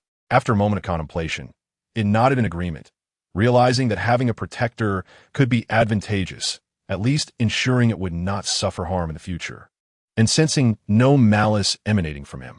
Subsequently, Li Guangming released his grip, and it fell in an instant, causing chaos as it unexpectedly dropped without a warning. In a moment of panic, it flapped its wings in a vengeful manner, soaring towards Li Guangming's head, seemingly wishing to remain there permanently. However, fate was unkind to the bird, as if an invisible barrier obstructed its path, preventing it from even brushing against a single hair on his head. Left with no choice, it retreated and hopped onto Li Guangming's shoulder, fortunate to succeed this time, a tacit approval from him. Otherwise, such an attempt would have been futile. A throng of dozens returned to the palace, their footsteps light and unburdened, unconsciously exuding the grandeur of towering mountains. Before long, they entered the realm of the commoners, where the strikingly beautiful Amazons greeted them with salutes, to which he nodded in acknowledgement. When he found himself alone, Mela approached him, holding Flora's hand. The unspoken implication clear. She desired a battle outfit tailored just for her. A cerulean glow enveloped one woman while a fiery radiance embraced the other, and in a blink, their brilliance converged and receded, revealing their true forms, distinct yet sharing a commonality, a blend of battle attire and armor. Their elegance and valor stirred the heart profoundly. Jiewa. The little raven perched on his shoulder gazed curiously at the two women adorned in their contrasting battle garments, driven by an insatiable curiosity. Mela's eyes shimmered with allure as she stepped forward, while Flora cast a sidelong glance before turning to leave, only to be caught by Mela's firm grip. With a beguiling sway of her hips, Mela seized the raven and brought it to the door, tossing it out and closing it seamlessly. The raven, bewildered, quickly regained its composure and angrily pecked at the door, producing a rhythmic clatter. Soon after, a harmonious melody graced its ears, its face turning a shade of dark fluff in embarrassment and anger, akin to a human, before it let out a disdainful peh and flew away. Inside, the atmosphere was one of disarray, a springtime revelry amidst a chaotic scene, reminiscent of a tumultuous union of sun and moon. The desert ruins lay abandoned, the buildings long forsaken, with yellow sand piled halfway up the walls. Silence reigned, evoking the sense of a mass extinction. Even the resilient cockroaches hesitated, sensing danger lurking. In such a dire environment, creatures with nearly transparent wings, fearsome in appearance, soared freely. Countless apocalyptic demons, also known as semi-demons, patrolled and searched for resistance forces. "Did you hear that? They are coming," exclaimed Harley Quinn, her face alight with excitement, oblivious to fear. "Shoo, keep your voice down. If you attract that creature, we're done for," Diana hissed in a low tone, her irritation with Harley's disregard for caution flaring once more. In the depths of the city's basement, Diana sat on the ground, bearing the god-slaying sword and the divine shield. It was not arrogance that led her to lower her guard, but rather the presence of several waves of apocalyptic demons that had arrogantly flown overhead. Just a mere 2 walls separated them, perhaps due to their limited intelligence, as they did not conduct thorough searches. Harley seemed to realize her folly and whispered, "Then why are you staying with me? Wouldn't it be safer to be alone? Plus, you wouldn't need to expend energy looking for food. As a demigod, you shouldn't need to eat, right?" Diana remained silent for a long while, only speaking when the outside grew still. "Strength in numbers, and besides, we have narrowly escaped the clutches of fate together." The words of despair were excessively negative, were they not? Harley Quinn gazed at her with innocent eyes, perplexed. This was the very aspect of the divine realm that was irksome, regardless of life or death. They insisted on meddling, despite the undeniable strength of the two, who had fought through perilous tribulations. What are the gods? Had they ever experienced the resounding crack of a baseball bat against their skull? Were the sounds crisp or dull? Memories flashed before her eyes, of the two of them perishing, engulfed in flames, the mournful faces of their kin replaying like a tragic film, as if she were attending her own funeral. Diana's tone was heavy with sorrow. She could scarcely fathom the depths of her mother's grief upon her demise. Harley, with her carefree demeanor, regarded her, her thoughts teetering on the edge of expression, yet remaining unvoiced. Ultimately, there was no time to articulate her thoughts, for Diana abruptly rose, startling her. How swiftly her mood had shifted. In the blink of an eye, she seemed transformed. Harley instinctively caressed her chest. With a serious expression, Diana strode purposefully toward the exit, commanding without turning back, "Stay here and do not wander. You would not withstand the onslaught of the hordes of apocalypse." Sensing the unusual tone in her voice, Harley called out sweetly, "Where you going? I'm not even hungry yet. If that fellow spots you while you're out wandering, it would be dreadful." Preparation was key. Watching Diana's retreating figure, Harley's eyes darted about, plotting some mischievous scheme. A faint breeze swept through the corridor, stirring fine grains of sand that danced like gossamer, the air imbued with a refreshing chill. The barely audible sound of a door creaking open was fleeting as a porcelain-like arm pushed the iron door ajar. Diana's silhouette emerged against the desolate backdrop. With a bold stride, she advanced, as though the previous caution had been merely an illusion. This confidence was bolstered by the blessings of the huntress goddess Artemis, granting her heightened senses that, while not rivaling Superman, far surpassed those of most mortals. With extraordinary speed, she vanished from sight, traversing the skyline, leaping over dunes in a hurried yet anxious state. At this moment, she possessed the ability to fly. Yet the conspicuousness of her intent rendered stealth unfeasible. Moments later, atop a towering structure, Diana leaped down, hurtling toward the asphalt below. Boom! A crater more than 2 meters wide erupted as she crashed into the sewer, colliding with a man who was subsequently slammed into the wall. With a swift motion, she drew the Godslayer's sword, and in a flurry of shadows, she dispatched the ranks of apocalypse demons. Her timing was impeccable. The man, shackled by iron chains, finally managed to regain his footing, exhaling a sigh of relief. He wore a bat-shaped mask adorned with goggles. His dark battle attire paired with a weathered brown trench coat, none other than Bruce Wayne, the Batman. Diana, with a precise stroke of her sword, severed his shackles and inquired with a furrowed brow, "With your cautious nature, it is surprising you were captured. Was there an unforeseen circumstance?" "What unforeseen circumstance could there be? You are well aware of his capabilities. If he truly seeks us, there is no hiding place," Batman replied nonchalantly, though the weight of his expression was discernible even through the mask. He truly could not discern whether Wonder Woman's arrival was fortuitous or calamitous. With just the two of them, they stood no chance against Superman, and it seemed they were destined for doom. Feeling a wave of despondency wash over him, he implored, "You shouldn't have come. I'll hold him off. You must flee at once. One life saved is better than none." "Then what was the purpose of my coming here? Am I to jest with my own life?" Diana fumed, her grip tightening around the hilt of her sword. In the next instant, a deafening roar erupted, crimson light slicing through the air, prompting her to cross her arms in defense. Suddenly, with a resounding crash, the silhouette of Wonder Woman vanished from Batman's sight.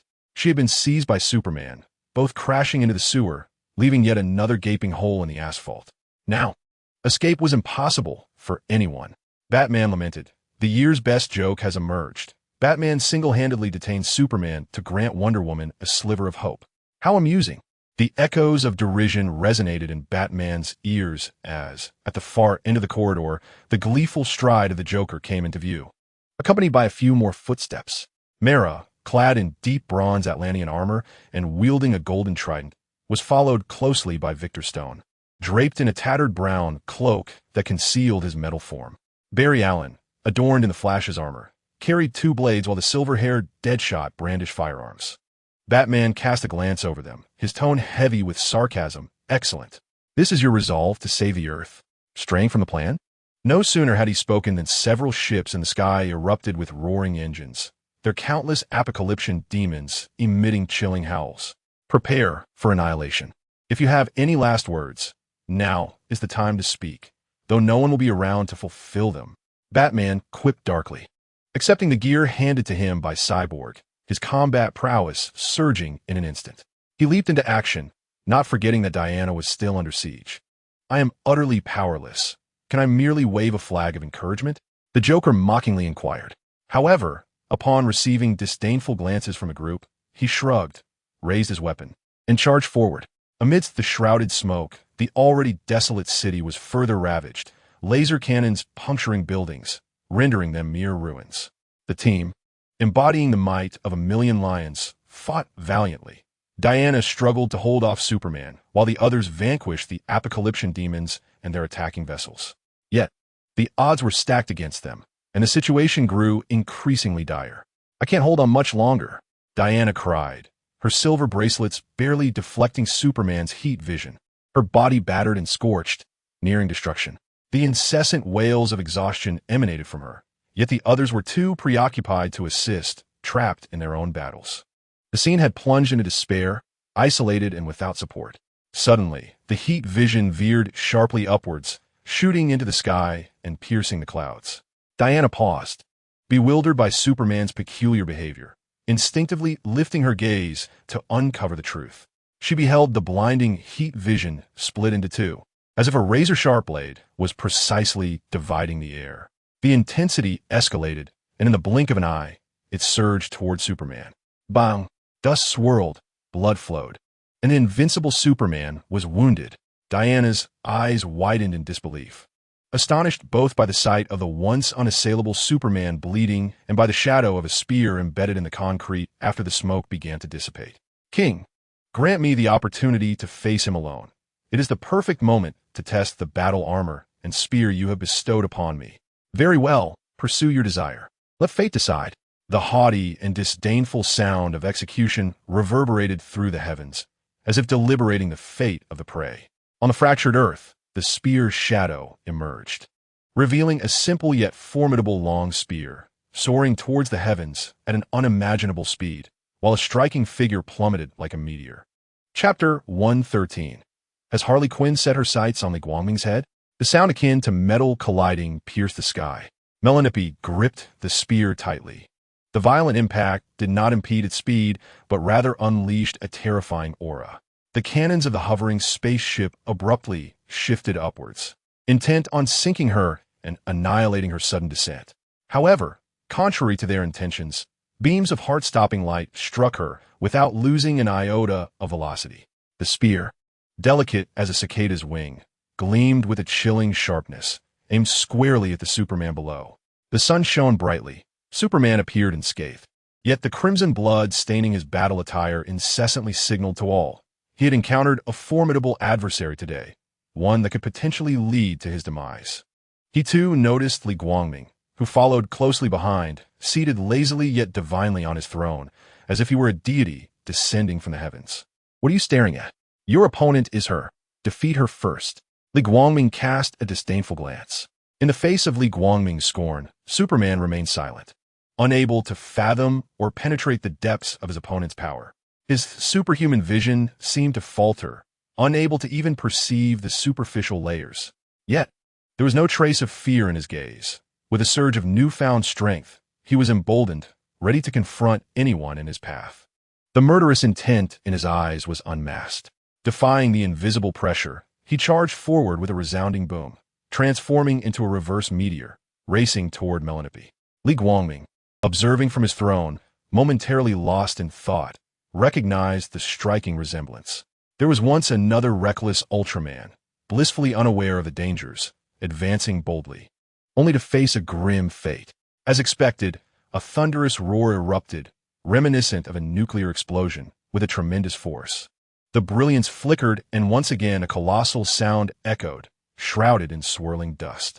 Caught in the chaos of this universe, Melanippe, Steelbone, Doomsday, and the Flash were each engaged in their own battles against seemingly endless apocalyptic horrors. Upon hearing the commotion, they cast a fleeting glance. Just as the dust began to settle, in the shattered craters, a charming figure emerged, her battle skirt fluttering, as she placed a foot upon Superman. The long spear she held was deeply embedded in his body. It was Superman's hubris. Even if Melanippe's weapon could harm him, his armor was immune to physical attacks. Yet her thoughts had yet to unleash the blessings of her corresponding potential. The neural responses could not match Diana. He could have relied on his speed to delay and create a balanced situation, thus avoiding such a predicament. Nonetheless, what of it? He possessed the capital for error. A flicker of astonishment crossed their minds, but they quickly refocused and continued to eliminate the minions. Mera, Steel, Flash, and Cyborg unanimously believed it was Batman's contingency plan.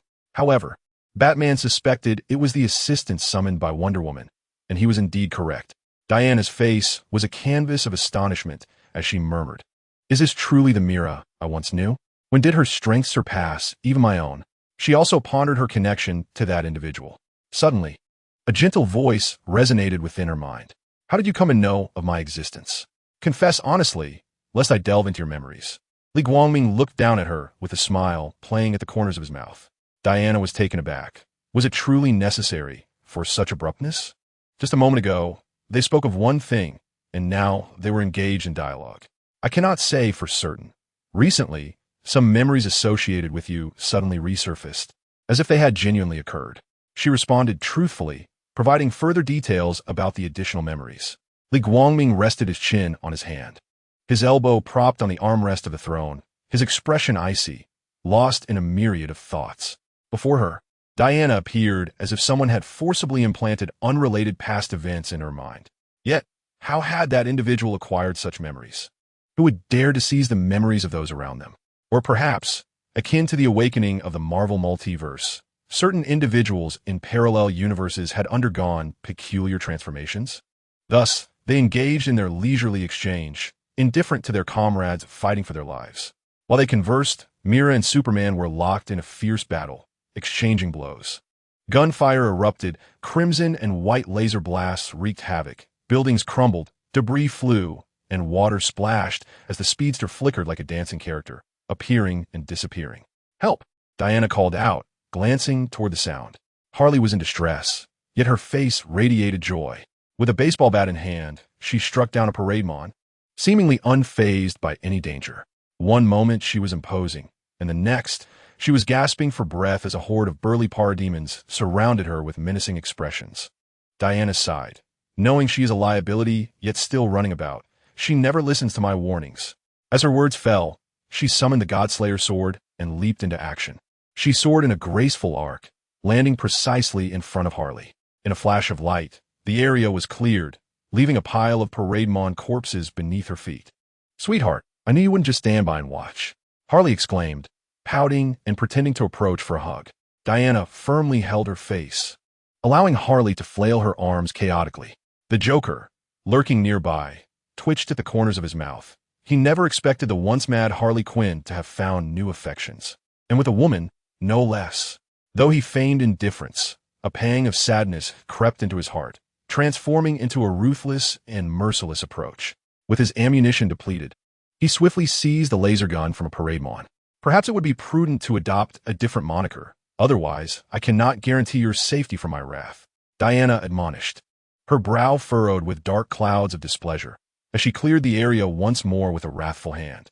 "Do not be so callous," Harley exclaimed, her eyes suddenly sparkling with excitement. "Oh my, the handsome gentleman over there is actually gazing at me. How do you do? Might we arrange a rendezvous? Do you have a penchant for baseball bats? The sensation of crushing skulls is quite cathartic. Li guang mink similid genti, dejening her proposition." Such a peculiar taste was not to his liking. Harley's expression fell. "What a pity. I have yet to strike someone as dashing as you," Li Guangming thought to himself, pondering whether it was wise to voice his inner sentiments, realizing she had been entertaining thoughts of him all along. How delightful! It perfectly aligned with her unpredictable and eccentric nature. As if sensing their leisurely demeanor, the apocalyptic dark clouds loomed ominously above, enshrouding the trio in a menacing web. They thrived on fear, seemingly devouring even the remnants of their own intelligence. Not once did they consider that the woman standing against them, who dared to confront such formidable foes, might indeed be worthy of the title queen, her strength unimaginable. Li Guangming stood poised in the void, ripples emanating from his presence, as the trident of Poseidon gleamed with newfound vigor. Mera, amidst the throng of adversaries, caught a fleeting glimpse of the trident above, her gaze darting between it and her own weapon, confusion bubbling forth like a spring. "Old friend, you must be resting by now.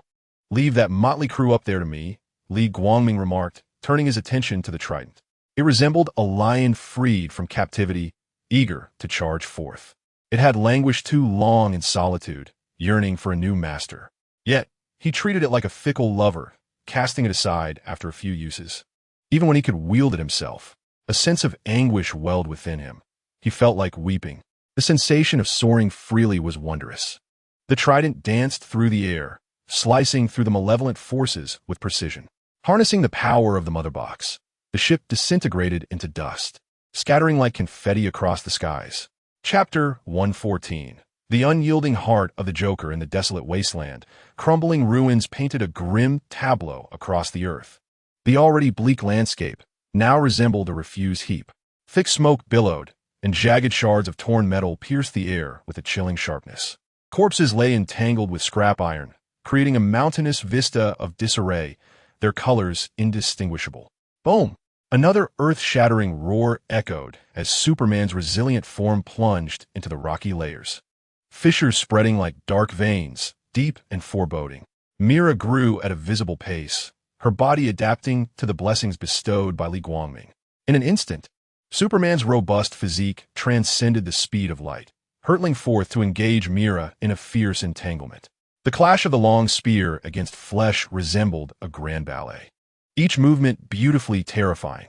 The two had no desire for dialogue. Every strike was decisive, ferocious, their actions invisible to the naked eye, as if shaking the very heavens. invoking fear among the gods. Batman interjected, "You two should take your battle to outer space. At this rate, the Earth may shatter into oblivion." Gold and red lightning streaked through the air as the Flash, Barry, dashed hundreds of meters away from the fray. Even at such a distance, he felt a lingering sense of danger. The aftermath of their clash radiated with an overwhelming might. A chilling atmosphere enveloped the scene, as the fierce clash between titans left no room for external interference. Furthermore, to demand reinforcements to engage in a different battlefield was an unreasonable burden for the strong. Thus, he resolutely sold out Batman, indifferent to whether the woman would harbor resentment, as long as she did not seek him out afterward. After shouting his piece, he fled, preferring to confront the endless onslaught of apocalypse creatures rather than linger at the precipice between the two combatants. Upon hearing the commotion, Mera rushed towards the cosmos, without a thought for her survival in the vastness of space. With the king by her side, she felt no fear. Meanwhile, Superman remained fixated on her, relentlessly pursuing her. Mera's face reflected a fleeting surprise as she realized she was unharmed amidst the chaos of the cosmic environment. Soon, she was embroiled in a fierce battle with Superman. In stark contrast to the cataclysmic spectacle of their confrontation, the likes of Cyborg and Batman appeared feeble and exhausted. Gasping for breath, they found themselves outnumbered by a terrifying multitude. Depleted of ammunition, they resorted to utilizing the laser weaponry seized from the Apocalypse invaders. The battlefield was divided into 3 sections. While the first 2 raged with fervent intensity, the third exuded an air of casualness. "Come on, my little darlings," Harley exclaimed with exuberance, her face alight with excitement. It was as if she stood within a transparent dome, stepping forward to confront the apocalypse creatures unrestrained. Her baseball bat swung rhythmically, emitting resounding thuds as it struck, shattering skulls with precision. Yet, few of the apocalypse minions dared to approach her, for nearly 70% had been vanquished by Li Guangming's trident of Poseidon, and the remaining foes would not be left unchallenged by Diana. "Enough with the bravado. If you dare, come to my position," Diana retorted, her teeth clenched in frustration. It was easy to boast when one was not burdened, and although her demigod form knew no fatigue, the presence of an encumbrance hindered her in battle. The most troubling aspect was that this burden remained blissfully unaware of its interference. With that, she flickered into motion, sending the apocalypse creatures plummeting to the ground amidst their wails. In an instant, those that had been reduced to dust and ash surged anew. Amidst the swift carnage, Diana's voice rose in exasperation. "Li Guangming, I know you are not giving your all. Stop merely spectating." From his throne, Li Guangming was immediately incensed. "Why should I? My forces are engaged in holding the enemy's elite at bay, and I have dispatched my favored weapons to assist you. Helping is a matter of goodwill, while withholding assistance is merely my obligation." As the trident of Poseidon danced through the air, mercilessly dispatching the apocalypse minions, it offered no semblance of affection in its execution. If he truly cherished it, it would not remain dormant for such an extended period. Just look at Thor's storm axe, always at his side, a paragon of diligence. Does he enjoy it that much? It is rather fanciful, Li Guangming mused. Moreover, we are strangers. You merely possess a fragment of memory. To extend assistance is a matter of justice. Diana was rendered speechless, for her impulsiveness had unjustly spilled her dissatisfaction with Harley onto others. Choosing silence, she dedicated herself to the chaos around her. Though unaware of the specifics of Diana's outburst, it was evident that a quarrel had ensued between them. With a radiant smile, Harley turned back, attempting to mediate. Why argue among friends? "Dearest Nana, I am here." She leaped playfully, brandishing her baseball bat, yet refrained from approaching too closely, swinging it with a flourish around her. She was mad, not foolish.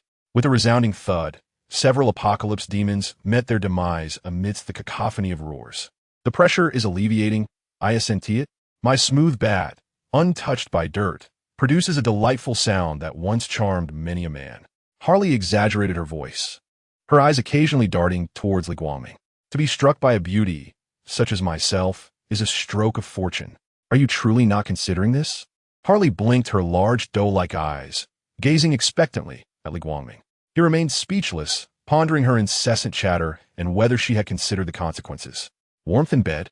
Harley tapped her chin thoughtfully, then boldly proposed, "How about fulfilling a long-held desire of mine as a gift? One more Diana will be quite enough. Get lost." Diana's furious retort vanished as swiftly as it came. A tuft of blue hair fell neatly from Harley's temple, carrying an ominous undertone. Ah, what a pity she feigned innocence, then transformed her expression into one of serene charm. "Handsome, it's quite a bargain." Such unpredictability was quintessentially Harley Quinn, Li Guangming mused. Amidst the tumult of battle, the Flash, communicating through his earpiece, gasped for breath and proposed, "I have a bold idea, though I'm uncertain if it should be voiced." "Speak," he was urged. Given their demeanor, why not lure some of the apocalypse demons away? "What do you think, Mera? That might not be wise. What about Steele's opinion?" "I cannot condone such shameless behavior, even as a villain," Ding Zhong interjected quietly. "I concur. This is a public channel. Time stretched infinitely, and the ceaseless waves of apocalypse demons seemed endless as well. It was no surprise, considering Earth alone could potentially harbor billions transformed into demons, let alone the countless under Darkseid's command. Like an ant swarm, they gradually enveloped the desolate landscape, covering the sky as if lured by some sweet temptation. Suddenly, a sonic boom erupted, piercing through the dark mass of apocalypse demons. Chapter 115, a retrospective. A sudden revelation, the sonic passage emitted a brilliant azure light that illuminated the pitch-black sky, the explosive sound reverberating through the air. All the apocalypse demons, both above and below, stood still, silent, as if awaiting the arrival of their sovereign. Unexpectedly, the blue passage continued to spew forth apocalypse demons, now better equipped and more muscular, jostling for space even where none remained. The blue and white earth seemed gradually shrouded by a dense swarm of demons, covered by a dark veil. Within the subterranean air-raid shelters of the continents, the flickering lights cast an ominous glow, illuminating a scene of despair. Crowds huddled together, their faces etched with terror and hopelessness. The superheroes, mercifully, had not exacted total annihilation, for the masses were not part of the insurgent forces. The atmosphere was heavy, steeped in silence, broken only by the ragged breaths of strangers nearby. In this moment, profound regret engulfed them. They lamented their earlier participation in the parades that judged the heroes. It felt as though they were now paying for their past transgressions, repaying a debt for their insatiable demands. If only they had not relied on the heroes' kindness to coerce others. If only they had restrained their own actions. If only the innocent children nestled in their arms had not asked their parents why the heroes had yet to arrive. Not only the parents, but even the surrounding adults were flushed with anxiety. Indeed, even the most benevolent of heroes had seemingly joined the ranks of evil. Did they still harbor any hope for survival? Were they to exist perpetually beneath this sunless abyss? Outside, the demons would show no mercy. They would meet the same fate as the billions who had opposed them, either slaughtered or forcibly assimilated. A cacophony of wings thrummed ominously through the rock and soil. Reaching their ears, they trembled, quaking with fear as their minds spiraled into dread. Upon a throne suspended in the air, Li Guangming remained composed, calmly declaring, "Gather closer. For a multitude can overwhelm even the mightiest of foes." As his words echoed, an unseen force propelled Batman, the Grim Reaper, and the Joker toward three figures seemingly shielded from harm. Along the way, the apocalyptian demons were reduced to dust, only to be replaced by countless more in an instant. In a fleeting moment, Mera and her companions arrived and scathed beneath Li Guangming. Diana, armed with shield and sword in each hand, jested, "It appears that if someone does not take action soon, we shall be left to our fates." With a sidelong glance at a certain presence above, she continued. At that moment, a hazy figure flickered within the sonic boom passage, emanating an aura of malevolence that shattered the resolve of onlookers, luring them into descent. Even averting their gaze proved futile. The crimson eyes of the figure appeared like an abyss, instilling dread and trembling, unveiling the darkest desires within. "Alas, I seem to have made a grave error in judgment. Can I still withdraw?" Harley grinned, her face alight with delight, though the chill emanating from the passage sent shivers down her spine, fueling her exhilaration, as if fear were a foreign concept. Fixated on the figure, Diana's expression turned grave. "He has arrived, Li Guangming. Shall we advance or retreat?" "Huh, with that feeble stature, retreating would be an affront to me," Li Guangming scoffed. crossing his legs casually. His mind raced through various scenarios, calculating the slim chances of victory, all the while devising strategies for his adversary. This was also a precaution. He wished to avoid a repeat of past calamities. Even if only Mera was outside, she was still one of his own, and abandoning her would be excessively heartless. Let us hope this is not mere bravado. Diana inhaled deeply, for if we falter, our entire force shall be annihilated, leaving us no opportunity for redemption. She raised her left hand to shield her chest with a divine barrier, while her right hand held the Godslayer's sword at an angle, poised to confront any foe. It was not a matter of mistrust towards Li Guangming, for she was aware of his extraordinary capabilities.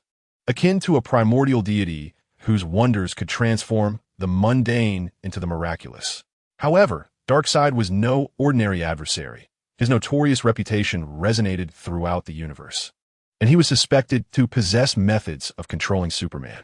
Much of this knowledge was gleaned from ancient murals, while some emerged from fleeting memories. Should a clash between the two occur, the outcome remained uncertain, as there was insufficient data for a true comparison. She had once engaged in clandestine calculations, nearly causing the wisdom of her Athena-blessed mind to falter. Who are you speaking of? Never mind, let us flee. We cannot hope to contend with Superman, a being whose mere presence inspires trepidation, rendering us powerless. The sound of the death knell echoed, and as a villainous overlord, he had long since cast aside cowardice. Though it had recently resurfaced, Darkseid, the malevolent god and ruler of Apocalypse. Batman's voice was low, laced with concealed animosity. The death knell observed the fervor of his temporary allies, reluctantly remaining behind, with no avenue for escape. The Flash, Barry, flexed his joints. The Joker suppressed his grin, while Cyborg and Mera adjusted themselves for the coming storm. They understood that a monumental battle awaited them, leaving little room for even a moment's respite. Very well. Is all said and done? The air resonated with Darkseid's voice, though his form remained unseen, obscured by the multitude of demons between them. The parademons jostled, forcing open a path for the king and his adversary to exchange glances. Darkseid emerged from the sonic boom passage, revealing his gray skin. No wonder it is said that every bald head is a leader. This seems to be a universal truth. He too was bald, his skin color and fearsome visage reminiscent of a hellish demon crafted from ash. He arrogantly displayed most of his cranium, supported by a slight metallic structure beneath his jaw. His body, shins, and arms were adorned with gleaming silver armor, which paled in comparison to his formidable reputation. Have you finished speaking, and are you prepared for battle? Li Guangming looked down at him with a mocking expression. Battle? No, I merely extend my benevolence to inform you, for I desire what I have already acquired. Should you wish for this planet beneath your feet, I shall gladly bestow it upon you. If you insist on confrontation, I would not hesitate to demonstrate the majesty of a cosmic sovereign. Until death do us part.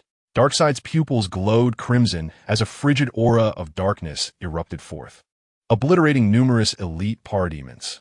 This showcased his brutality and the sheer magnitude of his forces, which he regarded with indifference. Oh, Li Guangming narrowed his black eyes, expressing disbelief that such a formidable Dark Lord would display such kindness. Majesty? Who was it that, thousands of years ago, fled in terror, nearly perishing?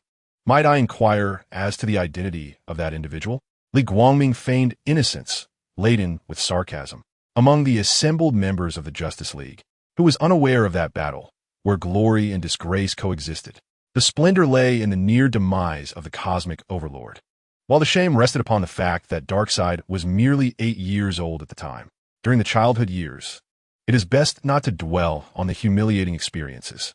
Do you recall the moment when Superman went rogue and the sudden emergence of Supergirl? Suddenly, Li Guangming's pupils contracta. He was all too familiar with this sensation. His subconscious instinctively attributed it to Darkseid's influence, yet the tone he adopted hinted at deeper implications. Regardless of Li Guangming's expression, he continued, stating that a mysterious figure had issued a threat, seeking to forge an alliance against him and promised substantial rewards. He expressed ignorance as to why this individual had targeted him and showed no desire to uncover the truth. No one is a fool. If one intends to use another as a pawn, they must be prepared for betrayal at any moment. His words seemed laced with fury, as if he wished to eliminate the threat swiftly, yet they also revealed a sense of helplessness and an unwillingness to confront the situation head-on. Li Guangming lowered his gaze. lost in contemplation. Even a sovereign of the multiverse's darkness exhibited caution. His words were fraught with hesitation. Otherwise, there would be no room for negotiation. One might find themselves as lifeless as the ravaged corpses left behind in the wake of conflict, with allies like Darkseid crushing their skulls. However, the events of the Justice League saga transpired long ago, at a time when traversing dimensions was still a novelty. Who would believe that one could inadvertently provoke foes of such magnitude? Is it possible that future calamities could taint the past? How insidious! Without the decaying body of Yi, how could one fail to perceive their demise? His icy gaze caused the temperature to plummet, and the ominous atmosphere grew increasingly terrifying, reminiscent of Cthulhu's embrace in the abyss. In a moment of reflection, he posed a steely inquiry. Has there been any utterance that might reveal identity-related clues? Darkseid remained silent, raising his massive hand to conjure a spectral image. The translucent apparition narrated past events, each word resonating clearly, filled with threats and coercion aimed at Darkseid. Li Guangming clenched his fists and gritted his teeth, declaring in a low voice. Counter-monitor. Chapter 116. Rescue. Accusation of treachery in the vastness of the universe. Amidst the celestial expanse, countless stars shone brilliantly, illuminating the darkened scenes with hope and dawn. Yet, two beams of crimson and white light, measuring light years in length, shattered the tranquility, as if piercing through the fabric of space itself, suddenly appearing at the far reaches of a galaxy. In an instant, they penetrated the cores of planets along their path, only to vanish abruptly. The gaping void left in the wake of their passage tore planets apart, with radiant beams erupting from the fractures, visible waves rippling through the cosmos, leaving desolation in their wake. What on earth is happening? It nearly cost me my life. If I hadn't T-dodged in time, I might have been reduced to ashes. A voice defying the laws of physics suddenly echoed in the vastness of space. Another figure clad in a tight suit. Oh wait, it is a space officer arriving. Upon a closer look, the Earthling donned a tight, grass-green uniform that accentuated his physique, exuding an aura of strength. The emerald mask failed to conceal his identity, evoking a sense of futility akin to covering one's ears while stealing a bell. Clad entirely in green, one could not help but feel a sense of foreboding regarding his past and future. He might as well have been wearing a green hat. His reckless demeanor resembled that of a young libertine. Why does my jurisdiction seem plagued by constant troubles? Is it possible that Earth has encountered crisis? Just as I was reminiscing about home, yearning to return for a visit. However, the lingering terror was unparalleled. Perhaps it was wise to draft a will beforehand. The incessant chatter echoed as verdant waves surged behind him, propelling him forward like a rocket, leaping billions of kilometers in an instant, accelerating through the wormhole. He soon arrived near Jupiter in the solar system. The sight before him left him astounded. Dust sporadically erupted on Mars, reminiscent of the hydrogen bomb's aftermath, as floating debris obscured everything. Furthermore, beams of apocalyptic light surged forth, radiating a sense of annihilation towards the edge of the universe. The celestial bodies within the solar system were remarkably fortunate, evading the catastrophic rays of destruction. Two indistinct figures frequently flickered between the planets, their swift movements resembling divine beings in a celestial battle. They then leapt towards Mars, where cataclysmic events unfolded repeatedly. The alien inhabitants there suffered immensely, their anguished cries echoing as they faced their demise. Green Lantern Hal swallowed hard, his heart racing. Even the adversaries from past battles could not evoke such overwhelming dread as the present moment. Suddenly, he sensed something amiss. Where was the Earth? How could such a massive planet simply vanish? What grotesque entity occupied its former position? As he drew closer, he realized it was indeed Earth, but its surface appeared to be crawling with swarms of flies. Searching the data linked to the lantern ring, a plethora of information flooded his mind. This was dire. The Apocalypse Demon, an ancient malevolent deity, had returned, and he needed reinforcements immediately. He quickly dove into the wormhole, not out of reluctance to intervene, but due to unavoidable circumstances. The lantern ring could facilitate interdimensional communication, but with Earth obscured and the situation unclear, plunging in might ensnare him. The visible scene was disheartening. An overwhelming sense of powerlessness surged within him, for even the residual energy could spell his doom. The frail little chicken could only seek external aid. Counter the monitor. It was as if the barrier had been breached. The sudden outcry seemed to reveal the true face of the shadowy puppeteer, much to their astonishment. Li Guangming stared blankly at them. Do you recognize this figure? Harley Quinn pounded her chest, confidently declaring, of course I don't know him. Several others nodded in agreement, while the Flash, Barry, bashfully recounted. Isn't it customary for the identity of the ultimate villain to be met with gasps? Huh, so why are you all astonished for nothing? Li Guangming sighed, exasperated. He nearly believed their incredulity. A group of individuals in such obscure corners of the multiverse were aware of the existence of a celestial-level evil deity. And yet even the rarely seen supreme figures had some inkling. How peculiar it all felt. Yet the narrative took a swift turn, as they willingly chose to become mere background characters, leading to a sense of fatigue. Enough. Li Guangming shook his head, then turned to gaze down at Darkseid. Regardless of the circumstances, evil deity, your end is inevitable. Even if you hide your true form, my honor is at stake. As the words left his lips, astonishment filled the room, and incredulity painted their faces. No wonder only Darkseid and a host of soldiers had emerged. Even a formidable general was absent. The formidable evil deity before them was merely a manifestation. What formidable essence could one possess, akin to Li Guangming, whose every gesture seems impervious to myriad laws? It is beyond comprehension, impossible to fathom. From the moment I realized I was being manipulated, I had surmised that your caliber was incomparable. To preemptively guard against potential threats, the true essence of the main universe would not traverse into this realm. Darkseid spoke with an air of confidence, as if the fate of the world's battles rested firmly within his grasp. Such brazen conduct could only arise under two circumstances. Either he is a contemptible villain, or he is facing an adversary that instills fear within him. Perhaps he is overly arrogant, deftly extracting copious information with subtle inquiries, just as I had anticipated. His self-assured voice, accompanied by the cacophony of the apocalyptic monster's roars and flapping wings, reverberated through the desolate city. Amidst this chaotic din, applause suddenly erupted as Li Guangming commended. Your ability to remain concealed is indeed formidable. Even I could not uncover you. This praise was not given lightly. He was not merely indulging in idle conversation with his foe, but rather employing his methods to discreetly probe the true essence of the main universe. Even after scouring countless universes and traversing time, no trace was found, which was genuinely astonishing. Truly, he is a multidimensional deity, far beyond the portrayal in films. He must have acquired certain hidden treasures from adversaries like the Anti-Monitor. Otherwise, with his current strength, how could a mere multidimensional being wield such power? Naturally, he rested his arm upon the throne's armrest, his demeanor more villainous than that of a typical antagonist. In an instant, the golden trident shot forth with blinding speed, piercing Darkseid's eyes before he could react. Silently, by the time Darkseid became aware, his eyes were already streaming blood. As the saying goes, a mother knows her child best. Similarly, the mother boxes are intimately aware of their original master. The ominous omega beams emanating from his eyes were perplexing beyond measure, presenting an almost insurmountable threat.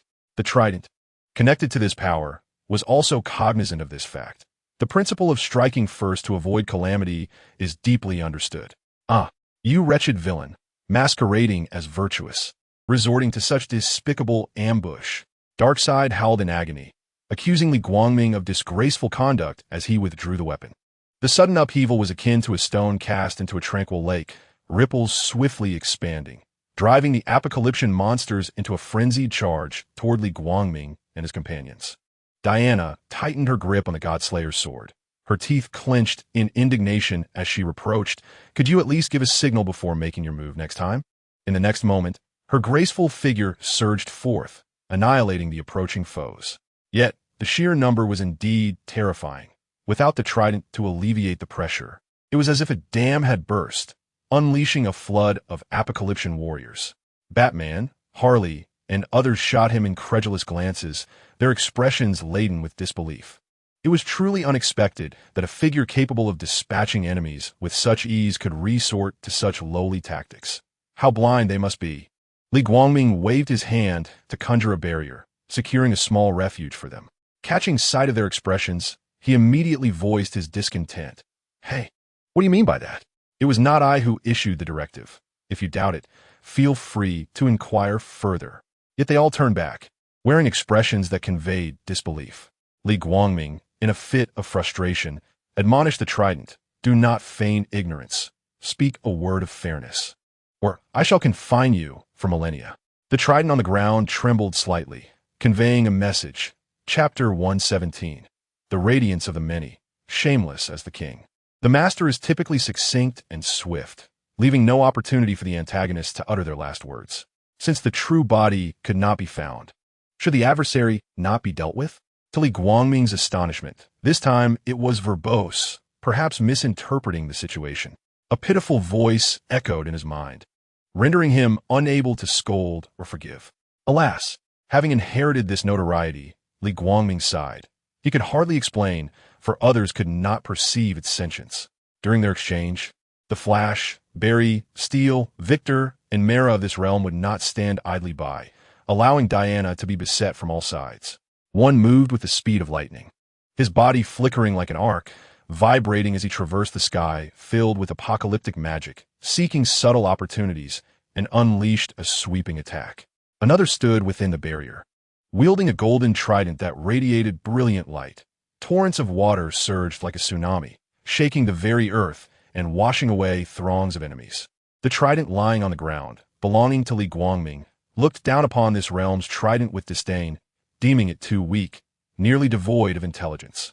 It failed to consider that had it not encountered a being of distinction, resulting in an indirect link with the mother box, it would likely be no different from the trident before it. Within the safe zone, untroubled by the threat to life, Steel unleashed a blinding laser from his hand, indiscriminately annihilating foes with an arc of light, without even aiming.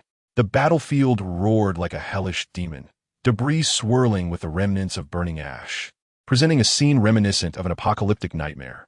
Batman and his companions gritted their teeth in rage.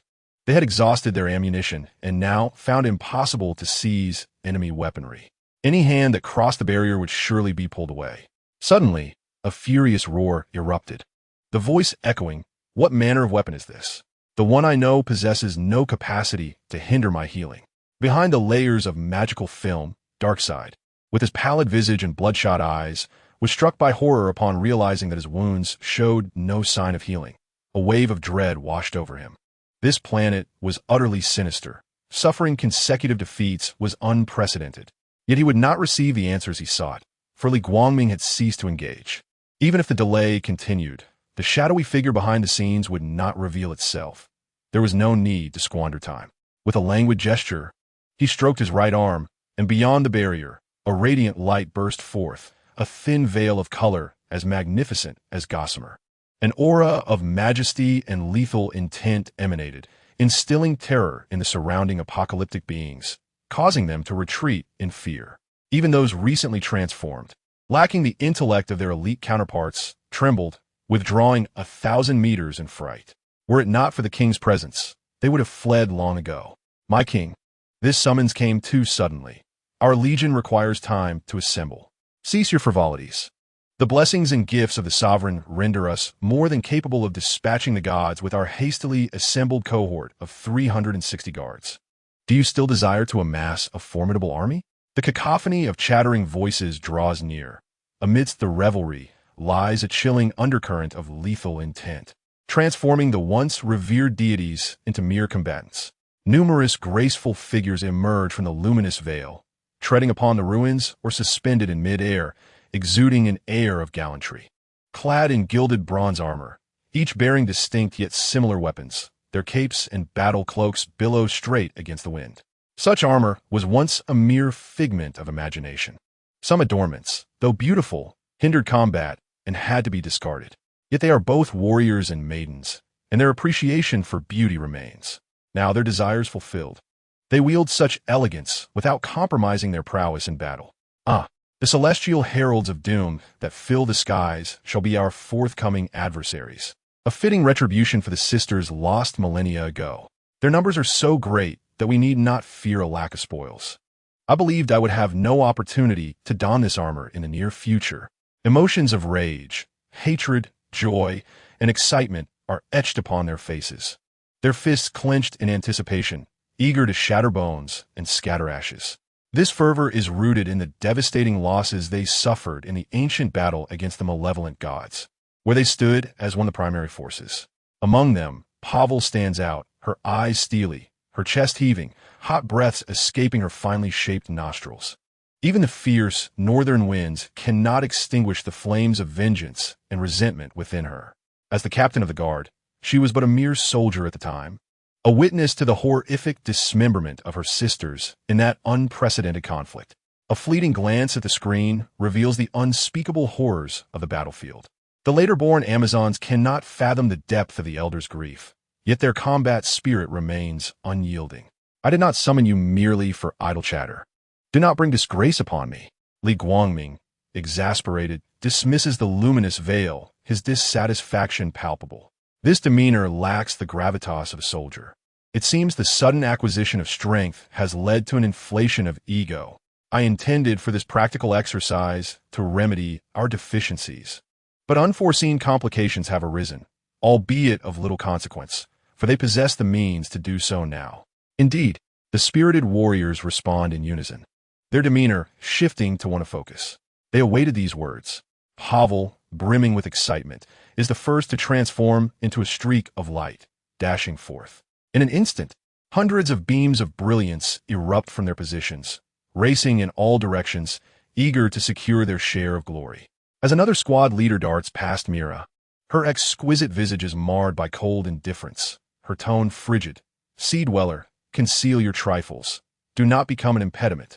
Just as I, Mera, begin to voice my thoughts, I find that she is already 1,000 meters away, her fury unable to find an outlet. Li Guangming, observing this scene, cannot help but chuckle in resignation. Based on his usual interactions with his wife, he would have assumed that the Amazons had accepted Atlantis. Little did he realize that the delineation was stark. The princess remained wholly devoted to her realm, with no entanglements with outsiders. With hundreds of soldiers still needing to engage in battle, can you, as king, not empathize with your troops, instead of leisurely observing from the sidelines? This provocation incites Mera to direct her ire towards Li Guangming, mocking him. Li Guangming stood in bewilderment, perplexed by the sudden hostility directed towards him. Had he wronged anyone?